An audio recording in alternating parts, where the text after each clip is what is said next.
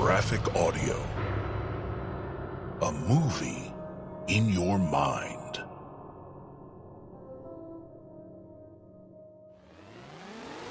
Graphic Audio presents Gods and Monsters 1, The Book of Azrael, Book 2 of 2, by Amber V. Nicole. Narrated by Gabriel Michael and Marissa Clay, with a full cast.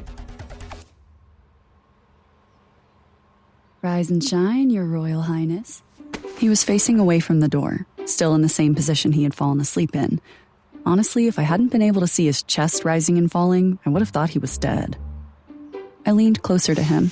Liam, if you die, does that mean I won't go to a godly prison or whatever? He groaned and slowly turned over. I stood and placed my hand on my hip.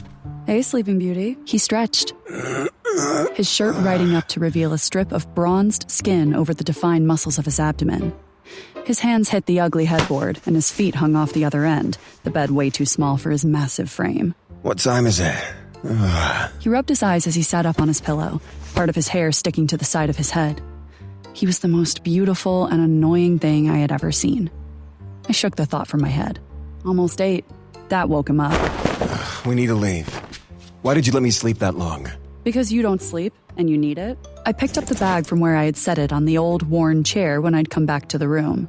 I burned the rest of the stuff Nim gave us, so I went out and got you some clothes. She might have poisoned the clothes she sent, and you need to blend in. I want to make a pit stop before we get on the road, so hurry and get dressed. Pit stop? Yes. Paige, the sweet old lady who runs this place, told me about a small breakfast area a few miles outside town. I'm hungry, and you need to eat too.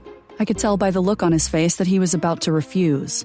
Look, if we're gonna try this whole let's be friends thing, you have to eat. Nope, I don't want to hear it. You may fool your friends, but you can't fool me. I haven't seen you touch one piece of food since we started our little journey, and it's been almost a week. That's probably why you keep having those headaches, too. I honestly don't know how you keep all of that in shape while not eating. Do not tell the others. Please. Your secret is safe with me, Your Highness.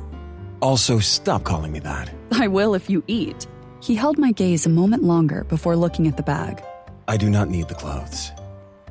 I'm assuming they are the wrong size, just like everything else Logan has given me. Well, I'm sorry. My snarky words died as he stood, the air around him shivering as thread and cloth spun out of nothing. His worn, faded jeans shifted into a clean, dark pair that molded to his powerful thighs and ass. His new shirt was off-gray and clung to his broad chest and wide shoulders. My mouth went dry as a black jacket formed on his body, tapering a few inches past his waist. He held his arms out. What do you think? You're fine. It's fine. It's fine. I gripped the bag against my chest. The man was ridiculously beautiful. How did you do that? It is all material. I can mimic the fabric of the garments you wear. It is far easier to manipulate on this plane. The air in Anua is filled with useful particles. As if any of that made sense to me. I was too busy fighting the urge to peel him out of those clothes that fit him so well. How did you come up with this? I have paid attention to what mortals wear. Your garments are far sturdier than the sheer fabrics of Rashirim. I suppose that is because mortals have such thin skin, and the seasons change rapidly here. You said I needed to blend in.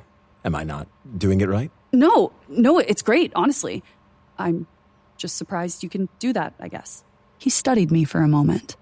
You are scared. Not scared, just apprehensive. You're a lot more powerful than I expected. His face seemed to drop, the hard and expressionless man from yesterday threatening to return. I didn't want that. I preferred this Liam. He had talked to me through the night, and he cared what I thought of his outfit. I stepped a bit closer and narrowed my eyes. What can't you do? Liam's face softened as he put his hands in his pockets. He tipped his head back and squinted at the ceiling. I playfully rolled my eyes at his theatrics. I cannot bring back the dead. What? Have you tried? My father could. And I tried on a dead fowl when I was younger. It did not work. Some gifts only he had, I suppose. Well, guess you can't have everything. You'll just have to settle for creating planets and clothes out of nothing. I hope to keep this version of him with me a bit longer. Okay, let's go eat now. I'm starving. So forceful. The diner was a lot cuter than I had imagined. It was small and reminded me of those movies Gabby loved so much. The interior was rich and rustic, filled with wooden tables surrounded by mismatched benches and chairs. We could see the cooks flipping and frying an array of food through the pass-through window as the waitstaff hurried to serve the hungry patrons. There was a family in a booth at the back, the older child coloring on a small tablet, while the woman spooned food into a baby's mouth. A group of teenagers sat at the opposite end of the restaurant, lost in conversation. A few people sat at the counter, watching TV while they ate. It was a nice, quaint little place. "How's your head?" Liam barely fit in the booth, but he didn't complain.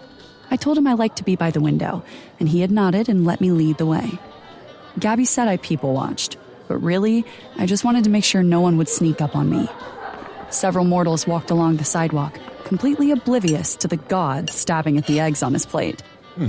Better.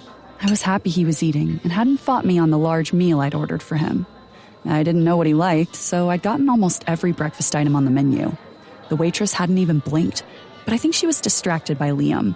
That seemed to be an issue everywhere he went. Strange. It's almost as if I know what I'm talking about.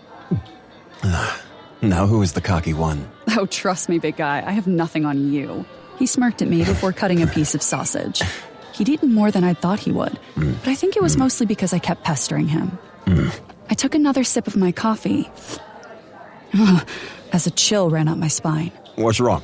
I looked out the window, hoping to see whatever had set my senses off. The hairs on my arms were raised with little goosebumps littering my flesh, but I saw nothing remotely otherworldly or celestial out there. The street was busy with just your normal, run-of-the-mill mortals going about their day. Diana? I realized I had been sitting and staring in silence for several minutes. Sorry, nothing. I thought I felt something, but I could just be cold. He nodded and methodically ate the rest of his food.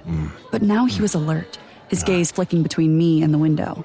You know, I placed my coffee cup down and folded my hands on the table. I did have a question I didn't get to ask last night. You asked many questions. What more could you want to learn? The realms. You said they're sealed, which I know means our world is locked out from the others. My question is how? His face paled, and I heard static interrupt the music. The lights in the cafe flickered a few times, causing a few people to murmur in confusion and stare at the ceiling. I knew it was nothing electrical but the man in front of me. My question had triggered a flashback, and I could tell he didn't want to speak of it. Is that too personal? I'm sorry. I mean, I have seen flashes of your memories, but nothing about that. Besides, the blood dreams wear off after a while. Liam didn't say anything as he looked at me. He slowly lowered his cup and carefully placed it on the table. He reached up and ran his thumb along the bridge of his nose, the cafe returning to normal as he regarded me. It's fine. You said last night that speaking of things may help me. Yeah, but if you don't want to... I do. He slipped his hands underneath the table. I could see his biceps flex and knew he was clenching his fists. It was the day after my coronation. My father was off handling council business. I remember that the halls were decorated for the festival. It was to be a massive celebration, and I was looking forward to all the fun. He placed his hands back on the table and leaned in towards me, like he was afraid the mortals in the cafe would overhear. One of Goddess Cryella's celestials found me at the gathering and told me Cryella wished to see me. I was already slightly inebriated and assumed she just wanted to spend time with me. I was wrong. Cryella. Why did that name ring a bell? And then it hit me. I had traipsed through many of Liam's memories over the last few days, and I remembered him moaning that name. The moonlight had gleamed on her brown skin and reddish locks as they writhed against each other in the pool at the center of the temple. I had lost it and kicked at one of the massive golden columns, frustrated further when my foot passed through it. Then, when I discovered how long that girl could hold her breath underwater, I had prayed for the stupid dream to end. The Celestial led me out of the Great Hall into a temple across the city. It was the one Cryella used for her rituals. I believe Logan spoke of witches there. Wow, Cryella was the first of her kind to wield what you all consider magic. Her power frightened even my father. Not that she would have ever betrayed him. She, along with a few others, were the only true allies my father had.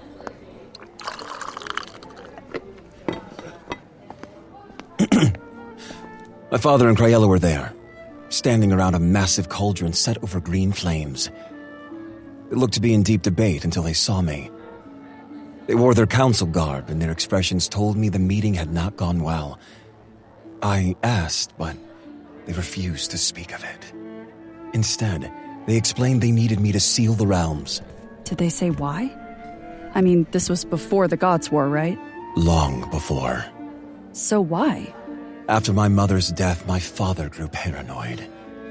His temper had increased, while his patience had not. Craella told me of the spell she wished to perform, and my father reassured me it was for the greater good. Liam paused for a moment and looked up, watching as the teenagers walked past us without a care in the world. The realms must always have a guardian. My father feared war and had decided on the contingency plan. I was that plan. It required blood, more than I known I could give. She spoke of words of enchantment, and the binding was done. I remember being so tired. I could barely stand, and then all went black. My father said I was unconscious for days. He blamed my absence on my untamed ways, so no one would worry. But the three of us knew the truth. And the truth was what? The truth was that if my father were to fall, I would become truly immortal. My life would be bound to the realms, and I would never die. When I ascended, the realms would close, and we would no longer be able to travel between them. I couldn't imagine that kind of pressure. It was literally the weight of the worlds on Liam's shoulders. But why? Why close all the realms just because he died? What about the other beings in those realms? My father feared a great cosmic war. He had visions, images and dreams that came to him, and then would come true. He saw the universe in chaos, and closing the realms was the only way he could see to garner peace. My father wanted to protect as much life as possible should the gods fall. Anger burned in me on Liam's behalf, and I lowered my lashes so that he wouldn't see it. His father had not given him a choice before laying the burden of protection on his shoulders. Regardless of the need for a guardian or whatever other bullshit they had fed him, it had isolated him. They had laid the fates of the worlds at his feet and given him no support, except what he had created. I'm sorry. You have no need for sorrow. It was almost a millennium ago, but I appreciate it. Well, as a distraction, I have something that will probably make you mad. Why would I be upset? You know the convenience store we went to yesterday? Well, let's just say a friend of mine who works there gave me a lead on how we can get into Sorol. Oh, you swore with a small finger that you would not leave me behind when you dealt with these friends of yours. Technically, I didn't leave you. You were just a few feet away, sitting in the car. Miss Diana, how can I trust you if you keep things from me, but ask me to bare my soul? And that's why I'm telling you. It's the last thing, I promise. His face told me he didn't believe me. I promise, okay? Liam, no offense, but you are terrifying to a lot of people. You aren't supposed to exist, remember? You are our version of the boogeyman. Besides, they're flighty. I didn't want to risk the only chance we have of getting into Zorol. He didn't say anything for a minute as he held my gaze. The intensity in the depths of his gray eyes awakened something feminine and needy in me. I was not terrifying to you? A pang fluttered in my chest. This powerful and indomitable male was worried about what I thought of him. I had no idea how that was possible. Well, no, but I'm crazy. That we can agree on. Hey! For the second time, he smiled. It was just a brief flash of his stupid perfect teeth, but it undid me. It was the simplest thing, and I hated it. He smiled, and gravity shifted, pulling me toward him as if he were my anchor. I pushed the romantic nonsense from my mind. He had been so emotionless and cold until last night. The beauty and warmth of his smile had just come as a shock. That's all it was. No other reason. And what did your informant say? Well, we have to meet a guy at a little pop-up festival on the outskirts of Tadiel. If we leave soon, we should be right on time. Liam closed his eyes and he rubbed the bridge of his nose, trying hard to control his temper. I promise I won't keep anything else from you. Fine. I smiled and reached into my back pocket, digging out my remaining cash. I I scooted out of the booth and Liam followed. He stopped and stared at the cash in my hand. Where did you get that? I looked down at my hand as we walked to the register. Okay, I promise not to keep anything else from you. Starting now. At this very moment. We sat in the car in the unpaved parking lot. The festival was a lot larger than I thought it would be. Music filtered in through the windows, and purple, gold, and red lights strobed through the darkness. Rides moved and shifted, and we could hear the screams of those that had dared the roller coaster and the more exciting attractions. People walked past the car, couples holding hands, families leaving with exhausted children asleep in their parents' arms. We watched as a group of teenagers ran past, whooping and laughing as they pointed at the rides. You okay? He hadn't moved to open the door. Instead, he just sat and stared at the chaos of the festival. Are they always screaming? Does it bother you? No. Yes. I knew it bothered him, and I knew why. I had seen some of the battles he had fought and was aware of the scars he carried. These are happy screams, not calls to war or death cries. He performed his little trick and changed clothes. I wanted him to fit into the crowd better. The denim jacket strained over his biceps as he folded his arms. His anxiety was another presence in the car, and I had learned enough about him to know it wasn't out of fear for himself, but of what he could do if he lost control. I can go in alone. No. No. You promised you would not leave me. It's just... Talk to me. Liam hesitated and held my gaze as if trying to peer into my soul. It was not suggestive, but calculating. I could tell he was feeling vulnerable and exposed. I held my breath, almost desperate for him to trust me. Until last night, I would have just said that was so I could gather information and used what I learned against him. The monster in me urged me to do just that. But the part of me that had reveled in the intimacy knew I would take his secrets to my grave. That was the part of me that existed only because Gabby existed, and it terrified me. His fists tightened as he seemed to come to a decision. The screams just remind me of before.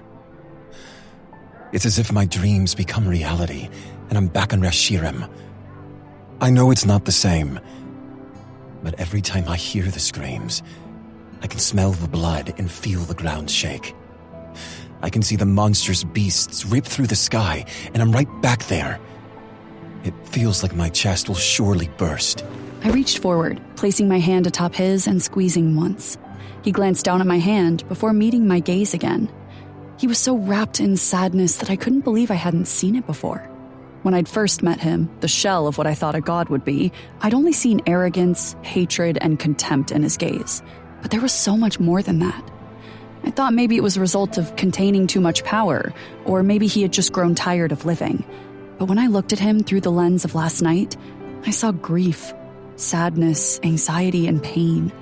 He was in so much pure, raw pain. Hey, I am the only beast you have to worry about, and I promise not to rip apart the sky. The corner of his mouth twisted as he glanced at me. You are not a beast. I mean, I have my moments. We can leave.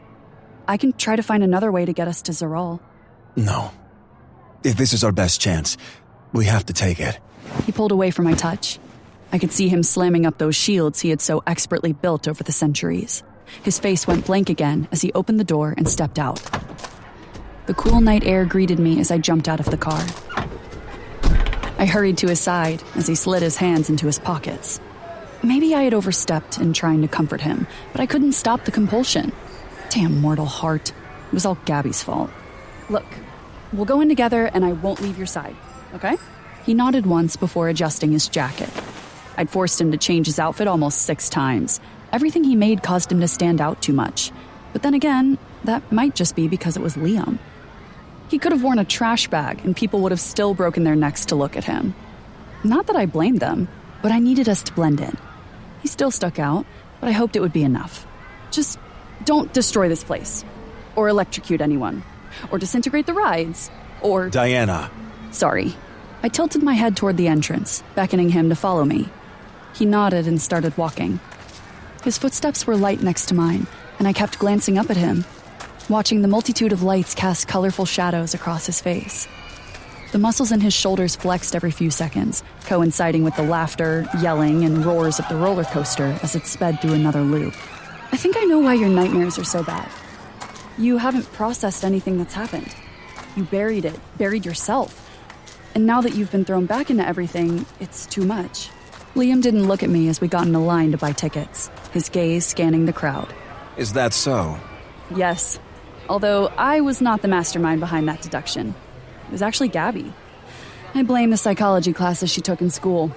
It seems some of it stuck with her. He finally looked down at me, confusion edging his features. You spoke to your sister about this? About me? Well, no. Not really. I was just complaining because you've been a complete ass. Then Gabby said it's probably because of all you've been through. She thought maybe you just needed someone to talk to. I was happy that he was focused on me and not the anxiety of being in this place, but unsure of how he would react to my revelation. He didn't respond, just stared at me, which unnerved me more. You need a friend. And lucky for you, I'm here. I playfully shoved him with my shoulder, lightening the mood and keeping him distracted. He looked at me. Lucky me, huh? That strange sensation of being anchored in him overtook me as I stared up at him. Something had changed last night. It didn't make sense, but I knew once this was over, I wouldn't leave. I wouldn't try to flee or avoid my inevitable punishment. I wanted to believe it was because of Gabby. It would be the height of selfishness to run and drag Gabby with me, hiding from yet another powerful man. Especially since I knew she would be protected and truly happy with the Hand as she worked alongside the Celestials. Maybe it was how Liam spoke about his friends, or what he had sacrificed to give them the life they now led. But I believed him when he promised her a normal life. So, I wouldn't run, and I wouldn't fight anymore. I would deal with my sentence, whatever it might be. And I almost believed that Gabby was the only reason. Besides, maybe this'll earn me a lesser sentence once we're done here. Perhaps.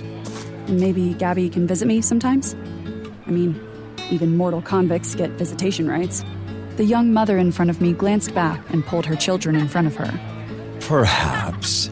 My grin nearly reached my ears, and I placed my hands behind my back, swaying slightly. Well, you didn't say no.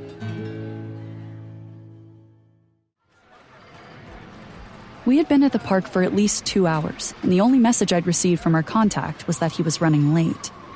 I stopped at one of the booths to buy a large, fluffy purple cloud of cotton candy and was stuffing my face when Liam complained again. What is taking so long? All your friends are terrible and unreliable. I picked another small piece of sugary deliciousness and placed it in my mouth. I spun, walking backward as I eyed Liam. A group of young girls giggled as they passed. And a buzzer went off to the accompaniment of cheers when someone won a prize at one of the games. What? Are you not having fun? I thought you liked the cool shooting game and the bumper cars. The small cars are violent, and they let small children drive. Do they not care for the small ones? It's ridiculous. Mortal lifetimes are fleeting, yet they build contraptions that could end them in moments. When I finally got control of myself again, I wiped the tears from my eyes with my free hand and grinned at him. He was watching me with the oddest expression on his face. I've never heard you laugh like that. You're funny. Sometimes. Sometimes. Yeah, you know, when you're not being an ass. We walked side by side, silence falling between us. It wasn't the awkward kind. It was never awkward with him. Just a comfortable quiet. Well, as quiet as it could be, with the laughs, squeals, and giggles that floated in every direction here. What was with the small box with flashing lights? The photo booth? Yes. I just wanted proof that the all-powerful world ender had fun for once. He stopped, causing me to nearly trip over my own feet. I do not like that name. Sorry. I won't say it again. I would appreciate it. How did you get that title? I've heard it so many times in your memories. He was quiet once again, all traces of humor long gone. It's not something I wish to speak about if we do not have to. Got it, boss. Don't call me that either. What, you don't like that? No. His favorite word. Okay, what about Your Majesty? Your Highness? Oh, I got it. My lord. Never any of those, please. I stopped as a trio of women walked past us. They stared at Liam, interest apparent in their eyes. Oh my god. Who is that? He is fine as hell. That man is walking sin. I'd risk it all. It was the same wherever we went. Not only was Liam devastatingly handsome, but the air of power he exuded made him nearly irresistible to both men and women alike. I didn't think he even noticed. Liam watched the crowd carefully, but I could tell he didn't actually see the people. His head swung toward the sound of a crack, followed by a bell ringing, and I noticed a vein throbbing in his neck. He rubbed his temples, but dropped his hand when he noticed me watching him. It had been like this all evening. He was trying so hard to keep whatever demons nipped at his heels at bay, but his jaw was clenched so tight that I worried he might break his teeth. I wish there was some way to hurry this up, but it was out of my control. So, for the time being, I would distract him with games, overly sugary treats, and photo booths. Anything to keep him from self-destructing. How is your throat? I assume I did not hurt you too much. His comment and my little fit got us a few looks and whispers from the crowd of nearby teens. Liam stopped abruptly, reaching out to make sure I wasn't dying. He placed his hands on my shoulder and back, supporting me. Did I say something wrong? I waved him off, indicating that I was fine, and he stood straight, dropping his hands. I ignored the fact that I immediately felt bereft at the loss of his touch. No. Well, yes, but no. We really have to work on your phrasing. I spotted an empty table between some of the less popular and quieter rides. I led Liam to it and hopped up on the table, resting my feet on the bench. Liam straddled the bench and rested his elbow on the table, watching the frenetic activity of the festival. I lowered my cotton candy close to Liam. Want some? He turned up his nose, about to refuse, when he looked at me again. Trust me, this is amazing. He eyed me cautiously and took it from me as if he were handling a dead animal. I watched as he tore off a piece and reluctantly placed it in his mouth. His face scrunched at the sweet taste, his eyes closing for a moment before he opened them. It's, Sweet? He nodded, but took another bite. Yes, but it is enjoyable. The tension in his features eased. Good. Liam said something else, but I didn't hear it. It dissolves before you can even chew it. A shiver caressed my spine, and goosebumps littered my arms. The hairs on the back of my neck stood on end as I sat up and turned to look behind me. The Igmaruthan in me had gone on high alert, ready to attack or defend. It was the same thing I had felt in the cafe in Ophanium. Was another Celestial here? I peered into the deep shadows, but nothing stood out. Diana, your eyes. Liam was standing in front of me, blocking me from sight. I shook my head and closed my eyes, willing them to return to normal before blinking them open. What's wrong? Nothing. I looked behind me again. As quick as the feeling had come, it was gone. You said the same thing at the cafe. What is it? He looked behind me as if he could find what I couldn't. I don't know. I thought I felt something. Liam stared into the darkness for a few moments before returning his gaze to me. I do not see nor sense anything. I wrapped my arms around myself tightly. Maybe I'm just cold. Igmaruthans do not get cold. Unless they are in harsh climates, like the planet Voron. You should not be cold. He reached out, stroking his fingers along my forehead. Is this a side effect of the poison your friend so kindly gave you? I swatted his hand away. It's not the poison. At least, I don't think so. I feel fine. Just thought I felt someone. Or something. I knew it couldn't be Caden. He wouldn't show up anywhere near Liam. I had seen the fear on his face when Ezekiel died. He feared Liam, whether he wanted to admit it or not. If it had been a Celestial, they would have approached to fawn over Liam as they all did. I looked behind me once more.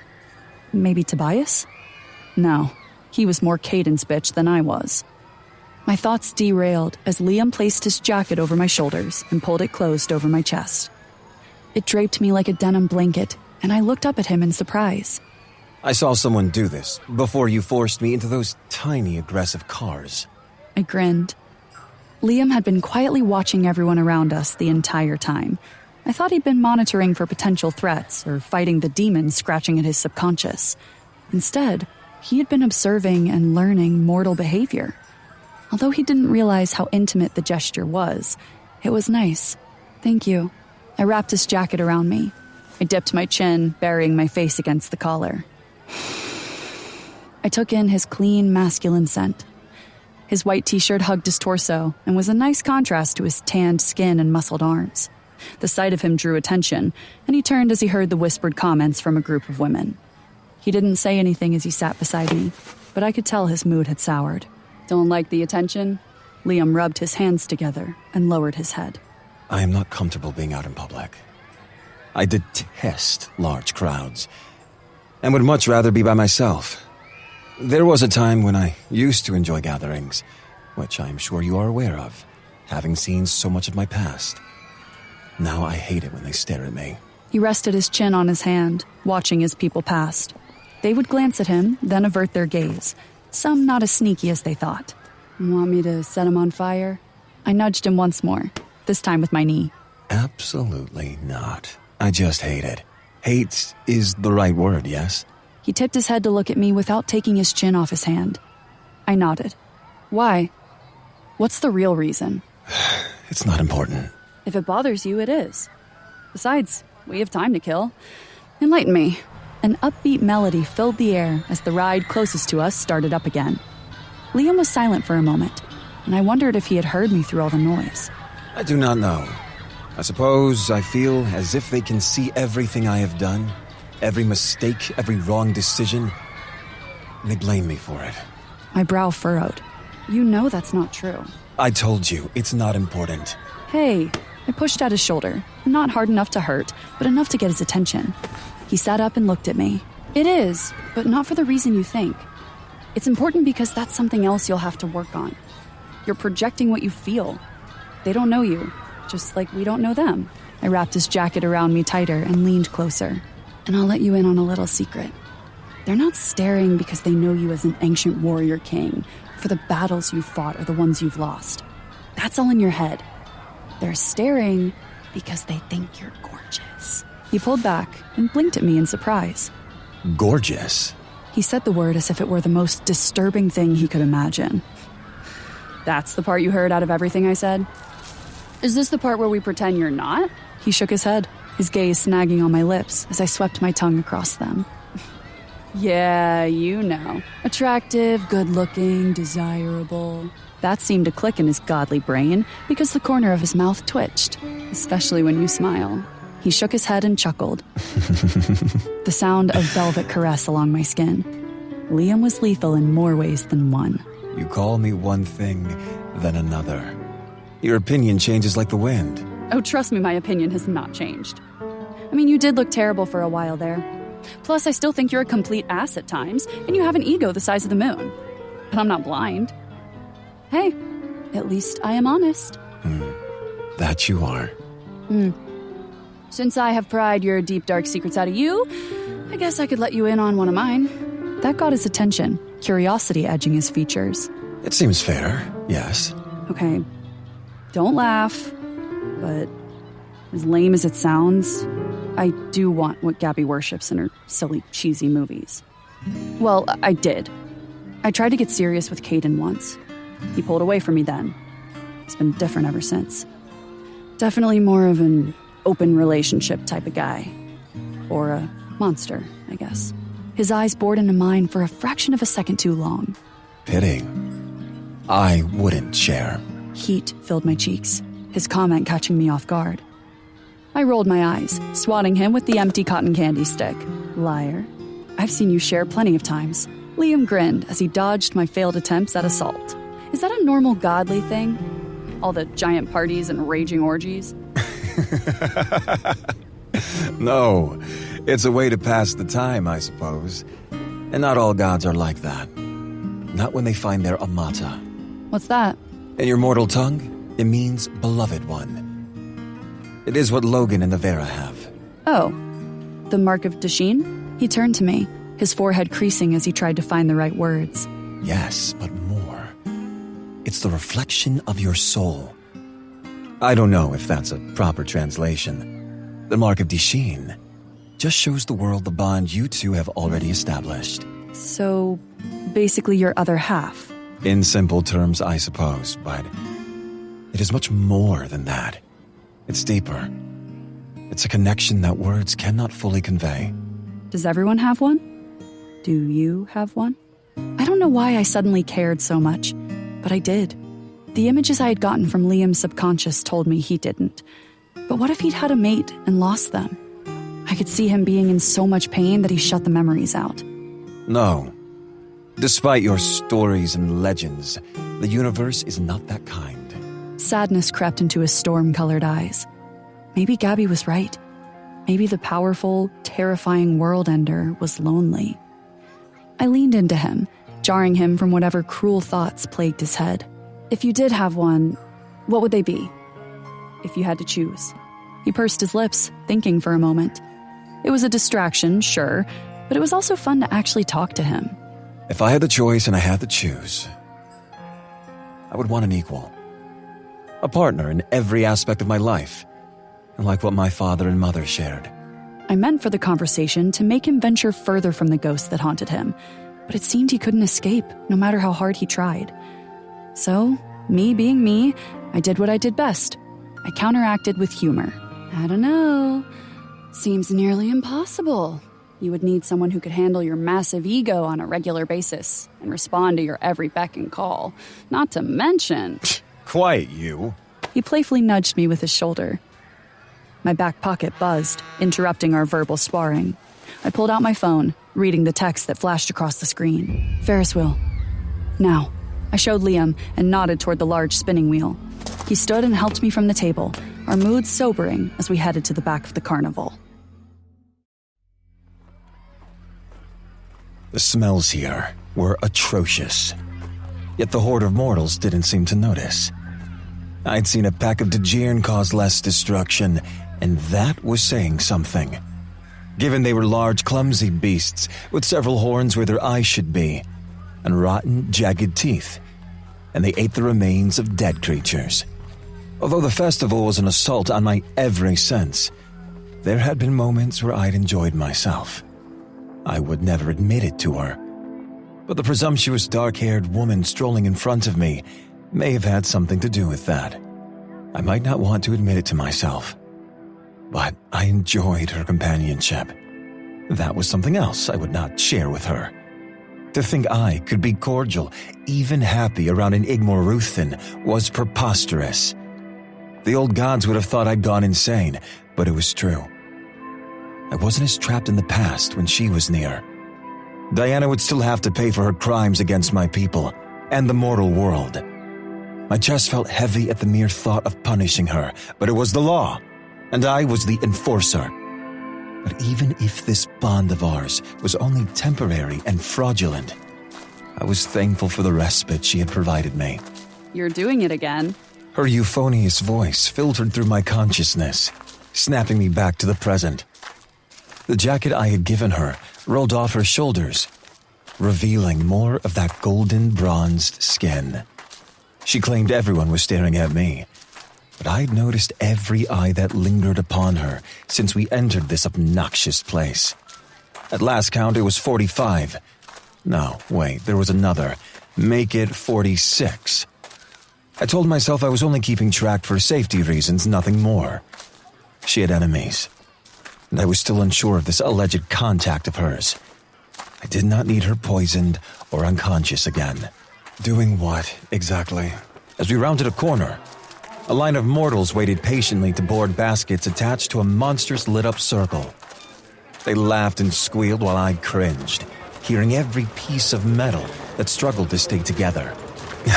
Their lives were so short, yet they risked death needlessly. She led me past the rides and deeper into the shadows. No lights or music danced here, and no mortals either. The quiet sulking thing. She ducked beneath a few metal bars supporting a flapping piece of plastic. I followed after her, which seemed to be a common occurrence lately. Must you pay so much attention to me? Her hair was a mass of waves and curls that danced over her shoulders as she turned, a mischievous grin curving her lush lips. I knew her next words would be snarky or crass, but before she could say anything, we heard footsteps against the gravel path. Her bright smile fading. An ill-kempt man emerged from the darkness, his clothing worn and dirty. His shirt was half tucked into jeans that hung loosely on his hips. The odor that surrounded him in a nearly visible cloud was almost worse than the smells hanging over the festival. I stepped in front of Diana, shielding her body. She may know this man, but I did not. And the last informant had shot needles into her. You are late. The small, skinny male's eyes widened. Oh, man. You're huge. Not in a bad way, though. You're just tall and, big. You're really him, aren't you? The one everyone in the other world is whispering about. Diana came to my side, answering before I could. Yes, it's him. Now what took you so long? We've been here for hours. He held his hands up, looking at Diana, who stood with her arms folded and hip cocked to the side. Yee. His eyes moved over her form with obvious male interest. 47.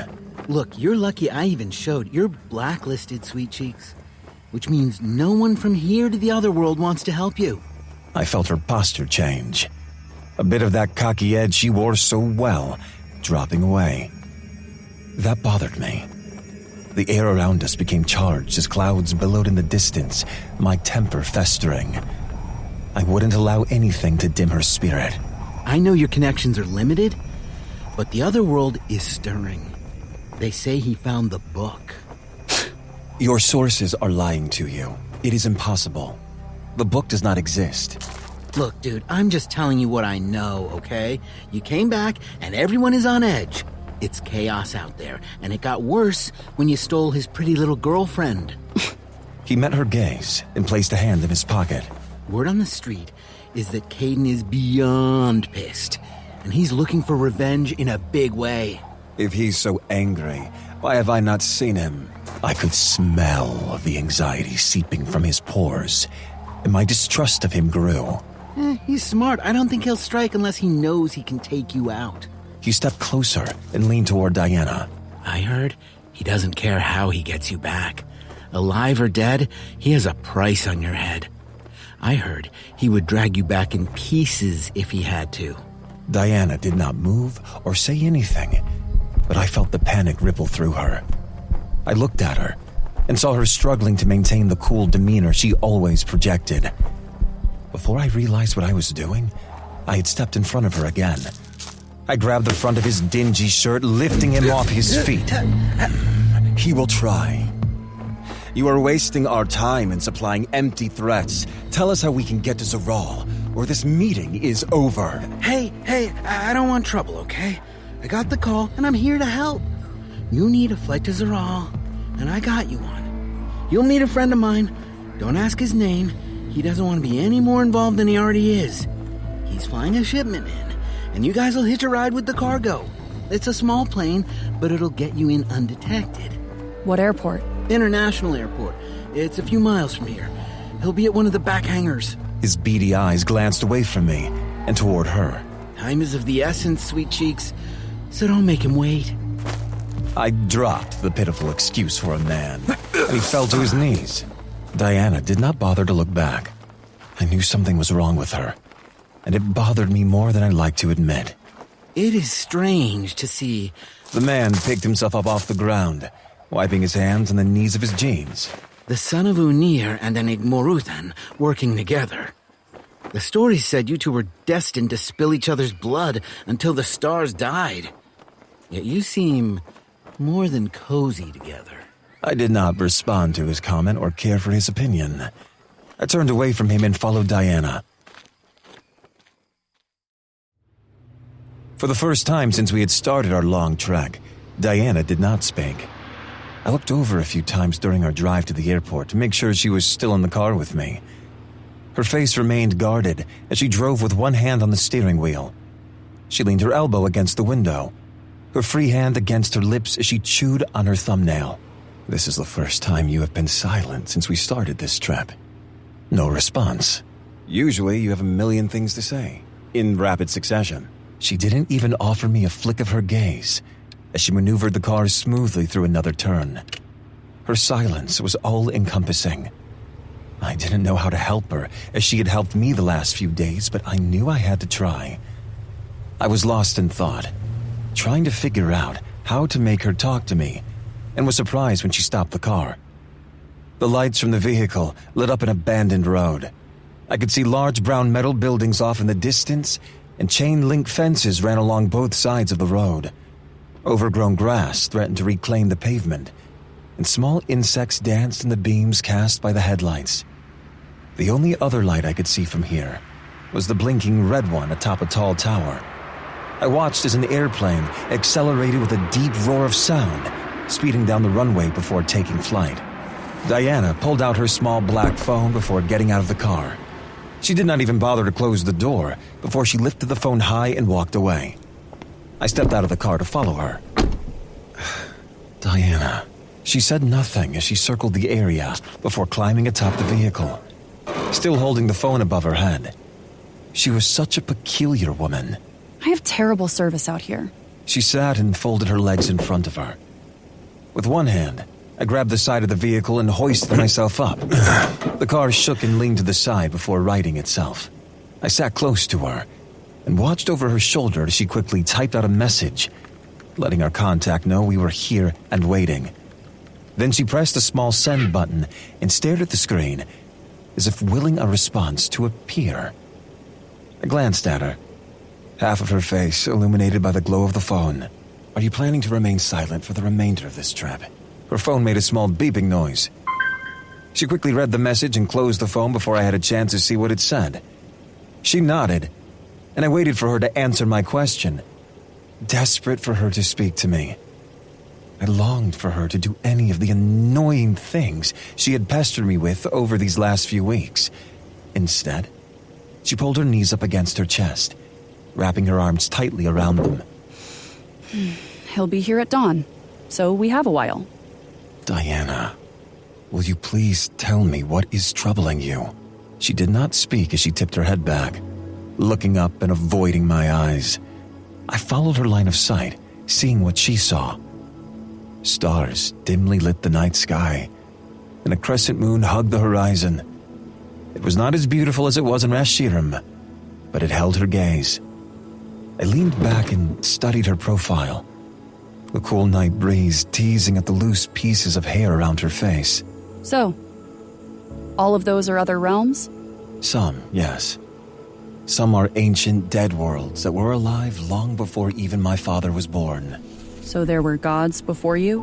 I knew she was avoiding whatever was really weighing on her, but I refused to press. I was content that she was speaking to me. Oh yes, many. Honestly, I was ignorant as a child.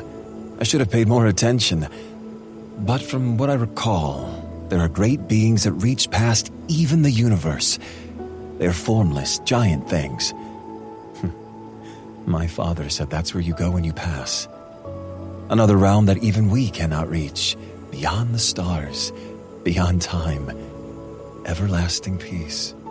She nodded as her eyes scanned the glittering darkness. I envy you. What? I'll never get to see those other worlds. This realm is all I will ever know. But I wish I could see more. Maybe one day. She turned to me then, a small smile tugging at her lips. There were no tears in her eyes, but sadness etched her beautiful features. We both know once this is over, if I'm not dead, it's whatever godly prison you have for me. We don't have to pretend. I said nothing. I'd been thinking about what would become of her once all of this was done, and my options weighed heavily on my conscience. I need another promise. But I have already made you so many. I wanted to soothe the pain I could feel radiating from her. If Caden gets his hands on me, take care of Gabby, okay? Is this sudden shift in your emotions due to what that man at the festival said about Caden? You don't know him like I do. I've been with him for centuries. Everything he says, he means, and he will follow through. He does not make idle threats, Liam. If he says he will drag me back, even in pieces, he will. The way she looked at me, the way she spoke, it was as if her fate were already sealed. She was certain he would take her. I will not let him have you. I know what I signed up for, and I knew the risk. I knew when I killed Alistair and returned to you the price I would pay. The moment I decided to help you, my fate was sealed. Freedom and servitude went hand in hand with Caden, and I gladly accepted his terms. I paid for Gabby's life and freedom with blood. You and I both know that I'm covered in it. Diana shook her head and stared at her hands, as if she could see the blood on them. My playful Hellion was long gone, as the reality of our situation hit some deep part of her. I know I am not a good person. Gods, I'm not even a person at all anymore. I know my fate, and it's one I deserve, but Gabby is innocent. She always has been. I may have been the strong one who stole so we could eat, the one who fought so we could live, but she held me together. Her only fault is that she loves me. Even when I was at my worst and lowest, she never stopped loving me. She deserves to be happy. I've chained her to this life for too long. So promise me, if something goes wrong and I don't make it, promise me you will keep her safe. Please, just promise me. She turned and stared at me. Her vibrant light snuffed out.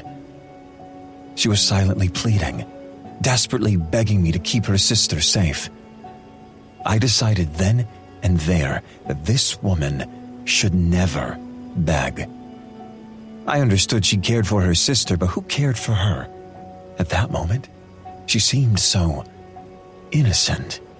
She was not the vicious fire-wielding beast I had first met. She was just a girl who'd been born into chaos. Caden had backed her into a corner, her choices taken until she had reformed herself into a weapon. She had become what she needed to be to protect the only person who still saw good in her. Not able to bear the sight of her so alone in the dark, I reached out and took her hand, the same way she had done mine during my night terrors.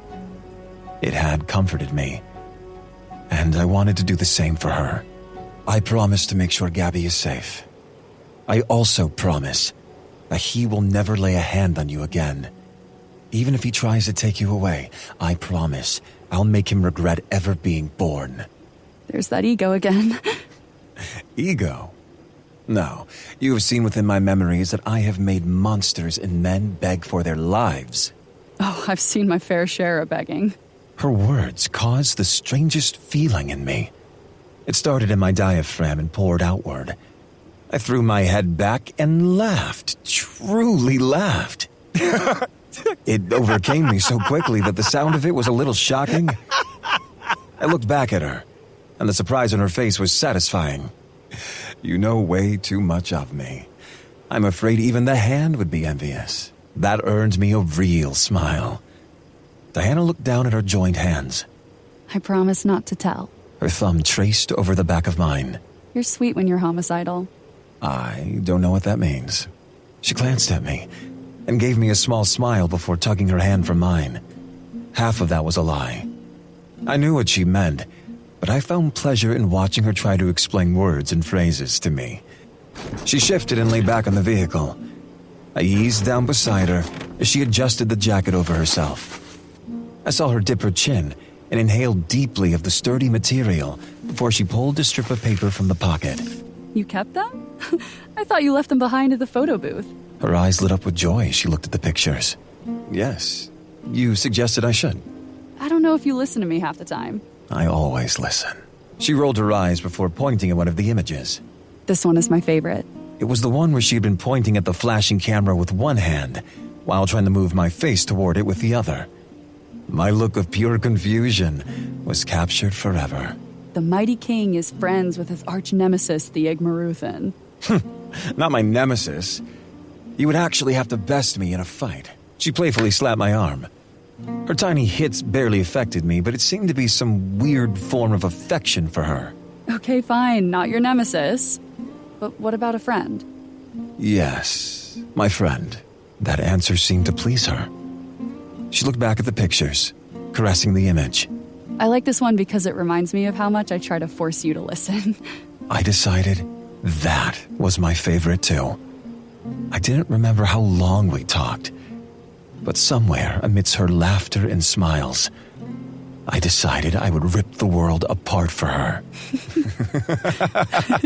When she had turned into me and wrapped her arms around my chest, the world had slipped away. It was a brief reprieve as I held her body curled against mine. It was a moment of peace, until the dreams that threatened to shred my soul shattered it.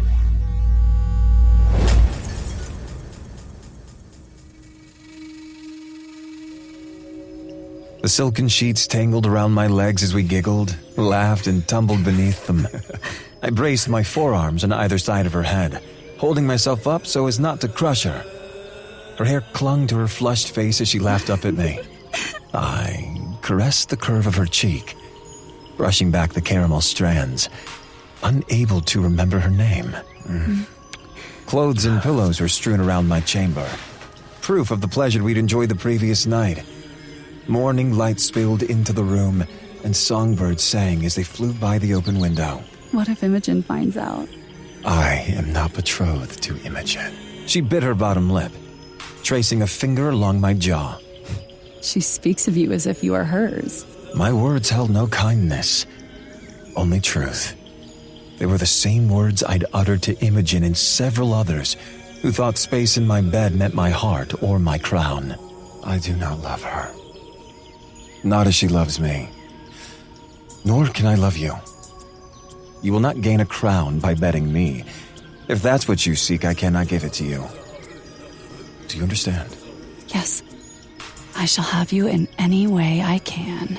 Her leg inched higher up my side as she ground her hips into mine. Is that so? My smile widened as I leaned forward, slanting my mouth over hers.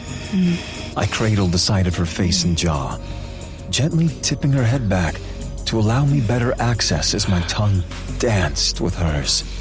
I pulled back and licked my lips before slowly opening my eyes. My heart stuttered and then became a sudden hammering mess in my chest.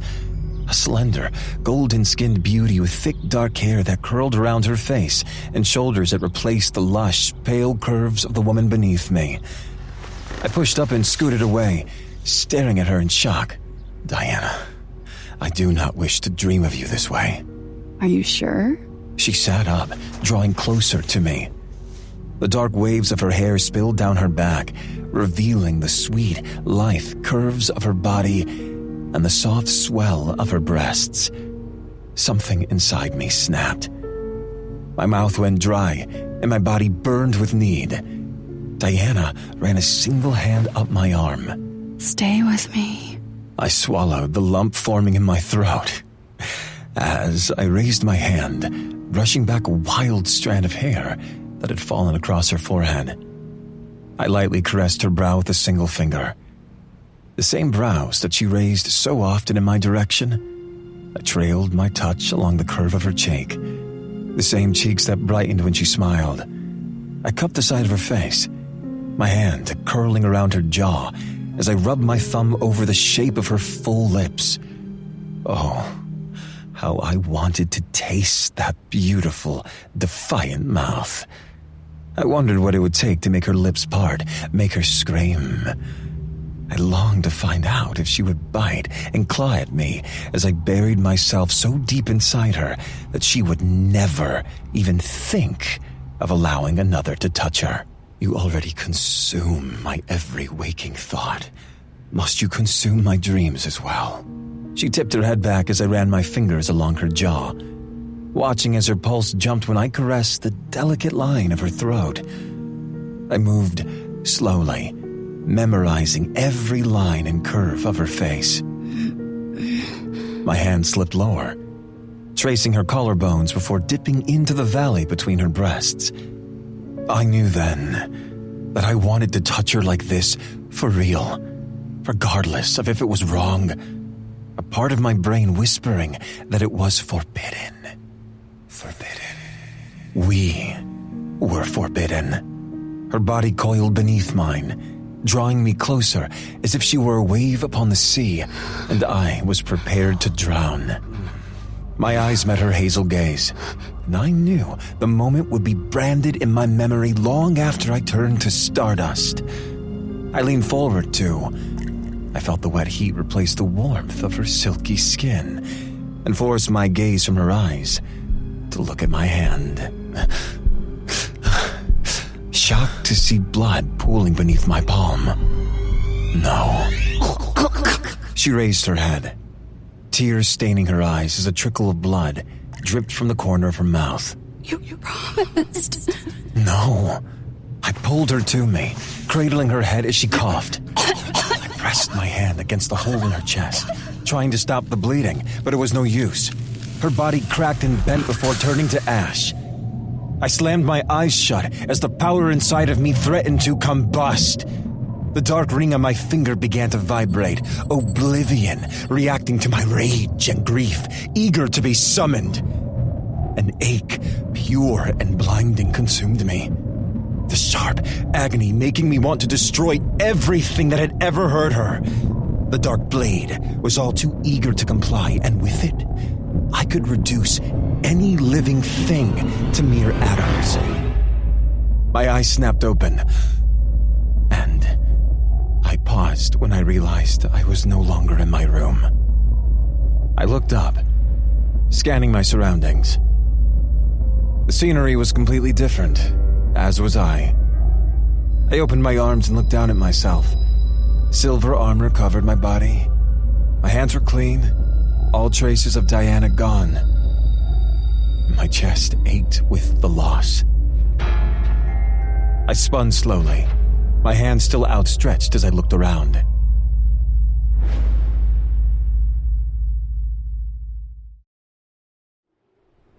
I was in the massive hallway of the Chamber of Reul, the meeting and commerce building of Rashiram.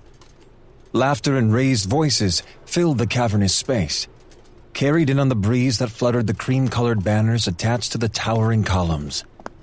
I strode down the main corridor, passing statues of the gods in various battle poses, following the sounds of revelry. I stopped at the large carved-out entrance of the meeting room. Several men and women sat at a long, thick table. They wore the same armor I did, but theirs was dirty, covered in various forms of dirt and debris. I knew them all. It was us, the Hand and me. Logan, Vincent, Lavera, Cameron, Ezekiel, Xavier, and Imogen. I could not place what battle we all reminisced about, just that I remembered this time.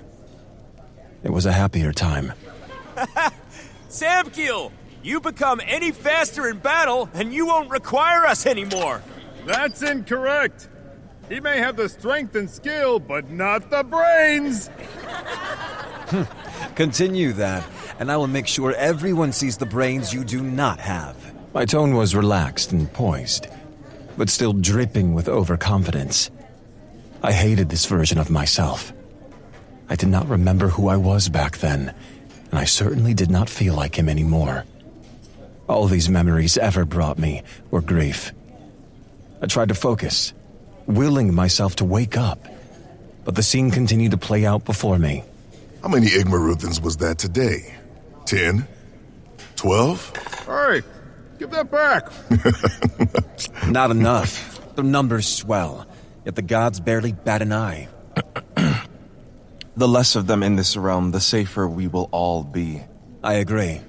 They're mindless, destructive beasts. They have no real purpose except to be weapons for war. The quicker we free the realms of them, the better. Wow. Harsh. I did not move as Diana appeared in my peripheral. We stood side by side, watching the scene play out before us. It was a different time. I was different. Arrogant. I believe that killing was the only way to protect my home. She tipped her head toward me, her arms behind her back. Hey, you don't have to explain yourself to me. Is this a part of our deal? The blood dreams you mentioned. Is that why I dream of you now? A slow, seductive smile spread across her face as she bit her bottom lip. Would you like that to be why? Would it excuse all the nasty things you think of me, I felt my jaw clench as I looked away from her. I mean, how could you ever be with a monster? You are not a monster. Don't worry, your secret's safe with me.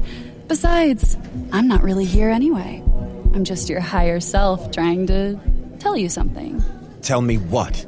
Diana strode forward, closing the distance between us, and I held my breath. She reached up and caressed my cheek lightly. I refused to move as her gentle touch turned painful, her nails digging into my cheeks and dragging my face closer to hers. Those once enchanting hazel eyes burned crimson as she leaned in close enough that I felt her hot breath upon my lips. That this is how the world ends. My hand shot up, clasping her wrist as she gripped my jaw tighter. She was so strong, turning my head and forcing me away from the room. I stumbled, and when I corrected myself, the scenery had changed once more. I slid my hand along my jaw, where her claws had sunk into me.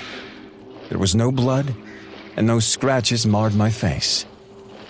I swallowed and looked around, trying to figure out where I was. I stood near a balcony, but it was one I didn't recognize. Through the open doors, I saw pyramids looming in the distance. Several smaller buildings made from the same stone were scattered in the space around them.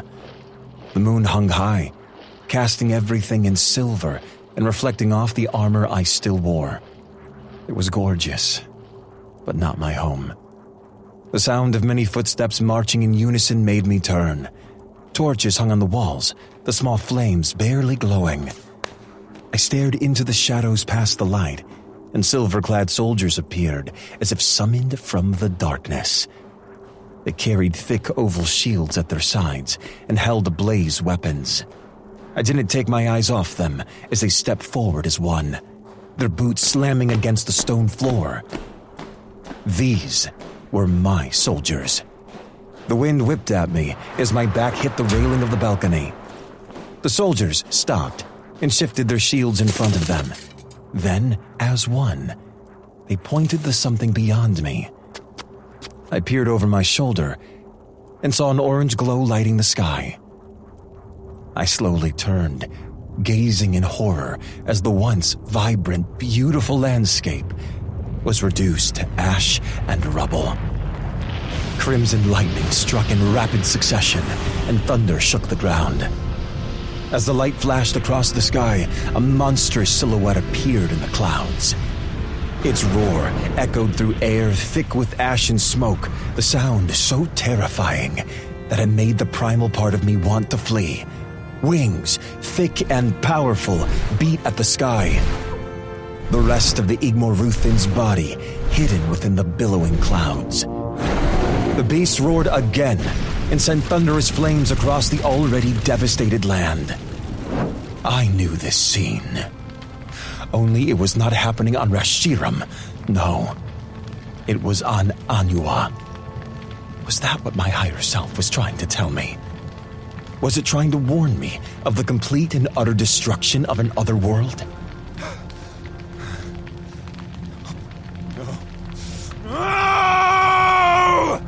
I bumped into someone and whirled around to see Diana.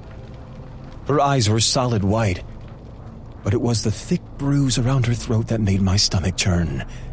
It looked as if someone had broken her neck, pulling so violently that they had nearly ripped her spine from her body. Diana! I reached for her, but stopped when the shadows behind her moved. I glanced over her head and noticed the throne in the far distance. The figure that sat upon it had no face. Only his shape told me he was male. He leaned one elbow on the arm of the chair, his fist supporting his chin. The armor he wore was pure obsidian. Spikes jutted from the knees and shoulders, mimicking the crown he wore. Caden. A rumbling growl echoed behind him, as what I thought was part of his throne moved. The tip of a thick, spiked tail whipped through the air and out of view. A large, bulky body emerged from the darkness, red eyes narrowing in the slits as the creature glared balefully at me. It was the same winged beast Diana had turned into, only larger. Look what you've done! I turned my attention back to her, her voice garbled by the devastating condition of her neck. Look! You have brought destruction here. No, I did not. That is all you are. Destruction. No! You see now, Samkeel. This is how the world ends. More people shuffled forward from behind his throne. There were so many, several hundred filling the temple. All of them were covered in dirt and bleeding. Some were missing limbs, some were without heads, and others were mere skeletons. They raised any limb they could, pointing to the chaos behind me. They began to chant, and I raised my hands to my ears, trying to block it out, trying to stop it. The sound was deafening, and it didn't help that the words seemed to echo within my head, growing louder with each step they took. No! I can stop this. Tell me how! I shouted over the growing voices. They kept coming, moving inexorably forward, pushing me toward the edge. This is how the world ends! This is how the world ends! This is how the world ends! Liam. I tugged on his arm once more, trying to wake him up. He kept mumbling as if he were talking to someone. And his face was contorted in pain. He had tossed and turned the entire night, which meant no sleep for me. Liam! I lightly tapped the side of his face a few times, trying to get him out of whatever loop he was stuck in. His head tossed, sweat slicking his skin as tears leaked down his cheeks. I couldn't stand to see him in such distress. Liam, for the love of gods, wake up, you idiot! I shook him a little harder this time. His eyes popped open, the silver of the irises blazing. I was thinking of a way to knock him unconscious again so he wouldn't destroy me and the car, when the sound of his voice startled me. How the world ends. Liam's eyes returned to normal as they focused on me, and recognition flashed in their depths. Diana. He pushed away from me harder than I think he intended, causing me to land on my ass on the floorboard. What are you doing? I sat up in the cramped space as much as I could. First of all, ow, you jerk! Second, I was trying to wake you up. You were having a nightmare again. He turned as much as he could and tried to stretch. Ouch! How did we get in here? He rubbed the top of his head and scanned the inside, his features still drawn from his nightmare. Well, I'm okay, thanks for asking. You fell asleep first, and I didn't want either of us to roll off the top of the car. So I moved us. The back seat has enough room for us to sleep comfortably, except I didn't, since you kicked and turned the entire night. He looked out the window, staring at the horizon and the rising sun. Where is your next informant? Something felt off. What's wrong with you? Nothing. He didn't even look at me. He should be here soon. We can go wait. Liam didn't say anything as he popped open the back door without touching it and slid out. Liam, you had another nightmare. Is that what's bothering you? Do you want to talk about it? He didn't look at me. He didn't even turn around. No. Okay, so we were back to that. I scooted to the edge and followed him into the dawn.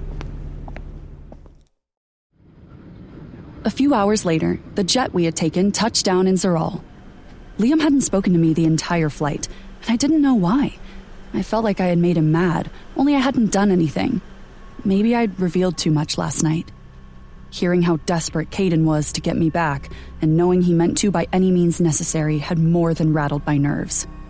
I knew what he was capable of, and Caden never said anything he didn't mean. Maybe I had pushed too hard, asked too much, and Liam had decided I wasn't worth it. I was very confused.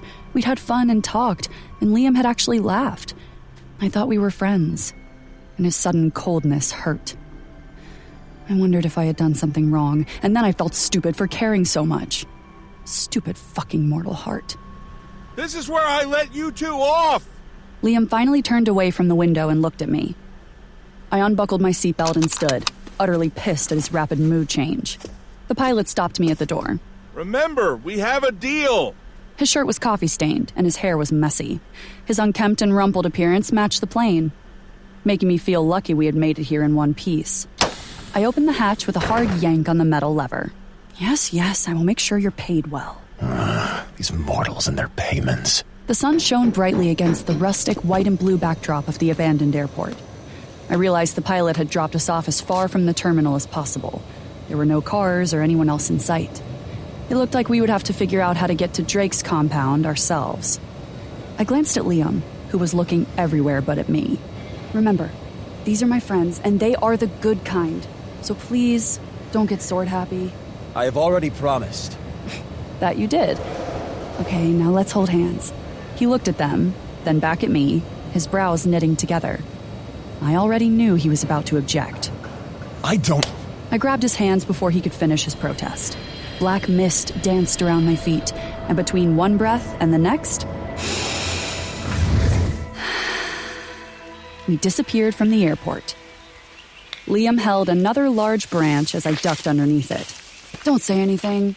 My only suggestion is if you wish to teleport, we have a more accurate location. I spun, my foot catching on a root. I just said don't say it. Okay, he had a point. I probably should have paid more attention when Drake had given me the details of where they would be once our ruse was complete. But it had been nearly 3 months. It was all a little fuzzy. So enlighten me. What about these so-called friends of yours are so special that we are trekking through this jungle to meet them? Oh, look, now you want to talk. Sure you don't want to keep sulking the rest of the trip? I do not sulk. I rolled my eyes and leaned over, ripping at a vine that had wrapped around my ankle. Sure. What do you want to call the last few hours? He looked away from me. I was thinking. I rolled my eyes again and continued walking, lifting my feet a little higher this time. Whatever. Look, I can try and get us closer. No, you've already tried, and it just pushed us farther back. We will continue on foot. Ugh. I wanted him to know how much he annoyed me. He held his ablaze blade close, using it to cut through some of the thicker foliage as we pressed on. The silence was getting on my nerves. Drake is the one I'm closest to. Liam stopped mid-swipe as if my voice had startled him. He nodded and continued hacking at the thick foliage as I went on. He is technically the vampire prince, but he rarely acts like one. Ethan is his brother and king. Long story short, their family came into power, and now they rule over every vampire on Anua. Which may seem like a lot, but their numbers are actually pretty low, considering the population. He cut a path in front of us, several branches falling to the ground. And how does one come into such power? Family. Caden had recruited them long before I came around. Ethan wasn't king then, but with Caden's help, he rose to power. A few other vampire families wish he were not king, but I guess that's a given when it comes to someone in control. I'm sure you would understand that. I placed my hand on a rather large log and maneuvered myself over. Liam just picked it up and tossed it aside like a bothersome stick. Show off. To an extent, yes. No one was thrilled about me becoming king, including me. It's more than just a title to be given. The responsibilities that come with it can be a heavy burden. The people who rely on your every word and watch your every movement. He stopped, as if taken back to some part of his memory I couldn't reach. It's overwhelming, and something I would not wish on anyone. So, if you had a chance, just say hypothetically, would you give it up? His eyes met mine, something flashing in the stormy depths. To not be king. In a heartbeat, yes. If it meant I could be whoever I wanted, do whatever I wanted, I would give it up. Guilt flashed over his features as he shook his head. But I cannot. I never told anyone that before. He glanced back at me. Please, do not repeat it. I held my hand up. Pinky promise. He didn't even attempt to smile. The look that flashed across his face reminded me of the Liam who had first started this trip with me, not the one who talked to me until we fell asleep. No more of those. Okay. Liam turned and stalked away from me. It was silent again, and it hurt. Being around him annoyed me more often than not, but at other times, I just had fun. Fun was something I hadn't had in a long, long time, and it was something I hadn't known I needed. His withdrawal made me feel lost. Are you sure we are even in the correct place? Yes, I promise. He told me exactly where it would be. I just don't remember the jungle part. Sweat dripped into my eyes as I turned, checking behind us. I can sense their essence, but every time I feel like we're getting closer, it's just more jungle. It's almost like... Suddenly, I was tackled from the side and tossed in the air, caught and spun in a full circle before muscled arms gripped me tightly around the waist. Drake finally sat me down on my feet and smothered my face in kisses. Oh, how I have missed you! I smiled brightly at my friend. I felt the tears sting my eyes and hugged him back. The last image I had of him was his face melting into ash. Better to die by what you think is right than to live under a lie. My eyes widened in shock when the warmth of his body was ripped away. Liam held Drake by his throat. Drake's feet dangled as Liam held his blade close to his eye. Liam! Put him down! A look I had never seen outside the blood dreams graced Liam's face, and my heart stopped. He looked every bit the world ender the stories foretold. Was that the same look he gave all who had fallen before his blade? He attacked you. I tugged on Liam's arm. Drake didn't struggle. He just gripped Liam's wrist and eyed the blade. I slipped under Liam's arm, putting my body between him and Drake. No, he didn't. He's just excited to see me. Please put him down. Liam's piercing gaze focused on me, and I was mesmerized by the silver rimming his irises. I gently touched his chest, and for a split second, his face softened. He dropped Drake, his gaze never leaving mine as he clenched his hand and his blade disappeared. Liam took a careful step back, putting distance between us. I licked my lips and looked away, shocked to see that the forest had disappeared. Drake rubbed his throat and shook his head at the guards circling us, silently ordering them to stand down. The dogs at their sides snarled and bit the air, their handlers struggling to control them. They obviously did not like the smell of either Liam or me. Stand down! Back to your posts. I turned, taking in more of our surroundings. I hadn't been here before, and for good reason. We all wanted to make sure that even if Caden tore my mind apart, he couldn't find their safe houses. The paved driveway split and flowed around a large fountain. It was beautiful, but what held my attention was the massive castle. Yes, it was a castle, because why would any vampire family have a normal house? I placed my hands on my hips and leaned back to take in the full view. Large, dark gray stone walls shaped the imposing building. Several towers rose from the massive structure, with long oval windows lining the front of the palace. I could hear water off in the distance, and from the smell of roses and jasmine, I knew there was a garden somewhere off to the left. It's an old family heirloom. I hate when you do that. I thought you liked it when I whispered sweet words in your ear. His gaze was focused behind me. I could feel Liam at my back and knew Drake was trying to agitate him. My only question was, why? Why did he think flirting with me would work? I glared and flipped him off. He smiled widely before nodding toward the wide stone steps to our right. We felt your power the minute you landed. I'd assumed you would have found me sooner, given the directions I gave you, but regardless, I am glad you are here. Now, if you will follow me, my brother is waiting. Waiting? Yes, it's time for dinner, and we have a lot to discuss. Drake flashed me a dazzling, flirtatious grin before starting up the stone steps. I followed him as Liam fell into step beside me. This is your friend. Yes, an actual friend who doesn't get pissy and shut me out when something is clearly bothering him. The stoic glare I had seen so often on Liam's face returned, but he didn't say anything. We reached the top of the steps just as Drake pulled open the large wooden double doors. The smell of food hit me as soon as I crossed the threshold, and my stomach growled. Hungry, Diana? Yes, very. I gaped at the interior of the castle, which was much more impressive than the outside. A few guards stood by the door with weapons at their sides. They didn't look at or even acknowledge us as we entered the foyer. I heard heartbeats throughout the castle, probably mortal staff and guests. The presence of a few dozen vampires sent an icy chill crawling through me, raising goosebumps along my arms. This place is massive. I spun, trying to take it all in.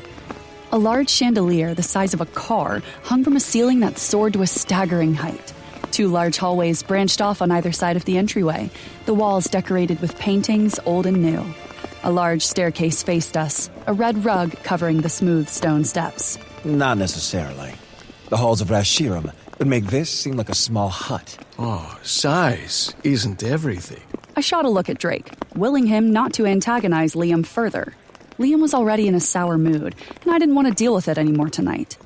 Drake just shrugged as Liam continued to pass glances between us. Ethan has rooms ready for you both. He glanced at Liam before giving me a devastating smile. I can show you to your room if you would like to freshen up. You both look and smell terrible. Thanks. I would love that. Ladies first. He smiled and held out his arm. I took it, slipping mine under his. Drake looked at Liam. I'll have someone show you to yours. I I could have sworn I heard Liam growl behind us as we headed upstairs, but I chalked it up to exhaustion. Drake had made sure I had everything I needed. I gratefully used the shaving products. The hair on my legs and vagina had gotten a little out of control. There was an assortment of every type of soap, scrub, and exfoliating cream. I hadn't realized how much I'd missed actual soap. Was I being spoiled? Probably. Would I complain? No, never. I filled the massive tub with way too many bubbles. And after a long soak and several scrubs later, I finally felt like myself. I got out and wrapped myself in a lush towel before wiping the steam off the mirror. My hair was a tangled mess even after washing. I spent some time working the knots from the thick, wet strands and wondered if Liam's room was as nice as this one. I stopped myself short. He was back to being rude and dismissive, so they could have put him in the dungeon for all I cared. I closed my eyes for a second, willing the flame inside me to the surface, drying my hair a little faster. I stopped after just a few moments when I started to feel a little dizzy. A downside to eating mortal food and not mortals was that while the food sustained me, I didn't attain the level of power that came with consuming people. The plus side was that I didn't feel like a monster for crawling around inside someone else's mind. The room they'd given me was huge, even for a castle this size. My toes curled against the plush carpet. It was so soft, and definitely better than in the cheap hotels where we'd been staying. The walls were a dark gray, and several matching pillows decorated a large sectional facing the flat-screen TV. Magazines were scattered across a glass-topped coffee table, flowers in a round orange vase adding a pop of color. They smelled fresh, as if they'd been cut from the garden below. I walked past them, my fingertips lightly brushing over the edges of the blooms. A bed so big it could sleep 5 adults sat at the back of the room. Exhaustion hit me, the soft white bedding calling to me. I was tempted to fall into it and sleep for days. I shook my head, trying to clear the fog created by not enough food, as I walked toward my favorite part of the room. The walk-in closet had taken my breath away when I first saw it. Every shoe that I could dream of lined the walls, and the range of colors was beyond amazing. Rows and rows of dresses, shirts, and pants hung on the racks. My pleasure in my surroundings was dimmed as I remembered that this wasn't just a normal visit. I couldn't just stay here. I had work to do. Information to gather, a book to find, and then I would probably be tossed into some godly prison realm. A knock made me jump. The wet strands of my hair slapped my back when I jerked my head toward the door. My fingers tightened on the towel, pulling it tighter around me. "Come in." Drake's head popped in a second later, and a stab of disappointment pierced me. He caught my expression, and his grin widened. Expecting someone else? No. Diana, you're absolutely glistening. Did you like the soaps? Half of those items in there are from Nariel. Yes, thank you. You always take care of me. I was relieved that I didn't have to be on guard here with him. He'd been a constant in my life, his friendship steadfast and true. I knew he always had my back. Drake was more dressed up than I thought he'd be for dinner, looking amazing in a well-cut suit that enhanced his masculine beauty. He was a gorgeous man, but he did nothing for me. Not like a certain annoying and rude god. Wearing just a towel tonight. I rolled my eyes and tugged the towel tighter around me. No, given what you're wearing, I guess I need to dress up. He strode past me and into the closet. If you wanted to just wear a towel, I wouldn't mind. Nor would your new boyfriend. Liam is not my boyfriend. Oh, you sure? He's awfully protective for someone who just... Please stop. Liam is not, nor will he ever be my boyfriend. I'm helping him. That's all. Remember what you said. It is better to die for something than to live under a lie. Oh, don't tell me you teamed up with the World Ender on my advice. I want you free from Caden, not shackled to another powerful man who doesn't care about you, Diana. You sound like Gabby. And I'm not shackled to anyone. Trust me, he wants to be as far away from me as possible. Besides, we have a deal. Oh, a deal, huh? What kind of deal? The blood deal. Drake nearly ripped a dress off the hanger as he spun toward me, worry a shadow in his eyes. A blood deal, Diana. With him? I stomped into the closet and slapped my hand over his mouth, not wanting him to alert every vampire in the mansion. Shh, it's not that serious. I mean, we had one over chips that time. He rolled his eyes and lightly gripped my wrist, pulling my hand away from his mouth. That lasted for a few hours, because you gave in first. What are the conditions of this deal?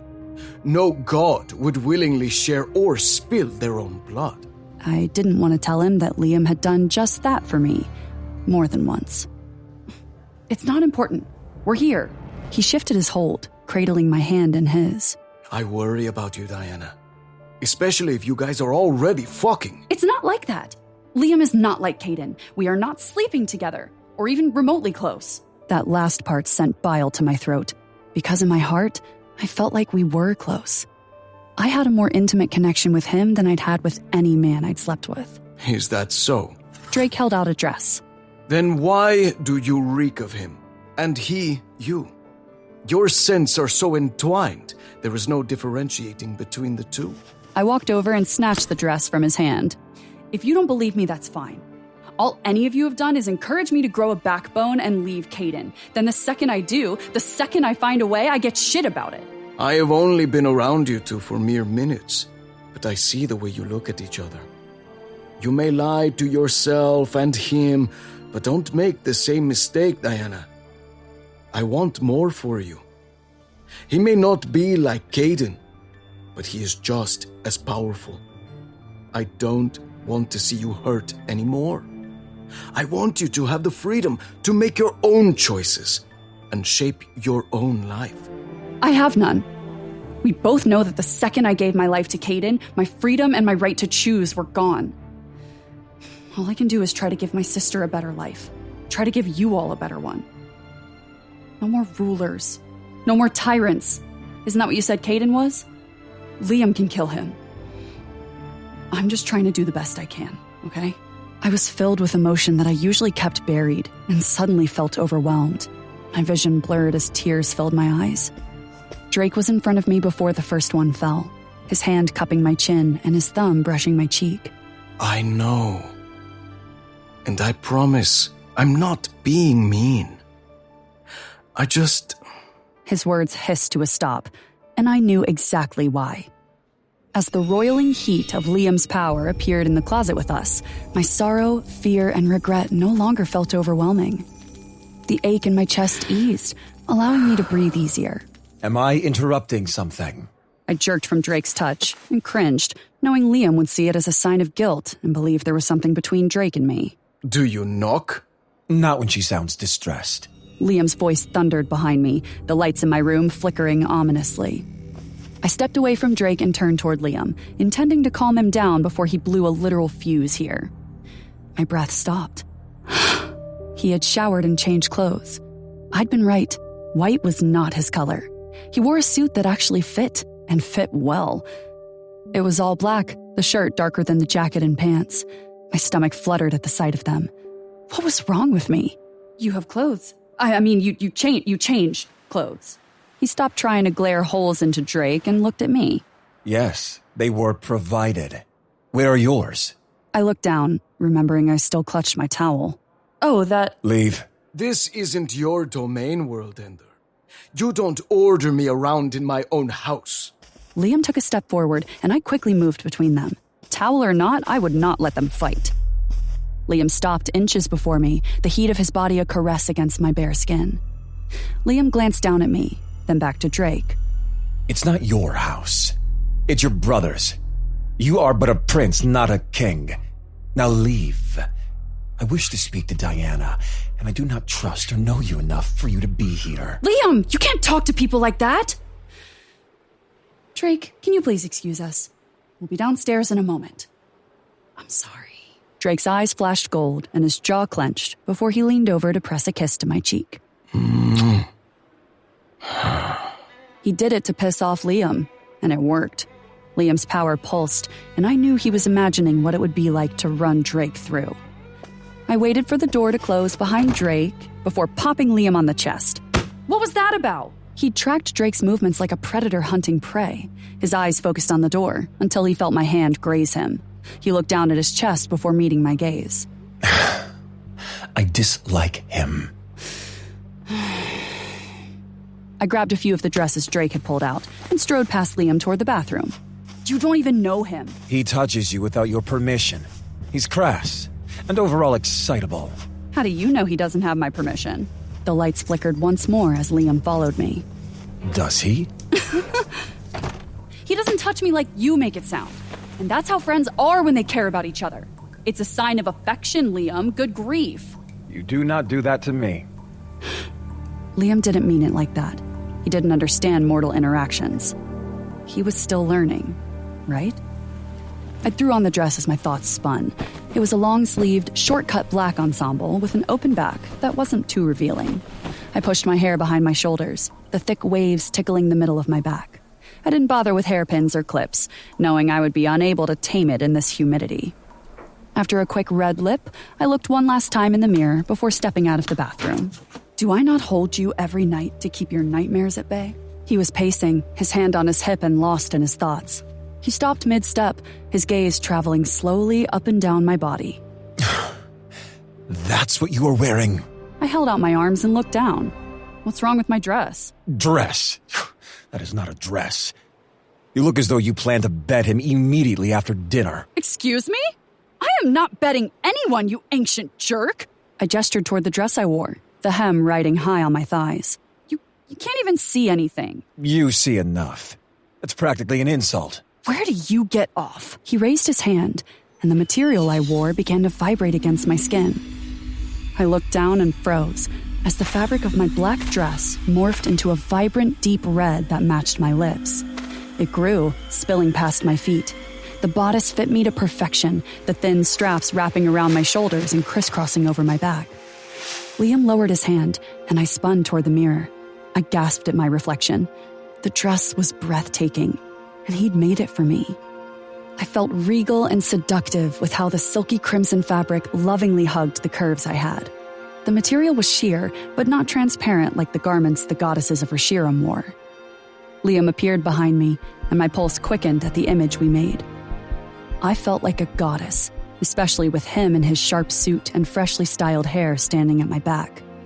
We looked like we were headed to a ball, not downstairs to a meeting that would probably end badly. There. That is better. He is going to be so mad. I glanced at him in the reflection and ran a hand down the front of my dress, looking at every glittering detail. Let him be. He watched me as I spun. He always watched me, especially when he thought I wasn't looking. I do not care. During large engagements, all goddesses and celestials wore similar garments on my world. Some flowed well past their feet, others barely touched the ground, but they all shimmered and shined like starlight upon the darkened sky. They were truly beautiful. And so are you. You are a queen, and should be draped in the finest fabrics, not the cheap faux material he chose. My throat tightened at Liam's words. That was how he saw me? I turned toward him, his face mere inches from mine and his scent surrounding me. I felt the heat rush to my cheeks and cleared my throat. Thank you. For the dress. It's beautiful. He smiled, realized what he had done, and stepped back. You're welcome. Now, what did you have to tell me? Tell you? In the closet. You said you had something you wanted to talk about. Oh, yes. No. I only said that so he would leave. Liam, that's so rude. I apologize. There are just too many people here, and I can hear all of them. Ugh, it's overwhelming. He sat on the edge of the couch. And this palace of theirs seems too dense and tight. It's as if the walls themselves are trying to close in around me. You seem to be the only one I can stand to be around. I moved around the couch and sat next to him. That's actually sweet. I'm still waiting for you to say something mean as a follow-up. I am not mean to you. You certainly have been today. He looked down at his hands, his thumb sliding over one particular silver ring. This one wasn't pure silver like the others, but had a ring of obsidian around it. I apologize then. I did not sleep well last night. I know. I was there. If I upset you, I did not mean to. I promise that is not my intention. It's fine. I'm used to you not being the most charming at times. I just thought we were friends and had moved past the whole mean part. We are. He shifted to face me fully, as if I'd said something that upset him. The nightmare last night was too much. Do you want to talk about it? No. Liam grew quiet once more. I wished he would let me help him. I do want to talk about how much I do not want to go to this dinner. I'm sure it won't take long. Plus, they have connections even Caden doesn't know about. So they could point us in the right direction to the book you say doesn't exist, and we can leave. He held his hand out, his pinky extended. Promise? I thought you didn't want to promise anymore. I'm allowed to change my mind. He nodded toward my hand. I smiled and held out my pinky, and he grasped it with his. The act was so pure, yet it sent a small bolt of electricity to my very core. Yes, I promise.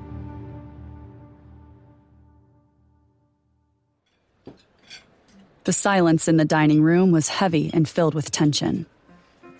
I stabbed at my food, the fork piercing the tender meat and hitting the plate. We sat at a long table, the light from the chandeliers reflected in the polished tabletop. Ethan sat at the head, and I sat next to Liam on the other end. I knew the moment I'd entered the room that I'd made a mistake in wearing the beautiful gown. Ethan and Drake had looked at me, then glanced at each other. It hadn't helped that Liam held my chair out for me and even pushed it in. I knew what they were thinking, but Liam was just trying to be nice. Lovely dress, Diana. Definitely not one of mine. Yup. Bad idea. Nope. Not one of yours. Where did you get it? I knew he was trying to bait me. He wanted information, but he should have known not to play games with me. Liam made it. Because all the ones you left me showed my ass.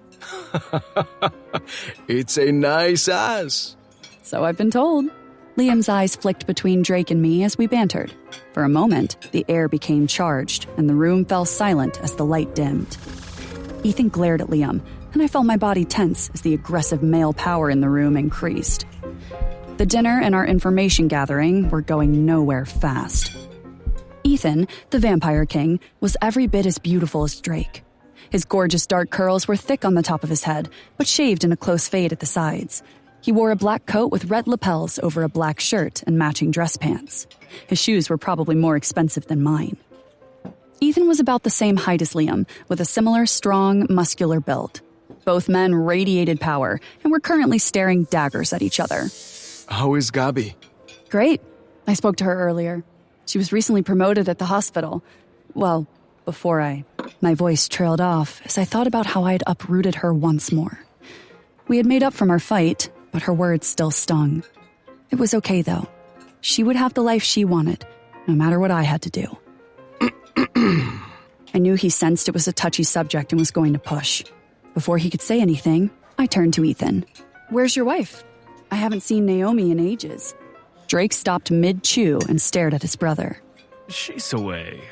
She wished she could make it, but she has more important things to attend to. Ethan broke his standoff with Liam to look at me as I had intended. I nodded, curious about what could be more important than Caden trying to end the world and Liam returning, but I left the subject alone. Liam and Ethan sat in brooding silence, while Drake and I went back to eating. Vampires eat. Liam's voice caught me off guard, and my eyes widened as I looked at him, shocked by his bluntness. He didn't meet my gaze, though, his eyes trained on Ethan. Yes. Shouldn't you know that, given your reputation? Oh, gods, this was going to be terrible. Incorrect. The vampires who ruled long before you were quadrupedal, vicious creatures. Ethan's gaze didn't waver. I'm sure they're all gone now. Yes. The vampiric bloodline originated from the Igmoruthans, but evolution turned them into, well, you. Evolution? Interesting. And what happened to our predecessors? War. Something I plan to not let happen again. Is that so? Is that not the goal here? Why you betrayed the one they call Caden? There is no victory in war, only death. Even the winning side loses. I swallowed a lump in my throat as I sat slightly back. Ethan smiled softly, but there was no humor in it. Drake rested his elbow on the table and watched the back and forth of the conversation. I want to believe you, but your reputation makes me less inclined.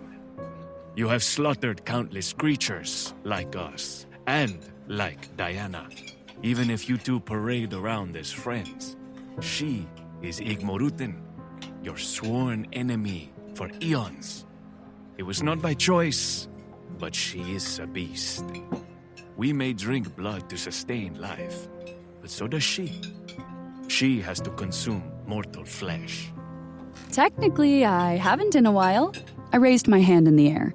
Drake snickered, but Liam and Ethan didn't look away from each other. I knew Ethan didn't mean it negatively, but I didn't need to be reminded of the darker sides of my nature. Ethan was right, though. Liam was everything we were taught to fear. Yet, I looked at him, and I saw the man who trembled at night over the world, family, and friends he had lost. I saw the man who asked questions over the most basic things and thought he was saving me when we first started this trip. Liam was my friend. Diana is different. I have seen evil.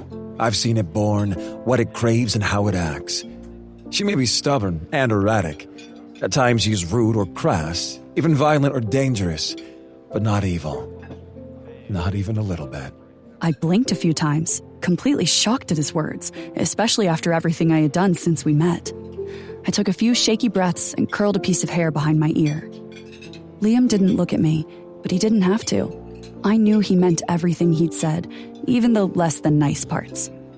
He didn't think of me as a monster. I hadn't known I needed to hear those words from him. It was such a relief, I almost felt lightheaded. Are you in love with her? Ethan! I glared at him as Drake spit his wine halfway across the table. No.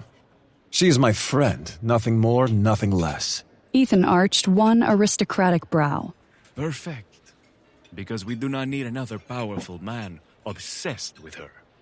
However, Caden is still obsessed, and he plans to rip everyone to pieces to get back what is his. You understand that, right? Caden is not in love with me. I caught Drake quickly looking down at his plate to hide his expression. What? Caden has tracked you as far as the eastern border. Every contact that has helped you has met an untimely demise. He slaughtered even the ones closest to him that have failed to return you to him. His legion has crumbled since you killed Alistair and left. My mind reeled at the information, but it made sense. It was why the Shades had come after Gabby. He wanted to lure me back by using her as bait. I had fooled myself into thinking he would eventually give up, but I knew he was hunting me. It was why I'd been careful not to overuse my powers or teleport on our journey. I didn't want to alert him to where we were. I gripped my knees underneath the table, my heart pounding. I'd just spoken to Gabby before dinner. Navera and Logan were with her, and she was surrounded by Celestials. She was fine. She was safe. That's not love. I am a possession to him. I always have been. A weapon, a possession, a lover. You were all of that and more to him. You were the only one that survived being turned by him. And please believe he has tried again since you left. My blood pounded in my ears. If he had, that meant he had even more of those beasts. There I was, joking around and helping Liam, while Caden was creating an army. You coming here risks everything you set out to do for us. Yet we agreed to help you. Do you wish to know why? I held Ethan's gaze, but didn't respond. Because he is afraid of him. He won't attack or risk coming for you directly, as long as he is on this plane. We heard of the attempt on your sister, and now that he knows she is out of his reach, he needs to find that book. He believes there's a code or answer in it on how to stop him. Liam sat still, taking in every bit of information Ethan threw out. His hands were underneath his chin as he continued to stare at Ethan. I couldn't read his expression and couldn't gauge the thoughts formulating behind his gray eyes. We wished for you here. Once we learned that Caden was really searching for it and that the legends were not just legends, we planned to secede from his legion.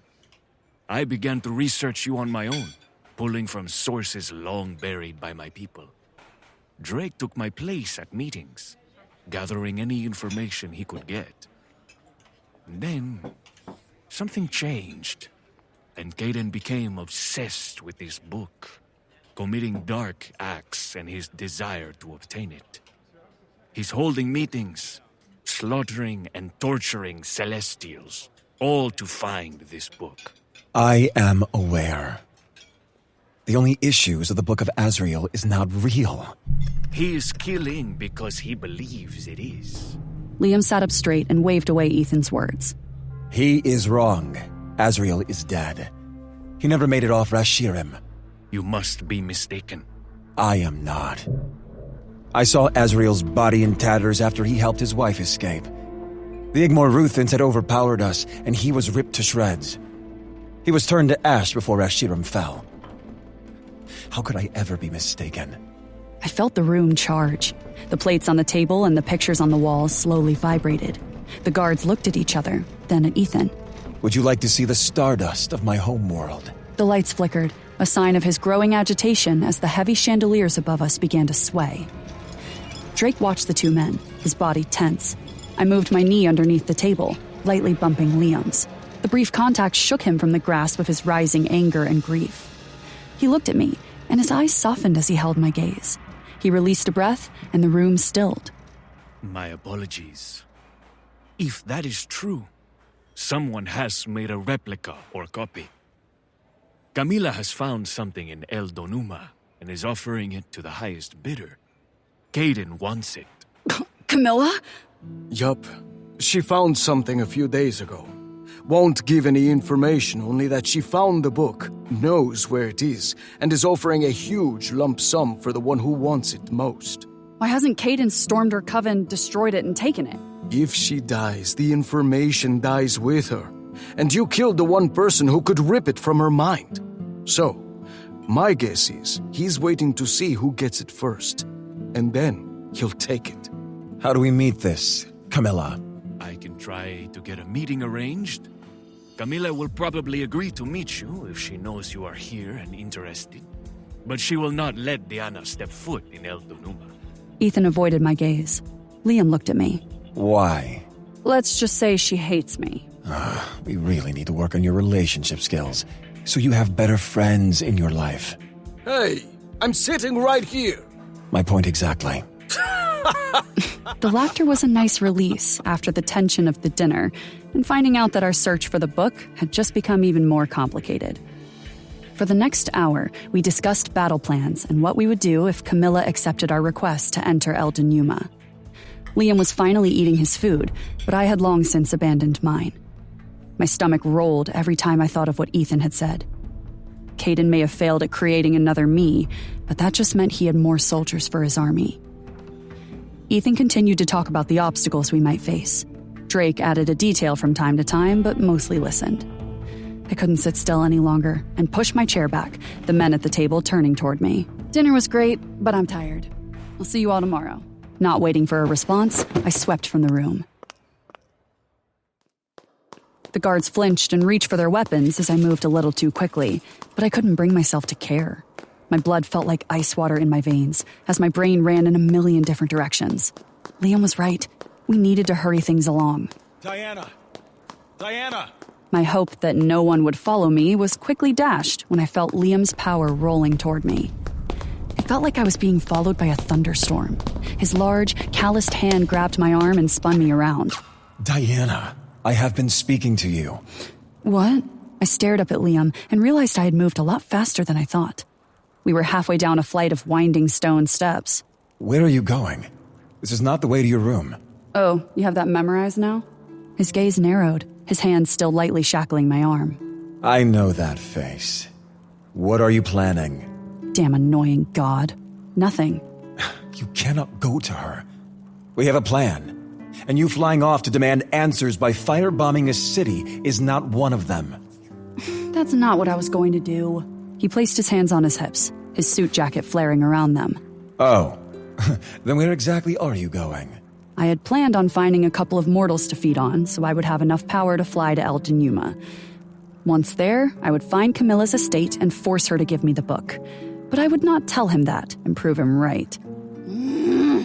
Frustrated, I picked up the sides of my dress and pushed past Liam, stomping up the stone steps. He didn't say a word as he followed me back to the main foyer.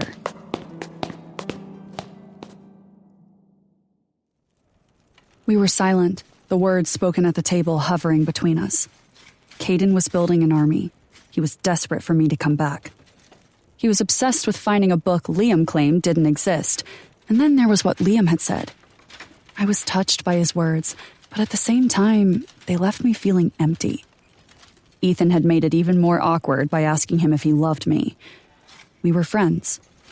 Just friends. I stopped before the front door and stared at it for a moment before looking back at him. "Do you want to get out of here? Just for a little bit?" He tipped his head and gave me a questioning look, but agreed.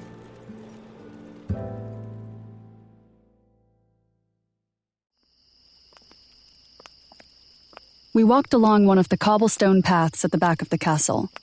The forest was alive with the sound of insects and the occasional yip of some hunting four-legged predator. He had given me his suit jacket to drape over my bare shoulders, even when I insisted I didn't need it. My body temperature ran a few degrees higher than most people's, and I was completely comfortable. Nonetheless, it was sweet, and a break from the extreme coldness of his attitude earlier in the day. I wondered if his sudden change in demeanor was a sort of apology for being a dick after the nightmare he refused to tell me about. But another part of me whispered that it was something deeper. Or maybe I was just feeling unnerved by what Ethan had said about the lengths Caden was taking to get me back. I knew he wasn't acting out of love. Love didn't exist in our world.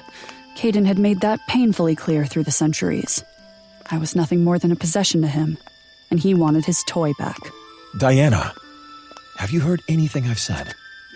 Sorry. Dinner has my nerves rattled. Understandable. You seem happier. At dinner? How so? I glanced at him and nearly stumbled, the male beauty of him taking my breath away. The moonlight cast his features in silver and set his eyes aglow. His power was nearly visible, wavering in the air around us and encompassing me. I felt it as an almost physical caress, and in that moment, I felt safe. It was such a foreign sensation that it took me a moment to find my voice again. No, sorry, not then. I was just thinking in general. You smile more. You weren't like that when I first met you. Although I was also trying to kill you. Yes, well, that is accurate. You also don't look as frumpy and untamed as you used to. The haircut and clothes that actually fit have greatly improved your appearance. His gaze swung to me, his brows furrowing. Is that supposed to be a compliment? If so, it is absolutely terrible. No, I'm just saying you're coming out of your shell, so to speak. Ah, I suppose it's easier to be that way around you. You give me no choice. Is that supposed to be a compliment? I suppose. I knew he was thinking. I had become used to the mannerism when he was trying to formulate the words for what he thought or felt. There is a saying in my language, on my world. It doesn't truly translate, but it means to calcify. Gods are at risk of reaching a certain point in their lives where emotions dissipate. It often happens after what you would consider a traumatic event. They lose a part of themselves and cease to care about anyone or anything. It is as if the very light inside of you goes out, and we turn to stone. Stone? Like actual stone? It is impossible to tell when it will happen. I always assumed it was from a great loss. Loss of something they valued more than anything in the universe. I feared my father would go cold after my mother's passing. The signs were there, but he didn't. A part of me fears that's what's happening to me. He looked down at his feet, and I could see pain in the lines of his body. Which was a good sign, but I had been with him for almost 3 months now. I knew there were parts of him he had closed off. I had seen how sexual he used to be, but he seemed to have no interest in physical pleasure since I'd met him. We had often shared the same bed, but it was never intimate. Liam's hands never wandered, nor did he rub up against me in the middle of the night, seeking release. If he did press against me, he kept his hands to himself. I knew it helped him to sleep beside me. Sometimes he would move and shiver as if lost in some dream. He would wake up in a sweat, look at me, and go back to sleep. I never pushed him about the nightmares, assuming if he wanted to tell me about them, he would. I would never admit it, but sleeping beside him helped me too. It was nice to have someone there. I didn't feel so alone. I reached out and placed my hand on his shoulder, keeping my touch light so as not to overwhelm him. I promise not to let you turn to stone. I doubt I could be around you long term. You are far too invasive and intrusive. I hit his shoulder with enough force to make him jump slightly, but not enough to hurt. A smile formed on his lips, and I knew he'd said it mostly to irritate me. And much too forceful. I swatted at him once more, but he took a step back. He was playing with me. I liked this Liam. He was different when he was with me, away from the others who demanded a king. He was almost normal. Well, you're not terrible. At times. I'll take that. We fell back in step once more, matching smiles on our faces as we walked. I glanced up and realized we had reached the garden. I'd forgotten how much Drake loved this garden. He had spoken of it often through the years. Although the story was less than happy. A woman he had loved as much as anyone could love another had designed it. She had chosen another, and it had broken him. But even though she'd built it, he had kept and maintained it. With his care, it had flourished into a monument of what could have been. What is this? We stopped between the twin statues of two women holding large bowls that flanked the entrance. I tucked my hands inside Liam's jacket as I looked up. A garden. Did you not have those on Reshiram? His face had grown cold. Was he mad over a garden? This is a garden. It's terrible. Liam, you haven't even been inside yet. I walked into the garden, knowing he would be close behind. He always was. The path opened up, splitting off to the left and right, thick, gorgeous flowers lining the walkways. Small lights were strung above, casting a lush glow over the plants and creating deep pockets of shadows. It was absolutely beautiful, even if Liam's lip curled at everything we passed. I headed toward the center, drawn by the sound and smell of fresh running water. Knowing Drake, he would have a fountain here, and I wanted to see it. Even their plants are atrocious. Why do you find offense with everything associated with them? It's like you want to pick a fight. He dropped his hand and rubbed it against his pants before looking at me. I dislike them. Even the energy surrounding them feels disturbed. Something just feels off. They're probably just on edge because you're here. Remember, you're kind of a big deal, Liam. Drake is one of my oldest friends, and his family is currently helping us. Yes, they're helping us. Which seems peculiar, given their fear of Caden and what would happen if he finds out they betrayed him. What makes these powerful friends want to take that risk? I do not trust them. Nor do I want you alone with them for too long. I almost tripped over my feet as I caught the hem of my gown, coming to an abrupt stop. I picked up my skirt and faced him. Excuse me? You can't tell me who I can and can't be around. That's not how this works, nor do you have any say over me. I am not your possession, just like I am not Caden's. It is not about possession. I worry about you. His words caught me off guard, and the snarky comment I had prepared died on my lips. I didn't know what to say, which was a first for me. Liam's eyes softened as he looked at me. They were no longer hard or mottled by anger and irritation. His gaze moved from my face to my chest, a pained expression flashing across his features, before he turned away. Confused at the change in his demeanor, I checked the fancy silk gown he had made me, thinking I had spilled something on the bodice, but there was nothing there. You don't have to worry about me. I've been alive this long. Barely. And no, you don't have to worry about them. They have slowly been trying to secede from Caden for a while now. And Caden doesn't suspect? He watched me kill Drake and Zeral. Well, the image of Drake, at least. He thinks he's dead. Liam's gaze flicked to mine. And the brother? The one who calls himself king? Caden would not fear retribution for a family member lost? I assume he thinks he's in hiding. No one would blatantly go against Caden. They're not stupid. It would be a death wish. Despite your ego and what you think, Caden is strong, powerful, and psychotic. I do not fear him. You should. There has to be at least one thing you like here. No. Okay, just say one nice thing about them. The mansion? I gestured toward the beautiful structure. Pretentious. Was he joking? Joking with me? The laugh that escaped me prompted a genuine smile from him. He seemed to enjoy this, even if he was still surly. Okay, what about their outfits? Too confining. Oh, come on, there has to be something you like. Liam tipped his face up, nodding as he considered. The corner of his mouth pulled up, as if he were trying very hard to find a single thing. So what? I like the language here. It's the closest thing to my mother's. His mom? My heart lurched. He hadn't spoken of her, and now that I thought about it, I hadn't seen her in any of his memories either. The only thing I recalled was the mention of her death. I remembered his father's words and how sad Liam had been in that blood dream, but I had seen no memories of them together as a family. Could it be so terrible that he'd blocked it? I was afraid to ask, a part of me not wanting him to hide that rare, playful side again. But he'd opened up to me, and I wouldn't waste it. What was she like? His throat bobbed before a muscle in his jaw clenched. And if you don't want to talk about it, you don't have to. We can discuss the fun dinner. A part of him seemed to relax.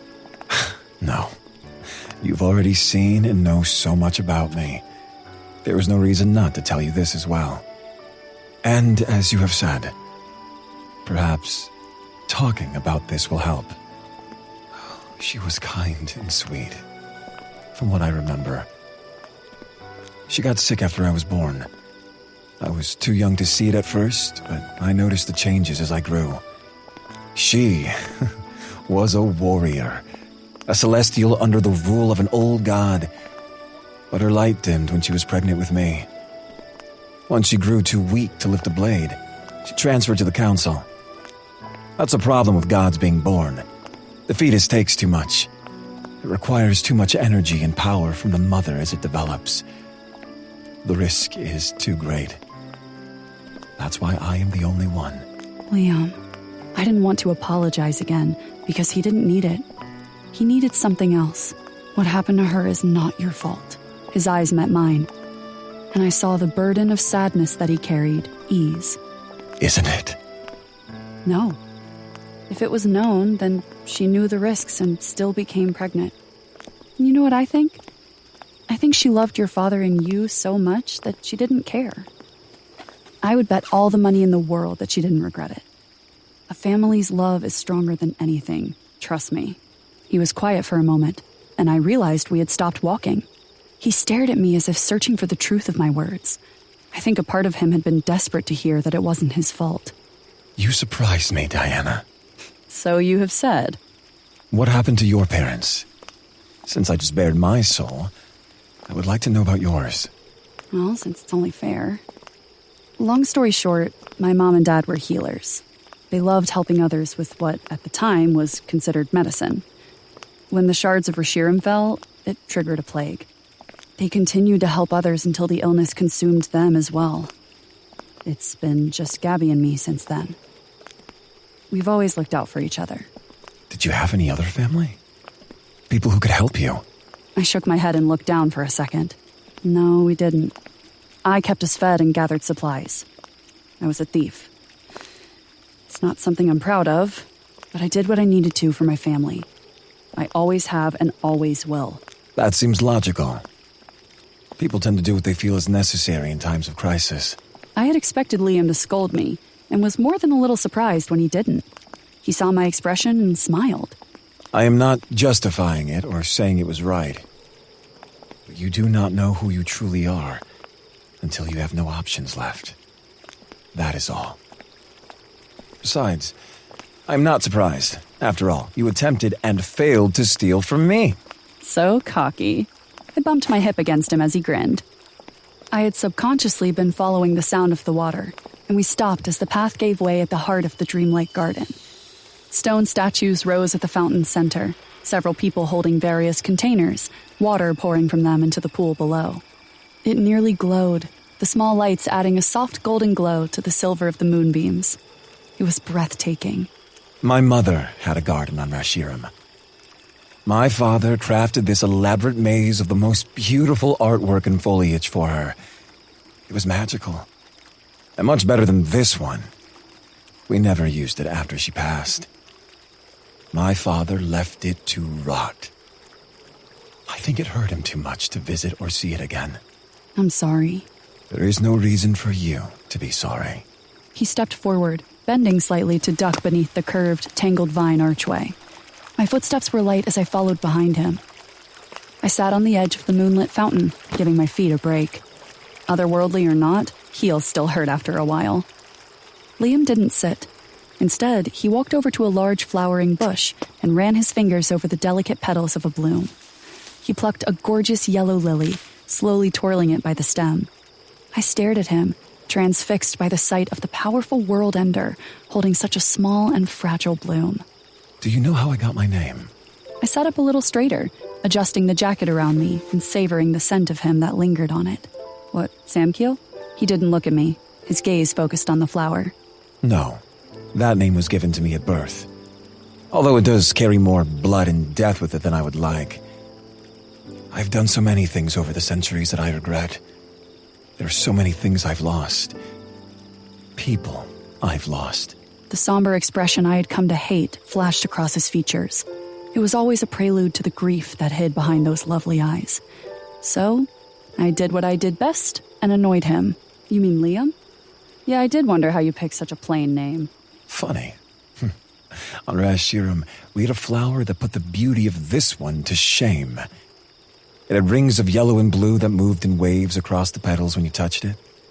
It was called Orneolamus, or Liam for short. They were my mother's favorite, and a symbol of strength and protection. They could adapt to any climate and were so sturdy they were nearly impossible to kill. It took the death of the planet to eradicate them. His eyes flickered to mine before he strode over and sat beside me. He angled the stem of the flower toward me, offering it to me. I felt my heart skip as I reached out to accept it. He gave me a small smile before he rested his elbows on his knees and clasped his hands together. I wanted to be that. Liam had given me a flower. A simple fucking flower, and my world tilted. It was the first time any man had given me flowers. It was the stupidest thing for me to obsess over, but this tiny yellow plant suddenly meant the world to me. I hated the way my stomach flipped as I glanced at it in my hand. Gabby got flowers. Not me. Never me. The great and powerful king of all, named after a flower. How ironic. He grinned at me, and my breath caught. With the glow of the small lights and the moon shining down, casting a shadow across his features, he was absolutely and painfully gorgeous. I've revealed so much, yet you do nothing but make a smart quip. You wound me. I scrunched my nose and playfully swatted him with my flower. Not hard enough to damage it, but enough to annoy him. I'm sure I do, Mr. Invincible. So many names for me, and I have very few for you. I shall fix that. Come up with as many as you like. As long as you don't call me a worm again.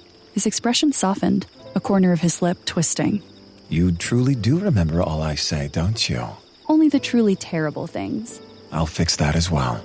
I felt a flush creep up my face before I turned away, tucking a strand of hair behind my ear. He didn't mean the things he said, didn't understand how they sounded to me. But his words, and the way he spoke them, made me ache in all the wrong places. So, on a scale of 1 to 5, how likely is it that we will all die? 0. The book itself doesn't exist, no matter what anyone claims. Okay, but say it does. If it does, on a scale... Maybe a 1. If the book is somehow a real relic that my people never got hold of, then there may be cause for some fear, but the likelihood is extremely low. Asriel never made it off of Rashiram, and anything he made died with him when the planet was destroyed. What is that? Music. I am aware, but why? His guess was as good as mine. I looked past him toward the mansion. I don't know. It's Drake. They're probably just playing something for the house guests who have woken up. Are you worried? About music? About dying. His question struck me as odd. Not just that he'd asked, but the way he looked at me when he said it. I shook my head, the waves of my hair tickling my cheeks. No. About my sister dying, yes. That cold expression returned to his face, as if I'd said something wrong. You worry so much for others, but not for yourself. Why? I smiled, but he didn't. Am I not supposed to? I mean, I always assumed I would go out fighting, you know? That's how I see it. Now, Gabby, she is the one with the life and career and boyfriend.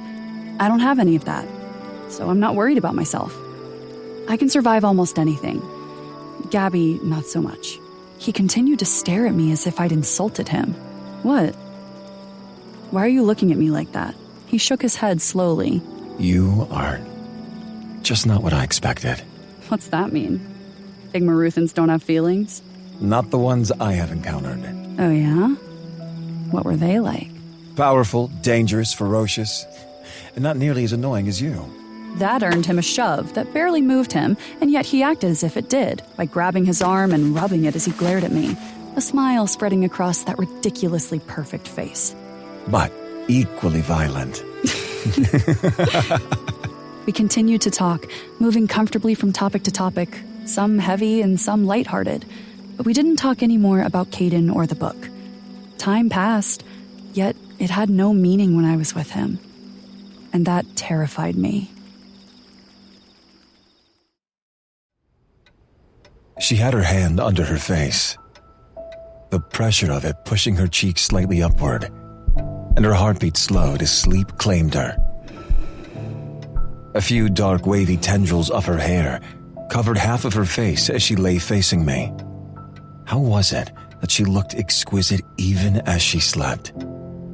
As I moved, carefully adjusting my arm beneath the pillow, I noticed the yellow flower and the small glass of water she had set on her bedside table. A smile tugged at my lips. It was such a small gesture, yet she'd held it as if it meant something. An unknown feeling pulled at my gut, and I thought about where I had gotten it from, knowing I could find her 1,000 more that were even better. This is how the world ends. The words echoed through my subconscious, and I closed my eyes. I had pretended to sleep, so Diana would not worry and actually drift off. I was restless and frustrated, too raw to risk reliving the blood, fire, and chanting. There were no words to describe exactly how I was feeling, but I knew I could not sleep. This is how the world ends.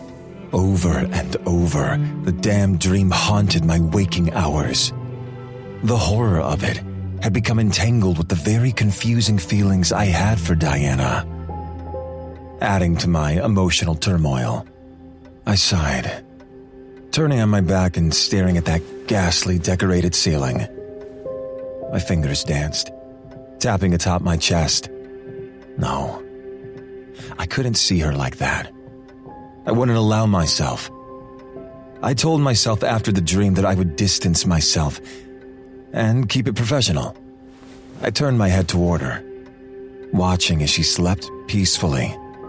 I knew I had been foolish to think I could stay away from her. My chest had tightened when Drake grabbed her into a hug. Then, when I was getting dressed, I'd felt the shift in her. It was slight, like a small pinch of pain and sadness. When I'd seen her distress and his hand on her, I'd known I would make his death slow and painful. I'd almost ripped him to pieces then and there, yet she had calmed me. Diana had been doing a lot of that with just her presence. She was nothing like the creatures from home, not even a little bit. She claimed to not be as caring as her sister, but she was. I lay there, watching her sleep until that voice floated into my head once more. This is how the world ends. I eased from the bed and watched as she shifted, reaching and curling into the pillow I had placed where I had been lying. Once I was sure she was settled and not going to wake, I slipped quietly out of the room. You're good at that. Drake was leaning in a doorway, about halfway down the hall. Lots of practice sneaking out of women's rooms, I assume. How is the nightcap after your little date? You like the garden? You know, there are spots so far off that not even we would hear it if you decide to fuck her out there. He straightened as I strode toward him, but I still towered over him. I glared down at him. The silver rings vibrated on my fingers, itching for me to summon one of the weapons. I could end him here in mere seconds, turning his remains to nothing but ash. The only thing that stayed my hand was that I knew the woman sleeping a few feet away would never forgive me. I have killed men for less. So make no mistake, if she did not care for you, I would have turned your body into embers for how you speak to me. Drake smiled. It was slow and lazy, letting me know he found my threat humorous and was not intimidated. What are you doing here, Drake? What do you want? Ethan wants to see you in the study. Come on. I said nothing as I followed him into a large foyer. A few heavy and overly ornate benches and small tables sat in groupings, surrounded by thick foliage. A vampire couple sat deep in conversation, but fell silent as we passed. They sat up straighter, their eyes going wide. They didn't say anything until we were across the room, but I heard the whispers regardless. I shook my head as we started up the marble steps, clearing the images that always followed when I heard the title. We emerged at the top of the stairs, and I looked around. This area didn't seem to fit with the rest of the mansion. My eyes narrowed as I studied the paintings hanging on the walls. It looked like these were portraits of ancestors dating back decades. I heard stirring below us as the other house guests began to awaken. I counted 25 heartbeats here, but I could feel the essence of 41 otherworld vampires in the castle. You have a tremendous number of guests here. Yes. The ones under my brother's rule who are terrified of Caden's retribution feel safer here. So Ethan opened the doors to our small and modest mansion. I found Diana's pithy comments did not bother me, but I had images of ripping his tongue out almost every time he spoke. Drake stopped before a set of large onyx doors. What appeared to be a reptilian head was carved into the polished stone, the lines of the creature curling toward the handles that Drake gripped and twisted. He invited me into the spacious room with a sweep of his arm and a mocking bow. Several comfortable-looking couches and chairs were arranged in small groupings. Every line was lined with bookshelves that soared to the second floor. There was a spiral staircase at the back, the railing trimmed in gold. An ember glowed from the chair in the middle of the room as Ethan looked toward me. You smoke? No. Not even for fun, I presume? Centuries ago, Logan, Vincent, Cameron, and I would sneak away from training to indulge in illicit remedies for what we considered fun. They were mild remedies that made the pressure put on me and others seem less. Not anymore. I knew there was a bad boy underneath that cold facade. Why else would Diana be drawn to you? She is not drawn to me, she is helping me. I cut a seething glance his way. His grin only grew as he passed by me, putting himself between Ethan and me. He was protective of his brother, staying by him like a shadow. He was highly protective of Diana as well, although I assumed his motives where she was concerned were very different. His scent changed when he was near her, making me feel some emotion I could not explain. Drake reached for a brown cylindrical object on the table near his brother and flicked a small silver box.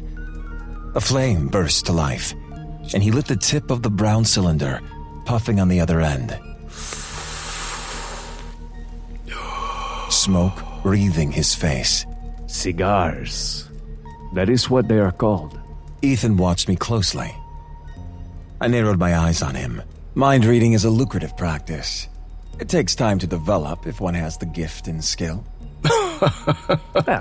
Yes, it can be. Lucky for you, only a slim few in my world possess it. It is one of many skills my father passed down to us. But our ability is not nearly as strong as what Alistair wielded. I may catch phrases and flashes of what you think, but nothing as powerful as his abilities. Alistair was the last true mind-bender, and Diana turned him to ash. Is that why you summoned me here? For idle chit-chat regarding matters I am already aware of? Yes, although I expected you sooner. Drake informed me that you and Diana were enjoying the gardens. Drake's grin spread. It seemed he was more of a shadow than I thought. He obviously kept tabs on everything that happened here, and he did it well enough that I had not sensed him when Diana and I departed earlier this evening. I felt the heat in my hands as my temper rose. You, like your brother, forget who you speak to. I apologize for you being under the assumption that what I do or where I go is your concern. Ethan stood in a fluid motion as he strode toward the dark wooden desk. His predatory gait was proof that the modern vampire had evolved directly from the four-legged beasts I remembered. They were a mix of feline and reptilian, quiet and sneaky. They were a perfect predator, and one my ancestors despised. Your hate for us is not displaced, you know. On the other hand, we are not that fond of you being here either. He was obviously still reading my mind. That is intrusive and beyond rude, no matter who you are. My apologies, Your Highness. It is just that time is of the essence, and it is more expedient. He placed his cigar in a small glass dish on the desktop and waved me over. I moved silently, stopping next to him as he flipped on a small light, illuminating several pages and a large map with dots on it. Drake was able to snag a few items out of Caden's lair before he caught on to us. I nodded once, my eyes scanning the map in front of me. So, this was another reason you stopped showing up to the meetings Diana told me about. Yes, one of them. The other was that the danger in his lust for power far surpasses our fear of you. I do have a question. Obviously, Drake is not dead. How is it that Caden saw his death? What part did Diana play in the illusion? Yes, it was a ruse they formed once she found out we did not show up for the last meeting. Caden wanted my brother's head in retaliation for me not showing yet again. Diana could not kill him, so they devised a plan. My brother is popular with a few witches who happily developed a cloaking spell. His death looked and appeared real, but it was not. It is the same type of spell protecting this home. Interesting. I meant what I asked you earlier at dinner. I want a deal. Ah, yes. The question he had proposed while Drake and Diana spoke freely, completely unaware of the separate telepathic conversation at hand. My lip curled in disgust. I will not share blood with you. I told you they made a blood deal. My shoulders tensed, but I kept my focus on Ethan. Had Diana told him that? If so, why did it make me uneasy? What else had she shared with him?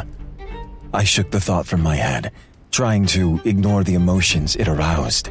If I do this, it would be for Diana's sake, not yours. My allegiance is to the innocents, and you feed upon the innocents. What you do is forbidden. But Diana believes you are her friends. Prove her right, and I'll grant you your pardon. Ethan shook his head, a look of disappointment flashing across his face. Very well. Is there some godly bond or oath that must be spoken or signed? No. If not that, how will I know you will keep your word? I tipped my head back, staring at the ceiling, frustrated that I needed to explain myself to someone once more. My patience gone, I met his gaze and laid it out for him in terms I hoped he would understand. I could have this mansion you love so much, raided and seized with one phone call. As a result, you and every being here would be arrested, and I could take the items you wish to give me. But because I made a promise to Diana, I won't do any of that. So, that's your assurance, and the only deal I'm willing to make. A slow smile spread across Ethan's face. Very well. A deal is set, then. She is something rare, that is for sure. No matter what Caden did to turn her fully into a creature of hate and fear, she did not break. It's that heart of hers. It may be a mortal heart, but it is stronger than anything he has encountered. She may feed, fuck, and breathe like us, but she's not one of us. I think you know that, deep down. She is different. I knew it. Diana had proven it repeatedly, but I would not discuss her with these two vampires. Before we continue, I have a question. What? You have no intention of staying, correct? I was confused, but saw no issue with answering. It wasn't as if it were a secret. No. I shall return to the remains of my home once this is finished. Told you. Drake's previously teasing expression was now hard and cold. The ember from the cigar matched the orange glow burning in his eyes, revealing the truth of his nature. Ethan's voice had lost all humor, his tone more serious than I had heard it, even when we were discussing the possibility of death and destruction. A word of advice, then, world ender. Do not fill her head with pretty words. Do not make her beautiful gowns. Do not take her on midnight strolls through a garden or give her hand-picked flowers. Kaden has fed her scraps for years to keep her in line. She is a woman who craves love, no matter what she says. If you have no intention of staying or being with her, don't court her and make her care. Don't be the one to make her fall if you have no intention of catching her. I had no idea how I hadn't spotted Drake in the garden. I hadn't even sensed him. My temper rose, and the lamp on the table flickered. My gaze narrowed. Are you sure you are not in love with her? Drake's laughter annoyed me more, but Ethan's expression didn't waver as he held up his left hand. The intricate design of the ritual of Desheen graced his finger. In case you have forgotten, I am happily married. Let's just say that we owe her and want what's best for her. We do not want to see her suffer any more than she already has. Very well. I held my hand out toward the middle of the room. My skin glowed with silver, the thick, double lines forming along my legs, chest, and arms, and beneath my eyes. The silver ring spun on my fingers as I spoke the ancient words of summons. Velcatore Insera, come forth from shadow. A circle formed, and the library shook, the force of my power pushing the furniture toward the walls. A silver beam shot straight up, and Logan and Vincent stepped out. As soon as they passed into the room, I lowered my hand, my skin returning to the smooth golden brown. So, that's what you truly look like. His face wasn't passive, but I could see the instinctual fear of what I was in the depths of his eyes. I did not say anything as Logan and Vincent walked toward me. They looked every bit the formidable warriors they were. Celestials took to warfare as if they were born for it, but I had trained the lethal strength into them. A subtle change came over Ethan and Drake, their postures becoming defensive. They watched Vincent and Logan, unsure whether they were a threat. Logan and Vincent scanned the room, their eyes glowing a vibrant blue. They were on edge, and had every reason to be. They were trained to detect even the smallest threat, and this place had set their celestial blood aflame. Seeing them relieved some of the tension I didn't know I had been feeling here in this foreign place, surrounded by enemies. Logan was whole and well beyond healed, and even if our last encounter had been less than pleasant, Vincent seemed cheerful and happy to see me.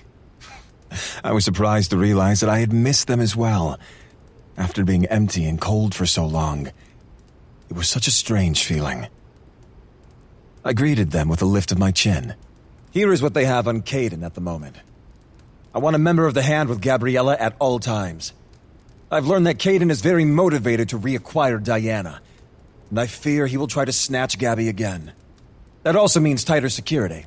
Vincent glanced at the vampires. I have already added a few things to our guilds while you have been away. I looked at Ethan and pointed at the map. Tell me about this. Fiery sparks swept across his eyes, and I saw the edge of his fangs. The map pinpoints spots where he might attack. They're places he has frequented in the past.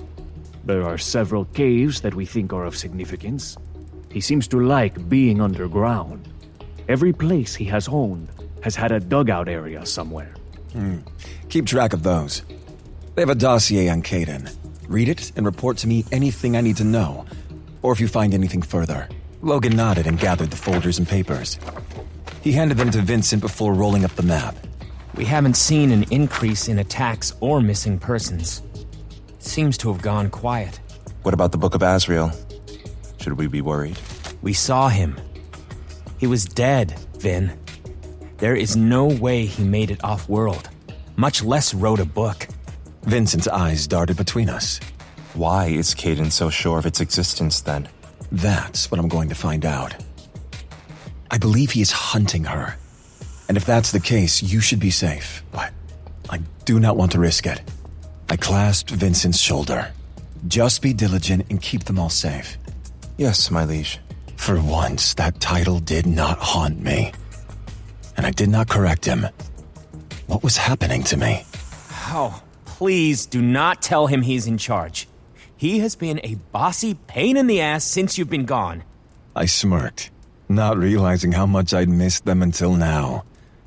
Logan stared at me, his eyes going wide before he caught himself. We will be on our way. I'll call if anything changes. I nodded and dropped my hand from Vincent's shoulder. I opened the portal once more and watched them leave. After they had stepped through and vanished, I turned back to Ethan. The papers and books settled as the force of the power from opening and closing the portal abated.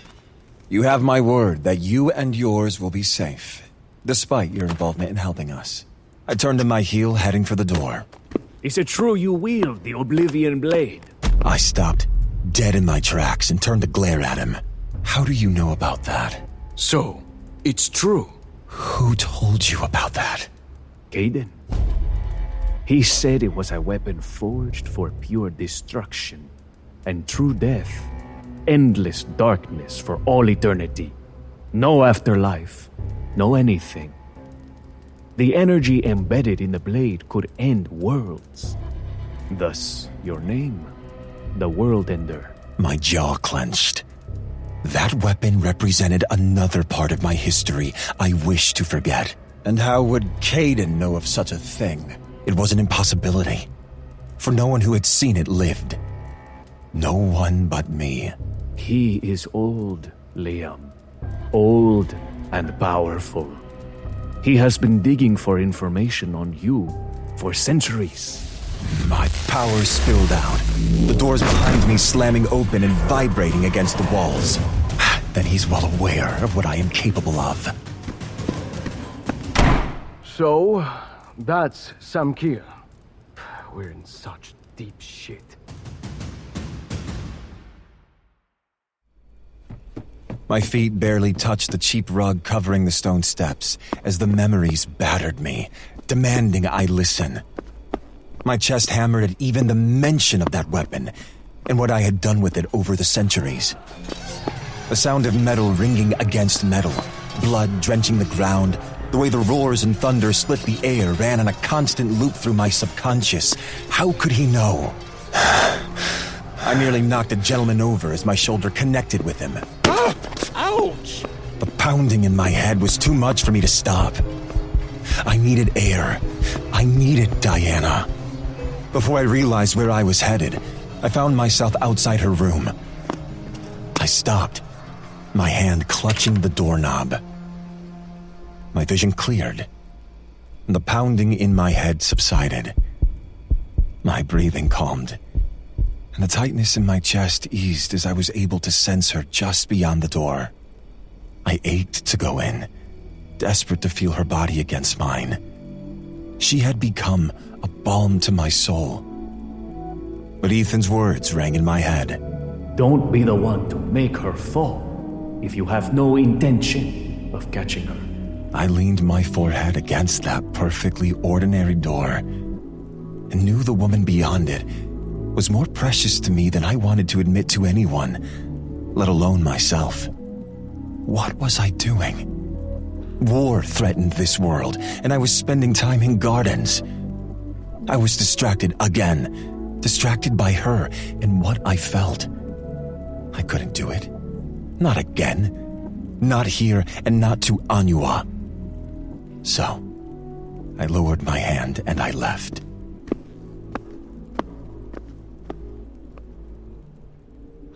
It had been a few days since my meeting with Ethan and Drake. I'd stopped sharing a bed with Diana, and I hadn't known a single night of peace since. I tried to sleep alone and ripped a hole through the wall as I woke. The damage was facing the forest, and I repaired it before anyone was aware. They assumed a quake had shaken the castle, never suspecting the god upstairs. No one questioned it. No one but her.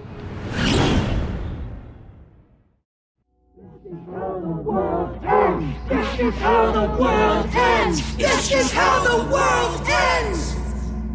I missed the nights when Diana would comfort me, her hands rubbing down my sweat-soaked back as I rocked. I'd kept my eyes tightly closed, hoping the energy behind them would not rupture outward. Unafraid of the power I held barely in check, she'd remained close, whispering to me that it was just a dream. She would repeat the words like a mantra, trying to soothe me. It was just a dream. It was just a dream. Shh, it was just a dream. I hadn't told her I was no longer dreaming of Rashiram falling.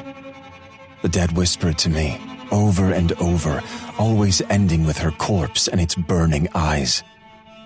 If it wasn't that, I was dreaming of her beneath me, with my cock buried so deep inside her that I could almost feel again. That frightened me more than anything. I did not know how to tell her that all my dreams were about her. So I stopped sleeping again and escaped to my room the second she was distracted, refusing to answer my door when she knocked. Liam, you up? I knew she wanted to help and was frustrated and confused by my behavior. I didn't want to hurt her, but she couldn't help me. No one could. At first, she seemed angered by my avoidance, but she allowed Drake to distract her. Their laughter seemed to grate on my nerves. So I retreated to the study. Ethan did not bother me there. No one did. That was where I stayed, reading, researching, and checking in with the guild, waiting for word where we needed to go next. The days dragged on, and I grew restless. I decided I needed to exert some energy that did not involve more busted light bulbs or electrical malfunctions. There was a gym in the very lowest parts of the castle, and when I was not reading or strategizing, that was where I ended up. When that stopped working, I would run the perimeter of the shielding spell for hours to keep the voices at bay. It helped some, but not enough. It was never enough. Never enough. The screen on my phone flashed before Logan's face came into view. Anything? He shook his head and held up a book. Same texts as we had on Reshiram. The only ones that could even remotely be seen as dangerous are the ones that describe how our weapons are made and work. They are nothing of dire importance. There's no point in knowing how our weapons are made if there isn't a god to make them. I know you're annoyed, but what about the witch? I shook my head and turned toward the small mammal that peeked at me from a low-hanging branch. We have heard nothing, and so we wait. Which you hate. Yes, very much. What about the map? I sent a few recruits to the locations pinpointed on the map. They're just old abandoned mines and empty caverns. There is nothing there. Andreas Sunak Ventura. I haven't heard that one in a while. I wish for this to be over. If he is as old and powerful as everyone says, what is taking so long? If the Book of Azrael is real, why has it been so difficult to find, even for us? Knowing Azrael, maybe he didn't want it to be found. If the god Zier made him craft this book, maybe he had strict orders not to speak of it. You think Zier ordered him to make it? Possibly. Azrael did not make items with any real power unless he was coerced. You know, the whole too much power in the wrong hands type deal. Maybe what's inside is that dangerous. You give him too much credit. Azrael was waist deep in the same perversions we were. He was one of us. Even if I could not get him away from Zier, he just pretended to care about the words and lessons the gods preached. That's true. Logan's laugh echoed through the forest and forced a slight smile to my lips. Why don't you ask the dark-headed beauty you're stuck with? Maybe she knows something. No. Logan moved once more, and I waited for him to settle behind one of the desks. You know, I overheard her sister on the phone with her, and she was complaining about you not sleeping with her anymore. That does not mean what you think it means. Oh, come on. This is the same old story we've heard for eons. The great love them and leave them Samkiel. Do not compare Diana to any of my past conquests. I snapped my head up, the phone flickering to black before returning to normal. I tried my best to contain the damaging power rippling beneath my skin. It is not like that between us, and I will not speak of it again. Fine. Enlighten me then. What is it like? Because the last time we spoke, we were all on the same side. Igmaruthans were bad, we were good, and now we're, what? Working with them? Like the traitorous gods before us? My gaze flicked away from the phone as I remembered just how fast Rashiram had fallen because of that betrayal. Listen, I'm not questioning your rule, and I'm not being a dick. Nevera and I like Gabriella, but Diana? Don't choose her. You could have any woman in the universe to scratch your centuries-long itch. Don't let it be her. Hell, call Imogen. We all know she's more than happy in waiting. I do not need anything scratched. And Diana is not like the Igmoruthans from our time. She is different. You've seen it. Yeah, I saw her bend her shape with mere shadows, blow up an embassy, and kill how many mortals? Oh, and I also saw her shove a blade through the skull of one of her own. I was growing frustrated, and he knew it. We cannot think that way anymore. Do you know another reason Rashiram fell? The gods that turned used the Igmoruthans. They worked with them to slaughter almost all of us. So yes, she has helped me, and has continued to help me, but that is it. No matter what you or the others think. Hey, I didn't say the others thought. I know you all. Okay, fair. We just worry about you. You've been gone so long, Liam. But you're right. They definitely had the upper hand, so whatever you say, we will follow. You know that. In the logical thinking of my consciousness, I knew it came from a place of caring, but there was so much he did not know. Logan assumed I was the man he knew before the war, but Samkiel had died in Rashiram the second it was reduced to dust and rocks. Logan was not completely unjust. My feelings toward Diana had been the same as his, but that had changed. I cared for her, and the more I learned about her, the more I realized we had a lot in common. Being around her was easy, and there were times when I was with her that I did not feel like the feared king I was rumored to be.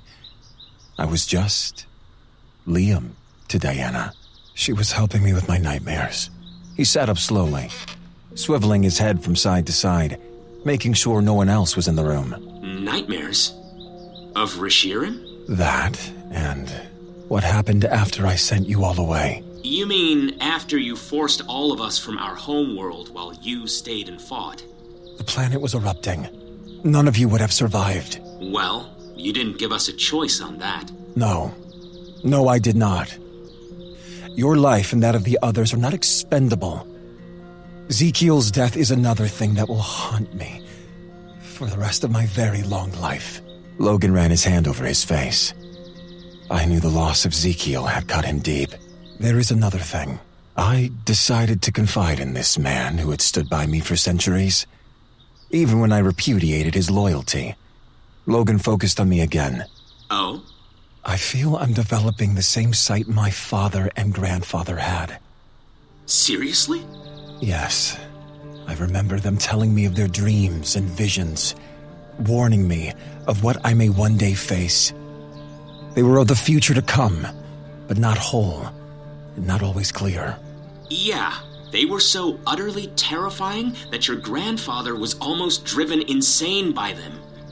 What did you see? I could not tell him that I dreamed of her. I didn't even want to admit it to myself. So I told him about the other part of my recent night terrors. The world was ending. Just as Rashiram did. It was different, but the sky trembled with the same massive beasts. I saw a king, his throne and armor made of horns. I saw the living dead.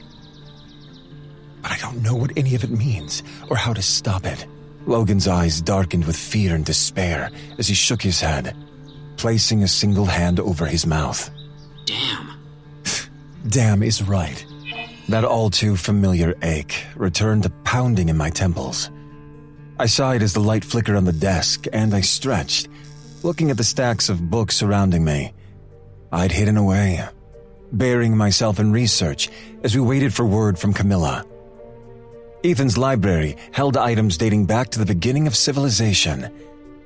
I had not found anything that mentioned the fall of Rashirim, or the Celestials that had taken refuge here while I rebuilt the remains of our world. If the information Ethan had given me was accurate, and Caden was indeed as old as he said, then the beginning of civilization could give me clues. The mortals had ancient stories of mythical beasts. Maybe Caden was an Igmoruthan that had escaped the Gods' War and landed here, planning to rebuild his ranks. But the ones here had to be a subspecies. I had read and reread about firebirds that danced across the sky, skinwalkers who had lured their victims to their deaths, and even dragons. All of them fit, and yet none of them fit completely. The door to the study slowly opened. I did not need to look up to know who my visitor was. She set a plate on top of the open book I was reading. Look, I made you something. See the face? It's grumpy like you. I kept my gaze down, my forehead resting on my hand. The plate held a thin brown cake-like disc, with red round half-sphere items forming its eyes. The mouth was made out of some white, foamy cream, and was turned down in a frown. I watched Diana put her plate down and shift a stack of books off the desk. She pulled over a large chair and sat down. Very funny.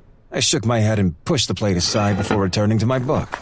Yep, exactly like that. I am not grumpy. I am busy. Her fork dinged against her plate as she cut a piece of her food and took a bite. You're not sleeping either. I closed the book, knowing I could not focus with her around. And how would you know that? I thought you and your friend would be too busy catching up to notice. They'd been catching up indeed. There were several times I'd stumbled in on them in the middle of a joke. As soon as I entered, their laughter would die and tension would fill the air. She lowered her fork and leaned back in her chair, crossing her legs. Oh, I don't know, maybe it was that random quake? Or that they've had to hunt down issues with the electricity 3 times in the last few days? Or maybe a clue is that you have been avoiding me and haven't asked me to stay with you in 2 weeks. 2 weeks? Had the sun set that many times?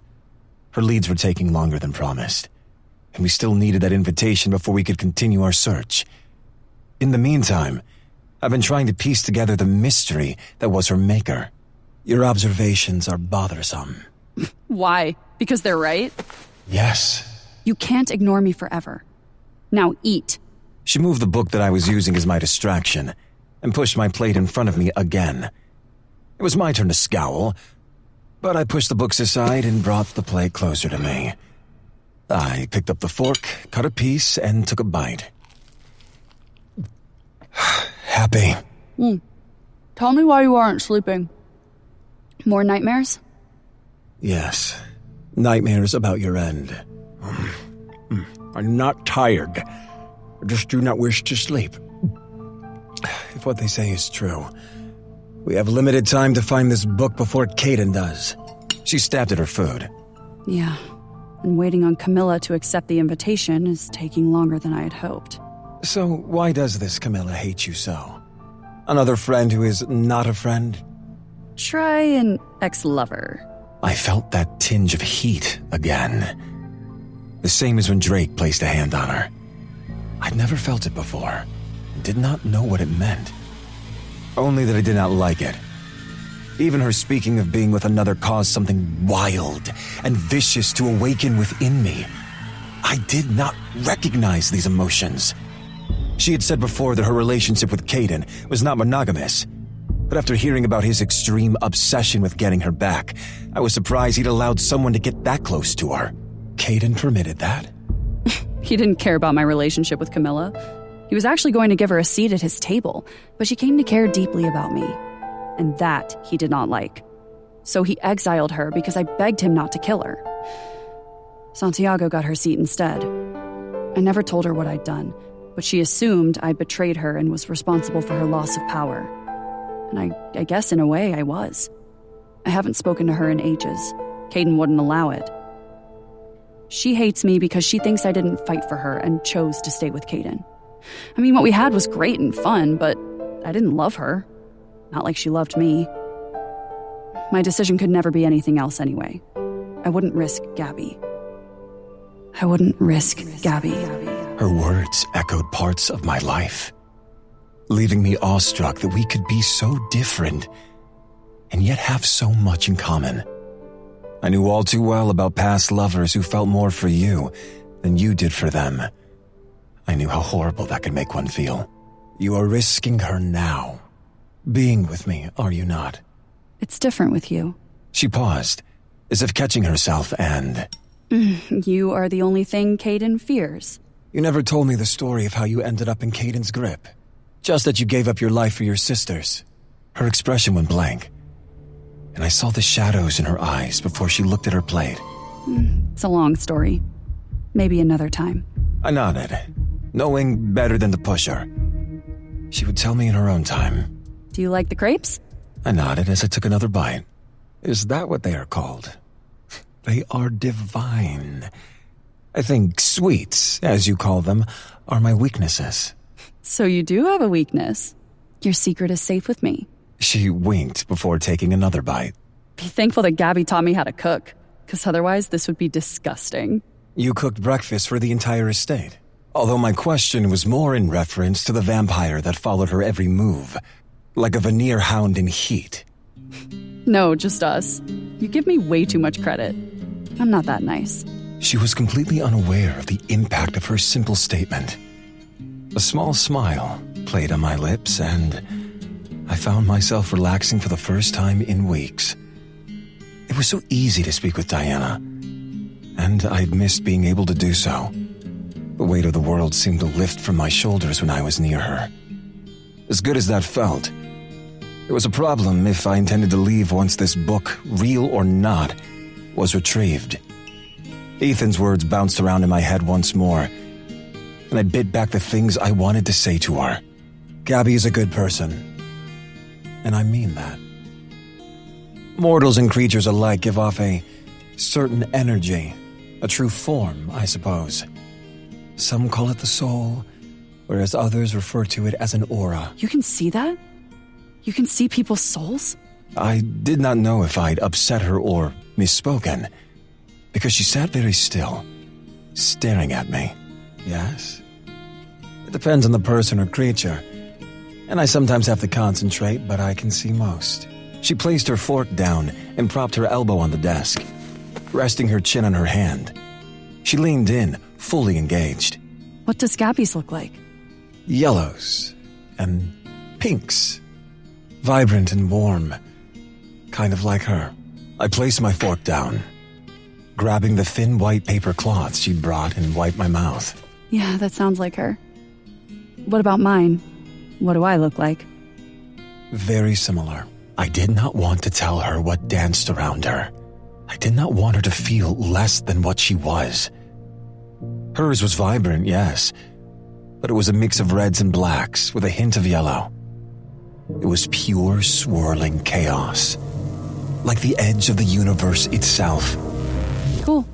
I heard you speaking to your sister earlier. How is she? Her eyes seemed to sparkle at my question, as if no one had ever asked her that before. I did not mention what Logan had told me. Her phrasing of what we shared or did not share was no one's business. She's great, actually. She was able to work in the medical department at the Guild with some of the Celestials there, so she is more than happy. Thank you. Diana reached out, placing her hand atop mine. A frisson of awareness wound through me at her touch, calling to something I had thought long dead. The sensation caused the hairs on my arm to rise, and I wasn't sure if it was from a sense of alarm or a desire for more. I slipped my hand from beneath hers and reached for my fork. Diana's body tensed, and she slowly withdrew her hand. The room fell silent again. It was not Diana's fault, nor did I want to hurt her. I just was not used to how I felt around her. Diana's touch set fire to a place inside me, and I found myself wanting to burn. Why do you and your sister always repeat that same mantra? What do you mean? At the end of your calls, you always say, "Remember, I love you." Are you afraid she will forget? No. It's like a goodbye, I guess. My parents used to say it every day before they left. Gabby and I picked it up and have said it since we were young. Guess it's stuck. It feels especially important given what I do now. It's just in case I never came back, which I know sounds kind of morbid. It's not. It's nice. And something for you two to share. Thanks.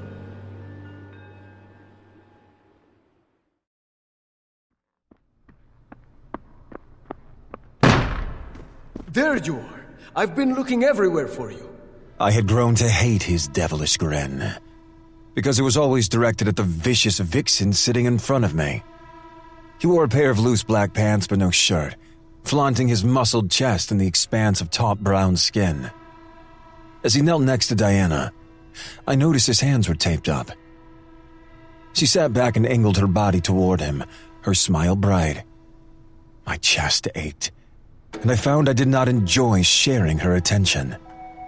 You need to come with a warning. He glanced at me and smiled, completely unoffended. Thank you. That was not a compliment. I hated the way they smiled at one another. It felt like I had been punched in the gut. I wondered if she thought of his perfectly flawless skin and dreamed of touching it. Would he let her, if she asked? It was not like mine, marred and scarred from the battles fought throughout my lifetime.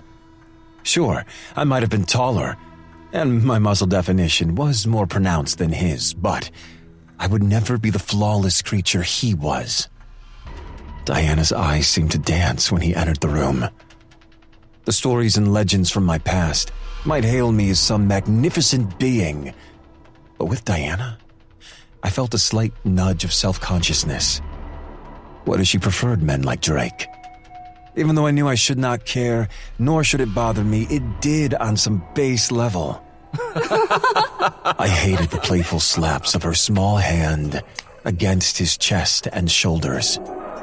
I felt those were reserved for only me. Yet she did the same to him. She truly laughed when he spoke or made some crass comment.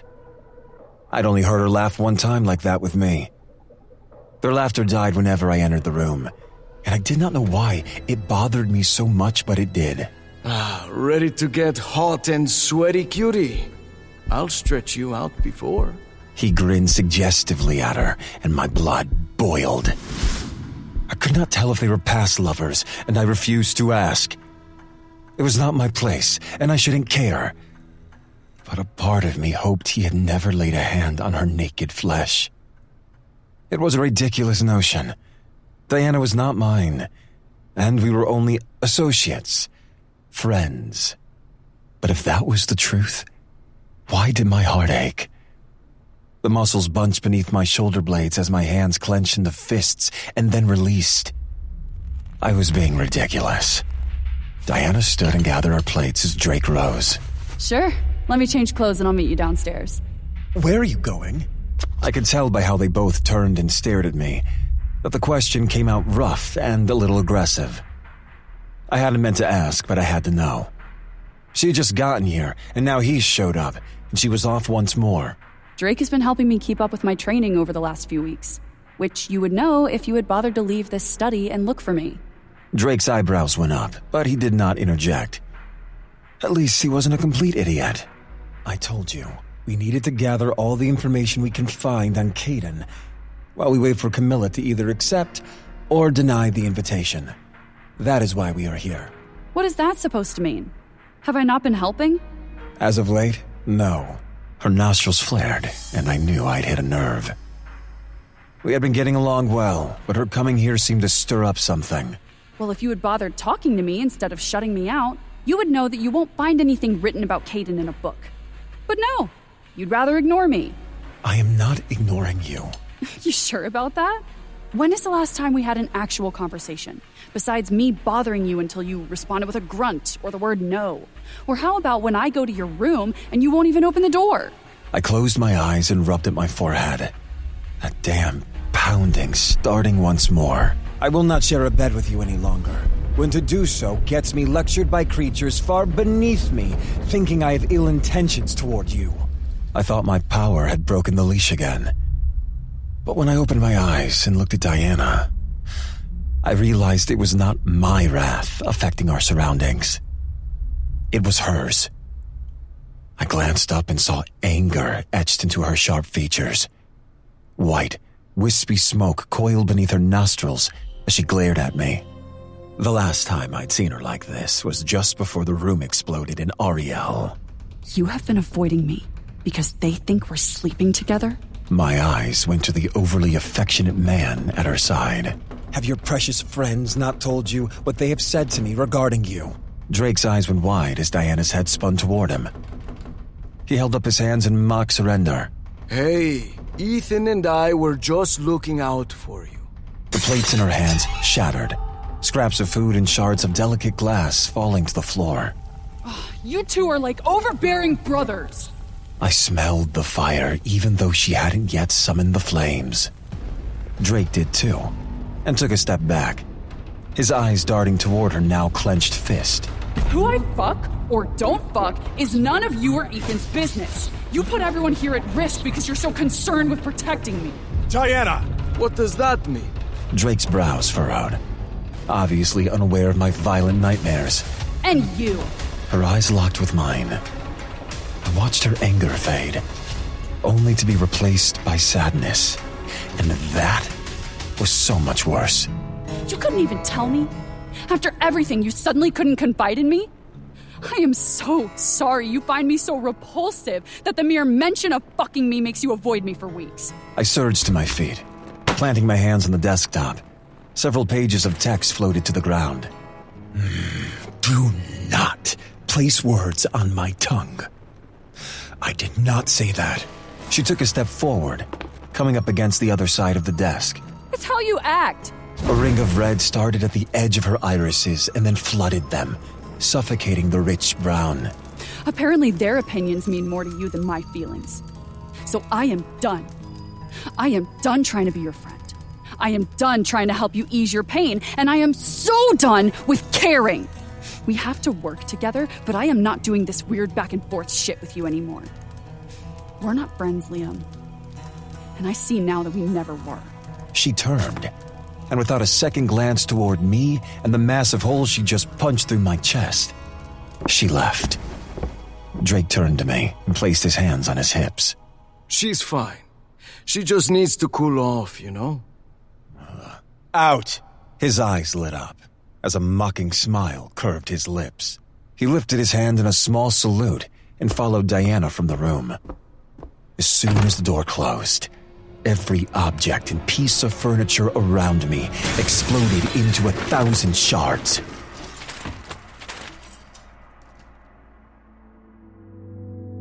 I did not see her the next day, and I was sure she kept to herself. The sound of her laughter was absent in the castle, but her words rang in my head. They were more upsetting than I cared to admit. We're not friends, Liam. We never were. My eyes darted toward the door every time I heard footsteps. The hope that it would be her coming to throw another crass comment at me refused to waver. Maybe she'd forgotten to tell me something and needed to remind me how much of an asshole I was. I thought my eyes would burn holes through the door that day, but she never came. I had not taken her feelings into account, only mine. I had agreed to a friendship, yet I'd shown Drake and Ethan more respect. She had helped me more than she knew, and I mistreated her. She was right, and I needed to make amends. A few house guests I passed either ran from me or ducked and whispered to those closest to them. I continued on my way, using the connection I refused to acknowledge to track the fiery female. There she was. Oh! Why are you taking your anger out on me? I apologized. Oh. It was the same gym I'd used before, but some things had changed. Black burn marks decorated the concrete walls like sooty dots. From the scent of fresh flame, I knew that at least half of them had been created recently, and the other half were maybe a day old. Smoke still spilled from the fresh singe marks on the large red pad covering the middle of the floor. And two dummies sat against the far wall, with half their faces and parts of their bodies melted off. Ropes hung from the wall closest to me, the ends black and frayed. The only thing that seemed untouched were the large mirrors covering the wall, an assortment of metal bells and circular plates lined up before them. My eyes stopped roaming when I focused on Diana. Her clothes were not any I had seen her wear previously. They clung to her sleek figure, hugging the lean muscle and small curves too well. Her shoulders, arms, and midsection were exposed. She had tied her hair back, the tip dancing between her shoulder blades. She was breathtaking, and still beyond angry. Oh, finally. Someone else you can beat up. Ugh. Drake slowly picked himself up off the floor, holding his side and hobbling toward a row of benches. He sat far out of the way. His clothes were riddled with burn holes, proving she had not held back. Good girl. Go away. That stung. No. I don't have any new information and I'm busy, so go away.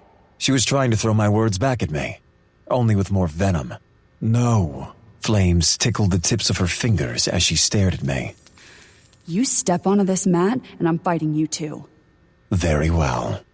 I looked down and deliberately placed one foot on the mat. I looked up, holding her gaze in an unspoken challenge. She saw it and accepted. Diana's fist swung for my face. I pivoted to the right, letting it drift by. She spun, swinging her elbow for my chin. I leaned back and it failed to connect. She threw a combination of punches and jabs, all of them missing their targets, which only frustrated her more. If you intend to hit me, you are doing poorly. You're so annoying! She threw her leg in an upward kick. I came to apologize. Fuck off. Diana circled the ring, her fists raised and held close to her body. There was no laughter in her today, no quips and no jokes. She was all barely contained, untempered rage. She moved like a large feline predator, calculating, dangerous, and exceptionally impressive. I don't want to hurt you. Says the one who can't even touch me. Diana moved again, this time with a punch and knee combo. I blocked with my hand, but the force behind her moves caused them to sting. She was a hard hitter, but still not accurate enough. She was trained, but not like the hand or me. If she used her legs more, she would be quite effective. She had the length to reach her opponent, just not the correct skill. Not yet. She moved closer, throwing a jab that I ducked. It flew by my head as her other fist shot upward, aiming for my jaw. I caught her by the wrist and spun her into me. I held her with her back to my chest. I locked her wrists against her body as she tried to break free. Your punches are strong, but uncoordinated. Burnini Asulin. She tips her head toward the sound, sweat beading on her forehead. Why are you laughing? I don't see you trying to fight a god. Ignore him. I wanted to apologize, Diana, not fight you. There's nothing to apologize for. Her breathing stopped, and I felt her twist her wrists in my hand. We're not friends. Stop saying that! I felt her try to rotate her wrists, so I squeezed them tighter. I am sorry for how I acted and have been acting. There is too much happening at the moment with me, and I am letting things bother me. I allowed people who mean nothing to get to me. You have helped me tremendously since we first started. I truly do appreciate it. And you. I am sorry. She went quiet, some of the tension leaving her body as she stopped trying to free her wrists. You're mean. I know. And rude. I know. Let me go. My grip upon her wrists loosened, but not enough to set her free. Not yet. I will once you say you are no longer mad at me. Fine. I'm not mad at you. I cautiously relaxed my grip on her wrists, releasing her hands. She took a step forward and spun, her fist shooting out too fast for me to deflect. I heard the crack both inside my head and echoing in the room, as blistering pain shot through my nose and across my face. I reached up, cupping it with a single hand. Oh, what was that for? I squinted at her blurry image. For being a dick these last 2 weeks. I feel better now. I pinched the bridge of my nose, a small fracture healing, and the bone popping back into place. I would give her credit. Diana never surrendered. She reached up and tightened the band that held her hair back before rolling her wrists and taking up a defensive stance. You still wish to fight? I apologized. Tired already? A slow smile formed on her lips, and I felt the energy in the room change. Her eyes shone with that familiar red ember glow. I told you I was training. If you're done, Drake can replace you. I do not know why that comment made my blood turn to ice, but it did. No, please, stay. I would prefer to heal a little more before she breaks another rib. Just, please do not destroy this house. Ethan will kill me. His comment caught me off guard and gave her a window. I did not see her move or her shape fade, but I felt the displaced air wash over me as she reformed, her fist aiming for my head. I moved, her knuckles barely grazing the top of my shoulder. Before I was able to recover enough to react, she spun one lean leg, her foot sailing toward my head. I bent back as she corrected herself, but I was not quick enough to avoid her second kick. The center of her shin connected with my shoulder hard enough to sting. Diana held her fists up, one leg in front of her, her expression defiant and daring. I rubbed my shoulder as the slight ache faded. Your arms are less defined than your legs. There is more power there, given your hip-to-leg ratio. I think that's his way of saying you have a nice ass, which I agree with. We both glared at him. He flung himself to the side, as a fireball whipped toward him, colliding with the wall where he'd been sitting. Hey! What did I say about destroying the house, Diana? He caught my glare and decided to shut up. Ignore him. She was shaking her fists, extinguishing the lingering flames. With your powers alone, you're stronger than most of my Celestials, but still not strong enough for the Hand or me. Her eyes threatened to incinerate me. I don't know. I held my own pretty well with Ezekiel and you. I am not saying that it is a bad thing. I have trained for centuries. So have they. You have the right motions, just not the execution. You were also trained by someone who probably did not want you strong enough to overpower him. Diana, you are already dangerous. Now, let's make you lethal.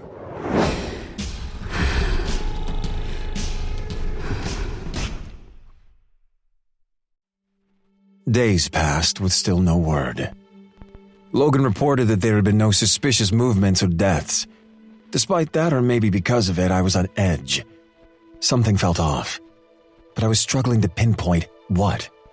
Diana and I had trained every day, but that was the only time we spent together. We didn't speak of it again, but there was a distance between us that threatened not only our partnership, but our friendship. She did not ask me to join her at night, and I did not go to her. A few times I'd stopped outside her door, my hand raised to knock, but I'd stop myself each time. I kept telling myself it was better that way, since my stay was not permanent. Even if I yearned for it, I could not get attached to her warmth and the comfort she brought me. Instead, I went to my room each night and lay on the bed, staring out the window. I watched the moon fall and the sun rise, same as I had on the remains of Rashirim.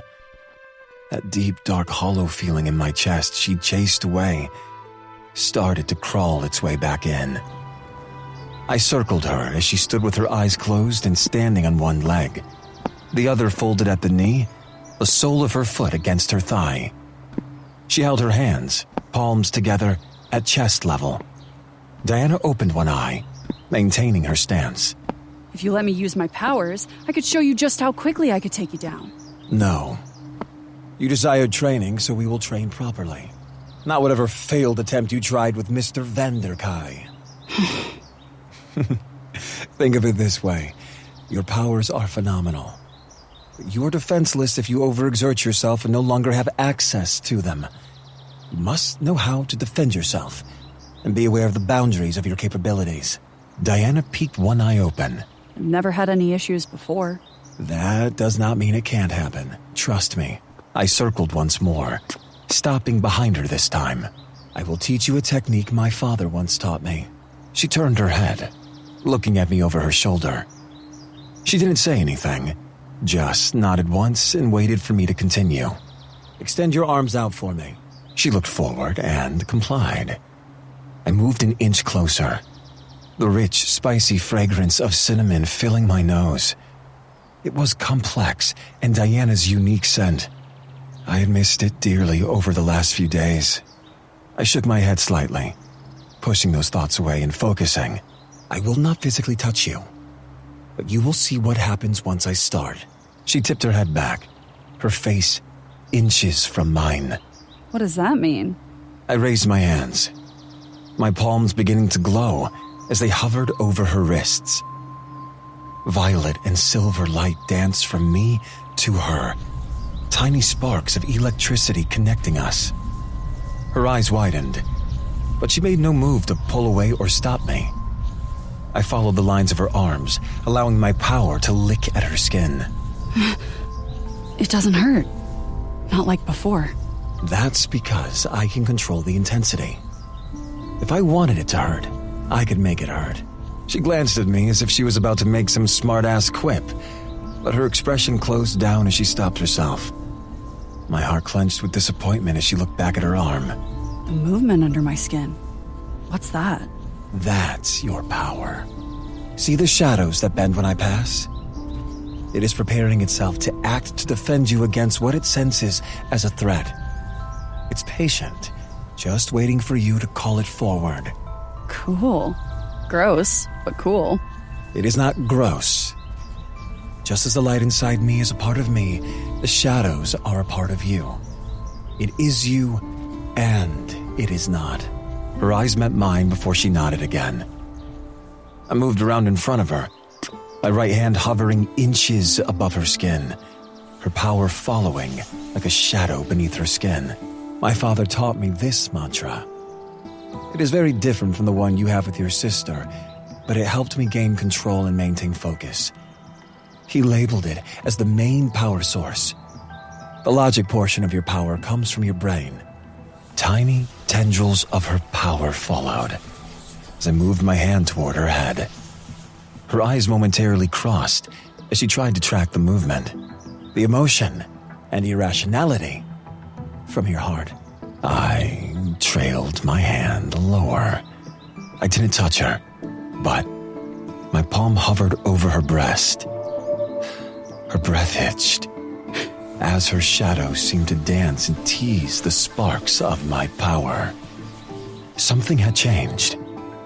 Her chest rose and fell beneath the sweat-drenched fabric of her top, my mind flashing to the dreams where I begged to touch. I licked my lips and took a steadying breath.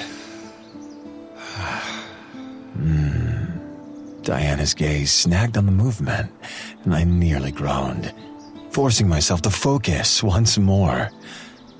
I moved to her side, tracing the line of her torso to hover over her belly. And lastly, your anger. That fire you wield comes from your gut. The shadows beneath her skin mingled with a vibrant red. I pulled my power back into me, and the light died as I moved my hand to my side.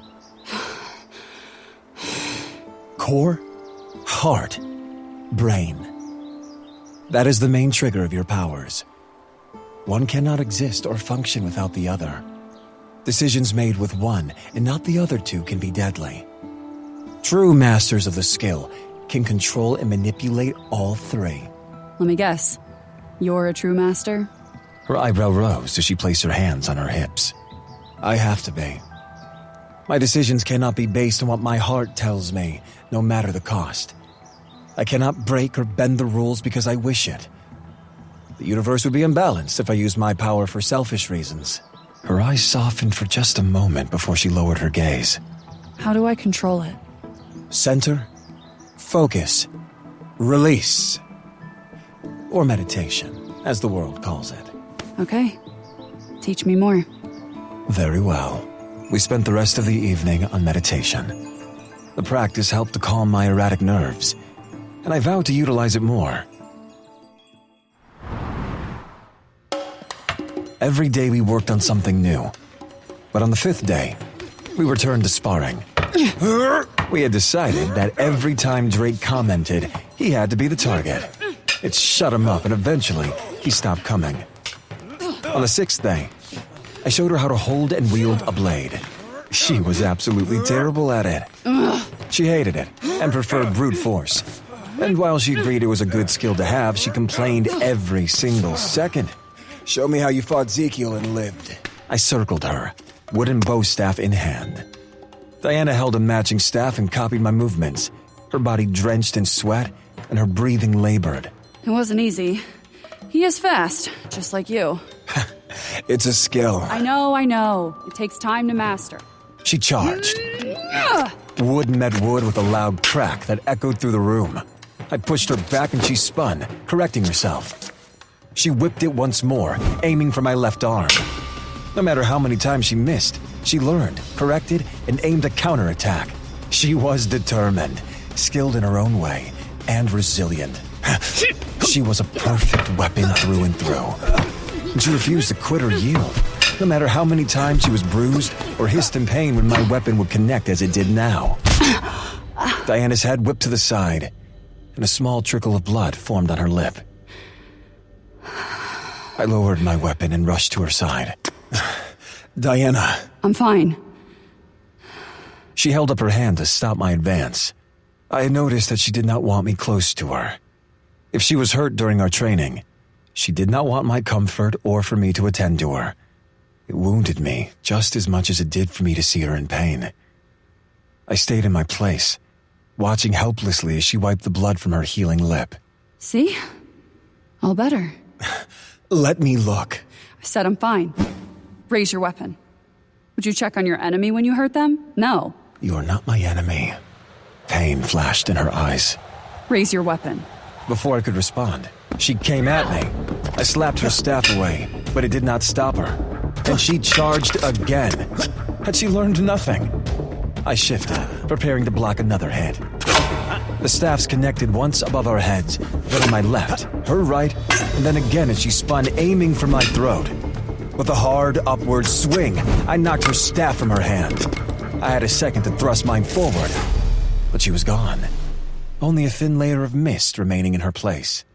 I felt a heavy push on the back of my knees and I fell forward. There was no time for me to process what had happened before her leg connected with the side of my face, causing me to spin hard enough to land on my back. I watched as she caught the wooden staff out of the air with one hand, thrusting the tip against the center of my chest. That's how I fought Ezekiel. There was no humor in her gaze. Only that same hard look she had given me since our fight in the study. Diana had combined what I had been teaching her with her own moves, creating a unique and unpredictable style of fighting that had caught me unawares. She had performed a perfect roundhouse kick that knocked me on my ass, and now she held a weapon to my chest. She never stopped thinking and was always calculating, figuring out how to turn a fight to her advantage. I was more than impressed with this beautiful, dangerous, magnificent woman. She tossed the wooden staff to the side before stalking over to the small towel and water bottle she brought with her. She came back and lowered herself to the mat, but she hadn't brought mine or offered to share anything with me. The sight burned me more than any flame she could wield. I rose to a sitting position and brought my knees close to me. I rested my arms upon them and just looked at her, transfixed by the light playing off the sheen of her skin. It's impressive what you have absorbed in this short amount of time. You are a quick learner, even if you hate the way I train. Or me. I did not mean for that last part to slip out, but it was increasingly difficult to ignore how much this rift hurt. It was worse than any physical pain I had endured. Her eyes met mine before darting away quicker than I could gauge her expression. You are definitely bossy when you train, but it makes sense. She stretched her leg out, bumping her foot against mine. The contact was the first she had initiated outside of the ring. She realized what she had done, and her face dropped. She pulled her leg back and scooted a few inches away from me, and I had to will myself not to reach out and drag her back. I missed her playful swats and bumps. I just missed her. I apologize for my actions lately. I am growing frustrated with waiting, and it just has me on edge, I suppose. You don't have to keep apologizing, Liam. Seriously, it's fine. My brows furrowed as I turned to her completely. Diana, you keep saying that, but I really don't think it is fine. The doors behind us swung open, and Ethan strolled in, Drake at his heels. As per their norm, they were both dressed in all black, with Drake adding a hint of red. He reeked of illicit activities layered with a hint of lavender. I didn't care for either scent, but at least he didn't smell of cinnamon. Good news! The invite has been accepted. Diana hopped to her feet, wiping her hands on the leggings that hugged her ass and legs. Great. When do we leave? Oh, anxious to leave me already? Diana did not respond as she usually did. Maybe I was not the only one facing her wrath. Drake noticed, and his grin slid off his face. Ethan's eyes cut to his brother, then back to us. Her condition is that she only wants me and a few members of my line. I feel she wishes to make peace, since the world believes Drake to be dead. I don't trust Camilla, but I can look like anyone, so I can take Drake with me and... Absolutely not. You will not leave me here while you walk into a trap, or worse. You can't go with me. Not only would they recognize you, but you feel like a living supernova. Your power alone would alert them the second you step foot in the area. Despite our audience, I squared off with her. How would she not sense you? Even if you change forms, otherworld creatures may recognize your power. You are not like them. You are a step above, if not more. As insulting as that is, the World Ender has a point. Which is why we have these. Drake stepped forward, holding a large engraved box. He opened it, revealing 2 silver chain-like bracelets. I studied them, able to sense the power radiating off them. What enchanted item is this? The bracelets of Ophelia. Diana looked up at Drake, her smile returning. My jaw clenched as I realized this was another thing they shared that I knew nothing about. Please explain. Diana's smile dropped as she turned toward me. They're a treasure and extremely enchanted. They are strong enough to make any otherworld creature seem like a normal mortal. In short, they can cloak someone's power. A mutual friend let me borrow them. So please, be careful and return them. I would like to not piss her off. She met his gaze, a small smile dancing across her face as she took it from him. I couldn't watch her smile at him anymore and turned to Ethan. So, what is the plan? This plan is horrific. Drake sat on one of the nearby couches. We were upstairs in one of Ethan's old offices. There was a large painting of an elegantly dressed couple over a massive fireplace. Chairs and couches offered plenty of seating options, and bookcases lined the walls. His large desk was cluttered with papers and scrolls that we had studied the last few days, looking for something, anything, that could help us defeat Caden. The room was dimly lit. The only light we had turned on was the small one on the desk. I leaned against the fireplace, calling silvery flames to my hand, before smothering them in my fist. The light flickered as I borrowed the energy from it to create the fire. I used to do similar tasks when I was young to calm my nerves. It will work. Trust me. Ugh. You really don't like me, do you? Should I? What's your problem? Besides the fact that you hate all otherworld creatures. I do not hate all otherworld creatures. That is yet another story fabricated in the minds of those who do not know me. My apologies, my king, but how many have you slaughtered? How many died before the realms were sealed? I could see in the reflection of his eyes that mine had started to glow silver. I was so sick of history getting thrown back in my face by those who knew nothing of what had happened or what I had to become. You know nothing about me. Oh, so it's because of Diana then? Are you threatened by me? I dislike the way you speak to her at times, but threatened? Never.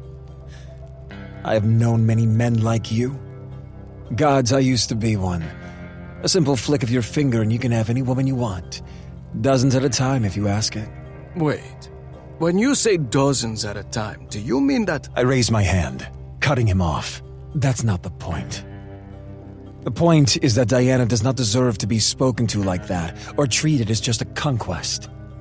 She's not an object for you and Caden to haggle over, so no, I do not like you. Nor will I pretend to be your friend. The only reason I have not killed you yet is that I promised Diana I would be on my best behavior. Even if she hates me at the moment, I will not go back on my word. And you say you're not in love with her. I am not. But she still deserves someone in her life that cares about her beyond the physical acts you keep suggesting. Someone that respects her and treats her as an equal, not some pawn. She has no one but her sister. His grin slipped as he folded his arms over his chest. I agree. Gabby is her only family, and although we are friends, no one could get close to her. Caden wouldn't allow it. He kept her on a tight leash, sometimes literally from what I hear. I also think that Diana was afraid to get close to anyone because he would use them as weapons against her, just as he did Gabby. My teeth ached with how hard I was clenching my jaw. I hated thinking of her living that life for centuries, alone and afraid to form any relationships. She had been surrounded by beings that actively sought to hurt her. I wasn't trying to piss you off by asking if you love her, but maybe to make you realize the feelings you keep denying. I also wanted to make sure you weren't like Caden. We both can agree she is strong and beautiful, and that attracts powerful men. So, you are saying that you are not in love with her? I love her, but I am not in love with her. I have loved one woman in my entire existence, and she left a long time ago. I'm through with the whole love thing. Loss and regret flashed across his features. It was a look I recognized for different reasons. What about you? Have you ever been in love? No, I never have. I've lusted, cared for others, but never loved. My father told me once that he would rip the known universe apart from my mother. I've never felt that way about anyone. Logan and Navera have been together for as long as I can remember. They are inseparable and have put their lives on the line to protect each other. Sure, I care for my friends, my lovers at the time, but never like that. Maybe it's the godly part of me, but I do not think I am made that way. Made what way? I did not turn to see Drake's face, knowing I had revealed too much of myself. I am a destroyer. The world ender in every aspect. I am everything you should fear. I mean that with every ounce of my being, and not in the egotistical way Diana assumes. I have burnt worlds to their core and slain beasts large enough to devour this castle. The books were not wrong about any of that. I've always been a weapon for my throne, my kingdom, and my family. The gods' war started because of me. My world is gone because of me. How is there any room left in me to love? It was quiet for a moment. And I wondered if he finally understood me enough to not make jokes or wise quips. I glanced at him to see he was staring at the same ember in the fireplace. There was no hint of the trickster that had been with us the last few weeks. Don't you know, love is the purest form of destruction there is? And you don't have to worry about Diana and me. We have been friends for centuries. Just friends. We have never and will never sleep together. I love her, but not the way you think. Ethan had an allegiance with Caden way before he became king. I was the one who found her begging and crying in that blistering desert. A plague had swept through Ioria, and many died. Caden and his horde took advantage of it. He was looking for the book even then. We had been there a few days. Many of the mortals had fled, seeking refuge from the sickness, so blood was scarce. I was out hunting and passed a worn-down home. The female voice from inside was sobbing and praying to anyone who might listen. I ripped the fabric covering the makeshift entrance aside and found her sitting with Gabby. Someone please help! Drake went quiet, obviously lost in the past. I waited, hungry for any information about Diana. I thought of killing them both. They were mortal, and the illness had ravaged Gabby. She was dying. I could hear her heart stuttering. But Diana didn't care. She begged and pleaded, offering anything if I would save her sister, even herself. I don't know if it was her eyes, the way she spoke, or the complete and utter pain in her voice that reminded me so much of my lost love. But I couldn't let her die. So I took her to Caden. I didn't know at the time that there was a possibility his blood would turn her into a beast. Caden took a piece of her out and replaced it with a piece of himself. I always assumed he had put darkness in her. It was painful and terrible. She fought for days as she tried to stay mortal and alive, and against all odds, she did. She doesn't come from some mythic family background. She's just a girl who survived out of sheer force of will, and that makes her stronger than us. It made her deadly. He knew it. And the way he looked at her after that, I knew I had made a mistake. My heart sank. It explained so much. Why Diana was the way she was. Why she would never give up on those she held close to her. She'd been a fighter from the very beginning. Incredible. She was incredible. You saved her and her sister that day. His eyes held pain as he faced me. Did I? Or did I just create more chaos? Ethan hated me for years for it. He eventually got over it, but he hated me. He believes in the whole balance thing, like you. Diana and her sister were supposed to die that day, and he said I changed fate. He believes everything has a price. It usually does, yes. So, what's the price for her living? His eyes begged for answers I did not have. That I do not know. I will say, regardless of her hostility and crude comments, Diana's existence is not the worst thing in the world. He forced a smile and wiped the side of his face with the back of his sleeve. I'm nice to Diana and give her what I can because I know how Caden is, and I know part of it is my fault. She says we are overprotective, but someone has to be. So, no, you shouldn't feel threatened by me. But you should also stop trying so hard not to feel something for her. She may be the very creature you have been raised to destroy, but she is so much more than that. So much more. Take it from someone who lost their love. Don't take what you feel for granted. It is worth everything. It's not like that with us. Sure. That's why the two of you are practically inseparable. Why you can't keep your eyes off her. Why she was so pissed after what she learned about what Ethan and I said, and why you refused to share her bed with her. I will admit it has become increasingly difficult to share the same bed with her. But she deserves better than me and this life she has been forced into. I wish for her the same thing she craves so desperately for Gabby. A life outside of monsters, blood, and fighting.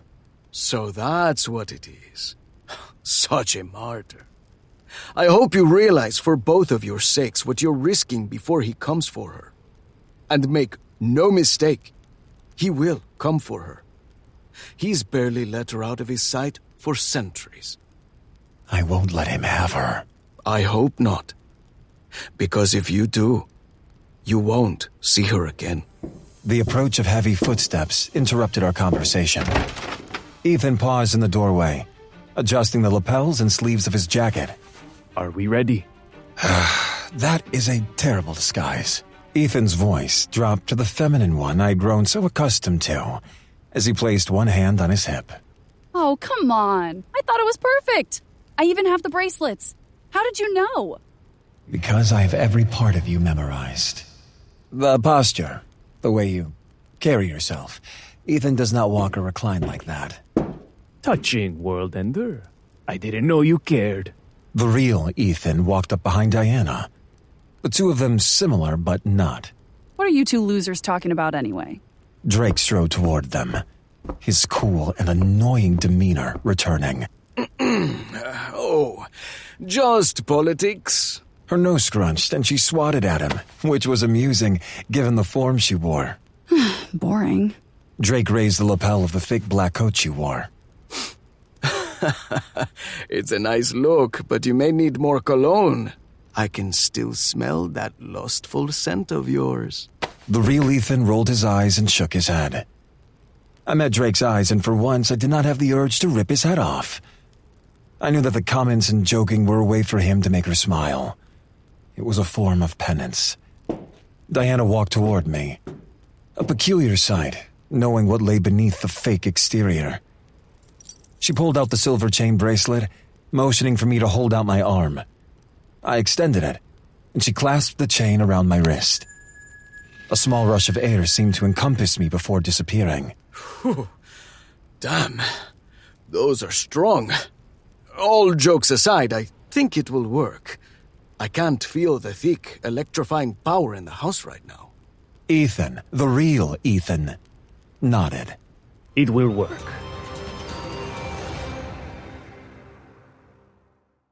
It didn't work. We had made a mistake.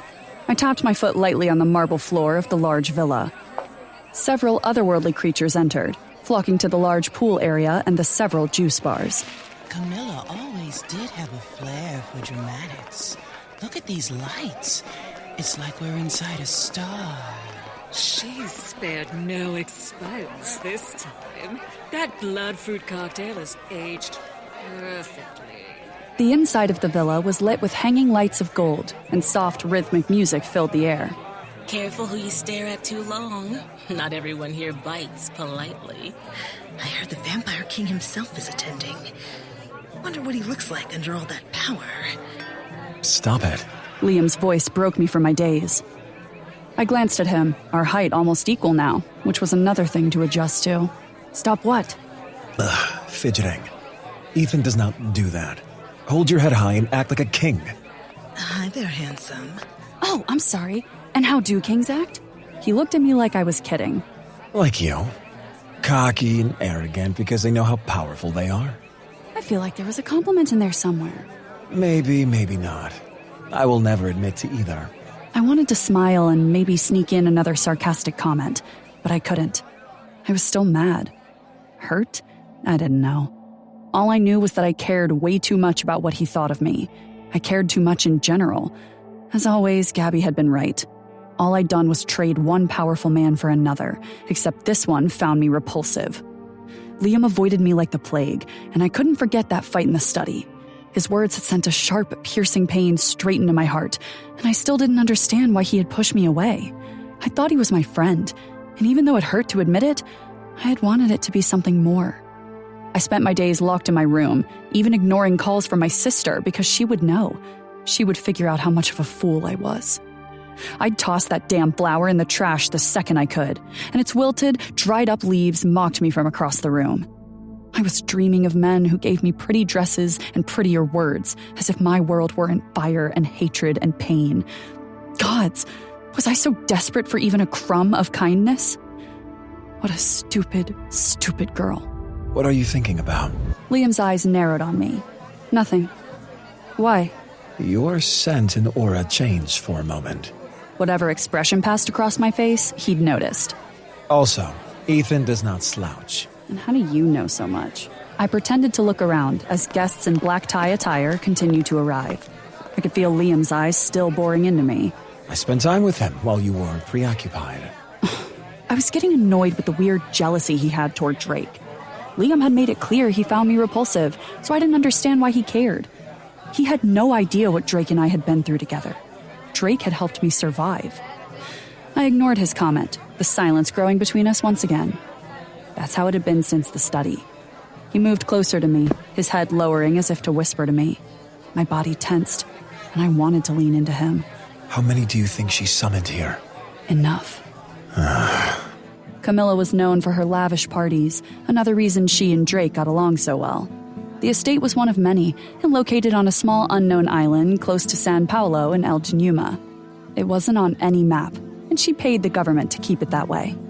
I didn't know what that cost her, but it was enough that they also turned a blind eye to the strange disappearances that plagued the area. I didn't mention any of that to Liam. The less he knew right now, the better. The mansion was open and grand, meant to impress and awe. A large circular fountain sat in the middle of the open expanse. Several paths branched off from that central point, like the spokes of a wheel. Lush shrubs and small trees lined each walkway. Columns, far smaller than the ones I had seen in Liam's memories, decorated the first and second floors. Lights shone on both levels, the building itself curving toward the main entrance and the large stone pavilion in the front. The river ran nearby, and boats docked, disgorging guests in a steady stream. Of course, we had to arrive in a helicopter, which seemed excessive to me, but appearances and all. My guard suddenly stood straighter. Liam's back went taut, his shoulders squaring as a tall gentleman dressed in a white button-up and dark slacks stopped before us. Liam was acting the bodyguard he was supposed to be. The man gave a slight bow. My liege, she will see you now. It took me a second to realize they were addressing me. I had grown so accustomed to people bowing and fawning over Liam that I thought he was speaking to him. I recovered quickly and nodded once before straightening fully. If I was going to portray a king, I needed to act like one. There was no more time for games. I kept my head held high as we followed our escort through a small gathering of people. They made eye contact before dipping their heads. We entered a foyer, the lights dimmer here and the sounds of the gathering muted. A chill went up my spine, and the hairs on my arms rose. I stopped, the guards and Liam coming to a halt with me as I looked behind us. My nostrils flared as if I could smell whatever the fuck had me on edge. It was the same presence that had been at the festival in Tadiel. I was sure of it. Caden has been following her. Ethan's voice rang through my mind, but this wasn't Caden. I was intimately familiar with his power, and this wasn't it. My liege? His gaze followed mine. I turned back, adjusting my jacket and shaking my head once. My apologies. I thought I saw someone I know. He studied me for a moment before a brief smile curved his lips. He turned, extending his arm for us to continue toward the back of the house. Just this way. What is it? This is the second time you've done that. Liam's voice was a whisper next to me as we followed the corridor. I don't know. Just be alert. He watched me out of the corner of his eye before glancing behind us once more. I hoped I was wrong. There was no way Caden would know what we had planned, let alone who we were visiting. It was impossible. I had made sure Drake stayed dead to everyone but me, and we had taken the safest route possible. But that chill, that feeling, told me we were being hunted. I just hoped I was wrong. We entered a room large enough to be a separate home. An oblong table greeted us first, several oval-backed chairs surrounding it. Beyond that were two crescent-shaped couches, white and gold pillows lining the thick cushions. A large window sat to our left, the jungle pressing against the glass. A chandelier dripping with crystals illuminated the space, and flowering vines wrapped around the banister of the curving staircase. Welcome, Vampire King.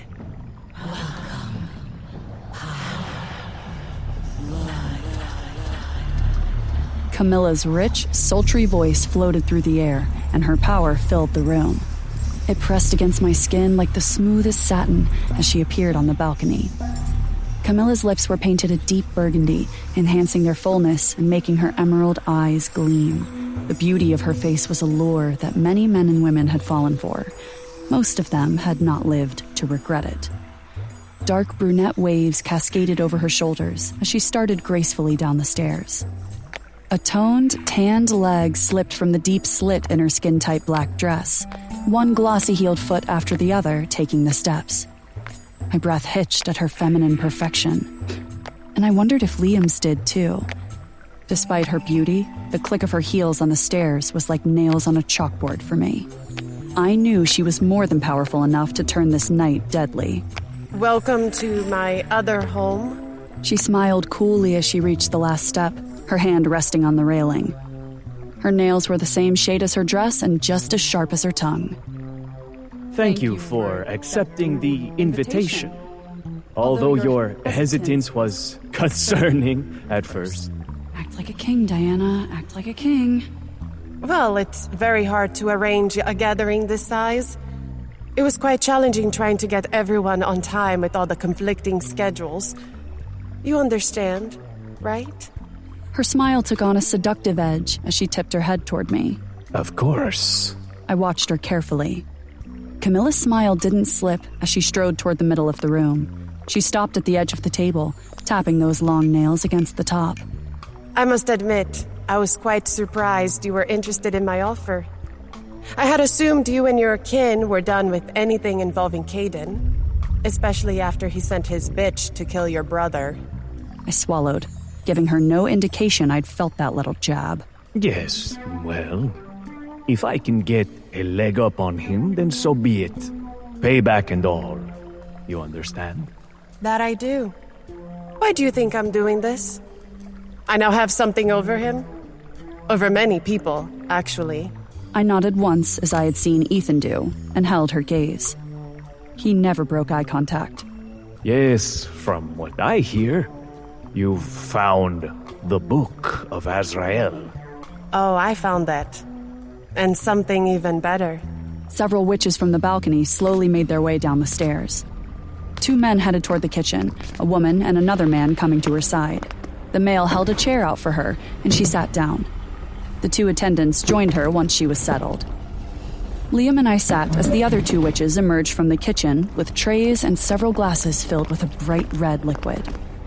My nostrils flared, as did the guards. Blood. Fuck.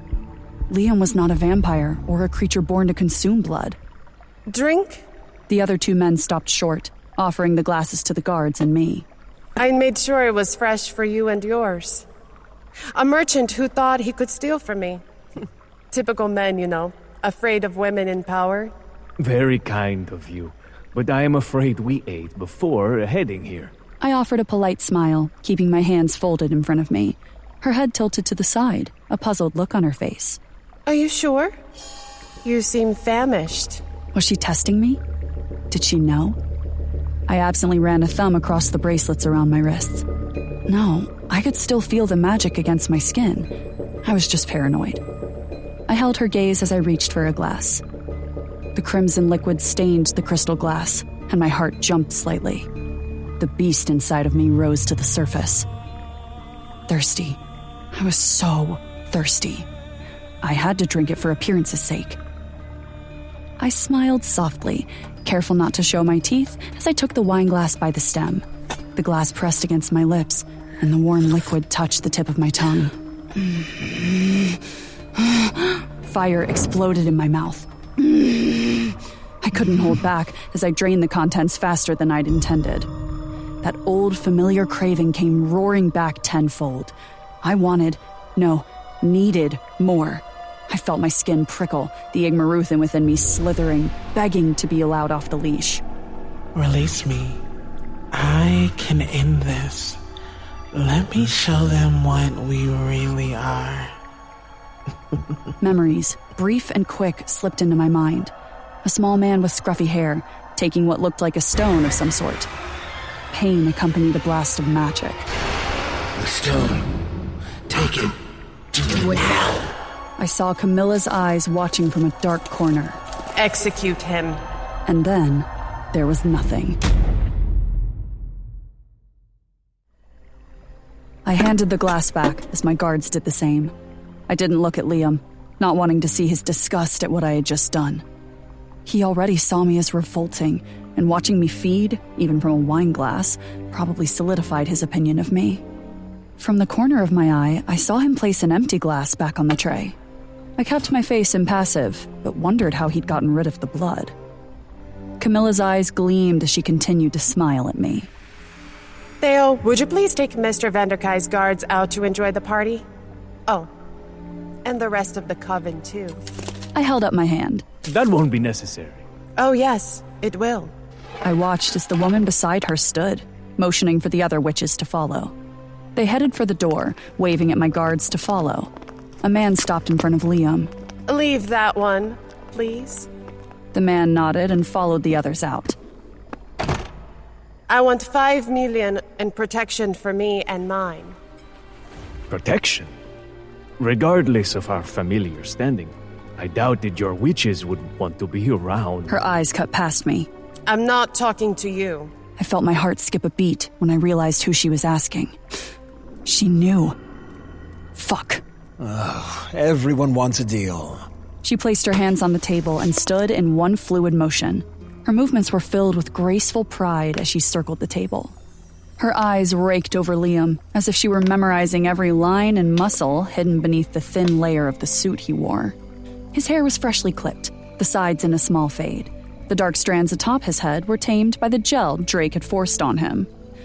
Liam was aware of his physical appearance and how others reacted to it, but he seemed to use it as he did any other weapon in his arsenal. Regardless of his intent, he drew attention wherever he went. Some of the members in Ethan's castle laughed and giggled every time he walked through the halls. Others stalked him just to catch a glimpse of him. He was gorgeous in a sickening way, and I knew it had not escaped Camilla's notice. Let's just say we know real power when we see it. She stopped short of us, her hand flat on the table and another on her hip. How long have you known? She glared at me, that fake politeness long gone.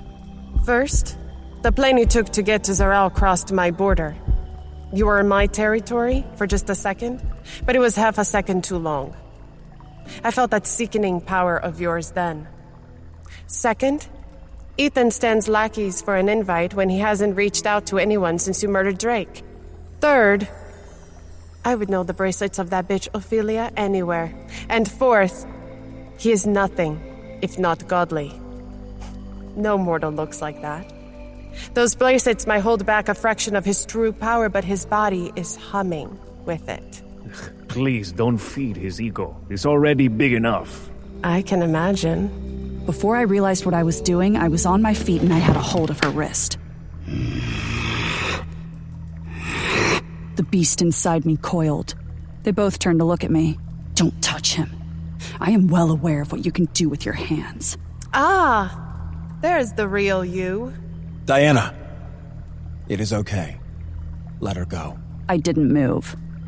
Please. The Igmaruthan beneath my skin answered. She touched him. Rip her throat out. End her now. My jaw clenched, but I let her go. She cradled her hand against her chest for a second before cautiously rotating her wrist. It must have been the blood she'd given me that was making me so erratic. My emotions were heightened. That was all. I stepped away, putting distance between us as Liam got to his feet. Camilla was staring at me with a smug grin. I wanted nothing more than to wipe that look off her face. My talons crawled from my fingertips, and I curled my hands into fists to hide them, the razor-sharp claws biting into my flesh. Interesting. I had assumed, given your reputation, that you could seduce even a god. I have not seduced anything. But you have seen it, yes? It must be massive and overwhelming, almost too much for one person to contain, much less handle. My head reeled back, and my body suddenly ran hot. What? No! Well, I mean once, but it was a weird dream thing. Wait, why are we talking about his penis? I'm talking about his power. My face felt as if it were on fire. The massive room suddenly felt too small. Oh. Yeah, I've seen that too. She shook her head and fixated on Liam. I have heard stories, we all have, about the great world ender. It is rumored that your father could shape worlds, yet you end them. You have a power like no other. With a single flick of her hand, the lights in the room grew brighter. Flames crackled in the fireplace behind her as a slow wind fluttered through the room. The curtains lining the large windows opened, the stars in the night sky casting a pale glow over the floor. I watched as her magic swirled in green tendrils, forming a small ball that she danced between her fingers. I've shown you mine. Now show me yours. I rolled my eyes at the obvious attempt at flirting. Good luck with that. Liam showed so little interest in physical pleasure that I would have sworn he was made of stone had I not borne witness to his past. The lights dimmed, and a bright silver orb spun into existence on Liam's palm. I squinted my eyes, unable to look directly at the small sphere. It was so bright that it was like looking at a miniature sun. Liam stared at Camilla, his expression of interest, one I had not seen him give anyone before. My insides twisted. Her eyes reflected the silver shine from his energy as she leaned in closer. It's so beautiful and powerful. I can feel it. The way she said that had me gritting my teeth hard enough to crack my jaw. Thank you. Yours is very impressive as well. The feel of your magic reminds me of a goddess from my time. The goddess Cryella? You knew her? Oh, trust me, he did. They ignored me, lost in some weird magic-wielding stare-off. Yes, I did. Cryella was the first to wield and bend magic. How did you learn? How did you know? Are you a descendant? She bore no children. Camilla's lush lips curved in a bright smile as she tossed the green ball from one hand to the other. No, not a descendant, but her teachings have been passed down for generations. Liam seemed awestruck, and it made me sick. Impressive. Truly. Mastering a skill like yours can take years. Yet your appearance is quite the opposite of aged. Her smile nearly outshone the brightness of his power. She looked at him, taking the compliment, whether he meant it that way or not, to heart. Bile rose in my throat, the creature inside me snapping its jaws. It's all energy. It belongs to no one. We just use and protect it. We practice, we focus, but we don't overuse. Great. They had similar mantras concerning the use of their power. It was not surprising that Camilla would take a jab at the blatant power Caden forced us to wield, especially since it highlighted another difference between Liam and me. But it was the only way I knew, and it got the job done. Truly, your control of your gift is astonishing. Thank you. Now, time for business. I'll tell you where the book is, for a price. You already named your price, Camilla. That I did. But I want it sealed. Sealed? You are out of your fucking mind if you think you're gonna bind yourself to him in any way. Camilla's brows shot upward, but I didn't care how I sounded or if I was overstepping. I knew some magic, especially dark, required blood to make a deal fully binding. I was no witch, and I couldn't cast or bind anything, but just the power of our combined blood had tethered our deal. There was no way I was going to allow Camilla to follow suit. Protective of the world ender, Diana? How cute. Do you speak for him too? No, she does not. I shook my head and turned away. He didn't know what Camilla would ask. She may look sweet and tempting, but a cold, conniving bitch lived beneath her skin. I didn't know what I'd expected. When had he ever listened to me? Good. She clasped her hands together and took another step toward him. She glanced between Liam and me. I want it sealed with a kiss. What? I'm not kissing him. Liam turned away from me, but I caught his expression of what looked like pain. But that couldn't be right. It was probably just disgust. I knew he would never agree to kiss me, not even to find the book. Liam kissed goddesses. not monsters. I couldn't kiss him, for a completely different reason. I knew it would end me, and I would be lost. There was a part of me so hungry and desperate for his touch that I didn't dare acknowledge it. Instead, I buried it under jokes and sarcasm. I'd used Drake to distract myself from my growing feelings for Liam. I kept my desire hidden, but I could not hide from myself. If I kissed him, I knew he would figure it out, and I didn't know if I could bear his rejection again. She turned toward me, all pride and arrogance, a slow smile curving her lips. Not from you. From me. My blood boiled. No. I thought the word had come from Liam, and was a little shocked to realize I had said it. The dark part of me was strong and making its presence known. It was because I had fed. At least, that was what I was telling myself. She smiled once more, cold and cruel because she knew she had power over me in that moment. I don't think it's up to you. After all, you don't make decisions for him, as he said. She leaned in, pressing against Liam as she raised that perfectly manicured hand and placed it on his cheek. So, World Ender, what will it be? I'll give you the book's location, and all you have to do is kiss me. I watched as his eyes dipped to her lips, a cold flash of anger ripping through my body. Seriously? You're considering this? I didn't care how I sounded. His eyes cut to mine. His gaze was sharp and held no hint of humor or any trace of the Liam I had spent time with these last few months. It is but a kiss, Diana. Why does it matter? Why does it matter? My chest tightened. He said it as if it didn't mean anything. And maybe it didn't matter to him. Maybe I had read too much into the stolen glances and intimate secrets we had shared. Obviously, what I felt was all one-sided. Oh, what a fool I was. I had fallen for someone who had no intention of catching me. You're right. It doesn't matter. Okay.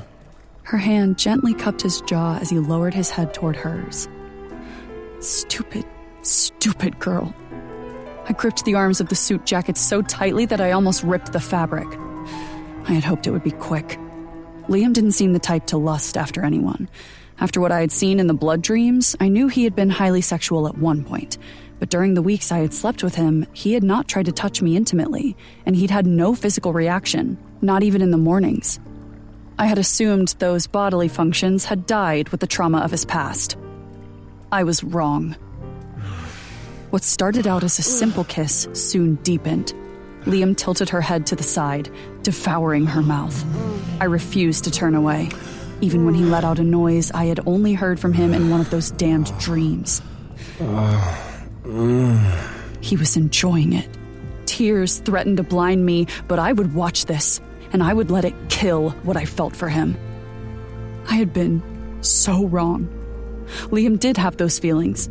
He just didn't have them for me. I guess you had to be a goddess or a magic-wielding, beautiful witch to get his attention. Maybe Camilla was less of a monster. After what felt like an eternity, they separated. You really are everything they said. One more comment and I swore I would lose my grip on my more homicidal tendencies. I finally allowed myself to look away, not giving a fuck what that revealed of my emotions. I was pissed, but had no right to be. It was well known that Liam hated my kind. I was so angry with myself, and I felt so foolish. The one person I wanted, I couldn't have. Liam was not mine, and I was not his. We weren't even friends. I was a weapon. It was my own stupid fault for thinking I could be anything other than a tool to him or Caden. Everything all right, Diana? I met her gaze, knowing my face showed every bit of the anger and hurt I was feeling.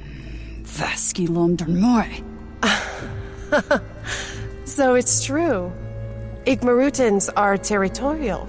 I didn't say anything. The beast in me was snarling and clawing, begging for freedom, begging to rip her to shreds. She mocks us. Let me paint these walls with her blood and end her pathetic existence. Camilla smiled brightly. Her red-stained mouth was swollen, smudged, and matching Liam's. She had won. She hated me because she felt I had taken a spot away from her. Now she had taken something from me. A kiss I hadn't known I even wanted. To her, we were even. I couldn't look at Liam. I could feel the heavy weight of his gaze, and I knew he wanted me to meet his eyes, but I didn't care. Now that we settled that, let the party begin. I didn't turn or move, but my stomach dropped when I smelled the overpriced cologne. Hello, Diana. We had been set up. Santiago. Sorry to interrupt. It looks like your new boyfriend was having fun. Santiago smiled at Liam and the red lipstick on his lips. Santiago, Caden's witch bitch. You look nice. Don't tell me you dressed up just for me. How many times do I have to tell you? No means no. Several of his coven stood on either side of him, all dressed in overpriced suits with those fucking leather shoes. I hated leather shoes. I missed that mouth. So has Caden. Oh yeah? I swallowed enough air to incinerate him and this entire building, but I didn't get a chance to use it. Camilla called forth that green, wispy magic and threw it at me. Diana! I landed in one of the chairs, and it rocked precariously, but corrected itself before it toppled over. Green, glowing loops bound my wrists and ankles. I tried to break the fragile-looking vines, but it felt like an anchor was sitting on any part of my body they touched. I glanced up, seeing she had Liam strapped to the farthest wall with the same green bands biting into his wrists and legs.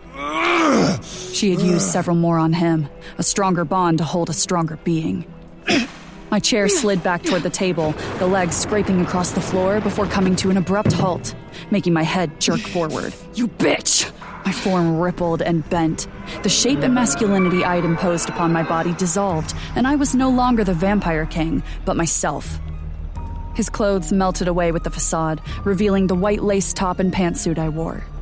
Camilla's eyes roamed over my outfit. Well, don't you look lovely? All dressed up like a boss, when we know you're more of a groveling bitch. My head whipped toward her. I was furious. With everything that had been building between Liam and me, waiting for this stupid meeting and being set up again, I was ready to rain fire. Groveling? Last I remember, you were on your knees more than I ever was, Camilla. Ladies. Fight later. We're in a time crunch. His smile was overly cocky as he looked toward the far wall. Liam's eyes bled silver as he struggled against Camilla's power. She stood in between us, one hand raised toward me, the other toward Liam. She pushed more power toward him. I could see the beads of sweat forming on her forehead. He was fighting to get free, and from the looks of it, he was about to. So you're him? The world ender? Liam's gaze snapped to Santiago, and he gave him a once-over. And you are a dead man if you lay a hand on her. Aw, Diana! I think he is sweet on you. How cute. I ignored his comment, looking from him to Camilla and back. So, you two are friends now, huh? Guess I shouldn't be surprised. Us? Who betrayed who first, Diana? Where is Alistair? I leaned forward as far as I could. Unbind me and I'll show you. Caden wants you back, and he put an exquisite price on your head. You should have been smart like Camilla. She is promised a seat after helping to bring in you, him, and that damned book. My guts sank, knowing what awaited me once I was back. I would probably never see the light of day again. He would keep Gabby from me. I knew I would never see her again. You'll have to drag me back, and I will fight you every step of the way. Santiago's eyes flamed green with the force of his power as he leaned forward, his hands pressed flat against the table. We have a long trip ahead, and you'll be begging to go back by the time I am done with you. I will make sure of it, and I will enjoy it. You'll die if you try. Shut him up, Camilla. Another coil of magic wrapped around my throat, pushing my head back. It pulled tight, forcing my jaw closed. I bit my tongue hard enough that I tasted blood. My head spun and my vision was going black from lack of oxygen. As quickly as it began, it subsided. Speak again and I'll pop her precious little head right off. She released a tiny bit of her power. Stop the idle threats.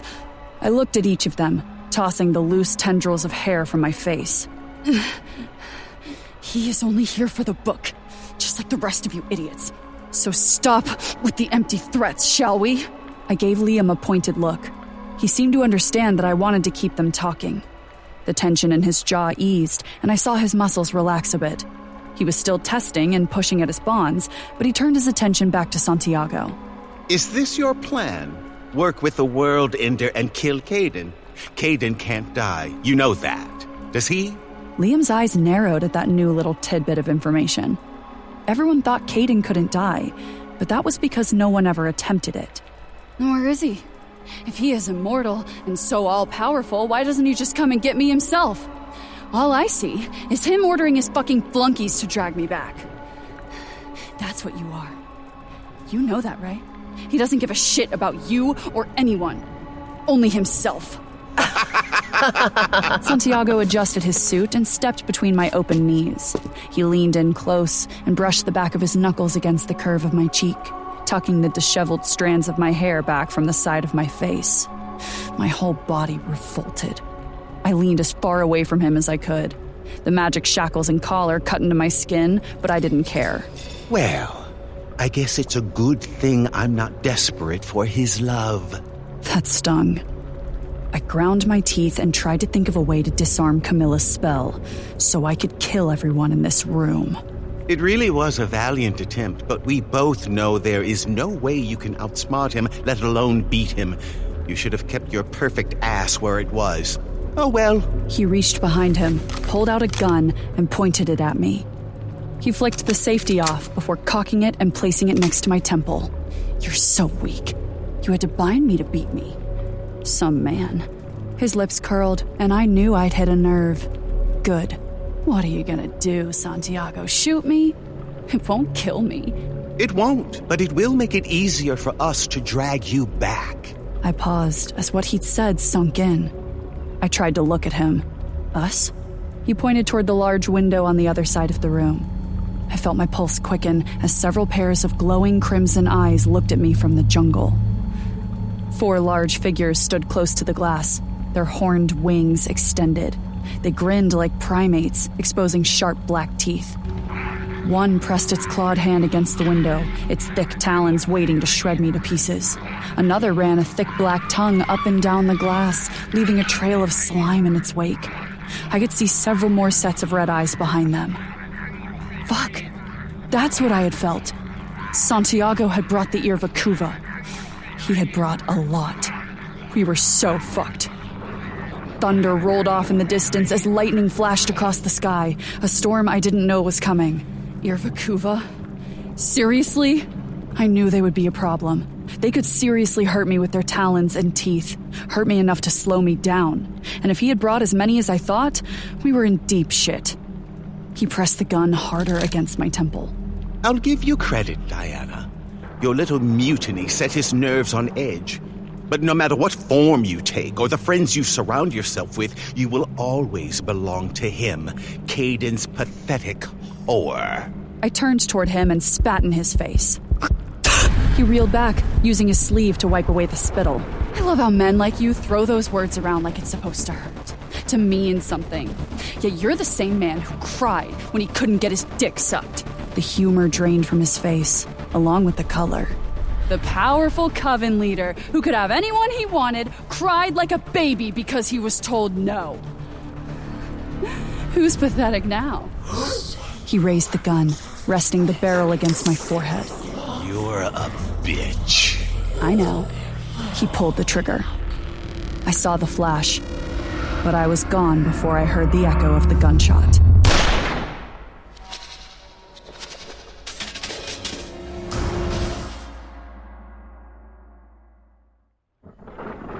The force of the gunshot caused the chair to fall over. Panic gripped me as I saw Diana's body topple to the side. The wall that held me cracked and groaned as power, pure and blinding, shook the entire foundation. Debris rained down before us as thick bands of silver lit up beneath my skin, and I knew my eyes matched. My muscles clenched, straining the green magic tendrils holding me to the wall. I ached to rip this house from its foundation and destroy everyone inside. But I could not do so after what Camilla had shown me. Visions had ripped through my subconscious as she kissed me. Images of Azriel's daughter, the book she possessed, and the town where she'd stayed filled my mind. Camilla had been working against Caden for some time. He's watching. If you care about her, you play along. I've been working against Caden far longer than you know. I would have done anything to keep Diana safe. But the pain I'd witnessed on the facade of Ethan's face had twisted my insides. I knew I may have done irreparable damage to the brand new connection between us. You will meet oblivion for that. Santiago held that gun towards her limp form. Oh, yeah? Santiago fired twice more. A cruel and sickening smile upon his face. I could see Diana's body jerk with each crack of sound. I pulled at my bindings as the wind began to howl. The pulse of the approaching storm matched my beating heart. Camila's eyes flicked to mine in warning. Do you have to do that? Call me a sadist. I marked him for death. Now, we have a flight to catch. He set the gun on the table before adjusting his sleeves. I could not let him take her. My muscles clenched as I prepared to rip myself from the wall, but I stopped as the lights flickered. Everyone froze as darkness grew from every corner. What are you doing? It is not me. Black smoke curled around the edges of the table, as a deep, vicious growl came from beneath. The room stilled as a wave of power rose from the floor. It wavered in the air like heat waves. My heart skipped as the power brushed against mine, and I got a taste of it. It damn near rivaled my own in intensity. The table flew through the air with such force that it crashed against the ceiling, raining debris on the room. Diana. It was the only thought I had, as a large, sleek black beast launched itself at Camilla. It landed on her, teeth and claws flashing. The green bands dropped from my body, and I slid down the wall, landing on my feet. Santiago met my gaze, his eyes widening. Pure blind rage consumed me as I looked at him. I had never felt the desire to shred a being with my bare hands. He would die screaming for what he'd done to her. His throat bobbed once as he read the expression on my face. He shuffled backward, raised his hands, and clapped once, disappearing from the room in a flash of green light. Fucking coward. An ear-shattering scream rang out, followed by a loud crunch. I turned and grabbed at the thick fur of the beast Diana wore as she mauled and clawed Camilla. I yanked her off. One of her massive paws swiped at me, branding my chest. Not her! We need her! I tossed Diana back, separating them. Her claws dug into the floor, tearing deep furrows into the stone until she came to a stop. Her red eyes bored into mine. A thick black tuft of hair raised along her back as she bared her teeth at me in defiance. Then her gaze locked onto something behind me, and her snarl grew to a roar. More flashing green orbs flew into the room, aiming for her. Santiago may have left, but his coven stayed and still planned to take her. Blood dripped from her jowls as she snarled and raced past me. Her speed was blinding. I turned in time to see her jump on a witch, her momentum sending them tumbling through the open door and out of sight. I had a split second to formulate a plan before the thick glass windows behind us shattered. A howl screech filled the room as the ear Vikuva flew into the room. I shifted my body to protect Camilla. Chaos ensued as the witches that came with Santiago opened fire. Bullets bit into my side, legs and arms, which only pissed me off more. Mortal weapons were a mere annoyance for me, but the Witch Queen might be a different story. A single ring vibrated on my hand as I called forth my shield. The length covered my body with my father's three-headed beast sigil in the middle. I crouched with it in my hand, the bullets ricocheting off of it. I called on a fraction of my power to throw tables, chairs, and glass in all directions. Witches and a few of the Irvikuva fell, bleeding from where they had been struck by the shrapnel. I dragged Camilla up by her arm, her blood-soaked feet slipping as we ran.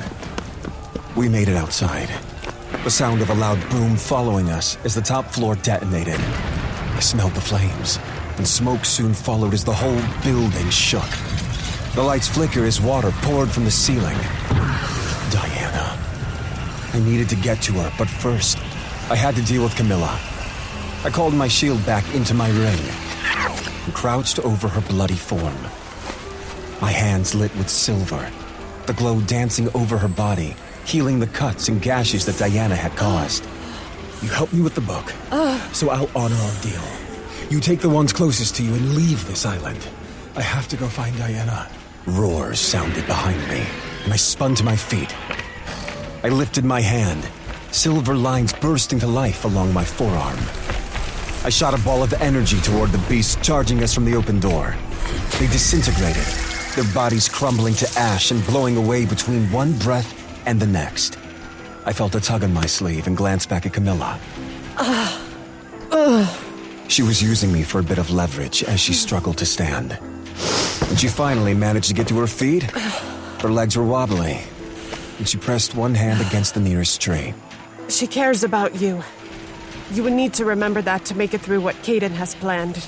I didn't really understand what she was trying to tell me, but I nodded. I think you might have ruined that. No. I only made her see. A scream echoed through the villa, the sound piercing the noise of battle. I looked up to see a man thrown from the balcony. When I turned back, Camilla was gone. I stepped back into the mansion just as a large explosion shook it. Monsters and mortals screeched in terror and pain. Flames licked at the ceiling as a large billowing cloud of smoke pushed downstairs. Diana. I turned, shielding my eyes from the thick orange glow. The foliage outside smoldered, and several people, friend or foe, I could not tell, ran around in flames. The large villa shook once more, the explosion followed by a pained screech and a curse. She was hurt. I didn't hesitate or think as I launched myself through several tons of stone and brick to land on the top floor. I had a split second to ponder calling forth the Oblivion Blade, but I couldn't risk it. My fingers clenched as I called the silver ablaze weapon, gripping it tighter as I squinted through the hazy smoke. Diana! Where are you? Movement came to my left. The heartbeat of the creature unnatural as I swung my blade. A foul odor followed as the beast's head thudded to the floor. Several more appeared out of the smoke, obviously searching for her.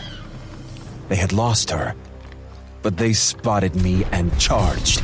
I dove and slid across the ash-covered floor, cutting their legs off at the knee. I stood and stabbed all three in the skull. I felt the pull of her and was running toward the sound of a scuffle before I had consciously registered it. I skidded to a stop in the doorway of what used to be a study. The room was dark and a mess of ruined furniture. Curtains billowed in the wind as the Irvikuva fought a creature much more skilled and faster than them. They were already dead. They just didn't know it yet. Shadows appeared and disappeared, hitting them with punches and kicks. Diana. She methodically dismembered them. Heads rolled, their black teeth gnashing and their crimson eyes wide. Blood sprayed the floor, ceiling, and walls. I was impressed, but I was always impressed with her. My mouth turned into a frown as I realized she didn't need my help after all. The building shook once more, and I grabbed onto the doorframe to steady myself.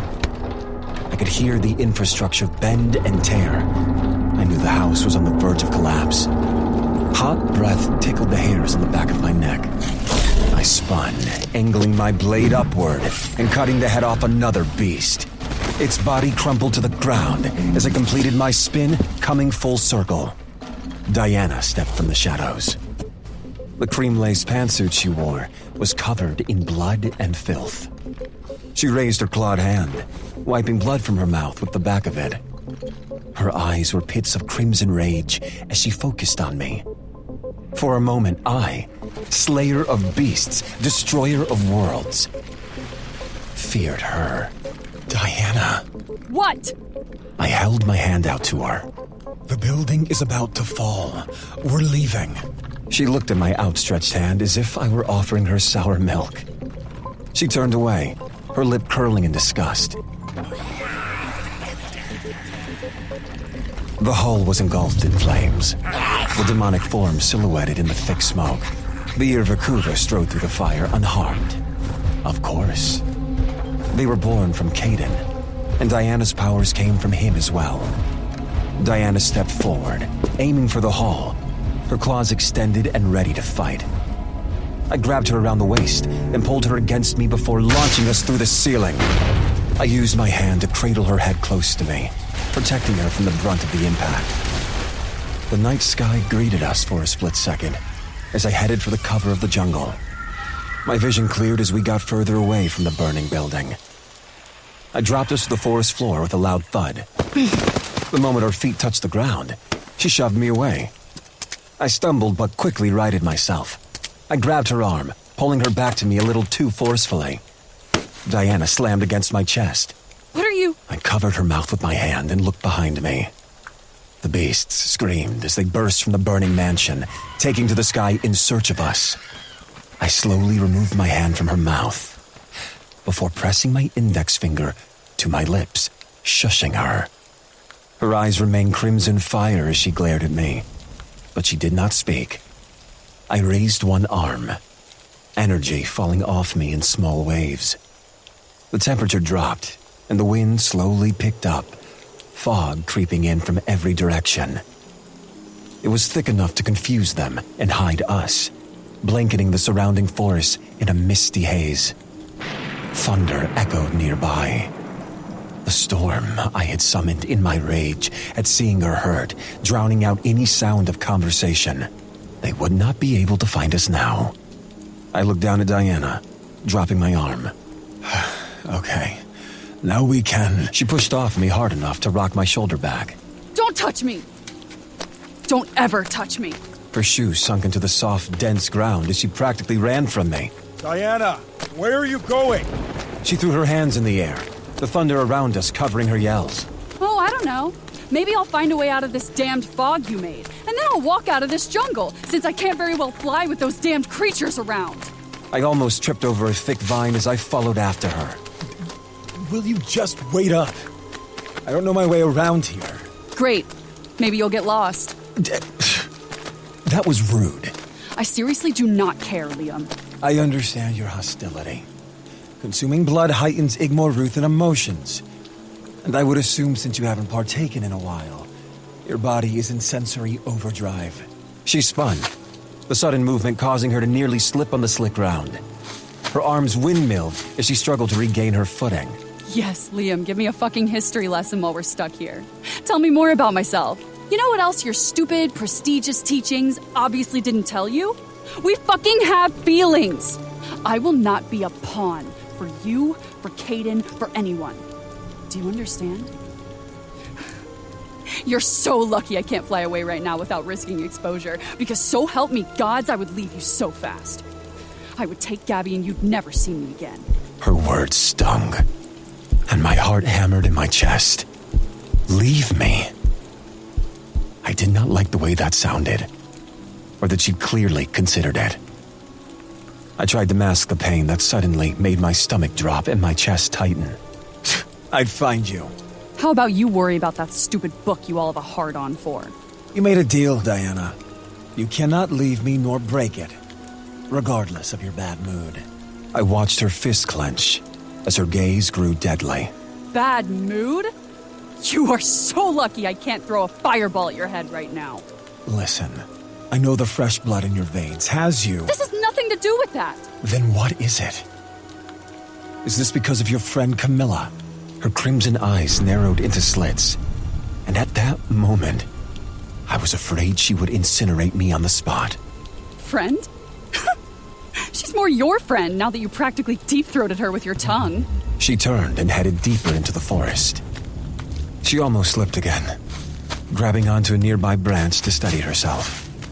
The mix of her words confused me for a brief second, before realization clicked into place, and relief flooded through me. I had feared I had destroyed what was between us, but Camilla had been right. If Diana were truly done with me, she would have left regardless of the danger. Instead, she was spitting at me. Oh, she was angry, but she wasn't done. I shook my head, but was not stupid enough to show her my amusement or relief. She did not want to leave me. She was just upset that I'd kissed Camilla. I did not move an inch as I called out to her, folding my arms. You look absolutely ridiculous in your attempt to stomp away. Well, you look ridiculous always. Your rebuttal is that of a child. She stopped, spun around, and stomped back toward me. Flames burst into life around her hands as she curled them into fists.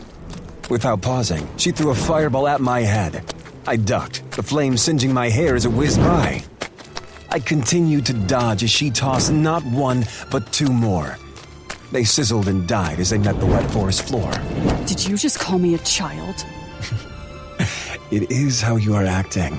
Her eyes narrowed. The flame still wrapped around her hand echoed in her crimson irises as she raised her hand and pointed at her forehead. I'm sorry, who just got shot in the head while you were busy sticking your tongue down Camilla's throat? My chest ached at the memory of the noise. Her body falling, and Santiago's smile. He had grinned, as if shooting a bound woman was something to be proud of. He would pay greatly for that the second I got my hands on him. But I had to address her jealousy and pain before I could get to that. Santiago will perish for what he did to you. And there was no... That was very little tongue. And for your information, she showed me where our next target is. She folded her arms over her chest, extinguishing the flames on her hands. She looked away as pain twisted her gorgeous features once more. Oh, that's lovely. I'm glad your makeout session helped us solve a riddle. Congratulations. Do you want a prize? Why are you so upset? Her head snapped toward me, and she advanced on me once more. Upset? Why am I upset? You chose her over me. You know, your actual partner. I know your strength. You could have busted out of her control, but no, I had to get shot several times. Then the second I try to kill her, you toss me off like I mean nothing. When I'm the one risking my life, my friends, and my only blood to help you. I should have left Logan on that fucking burning street and killed Caden myself. She turned away once more, stomping off, and I didn't follow her this time. Instead, I appeared in front of her, grabbing her arms and making her stop. Hey! I did not choose anyone over you. Her eyes blazed once more. Let me go. I did, but she didn't move away, so I went on. Diana, she showed me visions when she kissed me. Showed me what our next move is. She has been working undercover like you this entire time. That is all. And the only reason she kissed me. She looked up at me from under her lashes, pain still shadowing the depths of her eyes. Is that why she brought Santiago in? I cannot speak of that. What I do know is that I promised to dismember Santiago when we next cross paths. And you know I keep my word. She was silent, and I was half tempted to step back, afraid she would set me aflame. I knew her temper was still present. I could feel it. No. No. I want to dismember him. I smiled. She still did not look at me, just kept her gaze locked in the distance. I carefully reached out, removing one of the several leaves littering her hair. We will talk about it. Diana looked at my hand before lightly slapping it away. Don't touch me. Don't try to be nice to me right now. You have Camilla breath. My smile grew as she seemed to lose some of that intense fire. I don't see the big deal. It's no worse than you and Drake's constant flirting, or the laughter you two share over jokes I do not understand. At least I have gathered information. She tipped her head, her eyes roaming mine. Is that what that was? Payback? Were you trying to make me jealous? The way she asked made nerve endings I had not used in centuries come alive. And the part of me I had silenced in order to survive screamed awake. When she had reacted with disgust at the idea of kissing me, it had stung. I had never been rejected. And maybe it was just ego, but I had a feeling it was more than that. She didn't know how badly I wanted it to be her lips beneath mine. I could still taste the red stain of Camilla's lipstick on my mouth, and I wanted to erase every trace of it with the taste of Diana. It was an intense burning desire that tore at my very being. Are you jealous? A part of me prayed to the old gods that the answer was yes. Diana took a step closer without seeming to realize it. Her body was a few inches from mine, her scent imprinting itself on my mind with each breath. We were too close. And not just physically, but mentally as well. She consumed my thoughts, making me feel and question everything. Do you want me to be? Diana's gaze dropped to my lips. Her tongue darted out, leaving the plump curve of her bottom lip glistening. I ached to accept her invitation, savoring the feel and taste of her until only her scent lingered on my skin. I wanted to claim her as mine. I knew nothing of love. But I knew I wanted her, needed her, and dreamed of her. It was the most inappropriate and irresponsible thing I could ever want for myself. I just wanted to feel, and a single touch from her set my body alight. I wanted her hands on every part of me, and I wanted it more than I had ever wanted anything. It was the most selfish desire in the world, but I wanted her more than a crown, more than a throne, more than air. I had confirmation that the Book of Asriel existed, and the threat of war loomed. But all my thoughts centered on Diana. Camilla was correct. She had seduced me. More than that, she owned me, and she didn't even know it. I moved a fraction of an inch closer, and lifted my hands to cup her face. My fingers brushed behind her ear, my thumb tracing her cheek as I leaned in. Diana's lips parted in invitation, but then her body jerked, and her features contorted in pain before I could accept. Her brow furrowed as blood filled her mouth. She looked down, and I followed the path of her gaze, seeing the long, curved talons piercing her midsection. My head snapped up, and I stared into the blood-red eyes of one of the Irvikuva. He smiled triumphantly at me over her head, displaying a mouth full of pointed black teeth. Liam? I was too slow. Diana's fingertips brushed mine as she was yanked into the thick brush and out of sight.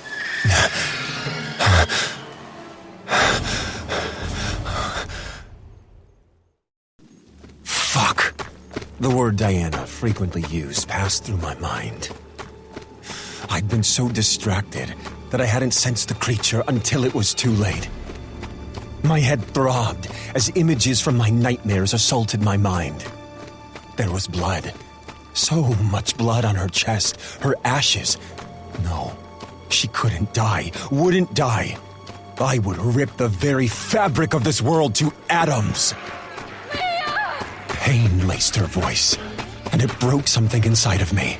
He plans to rip everyone to pieces to get back what is his. You understand that? Diana! Where are you? Trees, shrubs, nothing stood in my way as power shot through me. I plowed through the jungle at an alarming rate, leaving nothing but flattened vegetation in my wake. I skidded to a halt, the ground beneath my feet bending. Her voice came from every direction. I won't let him have her. I hope not, because you won't see her again if he does. Diana! I heard nothing but animals clearing the forest. I closed my eyes, concentrating and trying to remember everything I'd learned on how to focus. Failure was not an option for Diana. I could do anything. The forest fell quiet again. The snap of a branch above me, sounding like a gunshot in the silence. My eyes shot open, meeting the red eyes glowing from the treetop. Talons dug into the bark of the trunk as the creature crept down the tree head first, like some warped lizard. Its wings, thick and heavy, spread and closed as it continued to grin, its teeth covered in blood. Diana's blood. Liam! I spun. Another creature stalking out of the bushes behind me. Its wings curving back as if it had just landed. They could mimic. Where is she? My power pulsed with each beat of my heart, making the trees and foliage vibrate in time. The first creature jumped, the ground shaking with the impact of his feet hitting the forest floor. I angled my body to keep them both in sight. The Irvakuva towered over me, its grin too large and exposing the jagged black teeth that dripped tissue. Too late, world ender. You failed again. She returns to the master now. Its tremendous head came closer, the stench of its breath overwhelming. In pieces. The words coursed through me, awakening something dark I had kept hidden for eons. I heard he will take her back in pieces if he has to.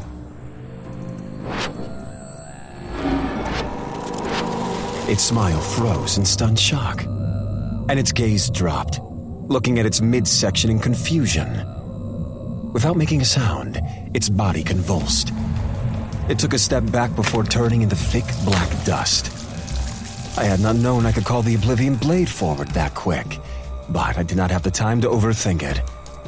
The silver lines etched my body in patterns that twisted and zigzagged toward my face. The second creature looked at me, then at the blade I held. Thick black and purple smoke oozed from the weapon.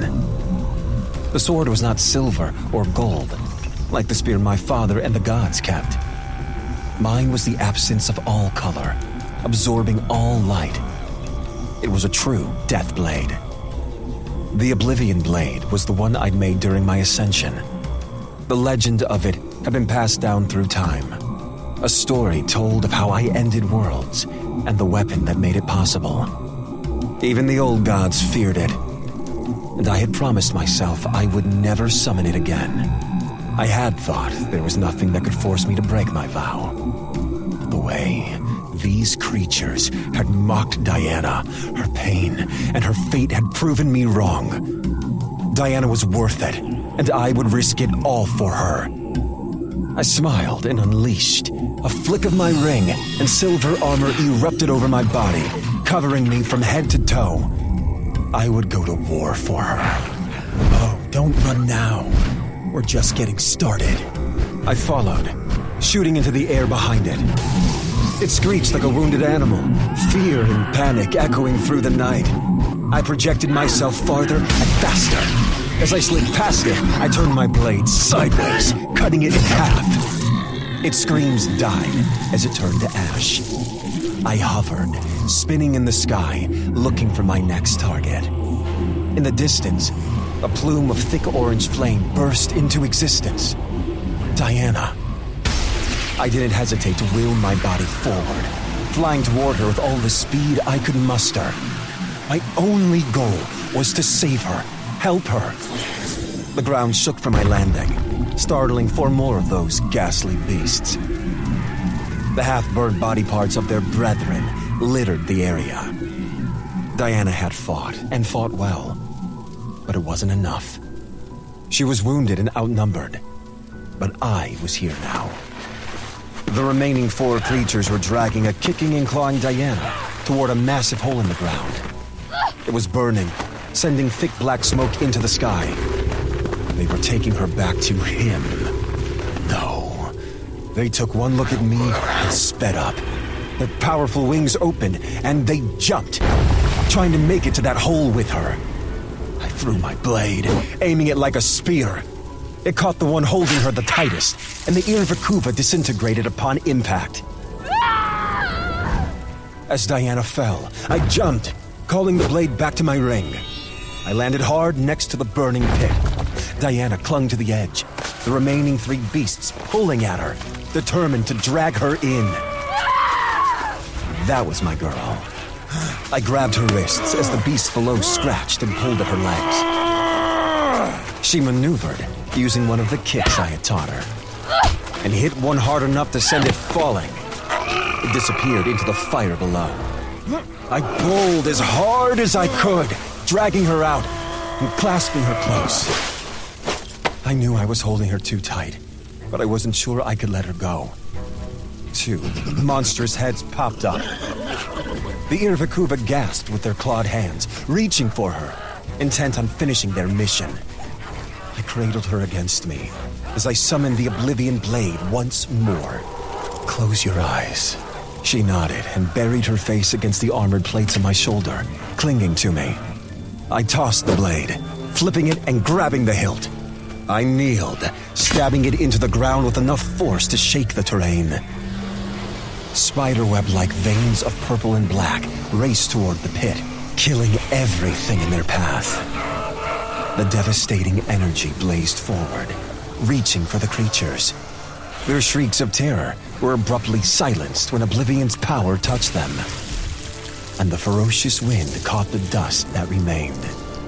The fiery holes shook, smoke billowing as the flames crystallized, and the portal went dormant. I yanked the Oblivion Blade free before it could do any more damage and summoned it back to its ether.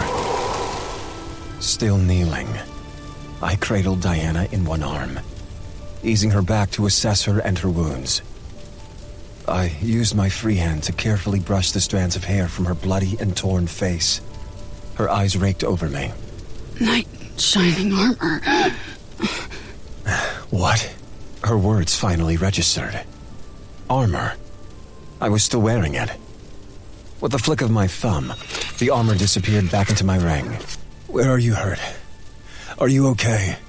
She shook her head as she gritted her teeth, her mouth coated in blood. I looked down and winced at the deep claw marks and puncture wounds over every part of her body. They had nearly ripped her arm off at the shoulder.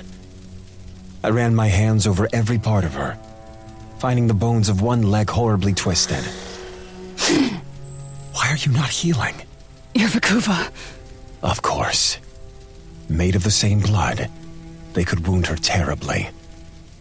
I started to draw the ablaze weapon to offer her my blood, but she gave me a barely perceptible shake of her head and gestured to her half-ripped throat. A shudder of pain ran through her as I shifted. I looked down, noticing how twisted her hip was. I tasted fear when I saw the deep wounds torn into her flesh. There was just so many of them. I had assumed her injuries from our earlier altercation would heal quickly with her enhanced regeneration, but I'd been wrong. She was so badly hurt and bleeding heavily. Hold on, okay? I'll get us somewhere safe. Just stay with me. She tried and failed to nod as I leapt back into the sky, desperate to get away from that place.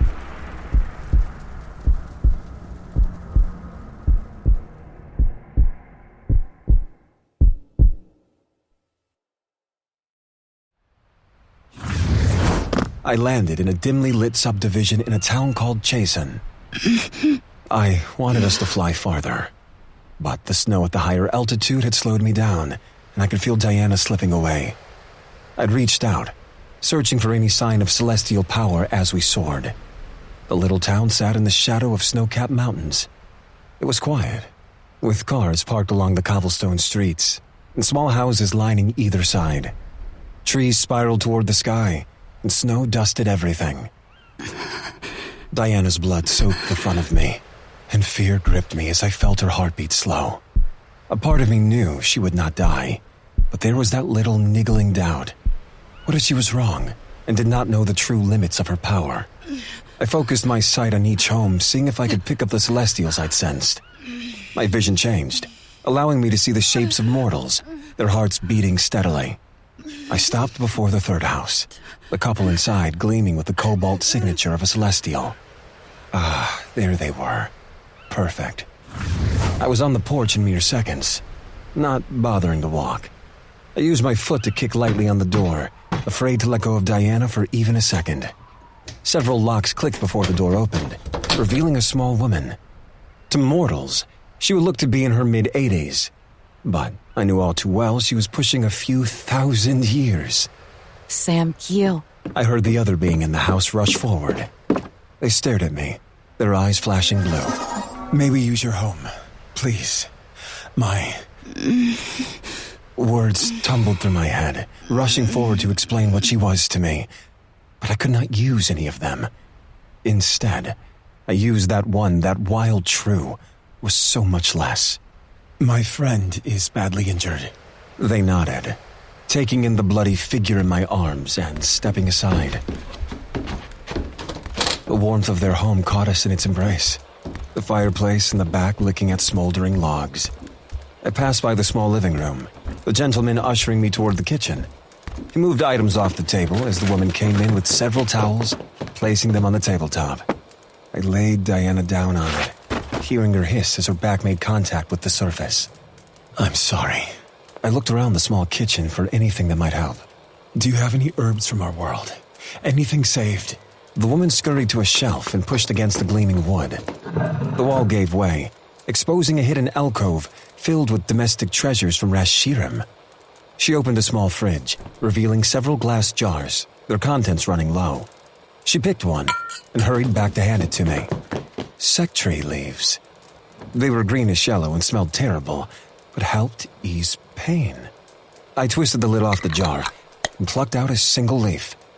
I slid my arm beneath Diana and carefully lifted her, bringing the leaf to her lips. Open your mouth, Diana. I need you to eat this. It's dissolvable, like that colored candy cloud creation you gave me. It will help with the pain.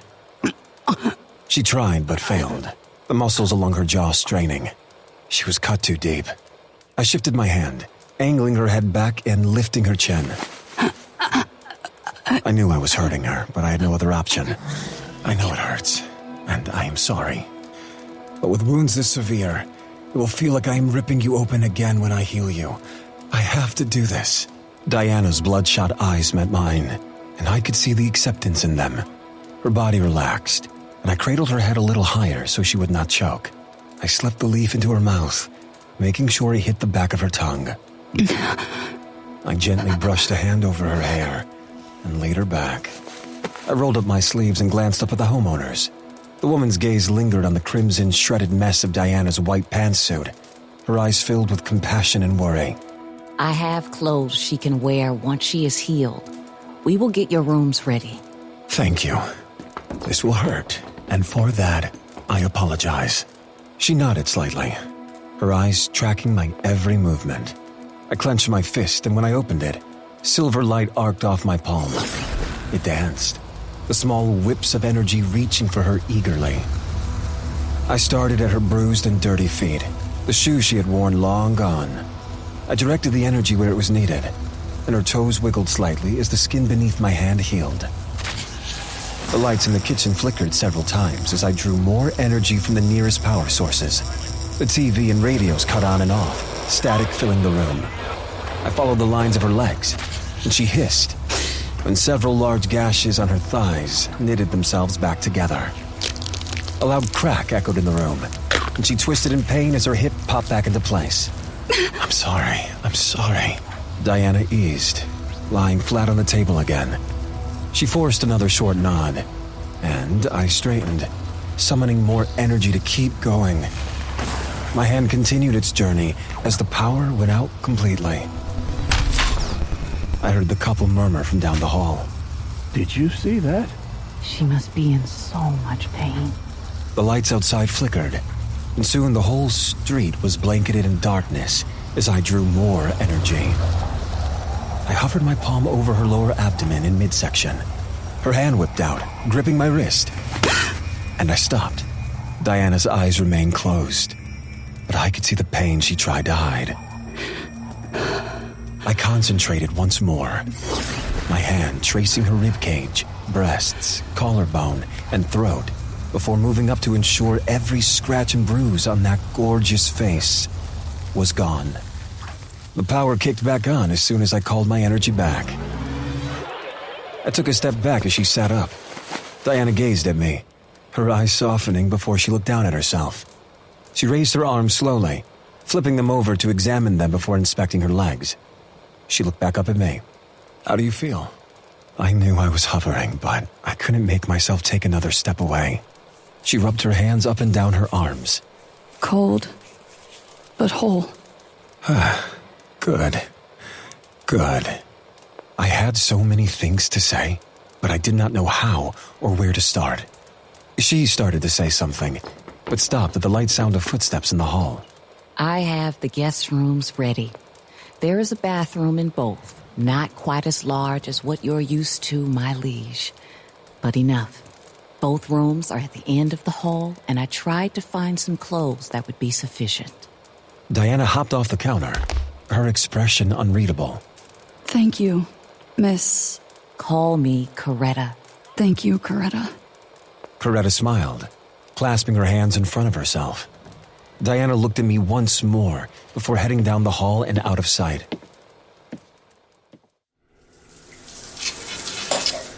As I stepped out of the shower, I looked at the borrowed clothes the celestial couple had laid out. The plaid shirt and gray lounge pants fit well enough. I leaned against a small sink and stared into the steam-clouded mirror. I centered myself before drawing a circle, slashing the ancient symbols on the mirror. It shimmered and rippled, as if a small drop had fallen into a placid pool. When it settled, Logan's face appeared. Liam, I have been calling you for hours. Where is your phone? I realized I had not seen or had one for a while now. I do not know. What has happened? You tell me. A part of El Danuma is in flames. A freak storm appeared, and there was a quake felt all the way to Vale. I looked down. I had not left the Oblivion Blade in the ground for long, but apparently it was enough for its effects to be felt that far. Oh, fuck. Where did you learn that word? Not important. Caden launched an attack. He has beasts that are smaller versions of the creatures from legends, including teeth, claws, and wings, everything. He sent them for Diana. I acted. He did not ask me to elaborate, only nodded. So, that's the power we felt. I assume Diana is safe. Yes. Ah, good. Gabby may be small, but I fear she would try to skin all of us alive if something happened to Diana. I'm sure Diana will call her soon. Oh, thank the old ones. I would like to have my wife back. She keeps stealing her every night for these ridiculous movies. I hear them in the living room crying and assume the worst, but they tell me it's normal, and they enjoy it? It's confusing. Why do women like to cry so much? I smiled as Logan ranted, and he stopped when he saw it. You're smiling again. I noticed it at that vampire's castle, too. It's good. You even look decent once more. You've put on weight, which means you're eating. You've noticed my lack of appetite? I notice everything, brother. I just refuse to get scolded for calling you out for it. Unlike Vincent and that dark-haired beauty you're currently stuck with. He smiled, the image flickering, and I knew it would not hold much longer. That light seems to be glowing in you again. It's nice. Yeah. Regardless of what has happened in El Danuma, we haven't experienced anything even remotely otherworldly here. No attacks and no activity. It seems Caden may be saving all his power and efforts for you two. I felt the muscle tick in my jaw. It would appear so. I need you and the others to research two witches, Santiago and Camilla. The moment you find anything on them, let me know. Santiago ran a coven out of Rumen, Vincent probably knows something about him. Camilla operated one in El Danuma. Done and done, sir. I shook my head, pushing up off the sink. Don't call me that. Well, look at that. Even your language is changing. What about the book? Any leads? Yes, actually. Asriel's daughter lives. Logan stepped back, his eyes widening. No fucking way. Now your language. Hey, I've been on this plane longer than you. Their words are contagious. Where is she? I mean, Victoria survived, even if Asriel didn't. I just figured we would have known. That's what I'm going to find out. This changes everything. My stomach sank, knowing it had changed more than he could imagine. It does. Do you really think he can end the world? I lowered my head and stepped back, gripping the sides of the sink. I don't know. If my visions are accurate, then that's what will happen. Liam, your father said those are what could happen, not always what will happen. Even he had visions that never came to be. But why so strongly? Why is the same version repeated? It has to be a sign. I felt the words leave my lips even as I turned toward the bathroom door. I could hear her heartbeat from here, and it drowned out the rest of the world. She had become a priority for me, and I hadn't been able to keep myself from monitoring the sounds of her survival. I had dreamed of her death, and saw it as the beast ripped a hole through her. It had happened, which meant the world-ending part would too. I turned back to the mirror, the rest of the world rushing back. What will you need from me? Transportation in the morning. A convoy that can be undetected for where we have to go. And another phone. Done and done. I'll loop in the others. Please, keep us informed. I will. I'll reach out to the Council of Hadramil when I can. They'll need to hear it from me. My hand stayed raised as if to knock. It was the same thing I had done back in the Vanderkay mansion when I couldn't sleep but refused to stay with her. I was hesitating for the same reasons. The lights flickered downstairs as the celestial couple made what smelled like tea and settled in for the night. I allowed my knuckles to fall, knocking lightly on the door. Diana? I'm fine. I opened the door, concern a tight ache in my gut. I saw a brief glimpse of her eyes before she nestled back into the thick comforter. She had another thick faux fur blanket on top of that. Her dark hair stuck out the top as she curled into herself. I said I'm fine. What's wrong? Are you crying? No. This room, like mine, was small. A bed took up the right side of the room. Through the doorway, I could see a tiny bathroom, and there was a closet on the left. A window took up the farthest wall, the sheer curtains not blocking out the sight of the falling snow. I felt a draft run through the room, and I wondered if she was cold. Diana. I said I'm fine. Go to bed. Don't we have to be up early or something? Isn't that what you and Logan said? Eavesdropping. The house is small. That it is. And it is drafty. I was unaware it snowed this time of the year. It is cold outside.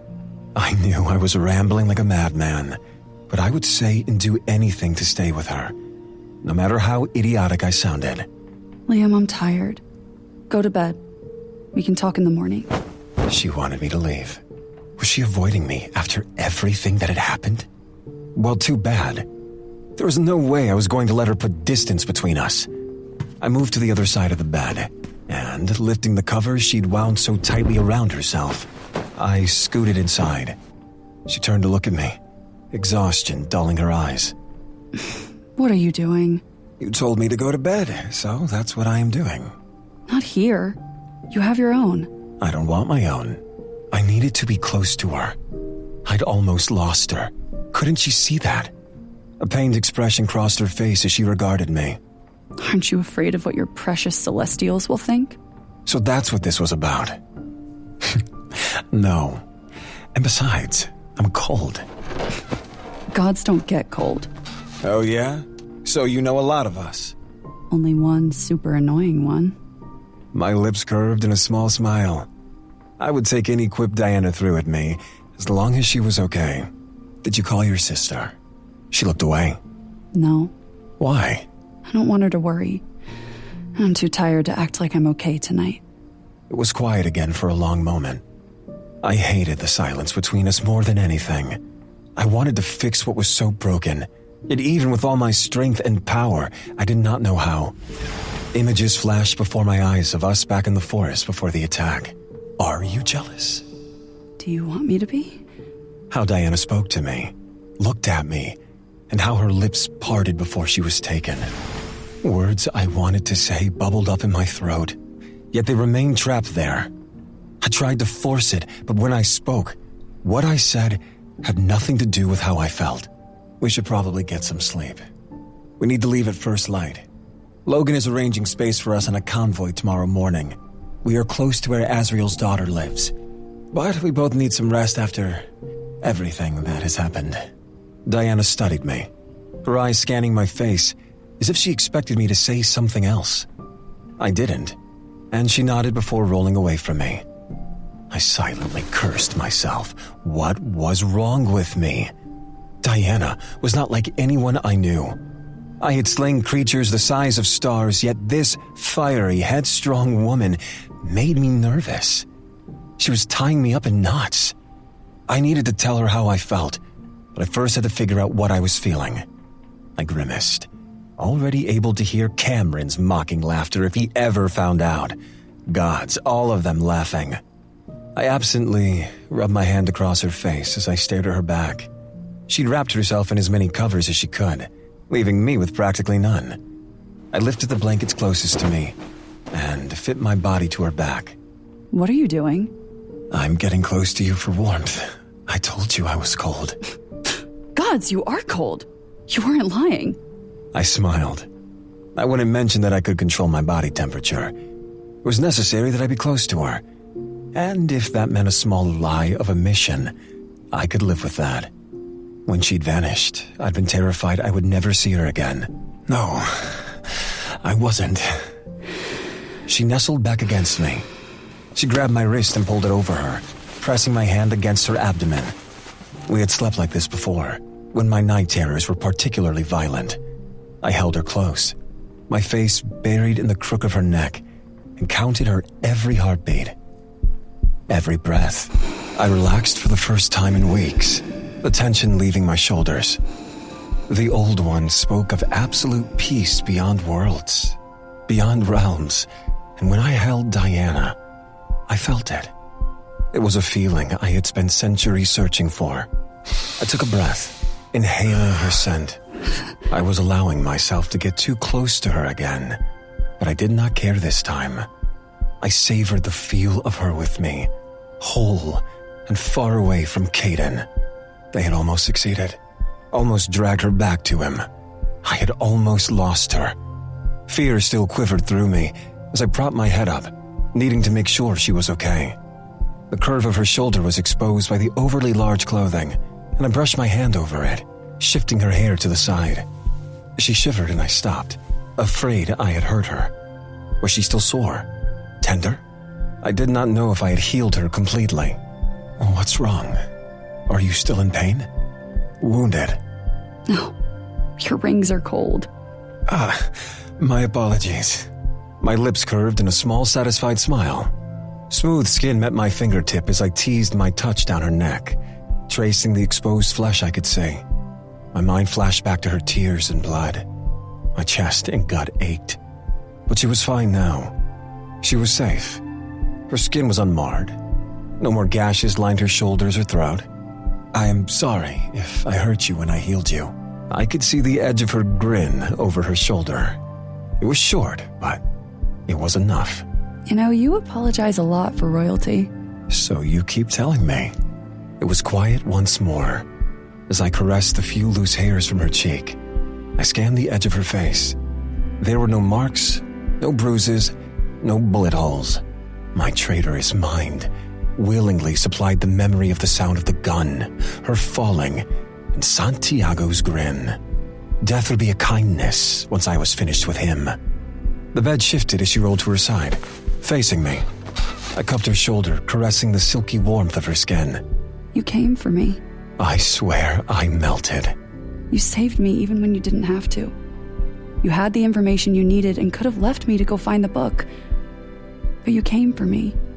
I was shocked by her statement. It was such a ridiculous notion, and it had never been an option. Who would ever abandon her? Although, given the company she had kept, I saw why she would question it. I'd never abandon you. A soft smile graced her face as she raised her hand and ran her fingers through my hair. She had done the same many times since that first night when I'd almost demolished the motel. I lifted my head, seeking more of her touch, and she cupped my face in both hands. I lowered my forehead to hers, and my eyes closed, and I savored the feeling. Diana's cinnamon scent engulfed me, seeping into my every pore. Her breath mingled with my own as my nose grazed hers. I was suddenly aware of how perfectly her body fit against mine, and how it would be the death of me. We were silent, the trauma of the last few hours weighing heavy between us. I tried to fight, but there were too many. You were perfect. She shook her head, her forehead rocking against mine, and our noses rubbing. No, I wasn't. I'm not that strong. I opened my eyes and pulled her back to cradle her face, brushing my thumbs against her cheekbones until she met my gaze. Diana, they outnumbered you. I have seen seasoned and blooded warriors fall when attacked by too many. I searched her hazel eyes, happy to see they were healed and no longer bloodshot. They were whole, pure and perfect, just like her. I am no warrior. Yes, you are. Along with being brave, stubborn, crass, and volatile, you are one of the strongest people I know. You fight me on everything, which is saying a lot considering everyone trembles when I enter the room. Hey, look at me. You would have to be an ignorant fool not to think you are anything but extraordinary, Diana. Something shifted in her hazel eyes when they met mine. It was small, but world-shattering. Her lips slanted over mine, and for the first time in my entire existence, I froze. Her kiss was light, tantalizing in everything I never knew I had been missing. She pulled back and looked up at me, her fingers tracing the line of my jaw. A slow, mischievous smile curved her lips. You still have witch breath. Something snapped in me, and I was afraid it was my self-control. Desire coiled and burned in me, and I let it. Then fix it. I shifted, tucking her beneath me. Our mouths came together with enough force to rattle the heavens above. I could not have explained it, even if the gods themselves gave me a century to do so. There were no words to describe how Diana's lips felt against mine. But with that first kiss, my gravity shifted. I may not have the words to do justice to her or what I was feeling, but I knew if she would let me, I would happily spend a millennium trying. My hands ran through the silken tresses I had dreamed of each time I allowed myself to dream. My body ached, an eternal need I'd never known flaring to life, begging to be sated. Every nerve ending I had was suddenly awake and screaming, demanding to be touched, demanding to touch. I tipped my head to the side, deepening the kiss. She moaned softly as my tongue dipped past her lips and danced across hers. I tangled my hands in her hair, hoping she wouldn't pull away, hoping she wouldn't change her mind. I had kissed and been kissed thousands of times in my lifetime, but nothing compared to this moment. With the right person, a kiss was so much more than a kiss. It was pure, unfiltered ecstasy. A part of my soul had been waiting for this woman, and one kiss from her had undone me. A voice I couldn't ignore quietly insisted that she was what I had been missing. It's her. It's her. It's her. It's her. For the first time in centuries, I felt that old familiar feeling rushing through my veins. Arousal, sharp, intense, and burning, slammed into me, my body reacting so strongly that my head spun. I groaned as she wrapped her legs around me and lifted her hips in sweet feminine demand. My hands dropped to her ass, pushing her against me and holding her there as I ground against her. She moaned against my mouth, her tongue dancing against mine, and I knew I would move planets to hear that sound over and over again.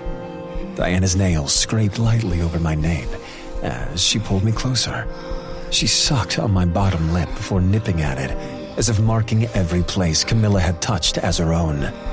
The slight twinge of pain made my cock jerk and my blood boil, leaving any critical thinking part of me far behind. I wanted no. I needed more. I reverently cupped her breast through the thin fabric of her shirt, my thumb rubbing across her nipple. She moaned, curling her hips, pressing her soft heat hard enough against my throbbing erection that I almost came right then and there. The sound of footsteps shuffling and a TV turning on had us breaking apart. We looked toward the door, then back at each other. Diana playfully pushed at my shoulder. You're too loud. I'm too loud. You're too loud.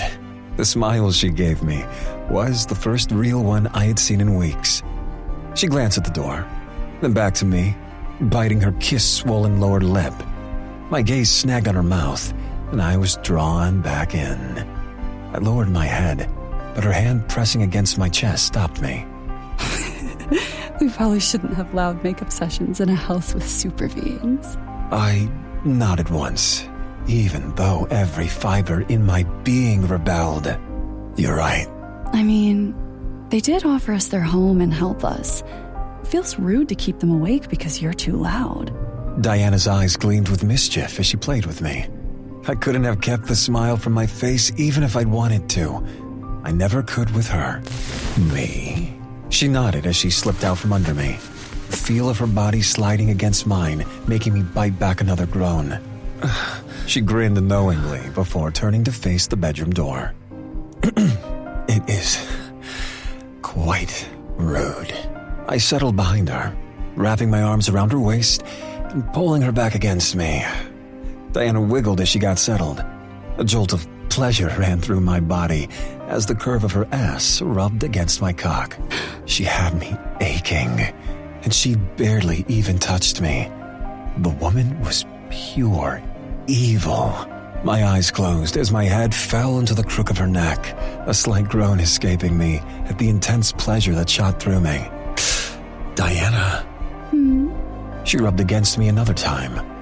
My hand flew to her hip, putting a stop to her current torture.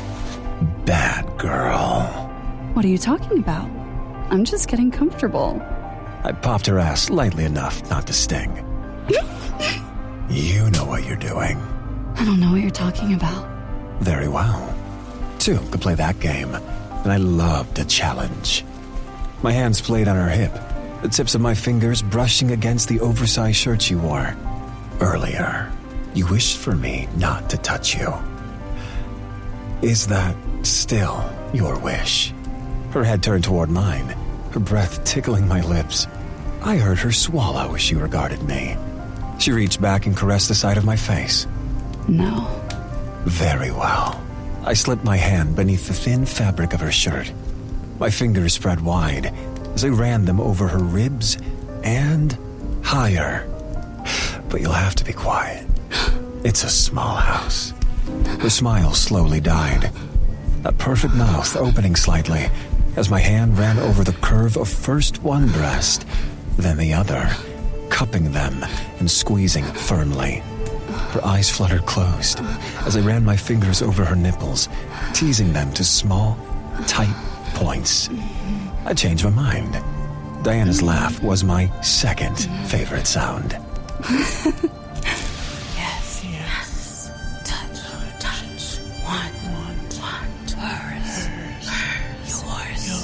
Yours. More. She pressed her head back against me as I tugged and pinched one nipple, then the next. That moan. It was a soft whisper of what I knew I could make her feel. Pure, exquisite pleasure burst inside of me every time she moved, her ass brushing against my already aching cock. I reveled in it, but it was not my pleasure that I was interested in tonight. I just wanted to give her some joy amidst all the pain she had endured at the hands of Caden, me, anyone. You know, I was not truthful earlier. You have the most phenomenal ass. I am almost ashamed to admit how many times I have looked at it, fantasized about it. She pushed into my hand. My smile grew brighter. So, that's what my Diana liked. She liked to hear the words. Very well. Do you wish to know why I avoided you? Why I couldn't bear to spend another night beside you? The burning embers in the depths of her hazel eyes lit up the room and my entire world. Because I could not lie there, close to you, and not wish to be inside you. I inserted my knee between her thighs and lifted, opening her to my touch. My hand dipped between her legs. She gasped as my fingers found her more than wet. Is this all for me, Diana? She grew even slicker beneath my touch. She nodded desperately, her eyes squeezing shut as my fingers teased from her entrance to her clit and back. Her hips moved in tandem with me, and as she bit her lower lip to hold back her cries of pleasure, slowly and deliberately, I teased her before dipping a single finger inside. Oh, her pussy clenched around the single digit, right as a heady moan escaped her lips, much louder this time. Shh. Do you wish to wake the entire neighborhood? I reached up with my free hand, cupping her mouth. I didn't give her a chance to respond as I drove my finger deeper. Diana was already more than wet, but I moved slowly, not wanting to hurt her. There would be no pain. I would make sure of it. She had endured enough. Diana ground against my hand, stopping briefly as I slipped the single finger out to the tip before adding another inside of her. Her head fell back, exposing the vulnerable line of her throat. I couldn't resist the temptation of her neck, sliding my mouth over her pulse. She reached up, holding onto my arm and bearing down on my hand, begging for more. Feels good, doesn't it? The clenching I felt around my fingers at my question was more than enough of an answer. Oh, would you like to see what else I can do, Diana? I felt my power radiate through my veins, pulsating with heat. I told you before that I can make it hurt if I wanted it to. But I can also make it feel like this. She froze for a moment as she felt that invisible power, like second hands, slide over her breasts. Her eyes widened before rolling back as I sent that invisible force to her clit. I wanted to see if Diana had the same sensitive spot as my lovers before. I curved my fingers inside her, her hand tightening around my arm as I pumped harder. Yes, ride my fingers like you'll ride my cock when I take you beneath the stars. She did, pressing her ass back against me as I lifted my knee higher, opening her more. Her body trembled as she bore down, my fingers meeting her every thrust, pushing deeper inside of her. My magic teased at her clit, licking and sucking. She arched into me, and her body tensed as she reached her peak and was released. Diana shook and bent against me. The walls of her pussy clenched tightly around my fingers as I continued to draw every last bit of orgasm out of her. Her head fell into the crook of my shoulder, the whites of her eyes showing as her eyelids fluttered. Transfixed, I watched as wave after wave of pleasure washed over her.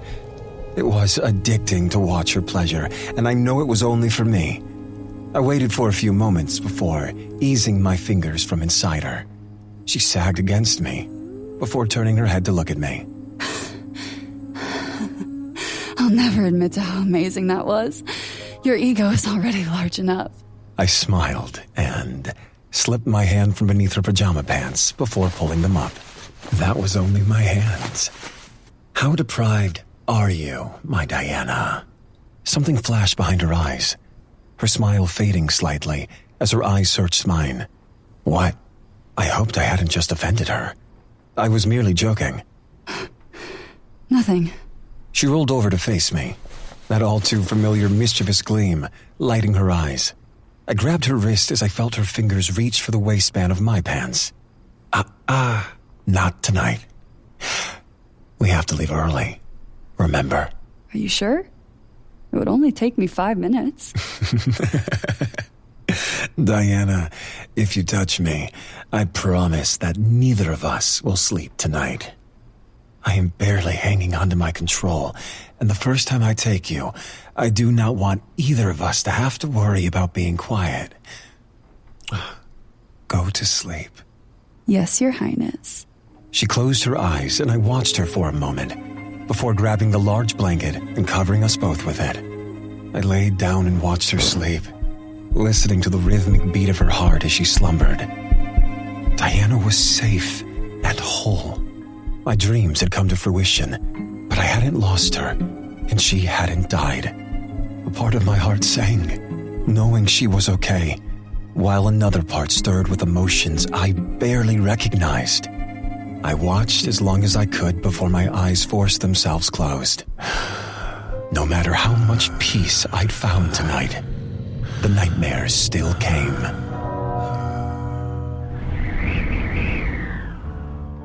I found out I loved waking up with Liam, especially when I woke first and could wake him by taking him into my mouth. Were we still at the home of the sweetest celestials that had taken us in? Yes. Was I in the least bit concerned that they would hear us? No. Did Liam think he could give me multiple orgasms and I wouldn't return the favor? Apparently. I wished I had more time to explore him. I wanted to find every spot that made him moan and discover what would happen if he lost himself in desire. But I could hear the homeowners stirring in the kitchen and knew our time was running short. Liam was absolutely beautiful, and I couldn't help but explore the parts of him I could touch, sliding my free hand across the planes of his abs and the sensitive skin of his inner thighs. His hips lifted, pushing his cock against my palm. I felt so powerful, making this god writhe. That feels so fucking good, my Diana. My Diana. There was that word again.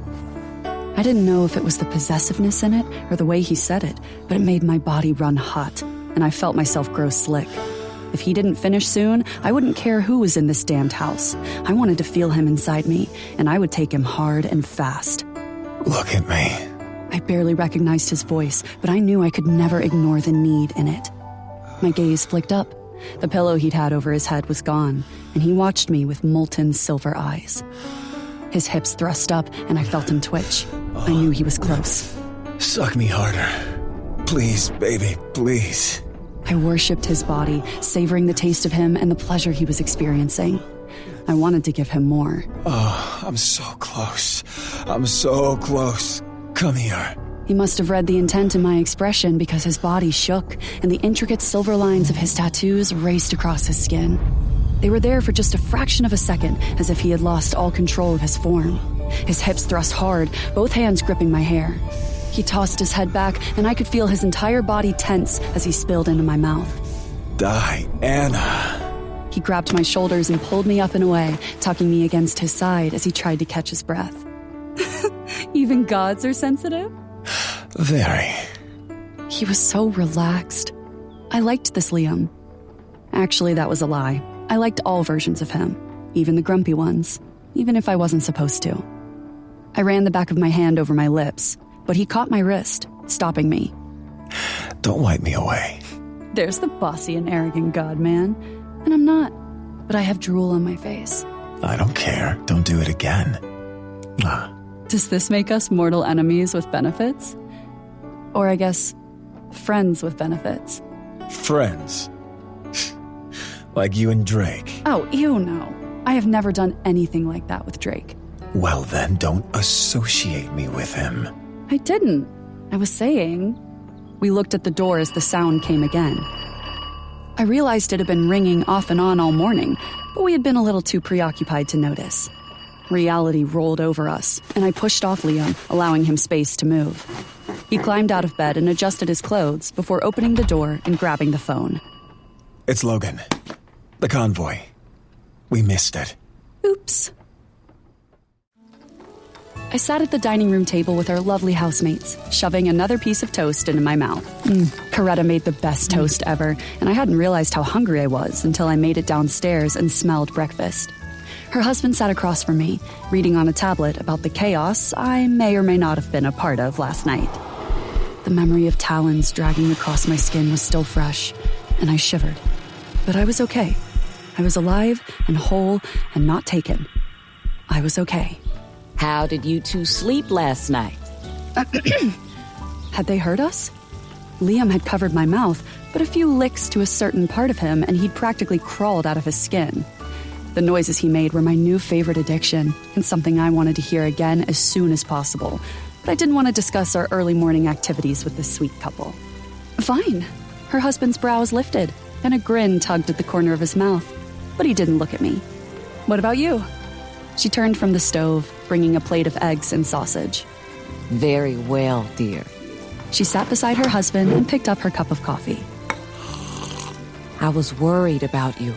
Those cuts were deep, and I can't imagine the type of creature that could do that. I'd assume they died with Reshiram. Phantom aches echoed through my body at the mention of those claws digging into my flesh. The fear I had felt at being dragged back to Caden would haunt me for a long time. As usual, I felt it before I saw him. My senses went on alert, not in fear, but in my primal need to have him, truly have him. He came to my side, blocking my peripheral view as he sat. Both Celestials smiled up at him in welcome, as I continued to stare like an idiot while eating. Was he always this attractive? A hunger stirred in me once more, and it had nothing to do with the breakfast in front of me. His hand slid down my back as he sat, and I shivered, leaning into his touch. After last night, I realized Liam's way of showing affection was definitely physical touch, and he had confirmed it once again this morning. Thank you for letting me use your home. I do apologize for the sudden emergency. Please, it's the least we could do. Did you find the phone? A courier brought it early this morning. He sat mere inches from me, his thigh brushing mine under the table as he gave me a small smile, noticing the plate I had made for him. Another brush of his leg spoke a silent thank you before he picked up the fork without a second thought. It was nice to see him eating and feeling better. A foreign sense of contentment filled me, and it terrified me more than anything I had faced. Liam could destroy me. I did. Thank you for making sure I got it. We have to leave soon to catch the next convoy. Sounds great.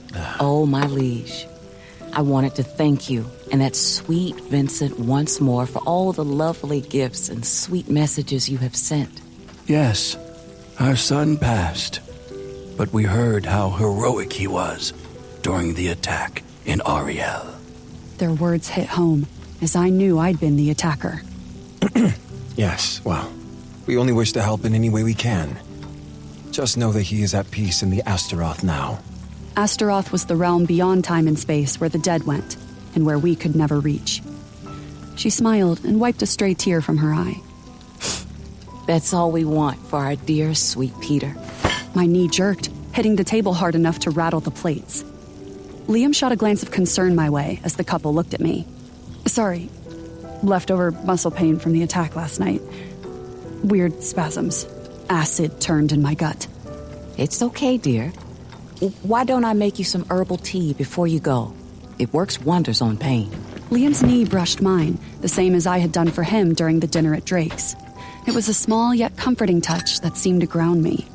I watched as the mother of the man I'd not only beaten within an inch of his life, but then turned over to Alistair, made me tea to help my aches and pains, when I'd caused her the greatest grief of her life.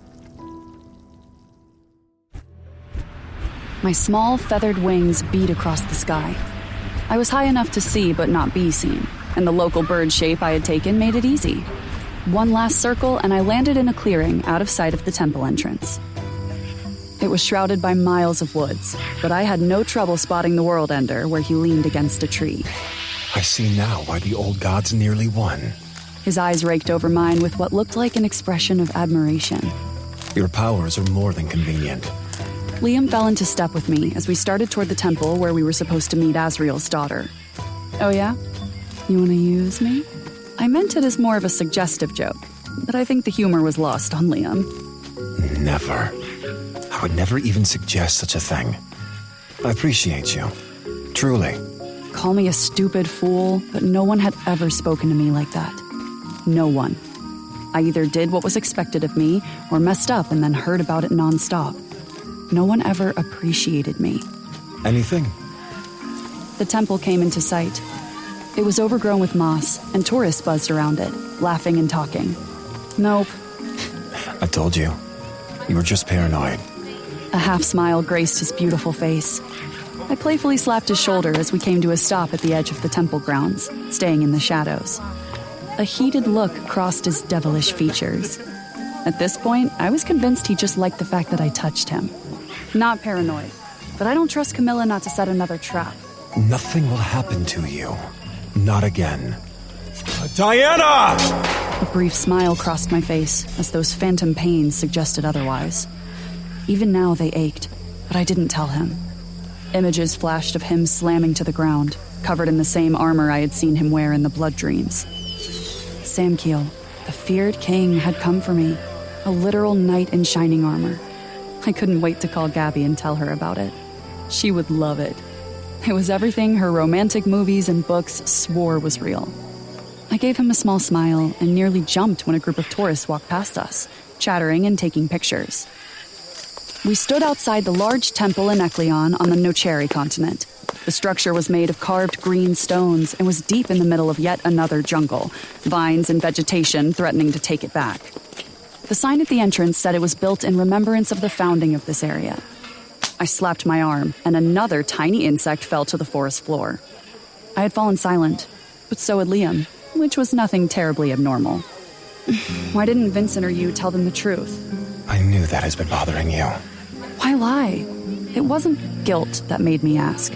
I knew what it was, even if Gabby and Liam saw me differently. I did what I had to do, and I would always do whatever it took to keep her safe. But a part of me cared what he thought of me, which scared me more than I wanted to admit. He didn't act like it, but I couldn't help but wonder if he felt guilty about last night. Sometimes, a simple lie is better than a harsh truth. In truth, he did die in battle. But that was Vincent's decision not to tell them the whole truth, not mine. I was unaware of the connection when we stopped last night, or I would have taken you somewhere else. Why?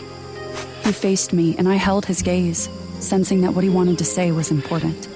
Because you have been lost in your own head since you found out who they are. I may not have known you very long, Diana, but you have a tell. Your tell is that somber silence that takes you away from me, the one that shuts me out. I don't regret it, Liam.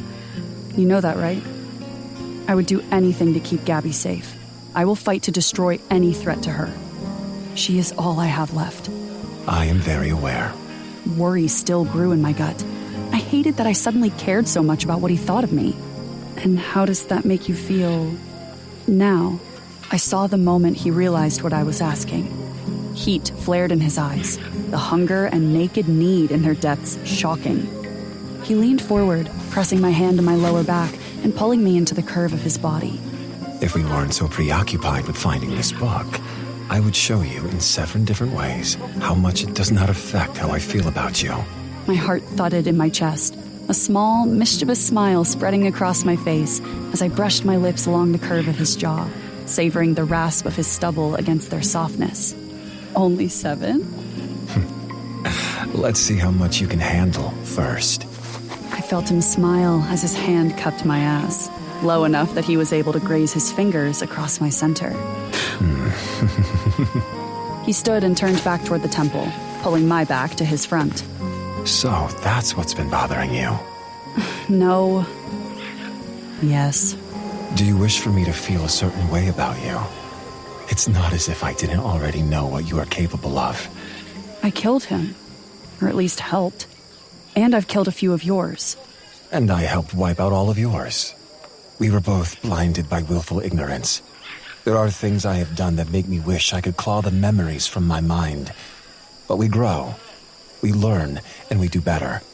I am not making excuses for you or myself, but I know how far you will go to protect your sister. I know what Caden has forced you to do.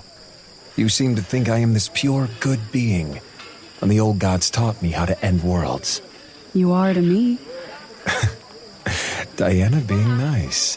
Have you grown ill? Shut up. I am always a delight. You know, you have a tell, too. Oh, enlighten me. You're a kicker. What do you mean? I noticed the first few times you shared a bed with me. On the nights when your nightmares are the worst, you twitch, sometimes kick. Not hard enough to hurt, but it's as if you're trying to run away from something. You did it last night, too. He was silent for a moment too long, and I was afraid I had said the wrong thing.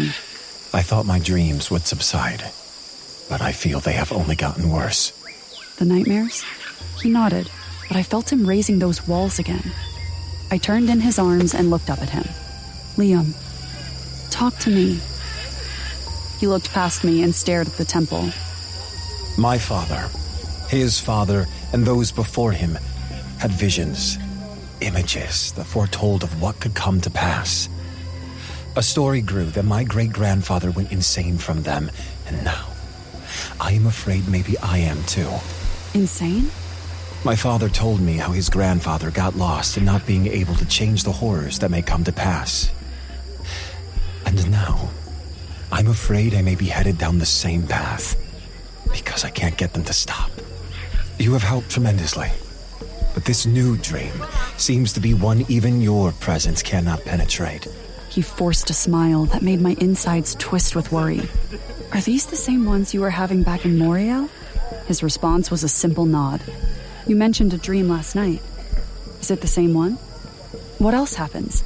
Pain and horror flashed through his gray eyes as if a storm brewed there. It's not important. It is if it's bothering you. What's bothering me is that we are still waiting, even though we were the ones who were late. A muscle ticked in his jaw, and I knew he didn't want to talk about the dreams anymore. At least he had opened up some, but I was worried about what he wasn't telling me. I wouldn't push, wouldn't ask for more than he wanted to give. So what time did this girl say again? She is not this girl. Her name is Ava. I'm sorry, Ava. She is Azriel's daughter, which means she is a higher-ranking celestial by blood. I'm going to play it off as you being my second, for appearance's sake. Please be respectful and non-threatening. Hey, I can do a little roleplay, if that's what you want.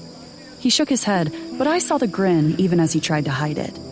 She said she would be here at 4:30, right as they close. Right. I had used Liam's phone on the convoy to call Gabby. I let her know I was alive and okay before Liam took it and called the woman we were supposed to meet. She refused to tell him where she actually lived, which seemed weird to me, but I figured if anyone had a right to be paranoid, she did. I watched the sun grow closer to the horizon. Maybe she isn't coming. Probably chickened out or something. Can you try to be positive? Yes, I am positive that I hate the jungle. Liam started to say something, but stopped when a petite, dark-haired woman came strutting along the trail. She pushed past tourists as they headed toward the exit. We straightened, and I took a step, putting a little distance between Liam and me. She waved as she walked toward us. Her outfit was similar to mine, just a white tank and light-colored pants. Her boots were thick, and she carried a backpack over one shoulder. Sorry to keep you waiting. She stopped before us, her short pigtails swaying perkily. A man followed her, his back hunched from the weight of the pack he carried, and his eyes darting between us. Ava, correct? Do I know you?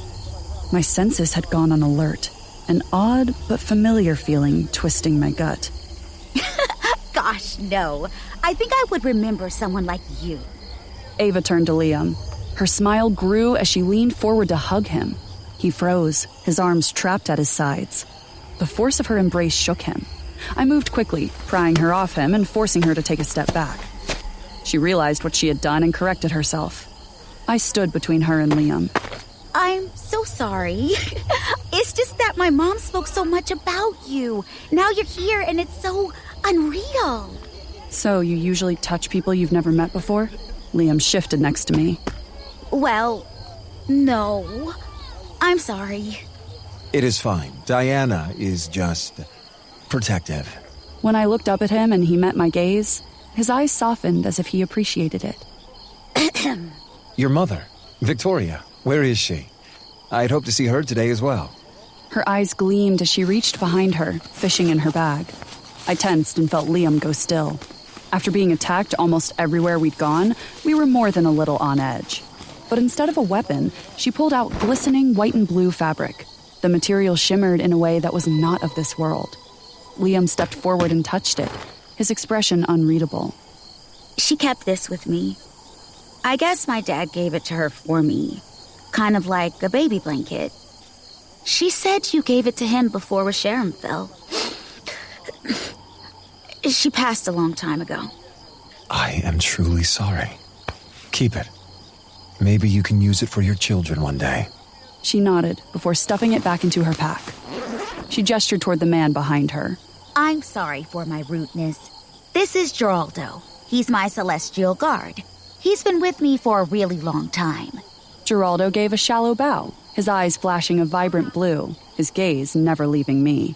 Sorry, Geraldo doesn't speak much, especially with her here. Excuse me? Igmaruthan, right? I can feel your power. My mother told me they had eradicated your kind in the Gods' War, but there is no denying your power. You practically vibrate with it. Plus, Camilla filled us in. I felt Liam stiffen next to me. Well, there went our plan. She tried to smile at me, but it looked more like she was scared. I'm sorry. I wasn't trying to insult you. You have nothing to fear from Diana, I promise you. She is my... I guess I hadn't thought about what we were now. Were we even a thing? Friend.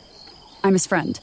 Geraldo was still watching me, and I was sure he saw the hunger in my expression, even though I tried to hide it. Uncomfortable, I looked up at Liam to see he was staring daggers into my soul. But she is with Caden. Yes. No. I am not with Caden, nor do I belong to him. They looked at me with disbelief so profound it bordered on amusement. It's a long story. I'm sorry. That's just not what we'd heard. Well, it's the truth. Now, can we hurry this up? I'm getting eaten alive by insects. Liam gestured toward the jungle. Very well.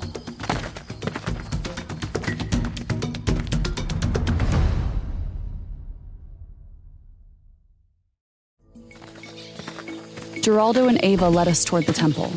We stayed within the trees, surrounded by vines and bushes as the last of the tourists left. Liam grasped my arm and slowed his pace, letting Ava and Geraldo move a few paces ahead. Friend. What? I glanced at him, then toward Ava and Geraldo, who kept walking. Then it clicked. He was pissed about me calling him my friend earlier. That's 8 ways now. Because when we leave here, I'm going to fuck the word friend out of your vocabulary. He let me go and strode ahead without giving me a chance to respond. I just stood there watching him walk away. My core went molten with need. When my brain started functioning again, I had to nearly run to catch up to them. Streamers of tape and warning signs in various colors cautioned people to keep out. They had blocked off a portion of the back of the temple where rocks and rubble had fallen. There were no guards in sight. They probably had to clear out the guests before making a sweep this way. So, how did you and Liam become friends? I felt Liam's glare at Ava's question. I didn't look his way as we ducked under the tape and made our way to a doorway that cut into the heavy stone. Gods, he hated that word. I heard your kind is a kill first, ask questions later type. Ava and Geraldo pulled flashlights out of their packs, offering Liam and me our own. Liam took one, but I ignored it. I concentrated, and a bright flame burst to life, dancing on my palm. The ruins in this section of the temple smelled of mold and stagnant water. Joy. I turned and headed down the stairs overgrown with moss and vines, one broken step at a time. Oh, trust me, I can still kill. Why did I find her so annoying? Was it because she'd hugged Liam? Was I that possessive? Maybe I was just hungry. She will not kill. Diana, please try to be polite. I made a face behind Liam's back, and Ava, who was walking next to me, snickered. My apologies, Ava. It's just that we know nothing about you. Actually, we didn't even know you existed until Liam stuck his tongue down a witch's throat. We reached a carved stone wall, and Liam spun, shaking his head at me. Diana. What? It's true. Well? Oh, come on, use your big girl words. Yup, she annoyed me, but something was off. I felt it. I knew it. My instincts were on high alert, telling me I had to protect Liam, but I didn't know why. It's a long story. Liam threw another glare my way. If they have been in touch with Camilla, shouldn't they already know it? Geraldo's eyes flared with cobalt fire, earning him a smile from me. I knew he'd carried one of those ablaze weapons. They all did. My talons grew from the hand I held at my side. He noticed, and my smile grew. Oh, please. Tell me that's a threat. Geraldo stepped forward, his silver rings vibrating on his fingers. Liam grabbed my arm, hauling me back. Ugh, what is wrong with you? I apologize. She's usually a little better mannered. Sometimes. Seriously? They show up, offer a little bit of information, and you believe them? You're not the least bit curious about how they have managed to hide this book? Why Caden hasn't found it yet? Camilla hid them for how long? They're Celestials but never came to you or the Hand? Do you just trust them because they're Celestials? I lifted a brow, the talons in my hand receding as I willed him not to dismiss me. Liam studied me for a moment. Regardless of Diana's rash behavior, she does have a point. Where have you been? Why haven't either of you contacted the guild? Ava looked at Geraldo. He nodded. The truth is, we have been in hiding. My mother insisted that we remain isolated. A friend of a friend met one of Camilla's associates a few months ago. That was how we learned of the uprising Camilla was a part of. Long story short, she doesn't want the book in Caden's hands any more than we do. This isn't just any book. She looked at Liam, her gaze intense. You knew my father, and you are familiar with the weapons and machines he designed. Azrael created a manual, so to speak. Inside this book, there are 1,000+ secrets from Reshapes. It was a contingency plan made for the Celestials should you ever turn. It holds the secrets to a lot of things, but most importantly, how to kill you. What? Liam can't die. He is immortal, truly immortal. No, he's not. He can. That's why Caden wants it. It's a book to open realms and end worlds. And it all starts with his death. She nodded toward Liam. Death? I had never considered his death. He was larger than life, indomitable, and irreplaceable. He was their king, yet his people had made something to kill him? I would love to see anyone try. I turned, staring at Geraldo. Now that's a threat, and one I meant with every part of me. I didn't know why I was suddenly so protective and possessive of Liam, and I wasn't keen on examining my emotions too closely. Liam squeezed my arm, drawing me back to him. I hadn't realized I had taken a step closer to them. I won't let that happen. My eyes met his, my words a vow. He had said those words to me several times, and he'd always kept his promise.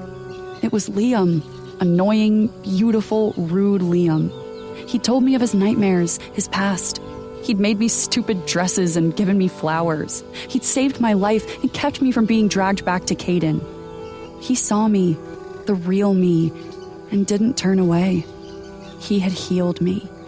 I didn't know when it had happened, but he was mine, and I would tear anyone who so much as touched him to pieces. I owed him that at least. I know. I'm sorry. I really am, but... Save it. Your father made a book to kill someone he was supposed to protect. There's no excuse. Let's get this over with. Ava nodded and shifted uncomfortably before we continued, heading deeper into the temple. I had finally realized what had been nipping at my heels. Death. The word hung in the air, and as the sun set, I felt it join us in the temple. The hollow etchings of the skull's eyes stared back at me. My flame illuminated it, making the shadows dance against the walls. The flashlights had died, and I had lit several wooden torches for Geraldo and Ava. Liam used his silver light to push back the darkness. Creepy-ass temple. This isn't even the main one. I turned, the fire dancing in my palm. She leaned over her backpack, taking out what looked like a map. The paper was thick and bluish-gray in the torchlight. She unfolded it and spread it out on a large rock. See this? This is where we are. My mother had catacombs built throughout the lower parts of the temple, connecting them with several other nearby structures. Nearby? The light from the torch she had set between two crooked stones cast a glow over half her face, the rest of her lost in the darkened background. Geraldo hovered over her shoulder as Liam watched, arms folded. Yes, there are thousands of temples and structures in this jungle that have yet to be found by mortals. Most are too scared to venture too deep. It's easy to get lost and die from a venomous creature or succumb to starvation. So, where do we need to go? Give me just a second. Her finger traced the path of several lines before stopping at a small square box. Why this temple, this place, though?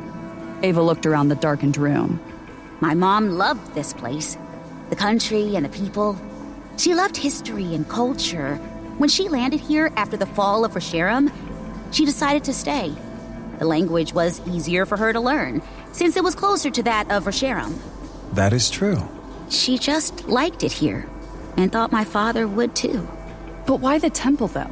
Victoria was highly skilled in architecture and combat. I would assume she helped build many structures here and wanted to stay close to the people she loved. You're correct. As I said, she loved it here. She fought in several rebellions, and when she died, she wanted to be buried next to the ones closest to her. I think she knew the book was too dangerous to leave unprotected, and she built many of these with that in mind. These catacombs are a maze of tunnels engulfed by a wild and primitive jungle. They're the perfect hiding place. If Diana is finished with her questions, may I ask which way now? Liam was on edge, and I suspected it had something to do with the part of the dream he wouldn't tell me about. Ava stood, the map in her hand. She picked up the torch and pointed toward one dark tunnel. That way. None of us spoke as we headed down the corridor, this one damper than the previous one, as part of the jungle tried to sneak its way in. Ava took one turn and then the next. We followed, walking for what felt like hours. We ducked beneath a thick canopy of spiderwebs and came around a corner to find our way blocked by a large stone mass. Great, we're lost. Everyone turned toward me, their expressions less than amused. What? Liam shook his head before peering over Ava's shoulder. Her brows were drawn together in concentration. No, this is the right way, I know it. Geraldo came closer to further illuminate the map she held. See? The line runs right past this corridor. I edged nearer, taking a closer look. She wasn't wrong. A thin line went right through that huge rock. I brushed past Ava, studying the solid stone. What are you doing? Shh. I pressed my ear against the stone. I raised my knuckles, tapping against the solid barrier. Thick noises vibrated back as I moved along the wall, continuing to knock as I went. After a few feet, a hollow response echoed back. I jumped when the sound changed. Found it! They all looked at me as if I had grown horns. Have you guys not watched any adventure movies? Hello? A mysterious wall that isn't a wall? Liam just looked at me like he thought I had gone crazy. It's a false door. A trick wall. It's literally in every adventure movie. Realization dawned in their eyes as they caught on. I assume it was locked by celestial magic. So come on, big guy. It's your turn. I waved Liam over. He strode toward me, and I couldn't help my sigh of pleasure at watching him move. He stopped short of the door, giving me a once-over. You'd be lost without me. You can say it. You're welcome. Liam's gaze flicked up in his version of rolling his eyes, but he said nothing as he turned and raised his hand. His lashes lowered, and when he raised them again, his eyes gleamed that ethereal silver. He pressed his palm to the wall, murmuring in a language I couldn't identify. Firasha Doral, Tenash Amir. Beautiful silver and blue symbols burst to life, etched deep into the stone. They formed a glowing hexagon, marks zigzagging inside and out. The wall shifted and slid back before moving to the side. The lack of sound was surprising. With the weight and age of it, my mind expected noise. Ava and Geraldo were behind us in a second, almost giddy at what we had found. Liam glanced at me before ducking his head and stepping through the newly revealed doorway. I followed him, with Geraldo and Ava right behind me. Flames lit the torches mounted on the walls in a single whoosh. The webs and vines draped from the ceiling waved in a mystic wind. I reached out and gripped the back of Liam's sleeve, making sure I wouldn't trip over my own feet. He looked back at me with an expression I couldn't read. Was he still mad about my whole friend comment? Look, you are the one making stairs appear out of thin air, okay? I just don't want to fall. The wind rushing through sent a chill up my spine. It was the same sensation I had felt at the festival, and the same chill I'd felt at Camilla's right before we'd been attacked. We reached the end of the steps, only to find another dark tunnel. Twin torches, shaped like metal claws, lit the mouth of the tunnel, but the inside was midnight black. Several carved stone monsters lined the walls, their faces frozen mid-scream. I held my hand higher, casting the light in a larger sphere, illuminating more figures. They were creatures of battle, wearing the same armor I had seen in Liam's dreams. We were getting closer. The trickling water caught my attention, and I realized the ground had grown slick. The smell of stagnant water and mold assaulted my senses. I could see liquid seeping through sections of the stone wall. Great. My feet were going to smell like death. At least with my immune system, I wouldn't get sick. I always wondered just how deep this temple went. My mother would never let me venture this far down. She said it was forbidden. My mother used to set guards to watch over this place. You know, to keep mortals far away. But they're long gone now. Ava squinted at her map. It should be up this way.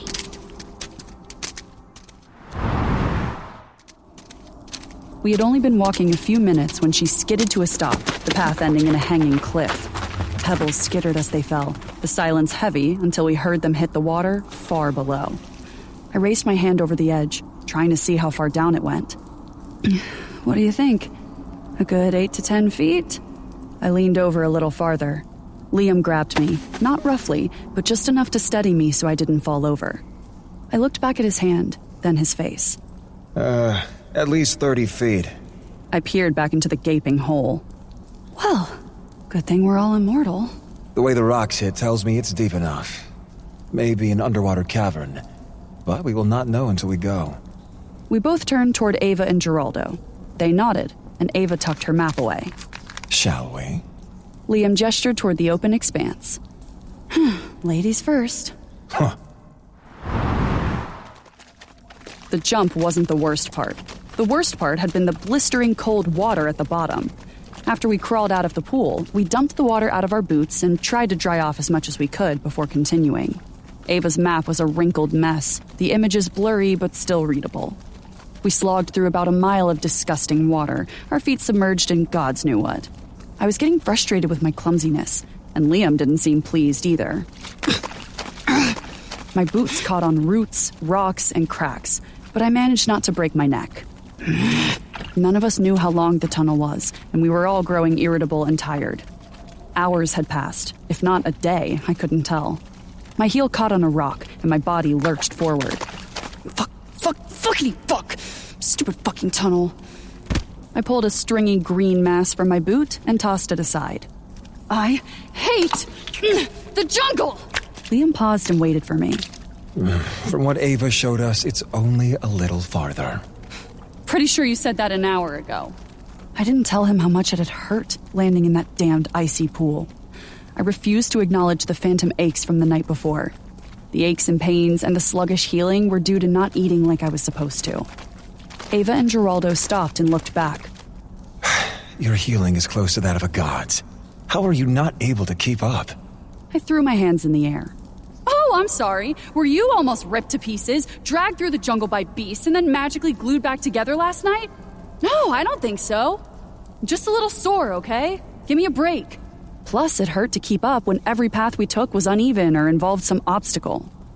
I tried to stand up straighter, and my abs twinged in protest. I held my side for a second before dropping my hand. His features darkened as he raked his gaze over me. You didn't tell me that. Well, we were... I paused, realizing Ava and Geraldo were staring at us. Busy. I created another flame and forced my feet to move. Super healing didn't matter when the ones ripping into me shared my blood. Sure, I had healed thanks to Liam, but I still felt tender and sore on the inside. I hadn't wanted to tell him last night. I hadn't wanted him to stop touching me. Liam studied me, taking in my posture and expression. He allowed the sphere of energy in his hand to fizzle as he strode toward me. I watched him come, his power preceding him and wrapping me in warmth. Before I realized what he intended, he lifted me. Liam, what are you doing? We have a bit further to go. You can't walk if you're not healing properly. Ava and Geraldo shared a look, but said nothing as Liam cradled me against his chest. I wrapped an arm around his broad shoulders, the ache in my legs and feet subsiding. Well, if I knew you'd carry me, I would have said something a lot sooner. How much further? Ava and Geraldo stared at us with identical expressions of astonishment. At Liam's question, she said, Just a little further. Liam nodded and headed down the path. No one said anything as we trudged along. I kept my hands linked loosely at the back of his neck, my body singing in relief. Liam carried me for what felt like another hour. He never complained, seemed uncomfortable, or acted as if I were a burden. It was nice for a change. There was nothing to indicate that the next turn was any different from the thousands before. But as Ava led us up a small incline and around a corner, beams of sunlight spotlighted several fallen stone monuments. Everyone stopped and blinked, our eyes adjusting to the sudden light. Liam gently set me on my feet and took my hand. I followed him as we passed beneath a large pillar that had fallen against the opposite wall. We stopped when we saw the 4 stone coffins in the room beyond. They sat diagonal to each other and were elaborately engraved.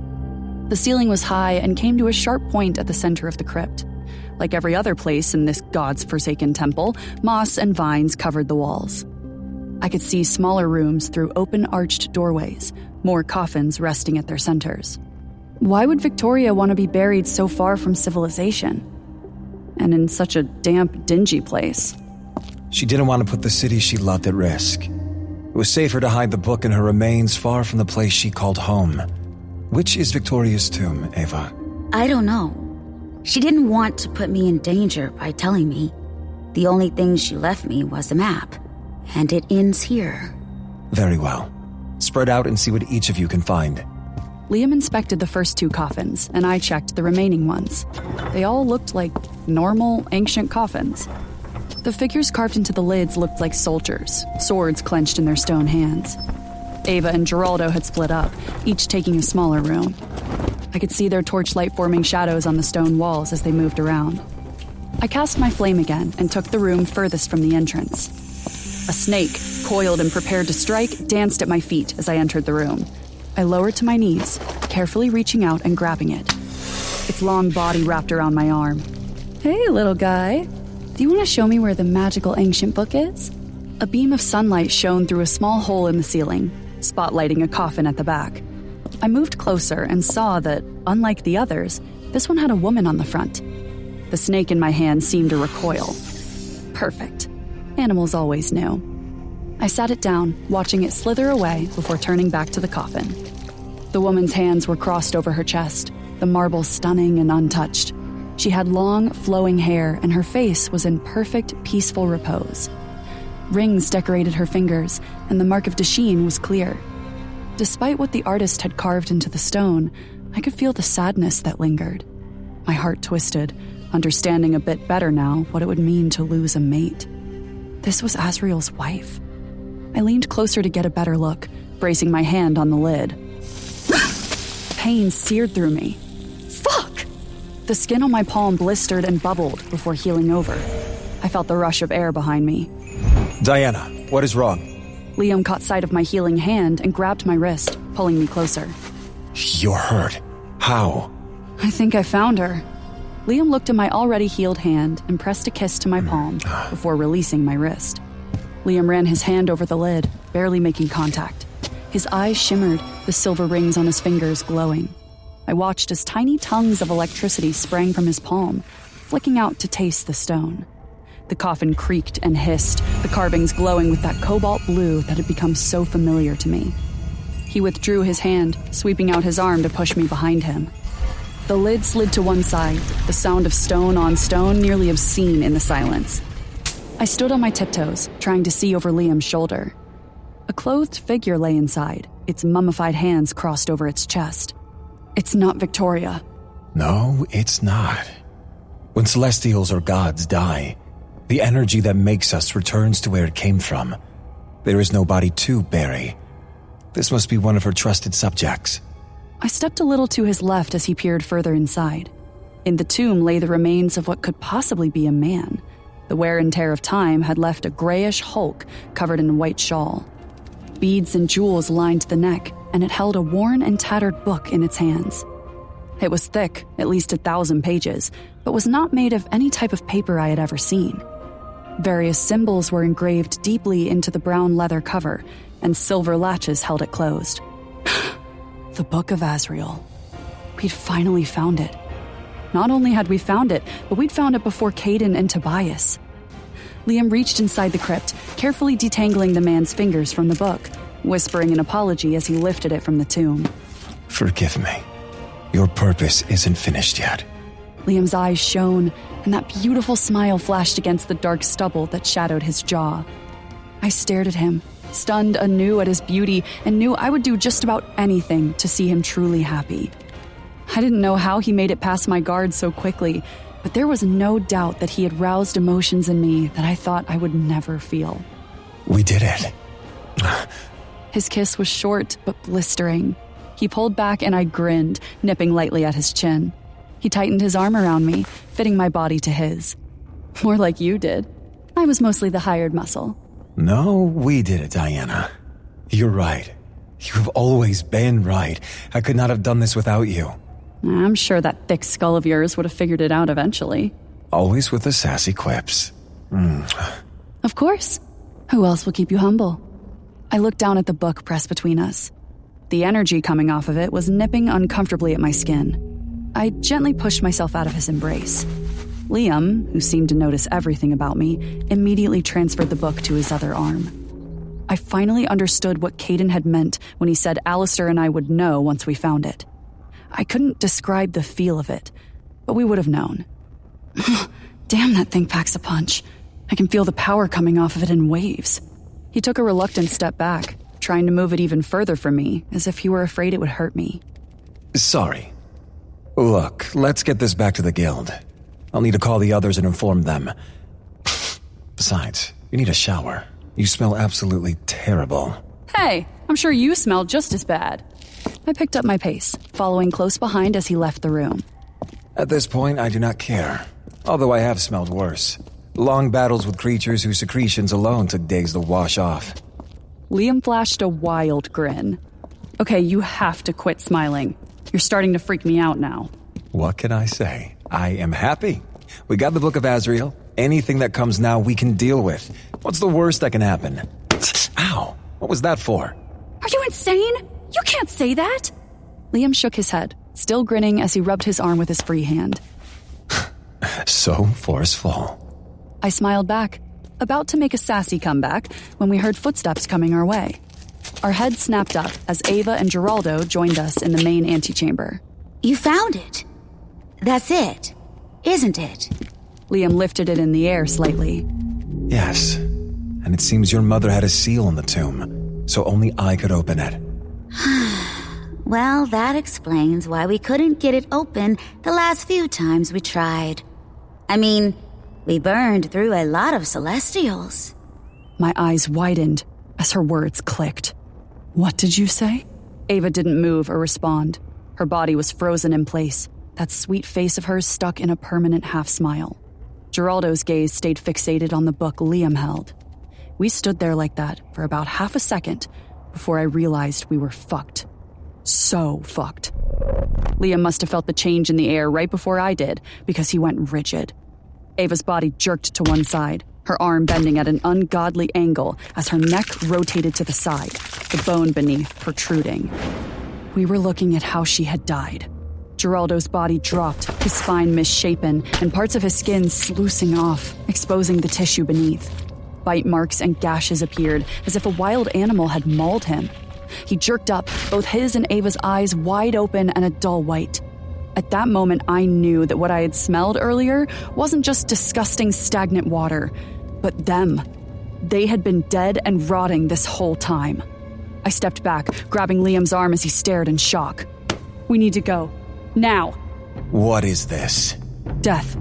And only one person has power over it. Ava's and Geraldo's heads snapped back, their broken jaws opening obscenely wide. Only one creature had enough control over the dead to keep a celestial bound to their flesh, and I knew it was too late. A hollow howl echoed out of their throats, filling the mausoleum and calling their master forward. The ghastly wail was piercing, and I covered my ears. Liam winced, and I saw the brief flash of silver as he slashed his silver blade through Geraldo's neck. His head bounced and rolled on the ground, but his body stayed upright. I pulled on Liam's arm. That won't work. They're already dead, and what's controlling them is only using them as a beacon. For the first time since I'd met him, Liam seemed to be in shock. He called his blade back into one of the many rings that decorated his hand. Ignoring what was left of Ava and Geraldo, I spun, looking for another way out. I knew what was coming, and it wasn't something we were ready to fight. I wasn't even fully healed. The cracks that had allowed light through filled with several pounds of mud and rock as I dug at them. Talons replaced my nails as I searched, hoping for another secret door. We had to get out of here, and fast. Diana, stop! There isn't another way in or out. I told you that. We have to try! I could see the worry fill his eyes as he recognized the near terror in me. What is coming, Diana? Who is coming? The room suddenly went silent as Geraldo and Ava stopped wailing. I spun toward the doorway as the sound of heavy boots hitting the ground drew closer. Liam stepped up beside me, my gaze fastened on the doorway. The energy in the room changed, and the whistling stopped. Tobias entered the mausoleum, his hands in his pockets as if he were out for an evening stroll. He wore a slim, dark jacket that wrapped at his waist and matching pants. As he moved into the light, I realized that the dark color of his clothing was due to the blood soaking the fabric. He stopped and pulled his hands from his pockets. His eyes glowed as he began to pick the gore from his dark talons. He had killed and eaten every guard surrounding the entrance of the temple. I could smell it. Well. The bitch can do something right. Tobias. I stepped in front of Liam. If I stood at just the right angle, he wouldn't see the book in Liam's left hand. We needed to get out of here before Caden showed up. I could probably take Tobias on my own, but we were seriously screwed if Caden made a guest appearance. Sam Keel. World Ender. Destroyer. A creature of so many names. I could feel Liam's energy coming off him in waves, and I didn't need to look behind me to know his eyes were glowing. The last part of Tobias's words must have hit a nerve. What did Tobias know about him that I didn't? And what do they call you? Oh, I'm sorry. Did Diana not tell you who I am? Tobias placed his hand on his chest, pretending to be offended. I figured she would have since... What did you say again? He lifted his hand, and Ava's corpse lurched upright, her voice repeating my words back. I'm his friend. The words left Ava's cold lips in my voice. Tobias dropped his hand, and Ava's body fell, rotting on the floor. She was a good puppet. They both were, although they weren't going to last much longer since you decided to take your sweet-ass time and jump into that blasted water. Dead flesh doesn't last long when wet. Tobias stepped close to one of the coffins. He swiped his fingers through the dust on the lid and rubbed it between his fingers. You have control over the dead. Necromancy has been forbidden for centuries. I'm not the only ancient being who has committed atrocities, God King. Does she know everything about you? Did you tell her about the Oblivion Blade? Did you tell her how many of ours you slaughtered with it? Did you tell her the truth? Or did you guys just skip to the part where she opens her pretty legs? Go fuck yourself, Tobias. My talons digging into my palms. She's a monster, Sam Kill, and one of the worst. Don't let those bashful eyes and sweet smiles fool you. She has killed and relished in it. She didn't become Caden's second just because she's good on her knees. I felt Liam stiffen behind me, and for a moment, I was concerned about what he would think of me after hearing that comment. He knew what I would do for Gabby, but he didn't know just how bloodthirsty I could be. But my concern should be for the Igmaruthan standing in front of our only exit, and the idea that he might get the book. It shouldn't matter that Liam and I hadn't shared everything about our pasts. I shouldn't care, but a part of me did. Oh, are you quiet now? Don't want your new boy toy to know how absolutely terrible you are? She is sweet, I know, but she is just like us, world ender. No matter what those pretty lips murmur near your cock, you know I could smell you on each other. It's sickening. I can only imagine what Caden will do once he learns of her betrayal. I wonder if he will make Gabby scream for you as he tears her limb from limb. Something in me snapped, and I launched toward him at full speed. No! I slammed Tobias against the wall hard enough that pieces of stone rained down on us. I realized too late that he had been baiting me, and I had fallen for it. He grabbed my arms, twisting and flipping, changing our positions and driving me against the wall. Tobias's eyes glowed a bright red in the darkened room as he grabbed my throat, lifting me. His claws pierced my skin, my back scraping along the rock. Where was Liam? I couldn't see him past Tobias's shoulders, the room beyond in deep shadows. I wasn't usually the damsel in distress type, but I could have used a little help here while Tobias was distracted. You're weak, Diana. Have you not been eating right? Less protein in your diet? He smiled, and I saw his teeth grow to points. Oh, you haven't, have you? That's why you're not healing. Are you pretending to be mortal again? How well did that work for you last time? Liam was behind Tobias in the next instant, his eyes a burning silver as he grabbed him by the shoulder. I felt Tobias's hand tighten around my throat, and then he was being tossed through the air. He flew through one of the internal walls and landed with a loud crash, the stone piling down on top of him. What did I teach you about emotions? Control, Diana.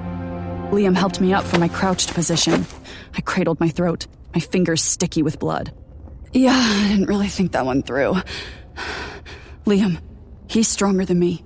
He was out there feeding off the guards. We have to leave. The low rumble from where Tobias had landed had us whipping our heads in that direction. He emerged from the murky darkness, wiping dust and pieces of stone off his clothes, as if he hadn't just been slammed through a wall. He glared at us, straightening his jacket and regaining his composure. There was not a single scratch on him. Now, that was just rude. You asked me who I am, Sam Keel. I knew what was about to happen. Allow me to show you. Tobias's body cracked and bent as bony protrusions, thick and piercing, grew from his shoulders and elbows. His skin turned inky black with a red sheen, and his flawless features became more angular and sharper. 4 horns sat atop his head, pointing toward the ceiling. His talons lengthened and curved, and sharp serrated teeth gleamed as he smiled at us. The air grew heavy, Liam's power filling the room and pressing down on me. I glanced at him and saw unfiltered shock on his face. I wrapped my hand around his wrist, but he paid me no mind. How'd Naduan? I have not heard my real name in eons, Sam Keel. It's not possible. You perished alongside my grandfather. I saw the texts, read them. I know them. Is that what your father told you? Your family is full of liars, Sam Keel. Too bad you won't be around to figure that out. Liam squared his shoulders as he glared at Tobias. It doesn't matter who or what you are. It will take an army to detain me. He stretched his arms out to the sides, squeezing his hands into fists. His talons dug into his palms, drawing fresh blood. He spoke in the ancient tongue of Igmaruthans. Ravdul Miktari Unir Deskadra Vorta. Blood welled between his fingers and dripped onto the floor. It sizzled, dark smoke swirling as it made contact with the stones. Well, it's a good thing, Sam Keel, that I have bodies to spare. The mausoleum shook as the stone absorbed his blood. Liam and I watched in horror as the lids slowly slid off the coffins. Hollow wails and moans filled the crypt, the ground busting open beneath us as the dead rose. My hand hit Liam's shoulder once more as we ran through a crumbling tunnel. It'll take an army to contain me. You just had to use your giant ego, didn't you? You did not tell me Tobias was a king of Yajedin. The undead creatures wailed and charged behind us. A what? I reached behind us, throwing another fireball. Liam yanked me around a corner and pushed me against the wall, pressing his body over mine. The crown embedded in his skull. We were covered in dirt, debris, and gore after fighting our way out of the crypt. Well, I didn't know. I thought they were horns. He looked at me like I had grown horns. They are not horns. They are a crown. He is one of the 4 kings. 4? Liam stared at me, his expression dazed as realization dawned.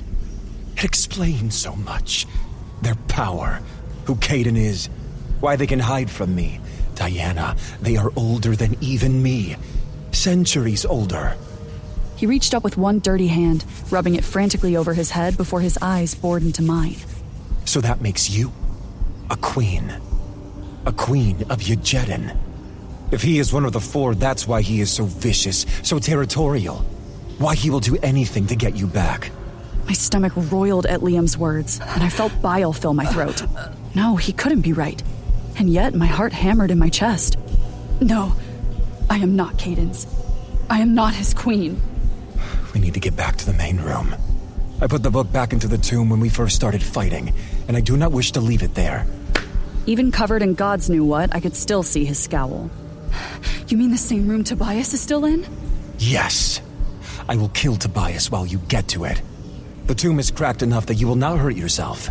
He didn't give me an opportunity to argue, and I contemplated hitting him again as he crept closer to the opening of our hiding spot. Liam kept a hand against my stomach, holding me in place as he peeked around the corner. He nodded and took my hand, leading me back toward the coffin room at a run. I kept looking back, making sure the dead hadn't turned around. So far, we were in the clear. As we got closer, I could hear stones clashing and Tobias yelling in frustration while he searched for the book. Where is it? I smell your fear on the pages. Show yourself, cursed little traitor. We stopped at the edge of the massive door. Liam's eyes raked over me.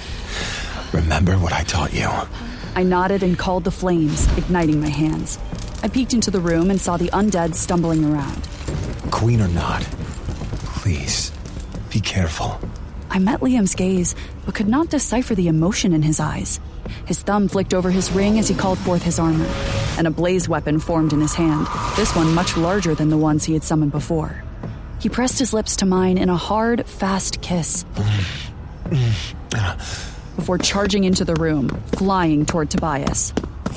I heard them grunt as they collided, and the mausoleum shook. Fuck.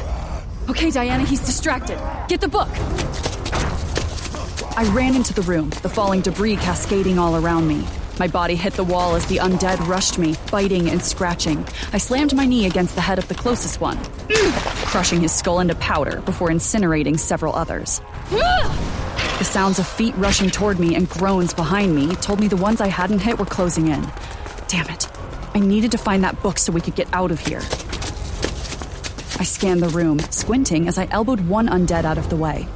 He dropped his rusty ancient sword, and I grabbed it before he could recover. The sound of stones falling made me look up. Tobias and Liam were having an aerial fistfight above us, the temple quaking every time one threw the other against the walls or ceiling. Concentrate, Diana. He was still immortal, fully immortal. He would be fine. I spun, cutting down every dead creature that got too close as I searched the room. The area was a complete mess. How the hell was I going to find Victoria's tomb now? I tossed a few scattered remains to the right side as another undead reached out to grab me. I thrust my blade through that one, then felt something jump on my back. Its skeletal arm reached around my throat, and I grabbed it, jumping up and slamming back onto the ground, crushing it beneath me. Before I had time to get to my feet, another undead reached for me. Its decaying nails grabbed the front of my shirt and lifted me.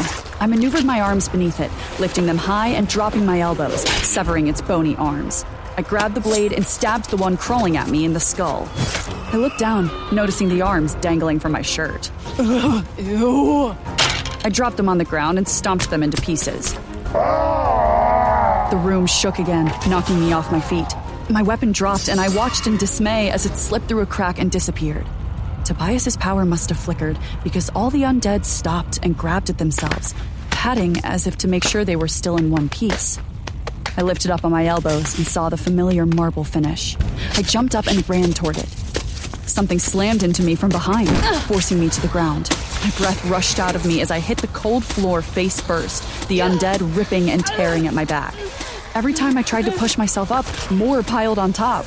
I heard slashes against the concrete as the undead with weapons stabbed through their own, trying to gut me. A sword tore into a still healing wound.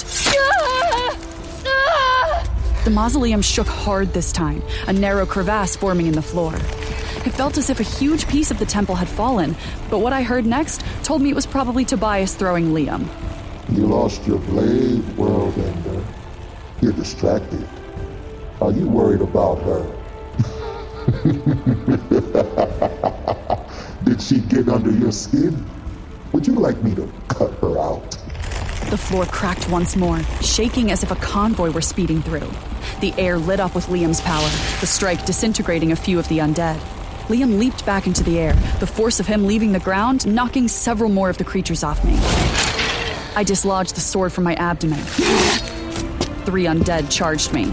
I gripped the sword by the hilt and spun the way Liam had showed me, using my upper body momentum to swing the weapon over my head and down, decapitating them with one smooth stroke. More came and I cut them down too. It was a dance I didn't know I knew. By my 10th kill, the ancient sword fractured, breaking off in the skull of one of the undead. I had bought myself a slight reprieve, but it wouldn't last. I spun, looking for the marble coffin, but it was gone. Double fuck. Liam and Tobias's fight wasn't helping. The temple shuddered and rained debris every time they hit a wall. Liam flung Tobias through another part of the mausoleum, and I made my move. I raced toward Liam as he stalked after Tobias and grabbed his arm. His eyes were molten silver, hot with battle rage as he turned and glared at me through the small slit in his helmet. His gaze, combined with the debris and blood covering his armor, turned him terrifying. I nearly took a step back, but his features relaxed as soon as he saw my face. I pulled him to the farthest end of the crypt, just as Tobias dug himself out. Liam and I were pressed against a crumbling bit of stone wall. We had fought, but it made no difference. No matter how many I burned and kicked, or how many he cut through, they kept coming. The cavern shook again as I heard them above us, beating their way inside. More of the undead were forcing their way through the entrance. I feared Tobias had summoned every buried mortal for miles. Dust fell as those not trying to tear us apart searched for the book. Where did you go, World Ender? I was just starting to have fun. He ripped coffins from the ground, tossing them against the walls, causing more debris to shift and fall. If we didn't get ripped to pieces, we would soon be buried alive. At least 30 of the undead surrounded us. All were skeletal, draped in tattered clothes, decaying skin clinging to what was left of them. Others looked battle-worn, with limbs missing and helmets rusted from time. They carried weapons I could only assume had been buried with them, ranging from swords to rusty battle axes. I couldn't risk getting decapitated while they destroyed this building. We needed a new plan. How many dead are buried here? I peeked around the corner. Some of them tossed about debris in their search for us. I moved, pressing against the wall as I flexed my hand. Every muscle I had was screaming. I was weak, and I knew it. Too many. Far too many. Liam turned from side to side, calculating our odds before looking at me, assessing my physical condition. He touched his ring and his helmet disappeared, his sweat-drenched hair clinging to his head. How much fight do you have left? Not enough. Every time I think I have the upper hand, more show up. He's too strong. Alistair was the same. There was a reason Caden kept us 3 close to him. The only difference was that they embraced their nature, whereas I didn't. I'm not that strong, Liam. His gaze did not waver. Yes, you are. I moved quickly, crawling behind a half-destroyed column. I knew we were fucked, especially if Tobias was this king Liam thought he was. Tobias would have been enough of a challenge, but he had raised every corpse in the general vicinity, and we were outnumbered. I didn't know how we were going to keep him from getting the book. I knew Liam could use the ablaze weapon and finish Tobias off, but the dead army could easily overpower him if he were distracted by me. Liam wouldn't be able to help it because he was nice and good and everything I wanted to be. I could only think of one option, and it wouldn't end well for me. A part of me hated it, but I knew what I had to do. Liam, you have to leave. You get to the book, you take it, and go. We are not both going to make it out of this temple alive. Yes, we will. We're outnumbered and battered. I'm still not at 100% after the jungle, and this cavern will fall eventually. We need that book. You need that book. That's all that matters. It was true. Even if it hurt me, it was true. His battle-weary eyes scanned mine. No. There is no other way. He gripped the silver blade tighter and leaned forward on his knees. I'm working on it. Why not use the dark sword one like before? It killed in seconds. I told you to close your eyes. You know I don't listen. Tears stung my eyes. I knew if this plan worked, Tobias would drag me back to Caden, and I would never see him or my sister again. He shook his head, turning back to the horde of dead crawling around. I cannot use it here. The space is too small. It would not only eradicate everything here, but you as well. I will not risk it. My point was proven. I knew what was next.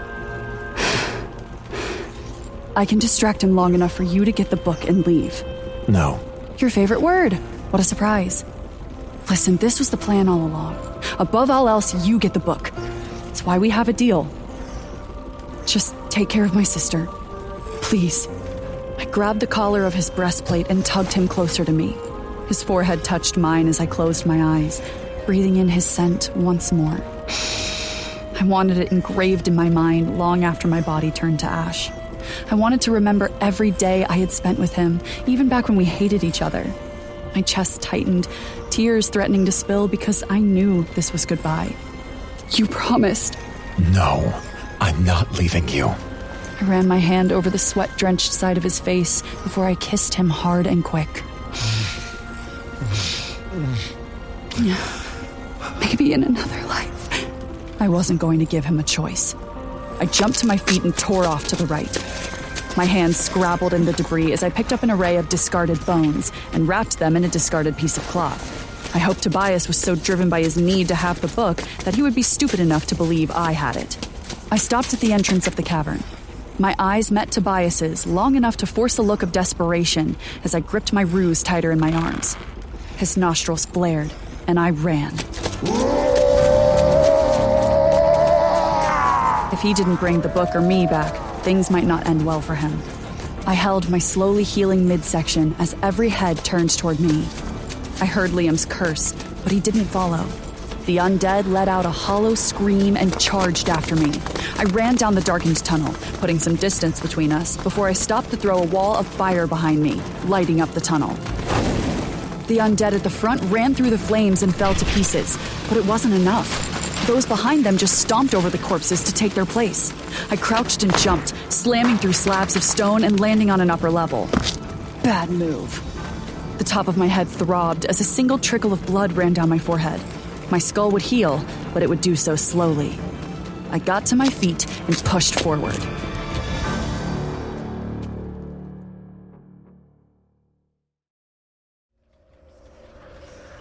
The space grew smaller, and I went to my hands and knees.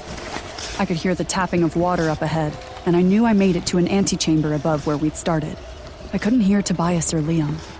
The sound of scratching had me looking back to see the undead scrambling after me, their decaying jaws opening and closing as they crawled. Fuck!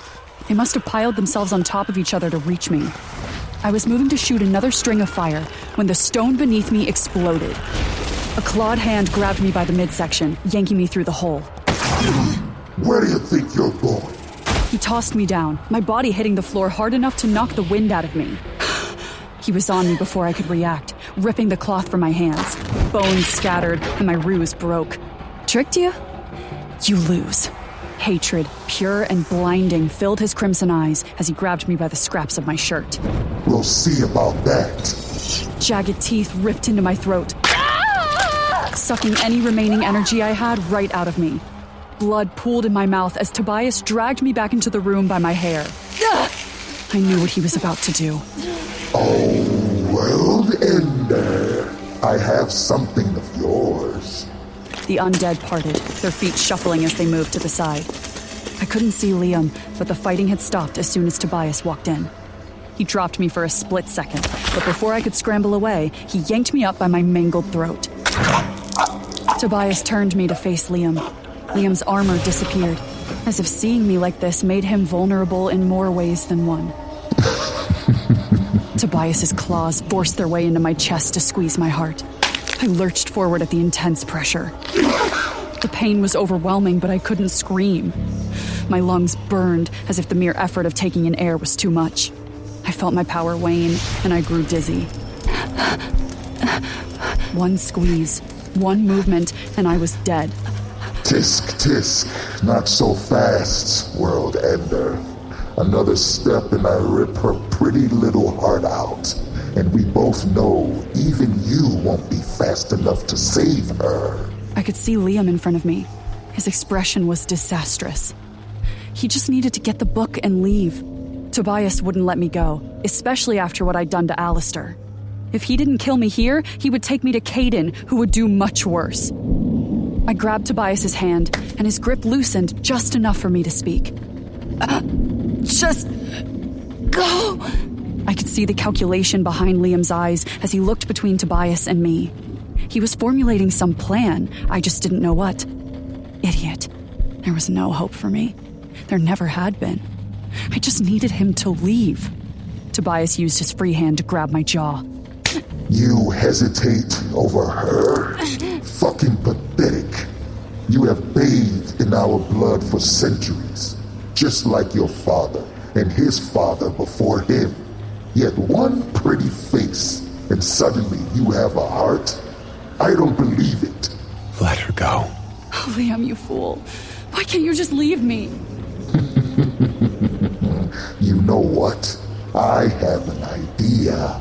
You could run that damned blade through us both. Come on, world ender. It will save you so much time. Think about it. 2 ignorantins, 1 sword, and you get the book. You can make it look like an accident. No one will miss her anyway. Tobias used his hand to shake my head at his last statement for effect. Tobias had a point. If he killed us both, that would leave Caden alone with no book. Caden would lose his muscle. His ranks were already divided and in shambles. Liam and his friends would be safe for a while. Yes, Liam would lose me, but the world would be safe. That had been the plan all along. Pain racked me again, but this time it wasn't from Tobias's less than gentle ministrations. You can't do it, huh? Is that weakness I sense? After all these centuries, does the mighty, powerful destroyer finally have a weakness? If I give you the book, will you let her go? I felt Tobias stiffen, a devilish grin pulling at his lips as his face came close to mine. Yes. I have your word. Yes. Give me the book, and I will return sweet little Diana back to you. No, he wouldn't. Liam, do not be that dumb. I tried to speak, but it just came out as a garbled gasp. Liam's face twisted. Very well. It's in the sealed coffin closest to you. Liam gestured with his sword. I'm no fool. I know it's sealed, so only you can open it. You open it. I will. I just need to get over there. Tobias looked from the coffin to Liam and back. He nodded, moving us both farther to the side so Liam would have enough room to get the book without being close enough to strike. Liam's eyes never left mine as he slowly walked to the coffin. His hand brushed the side, and in one solid motion he flung the lid across the room. He must have been gentle before, but with the way he sent it rocketing across the room, I knew he wasn't in the mood for games. He reached inside, his gaze still focused on me, and grabbed the book. He waved it in the air. Now let her go, and I'll give it to you. I couldn't believe my eyes. Liam couldn't be serious. He wasn't. Everything we'd worked for, everything that had happened on the stupid trip here, and he would just hand it over? For me? No, he couldn't. Liam, don't. Tobias gripped my heart tighter. Now, be a good God King and toss it over. Not until you let her go. I saw Liam take a step forward. It was just an inch, but I knew he would do the unthinkable. He would try to save me, because he was good. He was everything that Tobias and I could never be. No, Caden couldn't get the book. My life wasn't a good trade-off for the world. I wasn't worth it. I mustered as much strength as I could and grabbed hold of Tobias's arm. Even that slight movement made me spit more blood, but I held Liam's gaze. You promised! He knew what I meant. Take care of Gabby. Deal or not, it was the one thing he'd promised me. A look I had never witnessed on him crossed his features. It was the same emotion that Caden had worn the day Ezekiel died. Fear. I saw his eyes widen, the color fading to bright silver as he reached forward, a single word forming upon his lips. I never heard it. Before he could give it voice, I yanked Tobias's hand out of my chest, along with my heart. Darkness. That's all there was. Yet, my body felt warm and whole. I was held in a tight embrace as if I were wrapped in a lover's arms. I couldn't move, but I also didn't want to. Was this Astaroth? Had I finally found peace? The middle of my chest throbbed, erupting in a fierce and piercing pain, spreading through every part of my being. It was liquid heat, drenching me from the inside out. I tried to move, fight, kick, anything to get away from that horrible, blinding agony. It felt as if someone had poured lava into the space where my heart was supposed to be. Had I not ripped my heart out? Was Tobias finishing the job?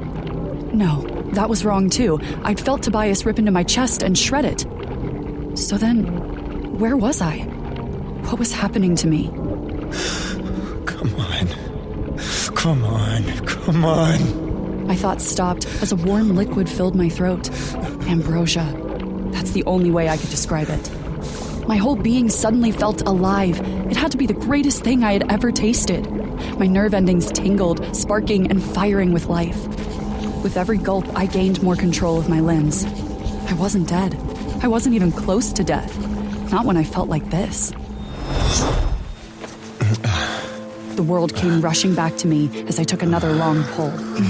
I gripped whatever the source was of this amazing elixir, holding it to my mouth greedily. My eyes shot open and my vision cleared. The stars slowly came into focus, along with the silhouette of a large figure crouched over me.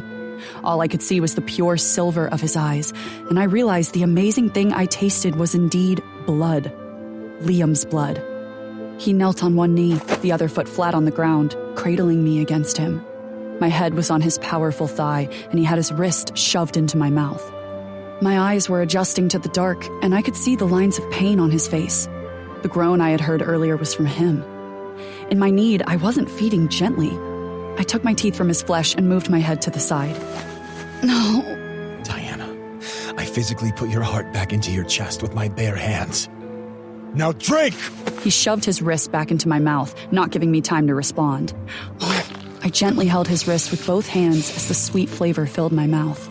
My body healed in places I hadn't realized I was hurt. I drew another mouthful out of him. I knew what it felt like to be on the receiving end of a bite. There was venom in our fangs. Most mortals describe the sensation as a warmth that sent shockwaves to their core, akin to desire. It made it easier to feed if the person allowing it felt pleasure instead of just pain, and it could be intimate. It was a characteristic that we had passed down to the vampires and every blood-drinking creature. Evolution was a tricky bitch. We had to feed just like the lesser creatures we spawned, and blood carried life. It held the purest and most potent magic in the world. It was the only thing that determined the living from the truly dead. Easy. I looked up at him, my lips gentling as I swirled my tongue over the wounds I had made before moving his wrist away from my mouth. That's enough. I'm fine now. Promise. Diana. He started to say something else, but I was already trying to stand up. Liam grabbed my upper arm, helping me to my feet. I glanced at his wrist and saw he was healing, but slower than normal. Thank you for that, and putting my heart back in my chest. I raked my eyes down his body, checking for wounds. Liam's clothes looked like they had gone through a shredder. He was covered in ashes, dried blood, and gore, his hair plastered to his skull with gods knew what. I didn't see any critical wounds on him, but the silver sheen I had grown accustomed to seeing on his skin was gone. I looked down at my torn and tattered clothes. There was a hole in the front of the tank I was wearing, and it was covered in blood. I pulled the ruined material away from my body and could see the shiny raised flesh between my breasts where my heart had been ripped out. I lightly touched the spot, still tender from healing.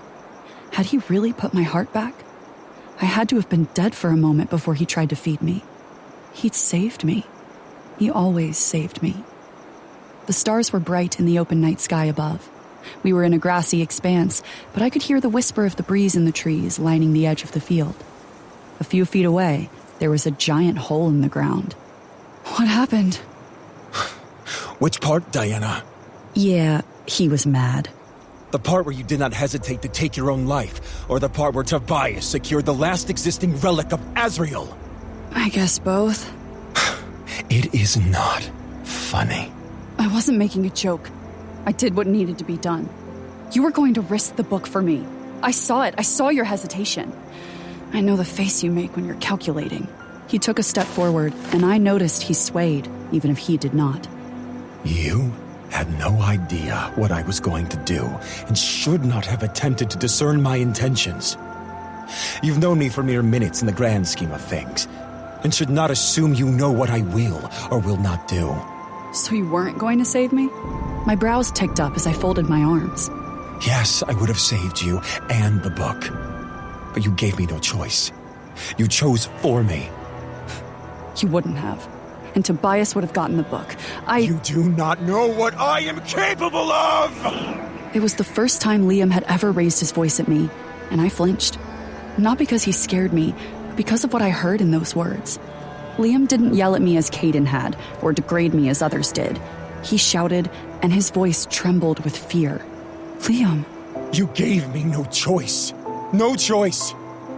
You let Tobias rip your heart out. He grabbed the book, and I flew through the collapsing temple with the remains of you. There's your recap. I did what I thought was right. For who?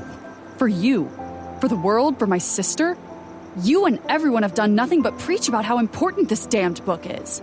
Preach? As if you have done a single thing during this fiasco but preach about our partnership. Yet you did not trust me enough to know I could have saved you and gotten hold of the book. I'm sorry, okay? Is that what you want to hear? I'm sorry, but I gave you the perfect opportunity for this to be done. Don't spin this around and make me the bad guy here. You're pissed, but I didn't ask you to save me. I gave my life so that you and everyone else would have theirs. And what of yours, Diana? You always do this. You willingly try to throw yours away as if it means nothing. As if you mean nothing. He stopped and turned away as if he couldn't look at me. Pain stabbed me, but it was just for a moment, because he spun back and pointed at me. You should have trusted me more, Diana. After everything we have been through, why would you think I would ever let anything happen to you? I didn't say anything because I honestly couldn't find words. It had never occurred to me that Liam would try to bring me back, yet here I stood. He looked around the destroyed terrain. We have to leave now. I don't know how long it will take Tobias to reach Caden. He met my gaze, his eyes tired. It's dark enough that I can fly us out of here without us being seen. Too risky, and you were just dead. I started to argue, but stopped when I saw him sway on his feet. Liam, are you okay? Fine. I am fine. Liam's eyes rolled up into his head, and he fell forward. I caught him, stumbling beneath his dead weight as I tried to keep him from hitting the ground face first. Where are you now? I turned away from the window, cradling the phone between my ear and shoulder. Outside of Cherium. I tried to fly back, but the sun came up, and I doubt a winged beast carrying a man would go over great in the news. Plus, I'm tired. I could hear the people in the room with her, the machines, and her shoes on the floor as she walked. Is this because of what happened in El Donuma? The recent quakes have been all over the news. Logan and Navarra seem on edge, acting like the end of the world is near. They dropped me off at work and left. So now I'm stuck with the regular Celestial bodyguards and everyone is being weird. My hand went to my chest. I could feel the rhythmic beat beneath my skin. A single scar lay between my breasts now. I would notice, but it wasn't anything that others would pay attention to.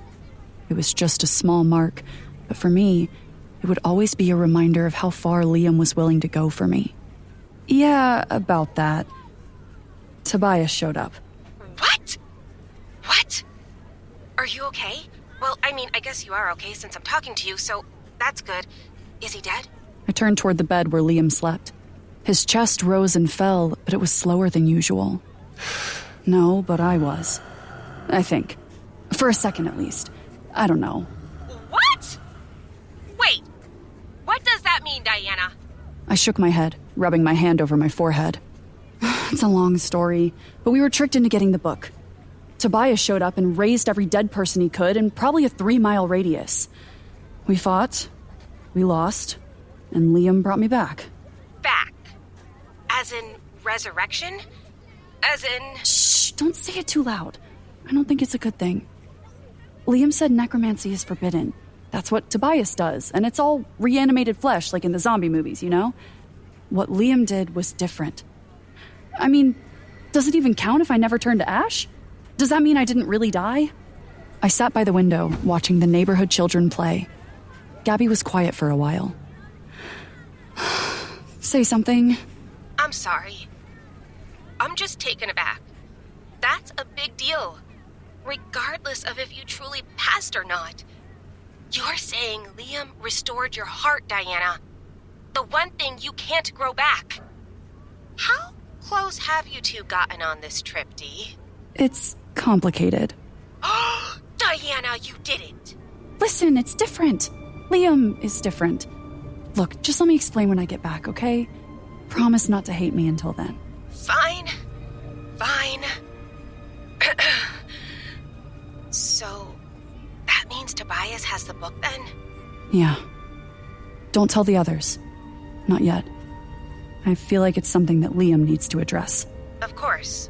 She grew quiet once more. Listen, I'll be fine. So don't worry. I'm probably going to try to sleep for a while and then head out once it's dark again. Hopefully Liam wakes up soon. I heard the noises on her end pick up. I'll call you back later, okay? Okay. Remember that I love you. Love you too. The bedroom door opened, and the homeowner peered in. He was a nice-looking gentleman with a large family. I had compelled him to let us stay. Liam's blood let that small part of me work in overdrive. We were currently in one of their teenage son's rooms. Everything all right, Miss Diana? Yes. You and your family should head out.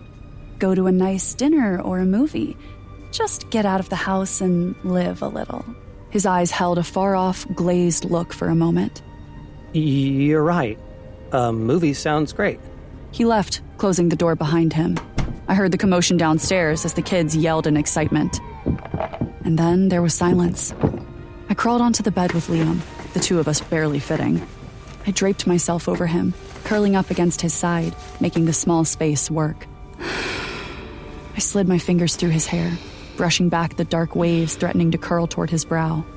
He didn't move, his breathing slow and deep. Why did you do that? The same words I had whispered the first time he fed me his blood when he thought I had died. I snuggled into him, wrapping my arm around his and placing my head on his chest. I closed my eyes, listening to the slow beat of his heart, the rhythm now matching my own. My body ached as I stretched across the bed, my arms shuffling through the covers, reaching for Liam, and coming up empty. I was alone. I sat upright. What the fuck? I looked around the room that did not belong to a teenage boy who loved sports and was living in the suburbs with his family. Drapes danced in the wind, swirling around the large bed frame. Furniture not of this world took up much of this chamber, birds chirping from the large open window. Oh no. Was this another blood dream? My hand reached for the small scar on my chest, my fingers rubbing it through the fabric of my shirt. I decided to follow the commotion. I pushed the drapes aside and padded across the cool floor. I didn't even bother with the large doors. I just walked through the walls. It sounded like a lot of people were gathered. But for what? I walked down the massive corridor, taking in the art carved into the walls. It was as beautiful as the first time I'd seen it. The boy never listens! The boy is standing in front of you. I broke into a run, following the sound of continued shouting. I entered what reminded me of a cathedral and skidded to a halt. The ceiling was so high, I wondered how they had even hung the massive chandelier. It moved and danced, glowing with shades of blue, purple, and silver, reminding me of a small galaxy. The guards flanking the doors held their weapons tight, and several hundred more stood against the walls inside. This place was huge. It was no wonder Liam had told Drake he had seen bigger when we had toured their mansion. Several guards turned in my direction, and I froze, thinking I could be seen. I relaxed when a few Celestials passed through me, and I realized they were looking at them, not me. Duh, Diana, it's a memory. Celestials gathered around a dais. A row of large chairs sat atop it, allowing whoever was sitting in them to see the entire room and everyone in it. The thrones were made of pure gold, and the legs were carved to depict different alien creatures. There had to be at least 20 deities in attendance. Many of the gods and goddesses bore marks like Liam, with long, vein-like lines of light that seemed to coalesce in their eyes. The light on the others seemed to waft off them in waves, not tied to their skin. They were beautiful, but in an alien way. Too perfect, too defined. The Celestials were watching intently, their blue-lined skin a contrast to that of the gods. Instinctively, I moved closer to the far wall as I watched. I knew this was a dream, but every fiber in my being told me to run. I stayed by one of the empty chairs, grabbing the edge as I peered over. From this angle, I could see Liam. His hair was like it had been the last time I was here. The long, wild curls lay across his armor, held back by the twin braids on either side of his face and contained by small, bejeweled metal bands. Whatever was happening, it must have been after he had formed the hand, because those I recognized were all wearing matching armor. Had they just come back from battle? Logan moved past a few Celestials to stand close to Liam.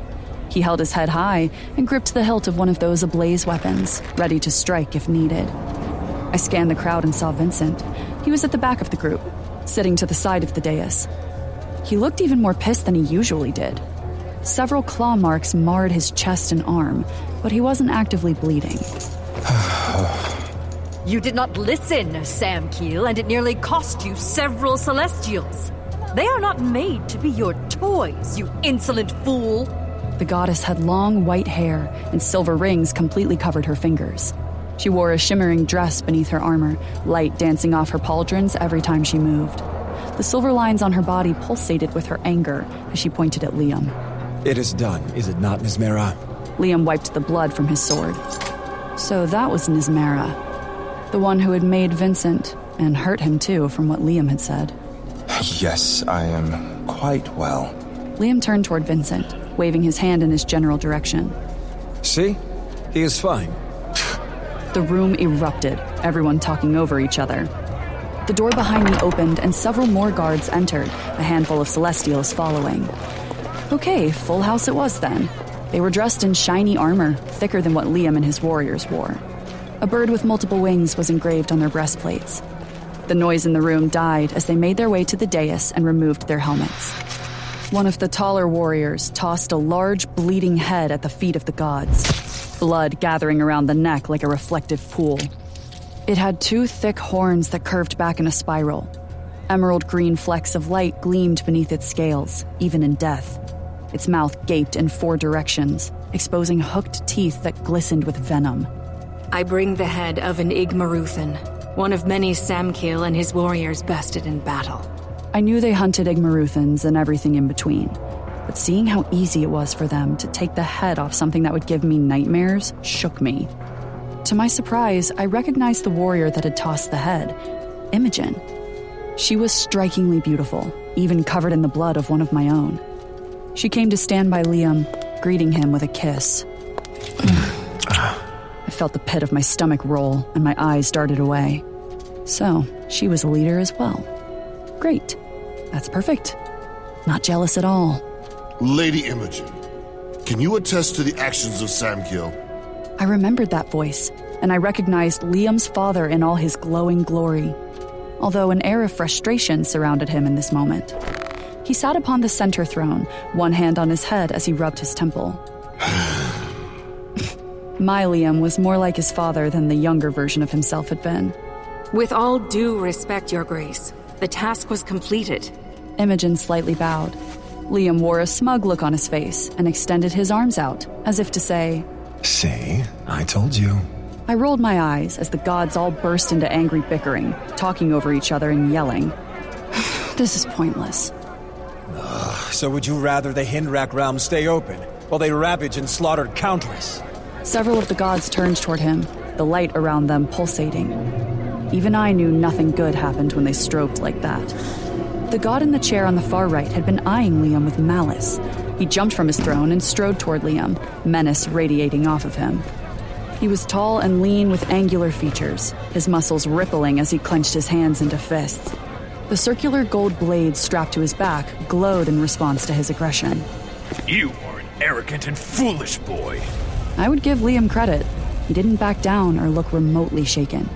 He folded his arms and stood his ground, licking the inside of his lip. A boy who did what you could not, Zol. Zol raised his hand toward Liam, and a loud, booming siren filled the hall. I covered my ears and crouched.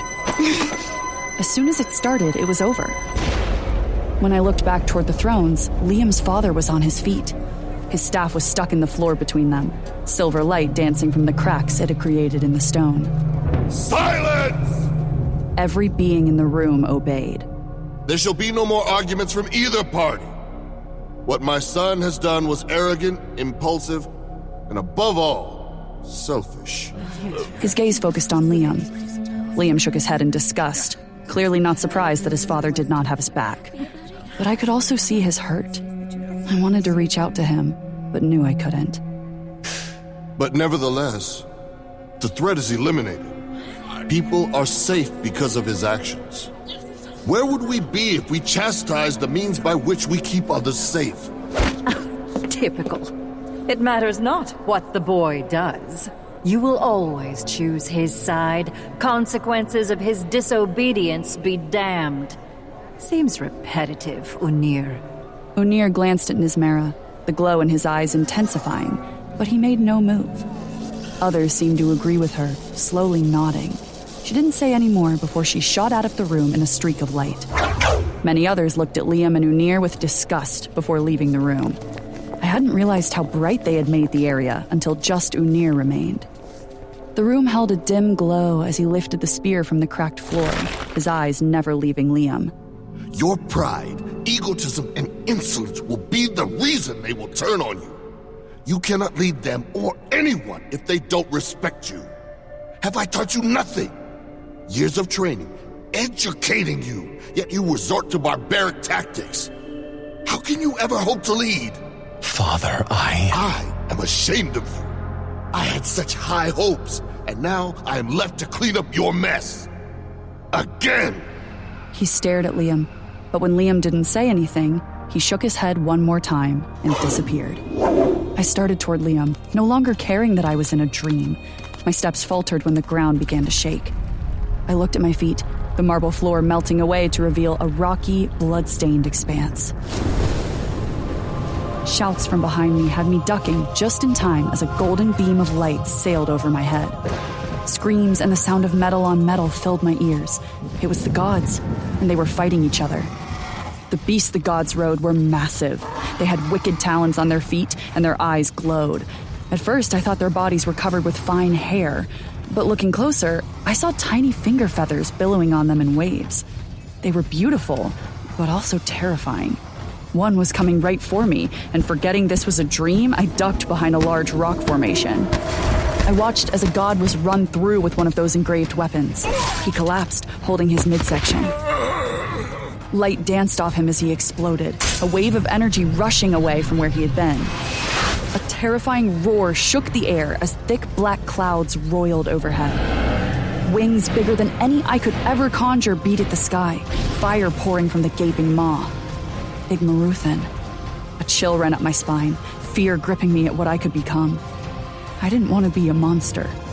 The ground rocked once more, and I saw another golden light shoot into the sky, followed by several blue ones. Caden was right. The books were right. They could die. Okay, I needed to wake up now. Liam stood right in front of me, blood dripping from his hair and armor as a long green and gold-lined cape billowed behind him. His gaze was focused on something behind me. Are you happy, Samkiel? This is what you wanted, yes? Liam spun his sword twice as he walked to my left, staring at the goddess. I never wanted this. The weapon he held wasn't the dark one I had seen before, but an ablaze one. You're a fool if you think we would ever let you lead us. I turned as she came into view. Her armor was stained with blood, and she gripped a red blade, the gold hilt gleaming with jewels. Look around you, Samkiel. You shall get the fame you so desperately crave. They will know you now for what you truly are. World Ender. Liam rushed forward, slamming the blade down where Nismera stood. Come on, World Ender. Summon your death blade. Show them who you are. His strike went right through my incorporeal form and almost clipped her. No. Coward! Nismera dodged just in time, bringing her blade up. Their weapons clashed again and again, both skilled fighters. Every move the goddess made, Liam parried, and vice versa. More screams rang out as the ground shook again. The sky flashed, and I knew another god had died. It must have distracted Liam long enough for Nismera to get the upper hand. She swiped her blade at Liam's legs. He tried to dodge, but it was too late. A long gash appeared on Liam's left calf, blood pouring from the deep wound. Nismera advanced, and Liam raised his sword to block her swing. Her blade cut through his sword at the hilt, slicing the palm of his hand. Did you really think you could best me, you cocky, ignorant fool? I am stronger than you. Nismera kicked Liam square in the chest, and he tumbled backward. I tried to move forward to help, to do something, but it was like I no longer had control of my body.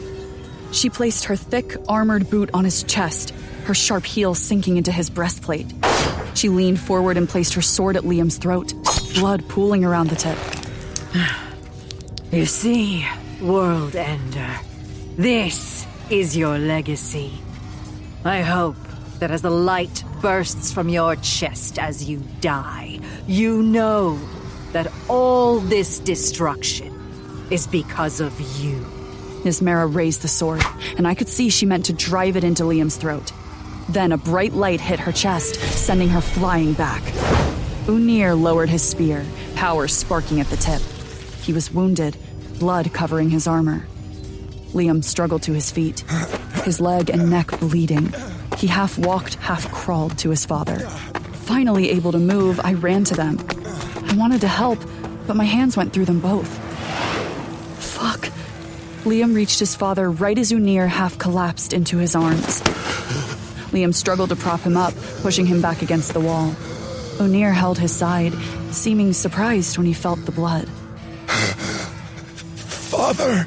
Another bright light exploded nearby, and the ground shook again, causing them both to nearly fall. Unir struggled to correct himself. I knew from the amount of blood he was losing that he didn't have much longer. I am truly sorry. I only wished to save you. All of you. Father. I recognized that desperation. Liam knew his father's final moments were a breath away. He was trying to keep from breaking. The ground shook and another burst of blue light erupted. I heard footsteps approaching and turned to look. Several Celestials stood around us, wearing armor similar to Nismera's. They were not here to help. Father, do not leave me. Please, I am so sorry. I will listen better. I swear it. Please, Father, I cannot do this without you. I do not know what I am doing. Yes, you do. You always have. Liam watched with dawning horror as his father's face started to glow. How precious. A dying father who cares for something other than his own sickening greed to rule. It was the god's soul. His armor was draped in blood from the top of his helmet to the tip of his blade. It shone silver and cobalt. It was the blood of their own. Unir grabbed the spear, pushing Liam back as he shot to his feet with the last bit of strength he had. He spun it once over his head, sending a beam of golden light at the god. Zol bounced the beam from his sword, redirecting the power and sending the blast right back at Unir. It hit Unir dead center, creating a massive hole through his breastplate.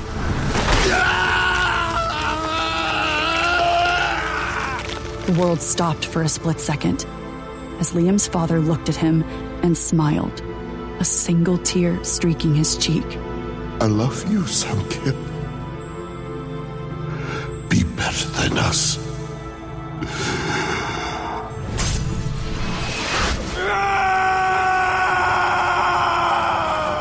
Liam's scream echoed over the battlefield.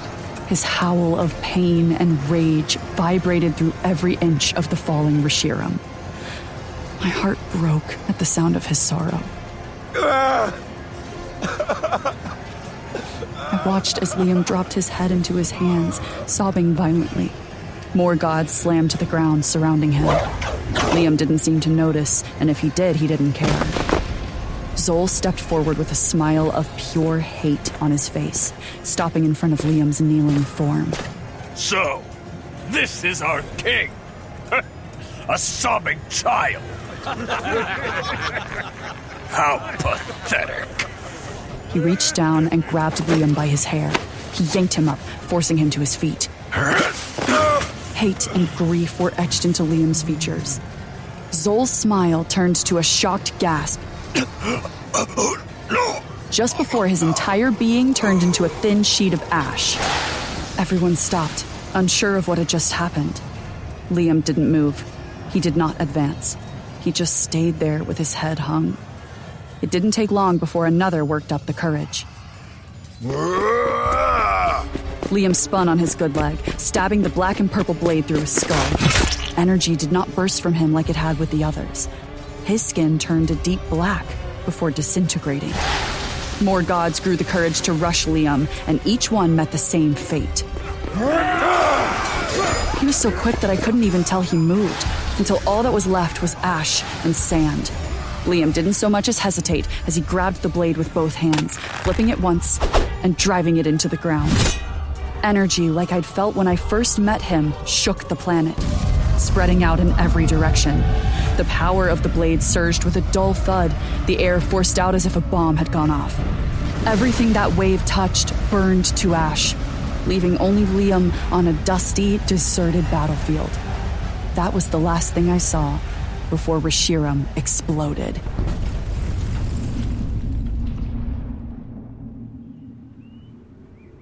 My eyes blinked open, and I nearly slammed them closed again. I raised my hand, shielding them from the sunlight streaming through the window. I looked around the unfamiliar room, trying to get my bearings. It was a small space, and I was confused by the shirts hanging on the white walls, each of them with a number printed on the fabric. I turned as Diana moaned where she slept next to me. Diana. She shifted restlessly in her sleep, and her eyebrows drew together. I reached over, holding my hand above her chest. The rhythmic beat of her heart was strong, and I almost wept in relief. I peeked under the blanket covering me and saw that the clothes I wore were new and clean. She had moved us and taken care of me too. I shook my head in disbelief. She claimed to be this dreadful beast, yet all she did was look out for others. I was happy knowing she was alive, but upset that it had happened at all. My dream had come true, just as I had seen it. My eyes closed, the memory of watching her die replaying in my mind. I heard the words leave my lips as my vision blurred. It had been my night terror made real. I saw her eyes, saw the light leave as she yanked his hand out of her. His smile had been cruel and satisfied as I rushed to her, falling to my knees to catch her body before it hit the floor. I barely registered the whomping sound of his wings as he grabbed the book and took to the air. He'd left the crypt, and there had been a clash and a clatter as hundreds of dead fell. And there was nothing. The world went completely silent without her. No, Diana. Diana, please! My tears had refused to stop falling, and I hadn't understood that pain. I had not felt like that in centuries, not since my father died. I had cradled the empty shell that was Diana, searching for the light in her gorgeous face. No longer would she laugh at the most inappropriate times. She wouldn't correct me over the most idiotic things. She was gone, and I'd felt like a part of me was too. I had known her for mere months, but in that short time, I had grown deeply attached to her. She'd helped me in my darkest moments, steadily pulling me from that deep-seated hatred I felt for myself. She'd even helped me when I'd been less than kind to her, and now she was gone. I remembered grabbing her heart and placing it back in her chest. I remembered flying through that empty tomb with her and exploding into the night with her cradled in my arms. All I'd known was that I couldn't lose her, not without fighting for her. I had promised, so I'd drawn a blade and sliced my palm to pour myself into her. She couldn't leave me like this. I'd concentrated on picturing her whole once more, laughing, happy and sassy. I'd seen her smiling again. Didn't she understand how important she was? I knew I couldn't raise the dead or restore lost life, but I had to try. I had promised her. The flesh beneath my hand had started to mend from the inside out. Her body jolted as I'd forced more power into her. Veins, muscles, and tissue knitted as her heart regrew, restoring itself. It had jumped once, twice, and a third time before picking up a rhythmic beat. The tissue above that was next, her ribs and sternum mending. The muscles had filled back in, and her skin smoothed over, silky and unblemished. My body had ached as I poured more of my power into her. The light beneath my hand flickered, and I hadn't cared. I pulled my hand back, making sure I did not touch her. It had worked, but I was worried what the cost would be. I was careful not to wake her as I shifted out of bed and took a few steps to the door.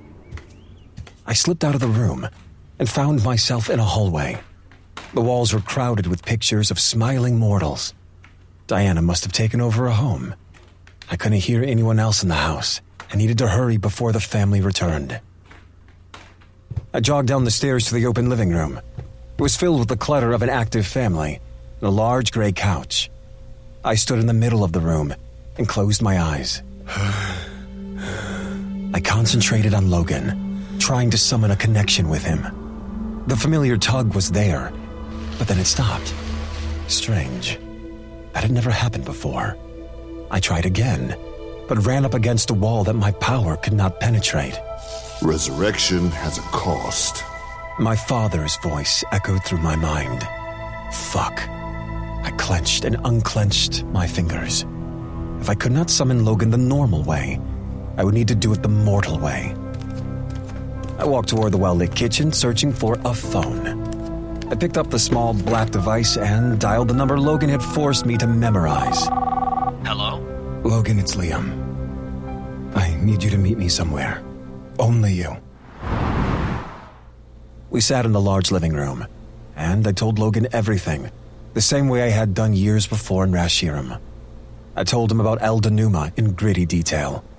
I told him of the fight, Diana's death, her resurrection, and the new threat we faced. It has been eons since we have faced an actual threat. These weren't the usual soulless beasts I have encountered previously. No, this was much worse. Logan's gaze searched mine before he pointed toward the ceiling and the room where Diana still slept. You did the unthinkable, Liam. I know. Even if she didn't truly die, resurrection is taboo, forbidden. The horror stories we've heard about the damage it could cause, it could have backfired and you could have ended up an empty husk. I know. Do you love her? Why does everyone keep asking me that? Well, she is a very attractive female with a very persuasive vocabulary that some men who haven't had female attention in a while may find alluring. Does your wife care if you speak so fondly of other women? No, I'm talking about for you. All I'm saying, Liam, is this isn't you. You wouldn't risk this for just any woman. I know you. That kind of power, you don't know the damage it could cause, and not just for you or her, but for the universe. They always spoke about a catalyst that unbalanced everything. You know that. He was so wrong. If he knew what I had done to Rashiram, the gods there, he would think differently. He would know that I was completely aware of my destructive nature, and how dangerous I was to everyone around me. I ran my hands roughly through my hair as I sat there. I know. Thank you for telling me. I do miss the days when you would actually talk to me. So, what's next? Have you heard from the vampires I sent? Yes, they made their presence very known. Gabby likes the loud one a lot, and they seemed to bond over some stories I didn't care about. That's Drake. Nevera is with them both. I think she spoke of coffee or something. I made a few other Celestials go with them. Regardless of if Gabby likes them, I don't. I don't know what it is, but I don't want to leave the girls alone with them for too long. And if what you said about the four kings still being alive is true, well then, they can't be trusted. I turned my head and a small smile formed. Logan's protectiveness toward Gabby would make Diana happy. Drake may be boisterous, but he is harmless. He's more of an annoying flirt. If he flirts with Nevera, I'll rip him to pieces. Yes, that is fair. I don't know, something just feels off. A possible side effect, maybe. Maybe. Or maybe something else is stirring. It feels like I can't keep my head above water. I need to get to the council. If Victoria brought any more of Azrael's scrolls or texts from Rashiram, I'm hoping they will know of them. If you go to the council, Imogen, Cameron, and Xavier will bombard you the moment you set foot in the city. I know that's why you are coming. And Diana. How are you going to sneak an Igmaruthan past the council? It's not an Igmaruthan. It's Diana. She was mortal at one time, have some respect. Logan nodded, but I saw a glint in his eye. Was he testing me? My apologies. A corner of his mouth lifted. A test indeed. With that being said, I do have a plan for that too. To start, I need you to find us some clothing, so that we will fit in. I am too drained to summon any garbs at the moment. Done. I stared at the ceiling, feeling as if I had missed something. Something is wrong, Logan. We'll figure it out. If worst comes to worst, you have a queen on your side. He was right. Diana gave us a better chance, but just a slight one. She was powerful, but she refused her nature, which kept her at a disadvantage. Although, I might have had a solution for that. But it was not one I wished to share with him. You're right. Their power far outmeasures any otherworld creature.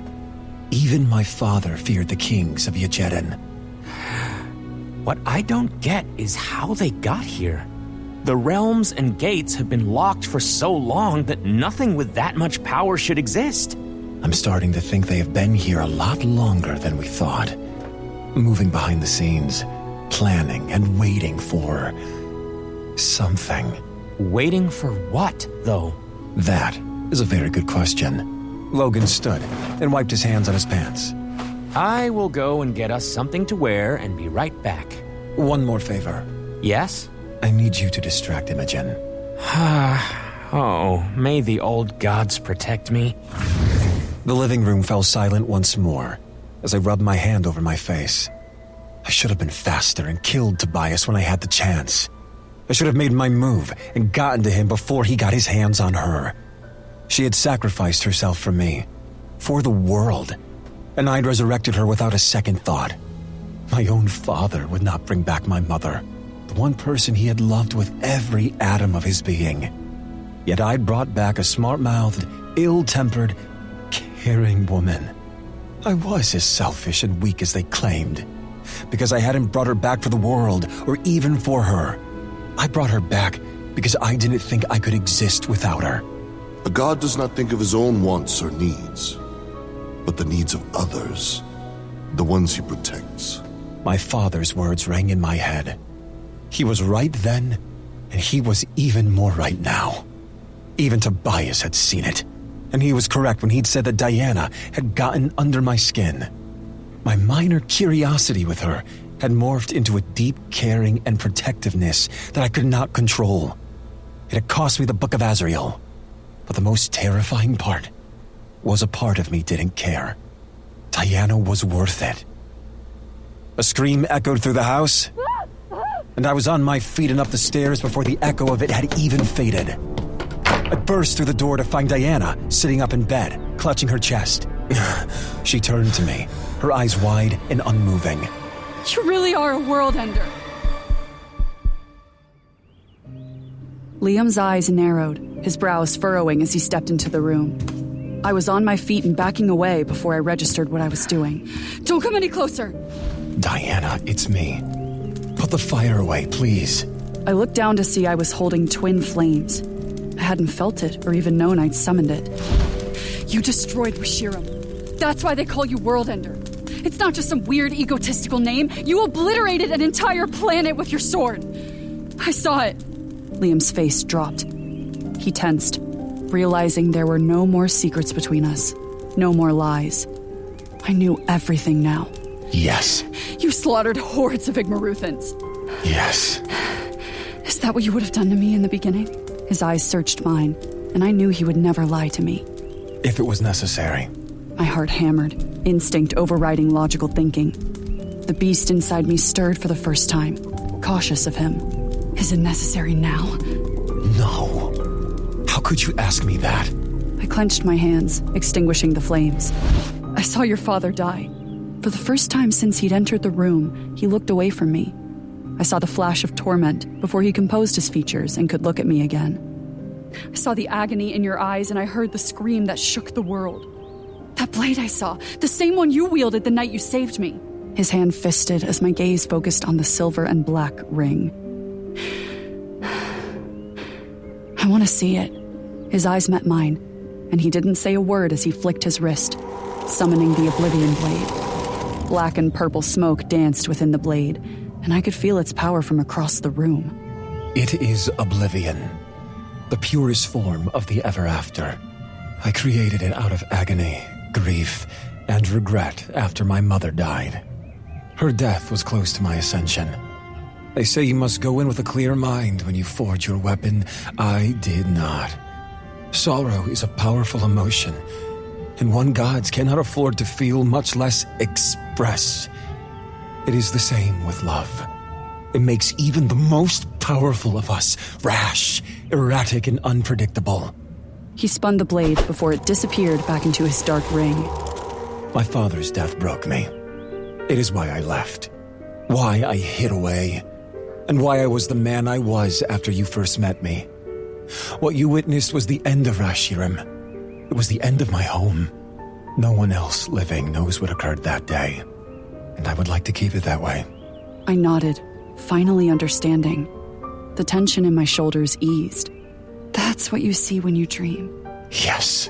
He looked as if he wanted to say something else, but stopped himself. That's why you hate that name so much. It's a constant reminder of what you've lost. My father's staff, the one you saw. It helped shape planets and healed others. Unair was known throughout the cosmos as the world bringer, and I, Samkiel, will forever be known as the world ender. My eyes softened as the fear that had gripped me when I woke released its hold. I had seen the fight and knew how they had treated him. A part of me felt compassion for him. I should have been scared, or at the very least, cautious and suspicious. He and his had killed thousands of creatures just like me. Yet all I felt was sorrow. I moved closer. His eyes raked over me hungrily, but I could see him bracing himself for my repudiation. Is that why you were so upset that I died? Because your father had given his life for you? Among a list of many, but yes. I do not want anyone else to die from me. I have grown tired of it, and I am not worth it, Diana. His eyes slid away from mine, disgust crossing his features. I knew it wasn't aimed at me, but at the painful memories I had dragged into the light. Liam, what are the consequences? I saw it in your memories. Resurrection has a cost. What will ours be? I do not know. His eyes met mine again as a bright blue light lit up the room. I blinked as Logan appeared between us. Logan took a moment to take in his surroundings before looking at me, his eyes lingering on my chest. Sorrow darkened his eyes, and I realized he knew what had happened. He placed a pile of cream-colored fabrics on the bed. I brought what you requested. Thank you, Logan. No problem. Well, are you ready to sneak into the council and pray to the gods we don't get caught? My eyes widened as I looked between the two of them. Wait, what?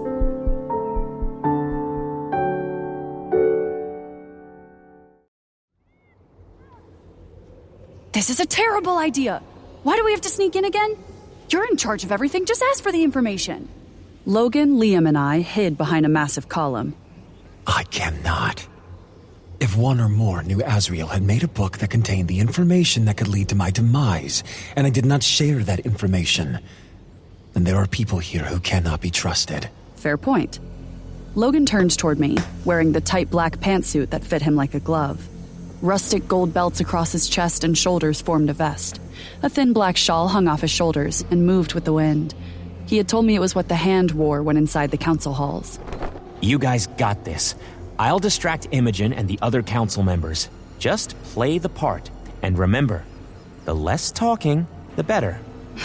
It's not my fault you guys gave me less than an hour to learn your language. Several footsteps approached, echoing through the great hall. It was an opulent, wide-open space sitting in the shadows of mountains that nearly pierced the sky. They were much larger and more majestic than anything I had ever seen. The trees in the surrounding forests were tall, the foliage lush, and the colors breathtaking. The ceiling was open and framed all the galaxy had to offer. Everything here was brighter, clearer, sharper. I wanted to admire it more, but we had a job to do. She's coming. I'll distract her as long as I can. But hurry. Liam pressed his hand to the small of my back, and I leaned into the pressure. He had touched me at every opportunity since I'd awakened in that tiny room. It was not in the same fun way as before, but more as if he were afraid I would disappear if he wasn't touching me. I watched Logan approach a small group of Celestials. They parted as he joined him, and then I saw her.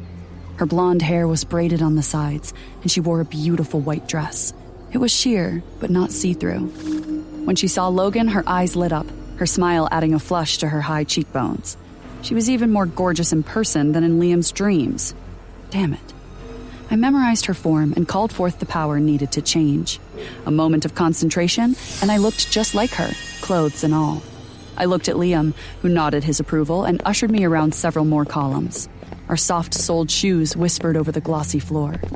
Once we were out of sight, we picked up the pace, jogging through the maze of corridors and staircases. The third floor holds the council chambers. We just need to get past a few guards there, and we should be good. Logan double-checked that there are no meetings today. As we hit the second floor, we stopped running. We strolled calmly so as not to draw attention. I waved at a few Celestials as we passed, and Liam nodded in their direction.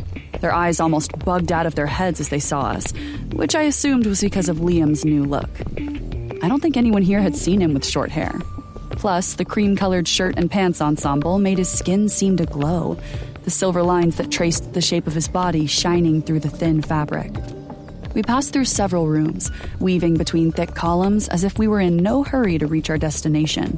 Liam suddenly changed direction and pulled me into a passageway hidden behind a red and gold-trimmed curtain. I slammed against him, my nose bouncing painfully against his hard chest. Fuck. Liam held the curtain back so he could peer out. He scanned the far side of the room as if he'd spotted someone. Liam, you cursed! Where does the follow-all-the-rules guy learn to talk like that? Probably from the dark-haired, foul-mouthed woman whose vocabulary screams indecency. He glanced down at me for a split second, a grin tugging at his lips before he went back to peering beyond the curtain. A tall, muscular, brown-skinned Celestial in the same uniform that Logan had worn smiled down at a woman in an off-white jumper. Okay, so he was a member of the Hand I hadn't met yet. Gods, why were they all so beautiful? His hair was dreaded and pulled back in a thick double ponytail that spilled down his powerful back. Blue lights ran along his arms and neck, arrowing toward his piercing eyes. His teeth flashed white as he laughed at something the woman said. And they turned to leave. He's a member of the Hand. Why are we hiding? Are you worried about him seeing us? No, I am not concerned about Xavier. I'm concerned about the one who rarely leaves his side. We came out from behind the thick curtain as Liam nodded toward the large staircase. Why? Liam started to say something but was tackled from the side. I heard the air leave his lungs, followed by a deep, resonant laugh. I spun, flames dancing on my palms. My eyes widened as I watched a blonde man lift Liam off the floor, his feet dangling. He picked him up effortlessly, as if they weren't the same size. Cameron, you will put me down if you value your job and your life. Cameron. Ezekiel had mentioned him in Ophanium. I remembered Liam saying something about him as well. I closed my hands into fists, snuffing out the flames and putting them behind my back. Cameron dropped him and Liam glared, adjusting the front of his shirt. Did you think you could sneak into the Great Halls and I would not scent you? Scent? My lips turned up. Could he smell Liam through the entire building? Could he smell me? Uneasiness hit my gut. On the plus side, Liam and I had not had sex or anything even remotely close before we came here. On the downside, would my ruse even work on Cameron? I thought I might like this one, if it weren't for the fact that he might ruin what we were here to do. He wore the same clothes as Logan, but I already knew he was a part of the Hand.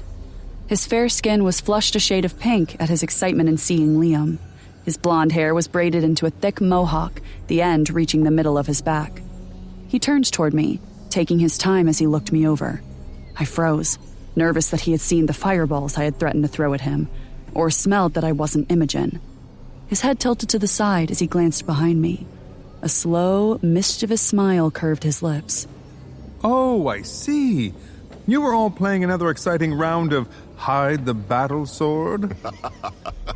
I looked over my shoulder to see that Xavier had returned.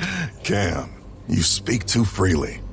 One day, Sam Keel will remove your head. No, he likes me too much. Debatable. Where did you learn to speak like that? Anuin is not our predominant language. Logan visits often. He fills us in on what the mortals have been up to and brings us the best cuisine. Chocolate is damn near orgasmic. Ah. Liam grabbed my hand and turned toward the stairs. Very well, then. Imogen and I have other business to attend to, and I'm sure the two of you have something you need to be doing. Cameron stepped in front of Liam and me, keeping us from moving. Business? What business?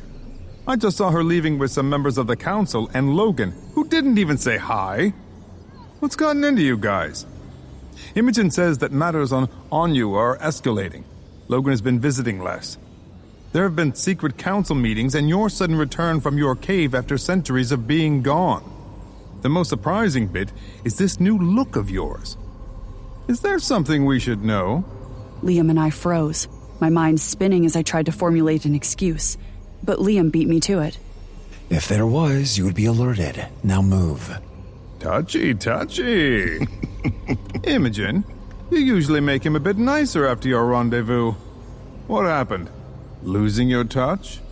Cameron strolled close to me, his hands clasped behind his back. He stopped, grinning from ear to ear. I felt my temperature rise as I clenched my fists, willing my fire to stay put. I had no claim on Liam, but their words rubbed me the wrong way. Would it be that simple, that normal for him to fall back into his ex-lover's arms? Was that why he wished to go home so badly? My chest ached with thinking such thoughts. Losing my touch? Ridiculous. Why else do you think he came back? I gave them my best Imogen grin. I tried to remember how she moved from my short glimpse of her and prayed that my attempt worked. Cameron grinned at me, however Liam was not amused. Enough. We have more important things to attend to than your failed attempts at humor. Xavier, do not encourage him. Xavier held up his hands. Hey, I can only do so much. Cameron winked at Xavier, which seemed to only make the fearsome warrior smile more. There was a history between the two. I could feel it. Be nice, Sam Keel. I was only joking. It's not like we see you... His words stopped, his smile fading as we walked past them. I didn't catch it at first, but then he was in front of me, and I knew he knew. He had seen or felt something that told him I wasn't who I said I was. His blue eyes flared a shade brighter as he studied me. Liam went stiff at my side as Cameron took not one, but 2 sniffs at me. He scowled, all humor gone, and for the first time, I saw how perfectly dangerous he was. Xavier appeared at his side, staring at me like I'd grown horns. What is it? It seemed to pull him from his death stare trance. Could I really fight 2 members of the Hand if I had to escape? Sure, Liam was more open to the possibility of an Igmaruthan helping, but they were not. Liam carefully stepped in front of me, his broad back blocking the others from sight. Cameron. It was a demand, not a question. Your scent, Imogen, it's different. You smell like spices. Xavier looked at me, narrowing his gaze. I had no idea what this obsession with scent was, but it apparently meant a lot to them both. I brought her some perfume. Cameron finally took his eyes off me. Just like that, a switch flipped. That fun-loving grin came back, and I could breathe again. Oh, well, that makes sense. Cameron and Xavier relaxed. At least he finally listened to your messages. All that pining and unrequited love was getting on my nerves. Liam was done as he pulled me past them, heading towards the stairs.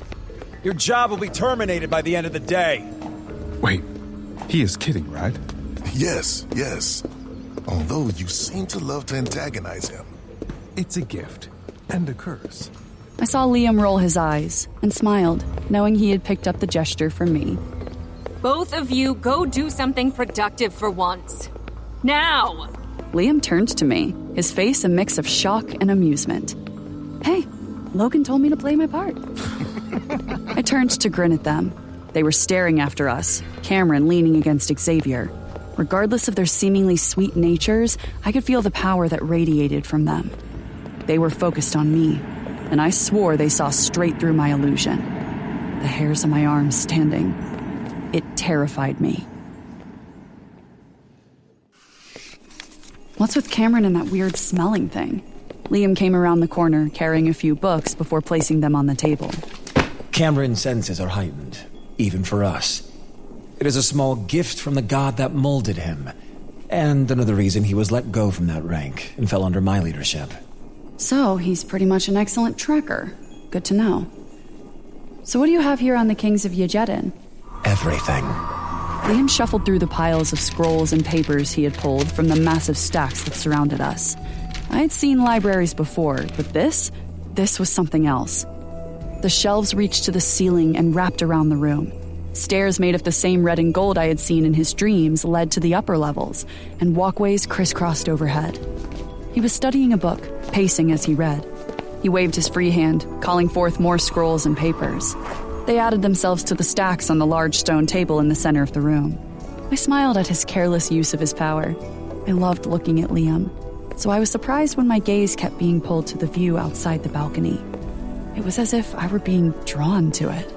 Your mountains and trees glow with a color I'm not sure I have ever seen before. They seem almost iridescent. It really is gorgeous here. I wish I could see more, especially at night. I'll escort you back another time. I was a bit annoyed that he said it so casually. This place was special, sacred. I could feel it in the pulse of the planet and smell it in the air. But he just so casually offered to bring me back here for a visit, as if he brought monsters and the mortal enemy of these people here all the time. Oh yeah? How are you gonna do that when I'm locked up? Are you planning on kidnapping me once this is done? I never forgot about what could happen at the end of our arrangement. He placed the book down on the table, running his finger along a section while reaching for another scroll. Well, Caden has the book now, so we will probably be at this longer than expected. I suspect we will be back here more often than not. I walked over to the table, worrying my lip and suddenly unsure of myself. Shock and hope warred within me. I didn't belong here, but the wild beauty of this place called to me, and I ached to explore it with him. I would love to see the stars from here. I want to know if it's just as pretty as in your dreams. Liam lifted his gaze from the book and regarded me. It will be done. Liam didn't seem to be in a joking mood, and I didn't blame him. He returned his attention to his research as I sat in one of the large hand-carved chairs. I pulled one of the books closer and opened it. The pages felt rough against my fingertips, and the brown-tinted paper seemed sturdy and impervious to the effects of aging. The book was pristine, but I could feel the weight of its age. I couldn't read the text. I was only able to make out 1 or 2 words. Instead, I flipped through, looking at the pictures. Not seeing anything of interest, I set that one down before grabbing another. So, do I get my own estate or something if I'm queen? He glanced up, furrows of concentration between his eyebrows. I am not sure. I would assume you would be half ruler of the Aegean realm. Cool. I get my own realm. My nerves were shot, and unease hit my gut once more. Does this make us actual enemies now? Liam's eyes softened, as if he knew why I was asking. No. You'd still have to best me. I gave him a small smile before picking up a large beige book. The wear and tear on the pages made it seem ancient. I flipped it open, and a picture of a large beast greeted me. It was drawn in gray ink, the image somehow raised off the page. I ran my fingers over it, tracing the lines. The creature's body was covered in armored scales, and it had no limbs. A flowing, fanned tail looked almost delicate against its otherwise bulky shape. Its mouth was agape, displaying hooked, razor-sharp teeth. The words written below the drawing were foreign to me, but one stood out. Igmaruthan. Is this what I am? Liam approached, the heat of him warming my suddenly cold body as he stopped behind me. I flipped through several more pages of different beasts drawn in painstaking detail. My heart sank with each new image. Some had more teeth or claws, others had long tentacles, while others had no facial features at all. Liam reached from behind me, grabbing the book. I looked at him over my shoulder. He closed it with one hand, his features turning soft. In a way, yes. That is what you came from. But you are not the same, Diana. Do you think I'll grow horns like that? That crown thing? What if it makes my forehead permanently big? His smile was gentle as he ran a hand across my forehead, his fingers gently combing my hair from my face. It is already large. I doubt anyone would notice. I grabbed another book and swatted at him. I held the ancient tome like a weapon as I glared at him. I'm being serious. He gripped the book, but didn't pull away as he stepped in close again. I am unsure of what you could be, if I'm being 100% honest. You surprise me and are unlike anything I have ever experienced. So to answer your question, I do not know. That was nice. Sort of. I'm a nice guy. In the bedroom, maybe. But outside of it, not so much. Focus, Diana. I looked through the new book I held to find it was about weapons. My mind still gnawed at the images of the fabled beasts, but I pushed them aside. I propped my chin on my fist as I turned through the pages. Liam returned to pacing as he closed and picked up yet another book. Most of these records have dates listing artifacts made, items long lost, or those locked away by my father. I'm having a hard time pinpointing the last known files of Azrael, which is peculiar. They probably destroyed them. I flipped another page, this one showing me a cool sword chain weapon. The ones who knew about it. I mean, why make a god-killing weapon and then keep records of it on a planet where a god lives? Liam had stopped and was staring at me. My eyes widened as he went rigid, and a smile formed on his face. Diana, your intelligence is terrifying at times. Thanks, I guess. He looked toward the open sky behind me, and then to the door. How do you feel about vortexes? Come again?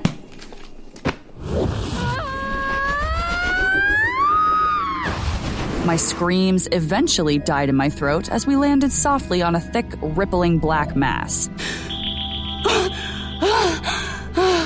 I pushed off Liam as I turned away from him.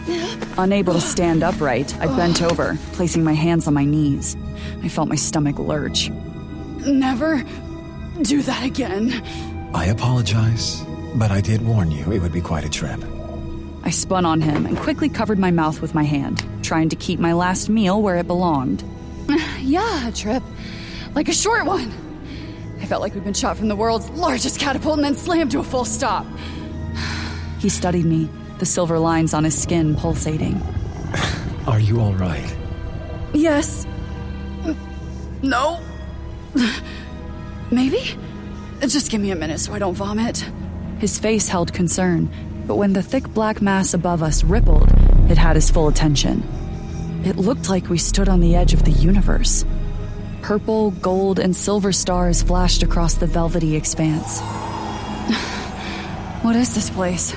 The creature we meet today is the last of its kind. Its species played a huge role in the mythologies of thousands of civilizations. They were known as fates, hunted and slaughtered because beings across all realms feared their powers. My father made a home for the last one here. I am the only one who has access to this place, because I had no use for him, and no reason to harm him. As you recall from my memories, my attention lay elsewhere. I spun in a slow circle as I tried to process the alien landscape. Rekurum, I seek your counsel. I reached out, grabbing Liam's arm as several small star-like masses passed overhead. He looked down at my hand and then back at me. You are safe. Yeah, sure. Whatever you say. The expanse of black seemed to grow at one edge as all light rushed toward it. A silent pop echoed, and a creature stepped out. It had form, but not. 3 black orbs spun where its head should be, and it had no legs, nor any definition to his lower body. Its shape was nebulous, swirling and bending. Lights danced and floated around it as if it were made from the fabric of the universe. As it glided toward us, my instincts blared a warning. There was something off about this being. Sam Kill, God King, World Ender. You seek guidance on information you have already obtained. The sound floated around the room and through me, going in one ear and out the other. I shuddered. Creepy was an understatement. And you bring a creature whose livelihood is death. She is not a creature, and she is friendly. Sometimes. My grip tightened on his arm, and Liam pressed on. I need to know what was in the Book of Azrael. You know already. If there is a weapon made to kill me, why do we have no archives of it? Why is there no mention? One whose blood runs silver took what you seek long ago. A god? Yes. Liam's brows furrowed. The floating, weird genie thing seemed to be speaking in riddles, confusing me more. There are no gods left. Even if one had erased the archives, there would be a trace. Azrael died in Rashiram long before I destroyed it. How did Victoria even get her hands on it without dying too? Secrets are long buried in your family, World Ender. Long before your creation, the Celestials of Death had a master who foretold of the great demise. The texts you seek were written and hidden to maintain balance. For if the realms bleed, chaos will return. Because of her resurrection. Those floating heads danced to the right and then back, spinning toward the left. No. Does her resurrection... Is she okay? I hadn't realized he was that worried about my return. It surprised me that he would ask this creature about me instead of focusing on the book. I squeezed his arm lightly as the creature in front of us spoke. You worry about an abomination soaked in death. How interesting. She is not an abomination. She is, and cannot die by normal means. You resurrected nothing. So I'm not gonna be a weird decaying zombie or anything? The head swiveled to the right and then left, as if confused by my question. The floating mass around it expanded slightly before returning to normal. You are Igmaruthan, a creature made for destruction. You are an agent of death, despair, fire, and chaos.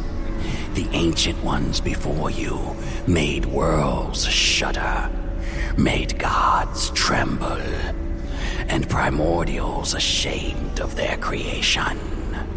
You are a beast of legend, yet you wear a suit of flesh and tissue. That seemed to enrage Liam. He stepped forward, and I tightened my grip, stopping him from moving further from me.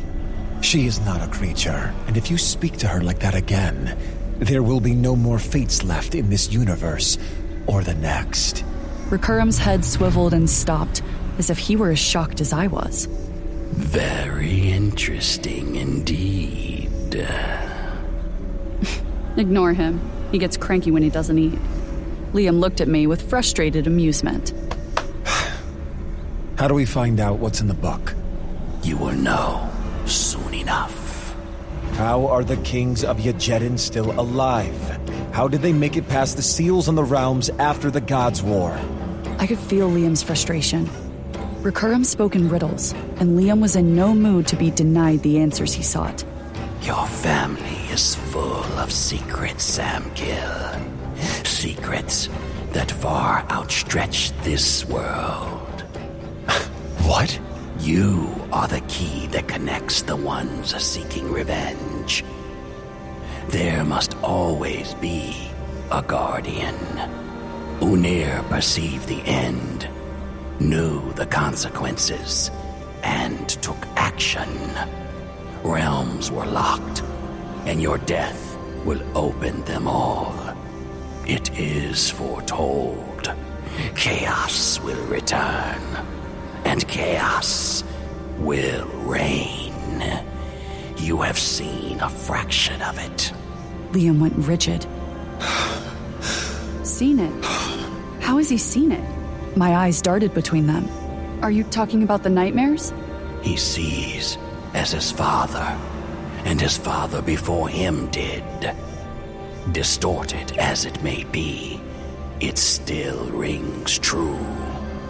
The realms will open again. But if they open, that means Liam will die. So it is written. So it shall be. No. I looked up at Liam, his gaze focused and far away. Whatever floating head guy meant, it had struck a chord deep within him. My hands tightened enough to make him look at me. Pain flashed there. As long as I am here, nothing will happen to you. I promise. And I don't need a pinky for it. The smile he forced was barely recognizable. I turned back to Recurrum. Can you give us some good news or something? One head seemed to look at me as the others continued to spin. I immediately regretted opening my mouth. The prophecy remains. One falls, one rises, and the end begins. It was foretold and will remain. One carved from darkness, one carved from light. The world will shudder. I felt the room quake as Liam's power seeped from him. Was this all part of another goddamn test? A test indeed, but to solidify the realms. That is how it is, and how it shall be. The universe needed to see, needed to know. Needed to know what? The room shook once more, and the floating head spun counterclockwise and then back. You are running out of time, Samkill. I let go of Liam's arm as I stepped forward, no longer concerned about the swirling creature that spoke in tongues. Is this what you do in this mythical land? Speak in riddles the entire time? How are you any help? Diana. The anguish that shone behind his silver eyes made me want to tear the world apart. You don't know everything. It seems the King of Gods has found a new home. The creature's form shifted. One head swiveled, speaking to me as the other two agreed in unison. That doesn't make sense either! You know his world is destroyed, you floating ass! I took Liam's hand. Let's go. There's no help to be found here. I was over this place, and over that creature. There will be a shuddering crack, an echo of what is lost and what cannot be healed. Then, Samkill, you will know this is how the world ends. I stopped and slowly turned around. I knew my eyes glowed red, and I was ready to throw as many fireballs as it took to make him shut up. But it was too late. The creature said no more as it melted into shadows, its body returning to the backdrop of the galaxy, the weight of its presence fading away.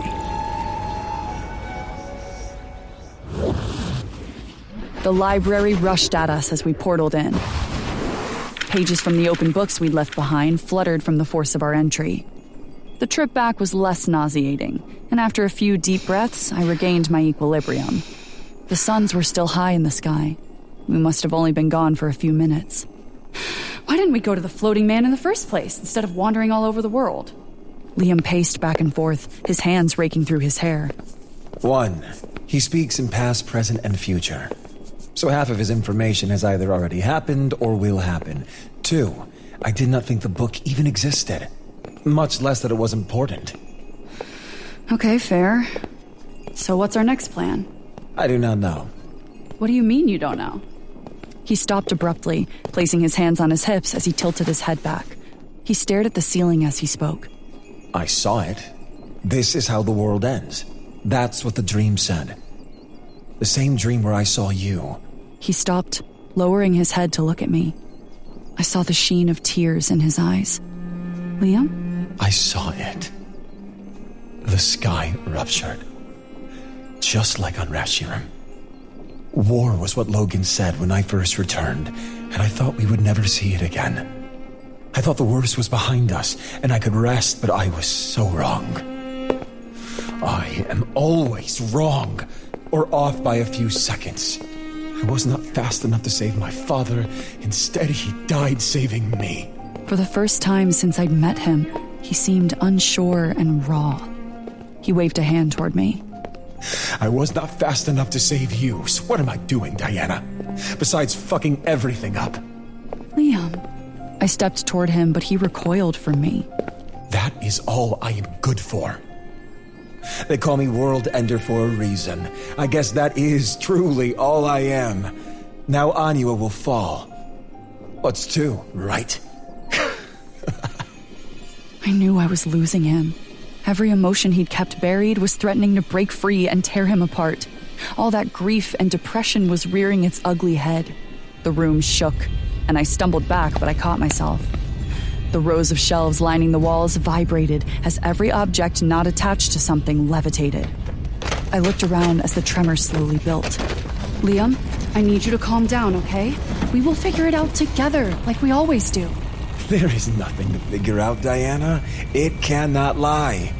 Everything it predicted will come to pass. Do you not understand that? Fine.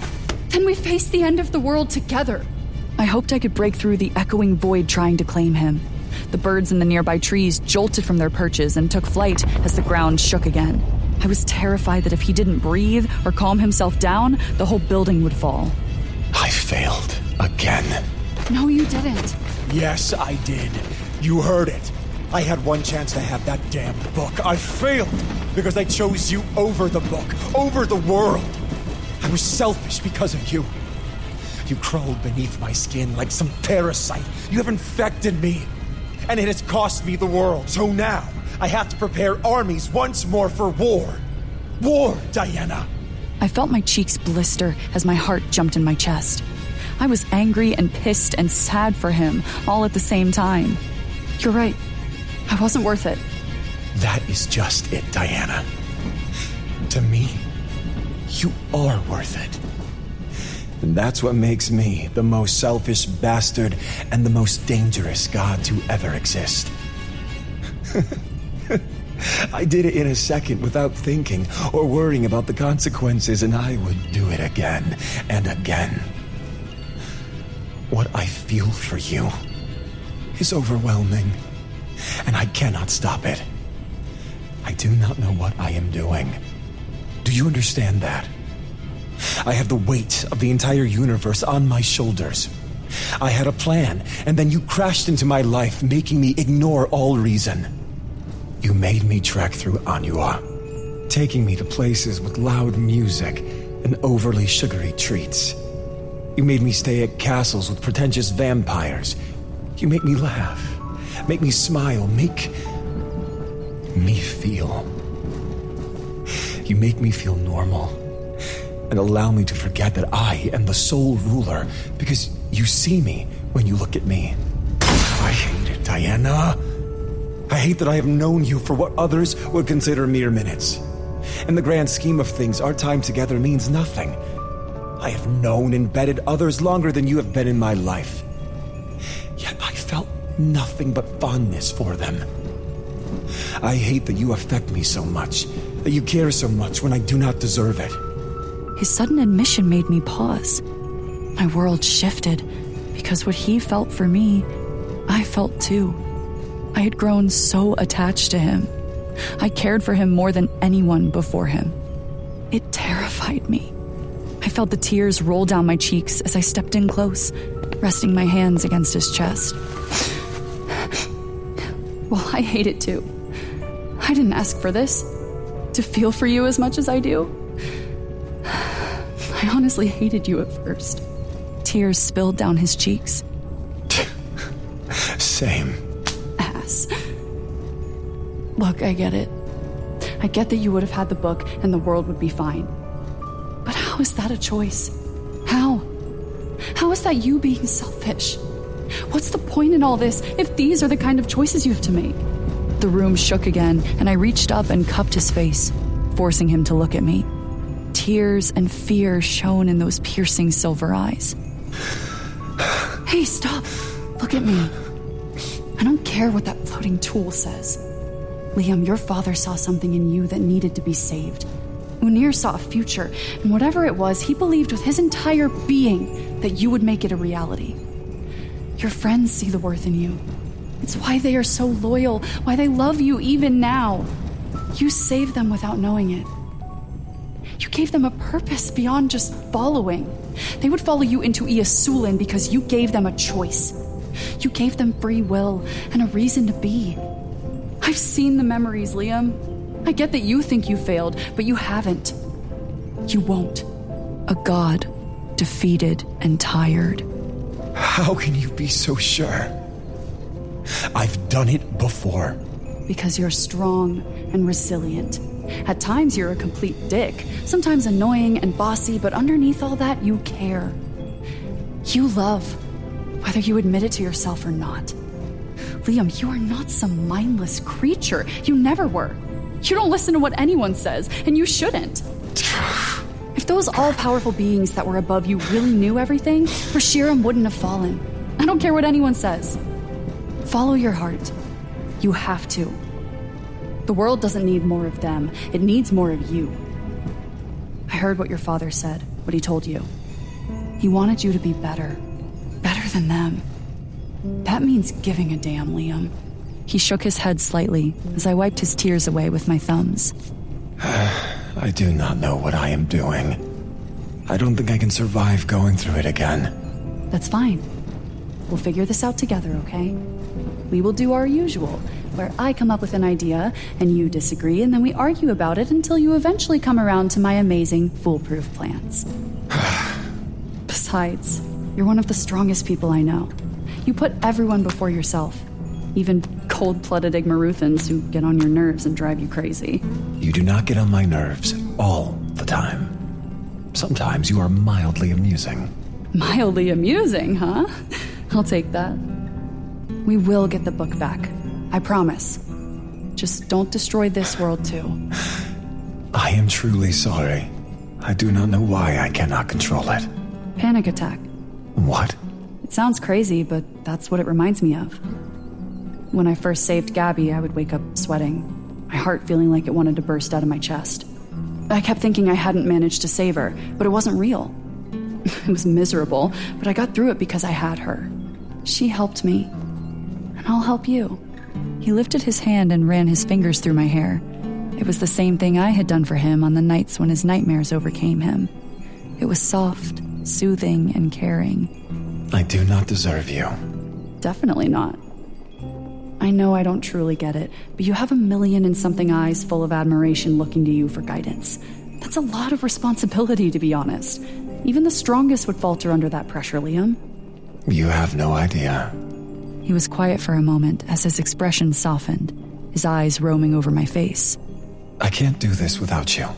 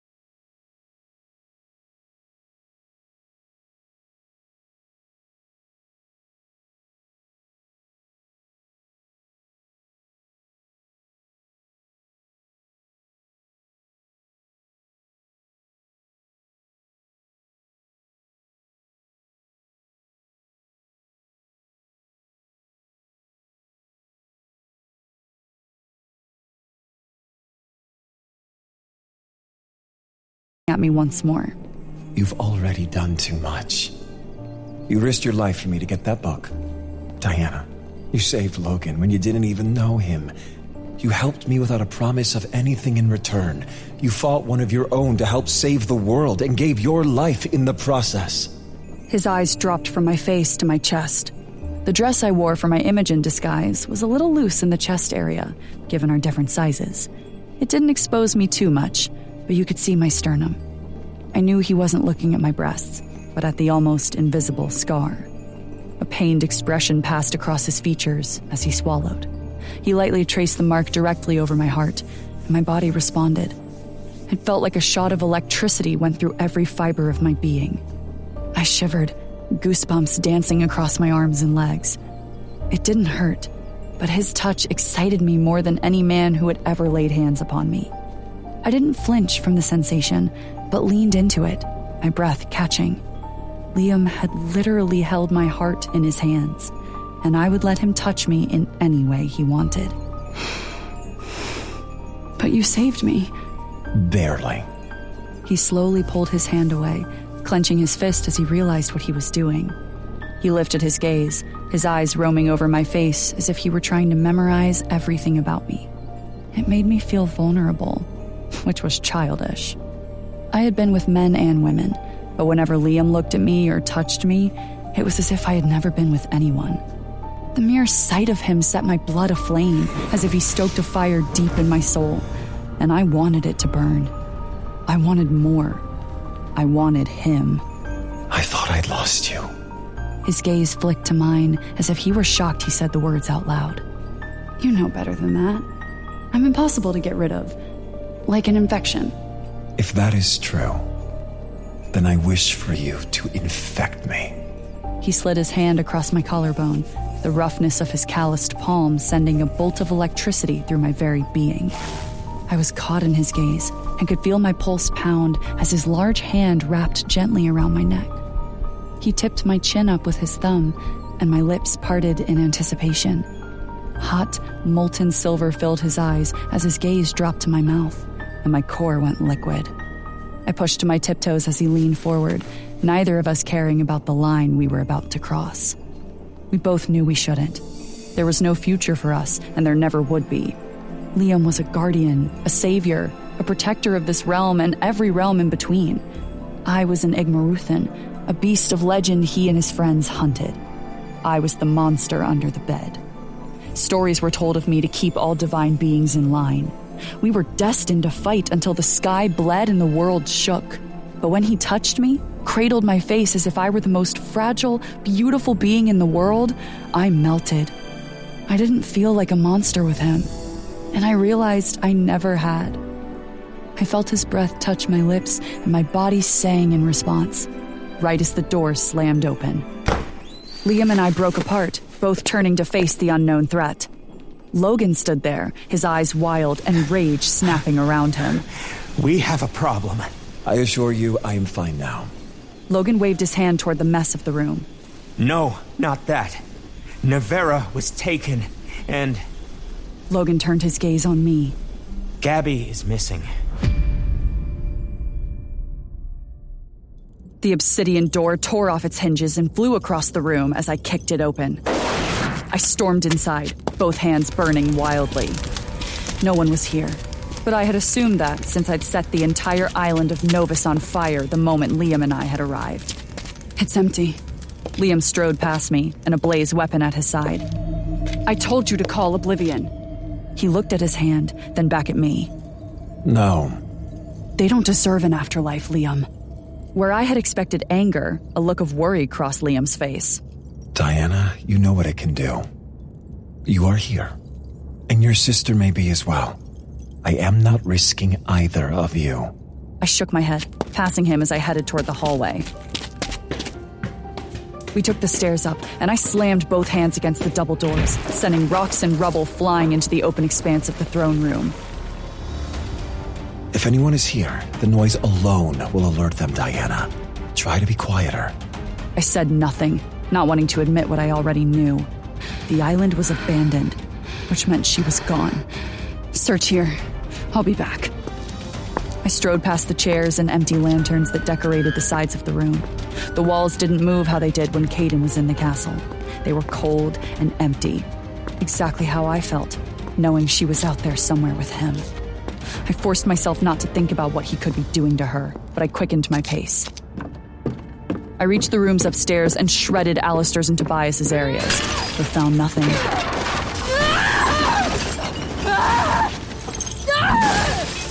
I stepped over the shards of wood, torn sheets, and broken furniture. I held myself up with one arm against the doorframe as I turned toward the end of the hall. It had been a waste of time to search those rooms. I had known I wouldn't find anything. But I was a coward and was trying to avoid that door. It was the same door I'd beaten on when Caden had locked me out because I'd failed him. I'd begged for forgiveness because I knew the cost of my failure. My chest heaved as I stared at it. It was my past. I didn't have to be that creature anymore. I didn't feel my feet move until I was in front of the door, my hand resting on the knob. With a turn and a push, it swung slowly out of my way. My steps echoed in the quiet, the silence oppressive. The room still looked immaculate, as if it were waiting to be occupied. I stopped in front of the dresser and ran my hands over the top. The framed picture of Gabby and me that Caden had grudgingly allowed me to keep was still there. We had gone to the beach because it was her favorite place. In the photo, I was hugging her, both of us smiling at the camera. She grasped the hat she wore as the thin cover-ups we wore over our bikinis blew in the wind. It was the only picture I'd had in this damned place because I'd begged to keep it. Caden hated it, and I couldn't even think about what he had demanded of me to allow me to keep it. My hands shook as I gripped the frame. The glass broke, distorting the image beneath into a mosaic. I turned and threw it against the wall. I tore into that damned dresser, ripping the drawers from the base and throwing them in every direction. Clothes, a mix of mine and his, littered the floor. I spun and grabbed the mirror next, tossing it toward the door. Glass exploded, dust shimmering in the air, the noise a harsh crescendo through the house. House. That was a fucking joke. It was a prison. My breath was coming in painful pants as I looked at the bed. The same bed he had fucked me on. The same bed where I had cried myself to sleep when I was left alone, unable to see the one person who gave a damn about me. I ripped the bedpost from the frame, breaking them over my knee and tossing the remains to the side. I threw one of them so hard that it stuck in the wall. A vice-like grip clamped down on my arms, and I spun, ready to attack. I stopped when Liam's face came into focus. Diana! Diana, stop! This isn't helping us! She's not here! He stood there, stunned. What? She's not here. Caden has her and she's dead, I know it! I couldn't breathe, couldn't think. She isn't dead, Diana. She is! I know it! They aren't here! Look around! They haven't been here for a while now. Can't you tell? The whole fucking cave is dormant. These rooms have not been touched since I left. Hey, look at me. She isn't dead. He held my hand, palm up next to his, the thin scar of our deal still present. If she were, we would know. Besides, he will not kill her. She's the last tether he has on you. The last string he can pull. He knows she is the only thing he has to keep you in line. If she is gone, he has no control, no power over you. Do you understand? He took her to draw you out. Make you erratic, and it's working. I need you to focus, okay? How can I focus? The words fell out on a whimper as I pressed my hand to my forehead, turning away from him. Liam reached for me again, but I stepped back. He was watching me carefully as I pulled away from him, his brows drawing together. He was not used to this side of me. I didn't want to be comforted. I wanted to find my sister. You don't know that. You don't know him. I know men in power. You are every bit an intrinsic part of this as Caden and me. He wants power over you. Gods know why, but I know he will not sever that tie. Trust me. Please. My chest heaved as the words rang through me. Trust him. He had asked for it when we lost the book after him bringing me back, and I should have then. My expression softened as I nodded slowly. Now, help me search the rest of the island. I followed him, glass shards crunching beneath my foot. I stopped and looked down to see the picture of Gabby and me. My hand shook as I picked it up, tracing the lines of her happy smile. That beach trip she had obsessed over. What is it? It's a trip we took. We dove off the cliffs that day, but she made me go first because she was scared. I always went first. I had to make sure it was safe. She depends on me to protect her, and My words trailed off as I held the picture too tight. We will find her. I'm scared. I sat with one leg underneath me on the oversized bed in her room in Silver City. The comforter was a sideways mess beneath me. She must have been late waking up for work. That was the only time Gabby didn't make her bed. She was way too tidy to leave anything in disarray. I held one of the green pullover sweaters she loved, rubbing the material between my fingers. Liam and I had made it back about an hour ago. Novus had been a dead end. Caden had abandoned the island and apparently had been away from it for a while. The map from Ethan was also a dead end. I checked the places myself and found nothing other than empty caverns and mines. I didn't know where else to go, where else to search. It was as if they had vanished. I brought the sweater to my face and inhaled deeply of her scent as tears filled my eyes. If she did what he asked, she would live. Then I could save her. I would never stop looking, and I would find her and save her, just like she had saved me all those times. All the times Caden was too rough, too mean, too hateful, I'd always had a place to go. A home. She was my home. Just let me save you this time, Gabriella. Let me save you. A light tap had me dropping the sweater to my lap and looking toward the open bedroom door. Liam stood there, and I turned away. I didn't want to see him, and a part of me thought he knew it. I didn't want to be comforted or touched. Did you find Drake or Ethan? Logan said they were with them. No. I looked down at the sweater in my lap. Maybe Caden had taken them too. It appears a lot of your old contacts are missing as well, not just them. I set the sweater aside and stood up. Okay, so we search elsewhere. He reached out, grabbing me as I tried to walk past him. Search where? We have checked the places you knew. Your informants are gone. Where else do we go? I don't know! You're a god, do something godly! Could you feel if she were near or something? He shook his head, his mouth forming into a solid line. It doesn't work like that. Then we keep searching. I exited the room and heard his footsteps close behind. Search where, Diana? Where else? I don't know. He has to have another hideout. A place he may have taken you besides the island. There is no way he can hide in this realm that well. I shook my head, continuing toward the door. Let me help you, Diana. Stop and think. Where else could he have taken her? I spun, my temper and pain at the boiling point. He kept asking me questions as if I had all the answers. I don't know! My world shook, and I realized it wasn't just my world, but the room, too. I don't know, okay? Liam looked at me, his eyes widening for a second before scanning the room. I didn't know why he regarded me as if I had made it shake. He had done it. It was always him. I just need to think. But thinking was the last thing that happened, as static lit up the room, the TV behind us turning on. Diana.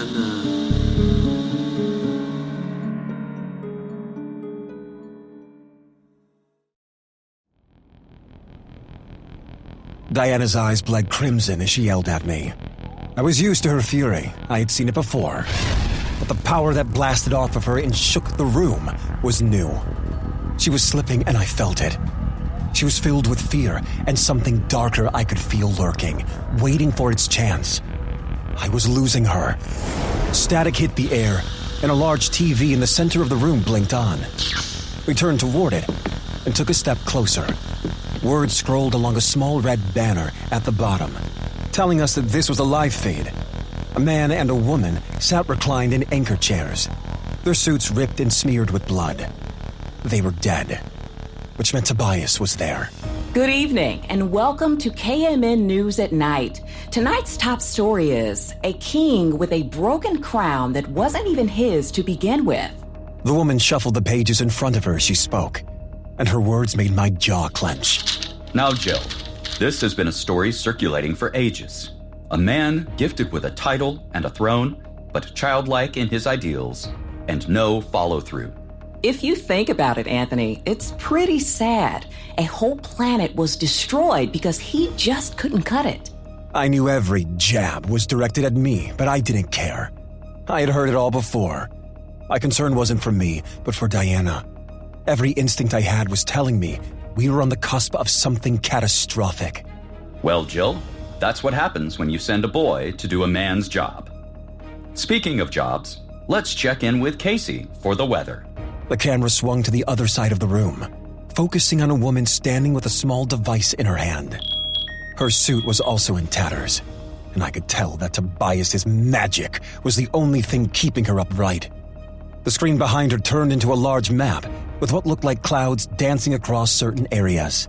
Thanks, Anthony and Jill. The forecast calls for clear skies and sunny weather for the next few days, but the incoming apocalypse may put a stop to that. If that happens, we may be looking at thunderous clouds as the realms rip open. Precipitation will be heavy, with a copper smell as his blood rains from the sky. We're predicting a few quakes, but those should subside before the planet tears itself apart. Back to you, Jill. Thanks, Casey. When can we expect this drastic change? Oh, very soon. Can't wait. I guess it would be a good idea for everyone to get inside, huh? Oh, Anthony, there's no hiding from this. Now, we do have a special guest with us tonight. Quite a few, actually. You know what, Jill? You're right. Now let's welcome our co-host tonight, Caden. The camera swung again, and a jolt went through me. His suit was dark, and he had his feet propped up on a desk. I had seen him before, sitting atop a throne made of bones, wearing horned armor. He smirked out at me from the screen, his face wholly visible, and I got my first good look at my enemy. He was relaxed, as if his hands and the white shirt he wore beneath his suit were not stained with blood. His collar was unbuttoned, and I could see the glint of a silver chain around his neck. Caden licked his fingers clean and smiled at the camera. The air in the room shifted as Logan and Vincent popped in. They spoke over each other as Diana stared at the screen, her body unmoving. Liam, it's on every channel, every station. Caden just sat there, staring back as if he could see her. What? Globally. We checked. Where is it coming from? Can you pinpoint a location? That's the thing. It's as if the frequency is coming from everywhere and nowhere at once. There's no way to turn it off. My next questions died as Anthony started talking once more. Now, Caden, please tell us, what exactly is the other world? My adrenaline spiked, knowing this wasn't something mortals needed to learn. Not like this. Logan said they tried to stop the feed but couldn't. It sounds like something out of a movie. Am I right? Caden sat up, leaning over the side of the table and clasping his hands together. I can agree, but it is so much more. See, you all think monsters do not exist, that they are created from the imaginations of mortals. But you are oh so wrong. Every monster has an origin based in reality. So you're saying every supernatural creature is real? Everything and so much more. The only problem is that the population is practically non-existent in this realm. How so? I'll tell you a story. Once upon a time, in a world far, far away from here, lived a vile and vicious king, ruler to all and adorned by many, but he bore secrets. Dark, ghastly secrets he kept buried, even from the ones he claimed to love the most. He believed peace was achieved through force. He used and abused those under his command until they meant nothing to him any longer. Once his goal was achieved, they were discarded like trash. Then one day he bore a son, a being like him, pure of light and everything he wished for in his new world. His son was next in line to rule, but there was concern. Concern? Oh, yes. Concern he would be just like the ones before him, just like his father. The truth slowly came to fruition and friends turned to foes. There was an uprising. Blood of the gods spilled across stars you can't even see now. It was the gods' war, but it was so much more than that. What happened next? Well, what your legends say about the great and powerful Samkiel. He saved the world, did he not? Everyone that stood against them was locked away by his blood. Every realm, every world sealed. Well, for now, at least. There was a loud thud as he slammed the Book of Azrael onto the desk. His smile was venom and rage as he glanced at the camera. Static sizzled in the air. Oppressive, thick, and heavy. I was losing my patience. He spoke of my father and my world as if he knew them personally, yet I had no recollection of him or his name. I turned to Logan and Vincent. Go see if you can find where he is. I need every celestial form here to room in searching. He cannot hide from us. Not when this is on every station around the world. Once you find him, summon me immediately. They both nodded before shooting from the room in a flash of blue light. Words from the screen filtered in as I glanced back at the TV. Caden's hands were covered in thick black gloves. He flipped through the Book of Azrael, as if it weren't a powerful, ancient, decaying artifact containing the means of my death. That is such a sad story. Is it? I like to think of it as a rebirth. A new beginning, some would say. See right here. This is the key to opening the realms now. Such a pretty weapon. I agree. And once I make it, this world will bleed. I'm betting that there are thousands, if not millions, of pissed off beings looking for a little bit of payback. Well, what happens to us mortals if this comes to pass? Well, you die. Or you are all enslaved. It's really up in the air right now. Well, that sounds lovely. Can't wait. Now, Usually we have a hot topic round sponsored by Jeff. But since you dismembered him, I guess you'll have to do the hot topic round. So tell us, Caden, what's the hot topic tonight?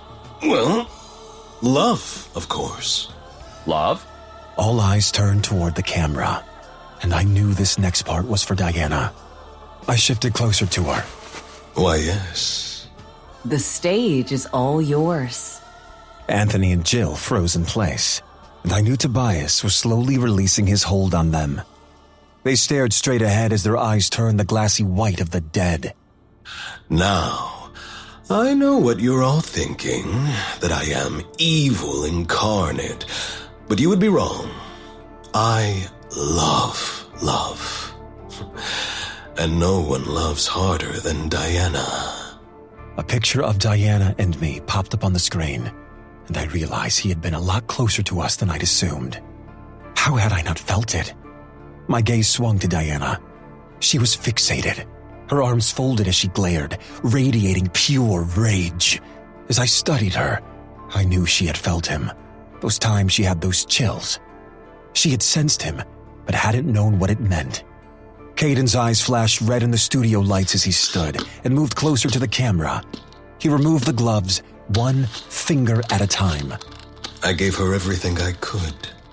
A trade, some would say, for what she asked. A picture of Diana popped up on the screen and stayed there, taking up one of the corners. All that she is, all of her power, is because of me. Yet I've met dogs that are more loyal. She can't keep her legs closed. Not that I can complain. It only took me saving her sister before she let me bend her over, which I'm sure she let you do too, Samkiel. I hope you enjoy her while you can, because make no mistake, she will turn on you too. I watched as he flicked his eyes towards someone off-screen. The pictures faded, and his demeanor changed. Diana's stance did not waver. It was as if her body had turned to stone. I stood next to her, my gaze flicking between her and the screen as my gut churned. I had no idea what his plan was, but I couldn't leave to search for him. Not when she needed me. Diana, you know better. You know I have eyes everywhere. This world belongs to me, my love. And I was never far away. Didn't you feel me? My heart sank further, the pit of my stomach rolling. I was right. She had sensed him. It was inconceivable that I had not. How had I not known that he was so close? And not just once. I'm just curious, though. What were your intentions with this failed relationship? Just for fun? Stopping me? Saving the world? And then what? You think he loves you? Cares for you? Ask him how many men and women he has whispered those words to. How many have fallen at his feet, hoping to stand by his side. You are nothing to him, and you will never be. You are a monster, no matter what he tells you. No matter what you pretend. Do you think you could rule at his side, Diana? Even after I'm gone, do you think they would accept you? After everything you've done? He's truly immortal, Diana. Have you thought about that?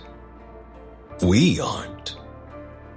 Do you really hate yourself so much that you would be comfortable being his consort for the rest of your life while he marries an actual queen? He will need an equal, someone to rule by his side, to bear his children into this perfect world of theirs. Caden's nostrils flared and his fists clenched. Anger bubbled below the surface of his calm facade. His eyes burned with red embers, but then he glanced beyond the camera, and seemed to remember that he was not alone. Let's play a game. Say you two succeed. The realms are saved and people sing and cheer in the streets. Deep down, Diana, do you really think he would choose you after all of this is over? Be realistic. I don't. I think even if I don't win, you will still lose. Caden paused for a moment, maybe realizing he had revealed too much. I glanced at Diana, and her body had gone so rigid that she looked like she would break with one touch. She was so closed off that I couldn't feel anything from her, which was terrifying. Diana was never contained. Now, back to business. See, here's the thing, Diana. I wanted you by my side, you know?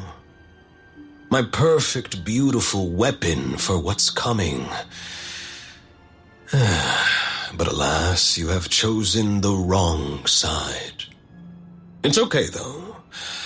I think I can forgive you and let you come home. I just need to teach you a lesson first. He stopped speaking and waved someone forward. The camera panned back and turned slightly. The new angle allowed us to see Caden, closed-off corridor with a curtain above it, and the audience. I looked closer and saw that the crowd was full of otherworld creatures. Eyes fluoresced in various colors, and I saw more than a dozen pairs of gleaming red eyes. The Irvakuva stood in the back corridor with their wings spread, making sure no one tried to leave. There was a ripple as Drake stood and started toward Caden. My lips curled in a silent snarl at his betrayal of her friendship and love. How could he have done this to her? I had trusted him against my better judgment because she believed him to be her friend. The coward refused to look at the camera as he stepped beside Caden. Come on, Drake. Center stage is yours, buddy. Drake told me about you and your new boyfriend's little trip to El Donuma. He told me when you would arrive, how long you stayed, and your next move. Camilla filled me in from there. He waved toward the audience, and Camilla nodded, her head held high. I recognized several others. Santiago was there. His and Camilla's covens intermingled. Elijah sat next to a few mortals from the Castlevania embassy. I guess she was not the only one betrayed.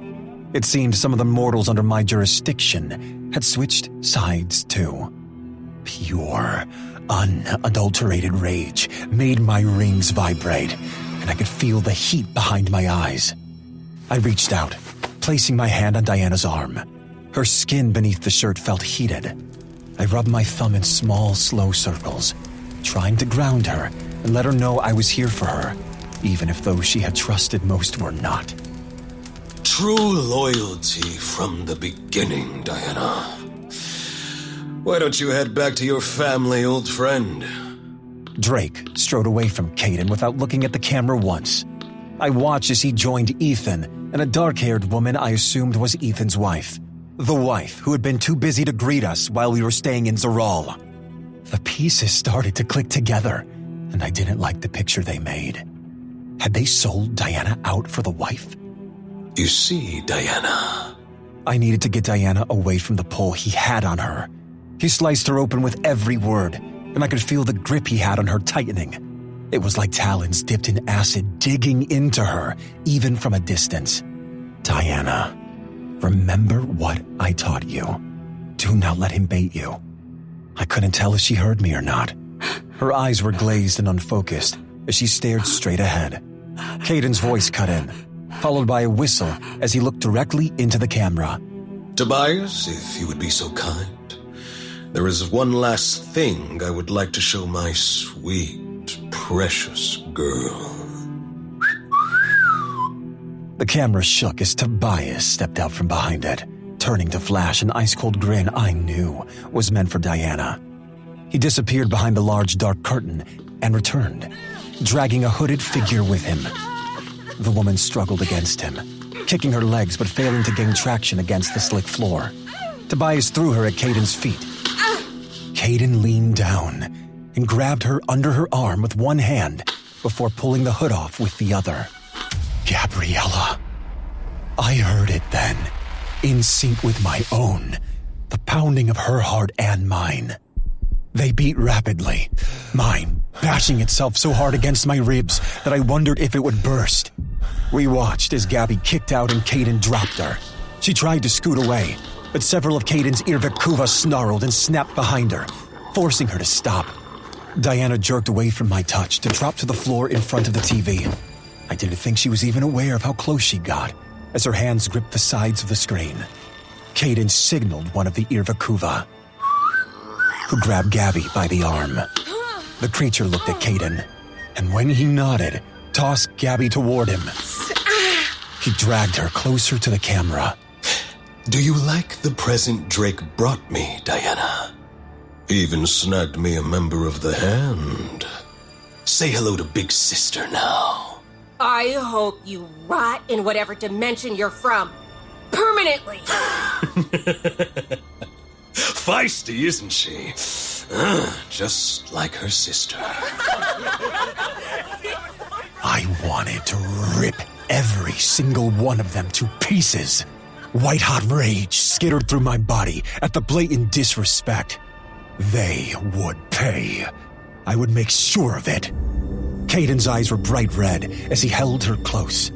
She glared at the camera with all the fury she could muster, even as her eyes filled with tears. Now, is there something you want to say to Big Sis? You know she's watching. Gabby's eyes bored into the screen in silent desperation. It wasn't for herself, but for the one she knew stared back at her, the one person who had given up her life for hers.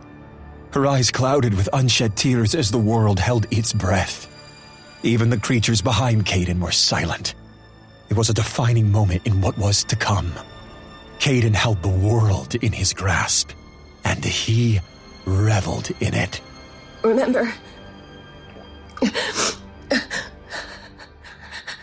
Remember that I love you. Caden jerked upright, taking Gabby with him as he stood. See? That wasn't so hard, was it? And they say I'm cruel. Would you like to see the true beast that rests under Diana's pretty skin, Samkiel? Do you think you will care for her still? Let's find out.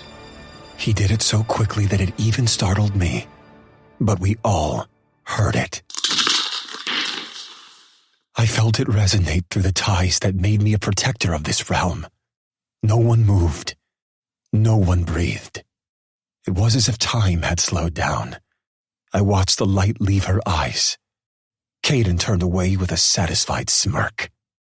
Gabby's small, lifeless hand was outstretched, attempting to reach through the screen, desperate for the one she loved the most. I flexed my hand as a blinding white heat danced across my palm. I glanced down, and my heart stuttered as a glowing yellow line seared across my palm, bright and iridescent, before disappearing. The blood deal had reached its completion in the most horrid way. Blood of my blood. My life is sealed with yours until the deal is made complete. I grant you my maker's life in exchange for my sister's life. She shall remain free, unharmed, and alive, or the deal is broken. I smelled it before I saw it. A single tilt of her head, and a world-shattering boom filled the room. It was so loud and painful that it shook the building, and I knew it could be heard throughout the realms. Wings and scales replaced skin and limbs as the beast ripped its way into the world. The flames that erupted from her were so hot and bright that they blinded me. The force of her massive tail slammed me through walls, concrete, and glass. My vision was consumed with the inferno as the building was engulfed. My head throbbed and my ears rang as I sat up, cupping them. My clothes were burned and torn, clinging to me where they had melted into my skin. I patted out some embers along my sleeve as another soul-shattering scream split the air.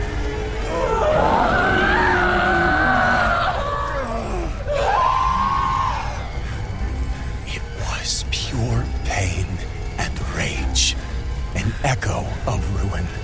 My dreams came flooding back, and I realized I had gotten it wrong. My translation was mistaken. There were too many words and languages in my brain. This is how the world ends. No. That's what Rekuram said. There will be a shuddering crack, an echo of what is lost and what cannot be healed. Then, Samgil, you will know this is how the world ends. But it was not this world. No, it was mine. It was Diana.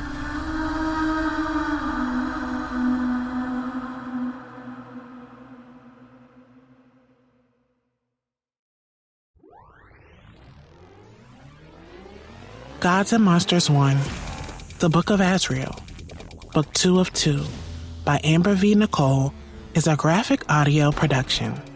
Copyright 2023, Amber V. Nicole, 2023, Rose and Star Publishing. All rights reserved. Recorded with permission of the licensor. 2025, Graphic Audio, LLC. All rights reserved. Unauthorized download and/or duplication is prohibited.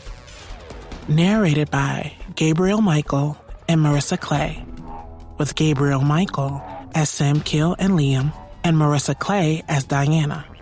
Also with Rob Moretta as Drake, with additional performances by Marlon Dance Hui, Daniel Yaka, Fabiola da Silva, Brew Adju, Rainer Gabriel, Ozzy Jacobs, Michael John Casey, Nora Safayan, Tatiana Ridgway, James Lewis, Matthew Bassett, Scott McCormick, Lamont Rigel, Jerry J. Marshall, Torian Brackett, Dominique Salvation, Damon Allums, Jessica Sly, Troy Allen, Yasmin Toison, Christopher Walker, Keith Charles, Gerald Hill, Zuleika Vundla, Drew Copus, Julian Irons, Crystal Lee, Jonathan Lee Taylor, Christopher Williams, Experience J, and Don Ursula. Adapted for graphic audio by Crystal Judkins. Directed by Crystal Judkins. Dialogue editing and graphic audio sound design by Molly Creerand and Maddie Pham Martino. Produced by Colleen Delaney, Scott McCormick, David Zitney, Casey Green, and Aaron Coe. Executive producers Angie Cornett, Dwayne Beeman, and Matt Webb. If you enjoyed Gods and Monsters 1, The Book of Azrael, Book 2 of 2, keep listening for a sample of Crescent City 1, House of Earth and Blood, Book 1 of 2. All these titles and many more are now available at www.graphicaudio.net. Bryce cleared the alley, careening onto bustling Central Avenue, the street full of fleeing people and honking cars. She leapt over their hoods, scaling them one after another, every movement as smooth as one of her dance steps. Leap, twirl, arch, her body did not fail her, not as she followed the creature's rotting stench to another alley, another and another. They were almost at the Istros. A snarl and roar rent the air ahead. It had come from another connected alley, more of a dead-end alcove between two brick buildings. She hefted the table leg, wishing she'd grabbed Danica's sword instead, wondering if Danica had even had time to unsheath it. No, the sword was in the gallery, where Danica had ignored Jessica's warning and left it in the supply closet. Bryce launched herself around the alley's corner. Blood everywhere, everywhere. And the thing halfway down the alley, Not Vanir. Not one she'd encountered before. A demon? Some feral thing with smooth, near-translucent gray skin. It crawled on 4 long, spindly limbs, but looked vaguely humanoid. And it was feasting on someone else. On a Malak. Blood covered the angel's face, soaking his hair and veiling the swollen, battered features beneath. His white wings were splayed and snapped. His powerful body arced in agony as the beast ripped at his chest with a maw of clear, crystalline fangs that easily dug through skin and bone. She did not think, did not feel. She moved, fast like Randall had taught her, brutal like he'd made her learn to be. She slammed the table leg into the creature's head so hard that bone and wood cracked. It was thrown off the angel and whirled, its back legs twisting beneath it while its front legs, arms, gouged lines in the cobblestones. The creature had no eyes, only smooth planes of bone above deep slits. Its nose, and the blood that leaked from its temple. It was clear, not red. The Malak, male, groaning some wordless plea as the creature sniffed at her. She blinked and blinked, willing the light seeker and Mirthroot out of her system, willing the image ahead to stop blurring. The creature lunged, not for her, but the angel, right back to the chest and heart it was trying to get to, the more considerable prey. Bryce launched forward, table legs swinging again. The reverberations against bone bit into her palm. The creature blindly surged at her. She dodged, but its sharp, clear fangs ripped her thigh clean open as she twisted away. She lost her balance and swung upward as it leapt again, this time for her throat. Wood smashed those clear teeth. The demon shrieked so loudly that her fey ears nearly ruptured, and she dared all of one blink. Claws scraped, hissing sounded, and then it was gone. Thanks for listening to this graphic audio production. Graphic Audio has over 1,700 titles to choose from. Listen to over 225 binge-worthy series. We feature titles in genres like science fiction, fantasy, romantasy, westerns, mystery thrillers, comics, and more. Check out our exclusive series such as Deathlands, Rogue Angel, Outlanders, Tangent Knights, and Agent of Exiles, which are only available in our dramatized adaptation format. Experience a radically different type of audiobook, produced with a full cast, sound effects, and cinematic music. Listen to a movie in your mind, on the go, anytime, anywhere. Our dramatized adaptation titles are available at all major audiobook retailers and platforms. Sign up for our email newsletter for the latest updates and new releases. Follow us on Facebook, Twitter, Instagram, TikTok, YouTube, and other social platforms. For more information and samples of all our titles, visit our website at graphicaudio.net.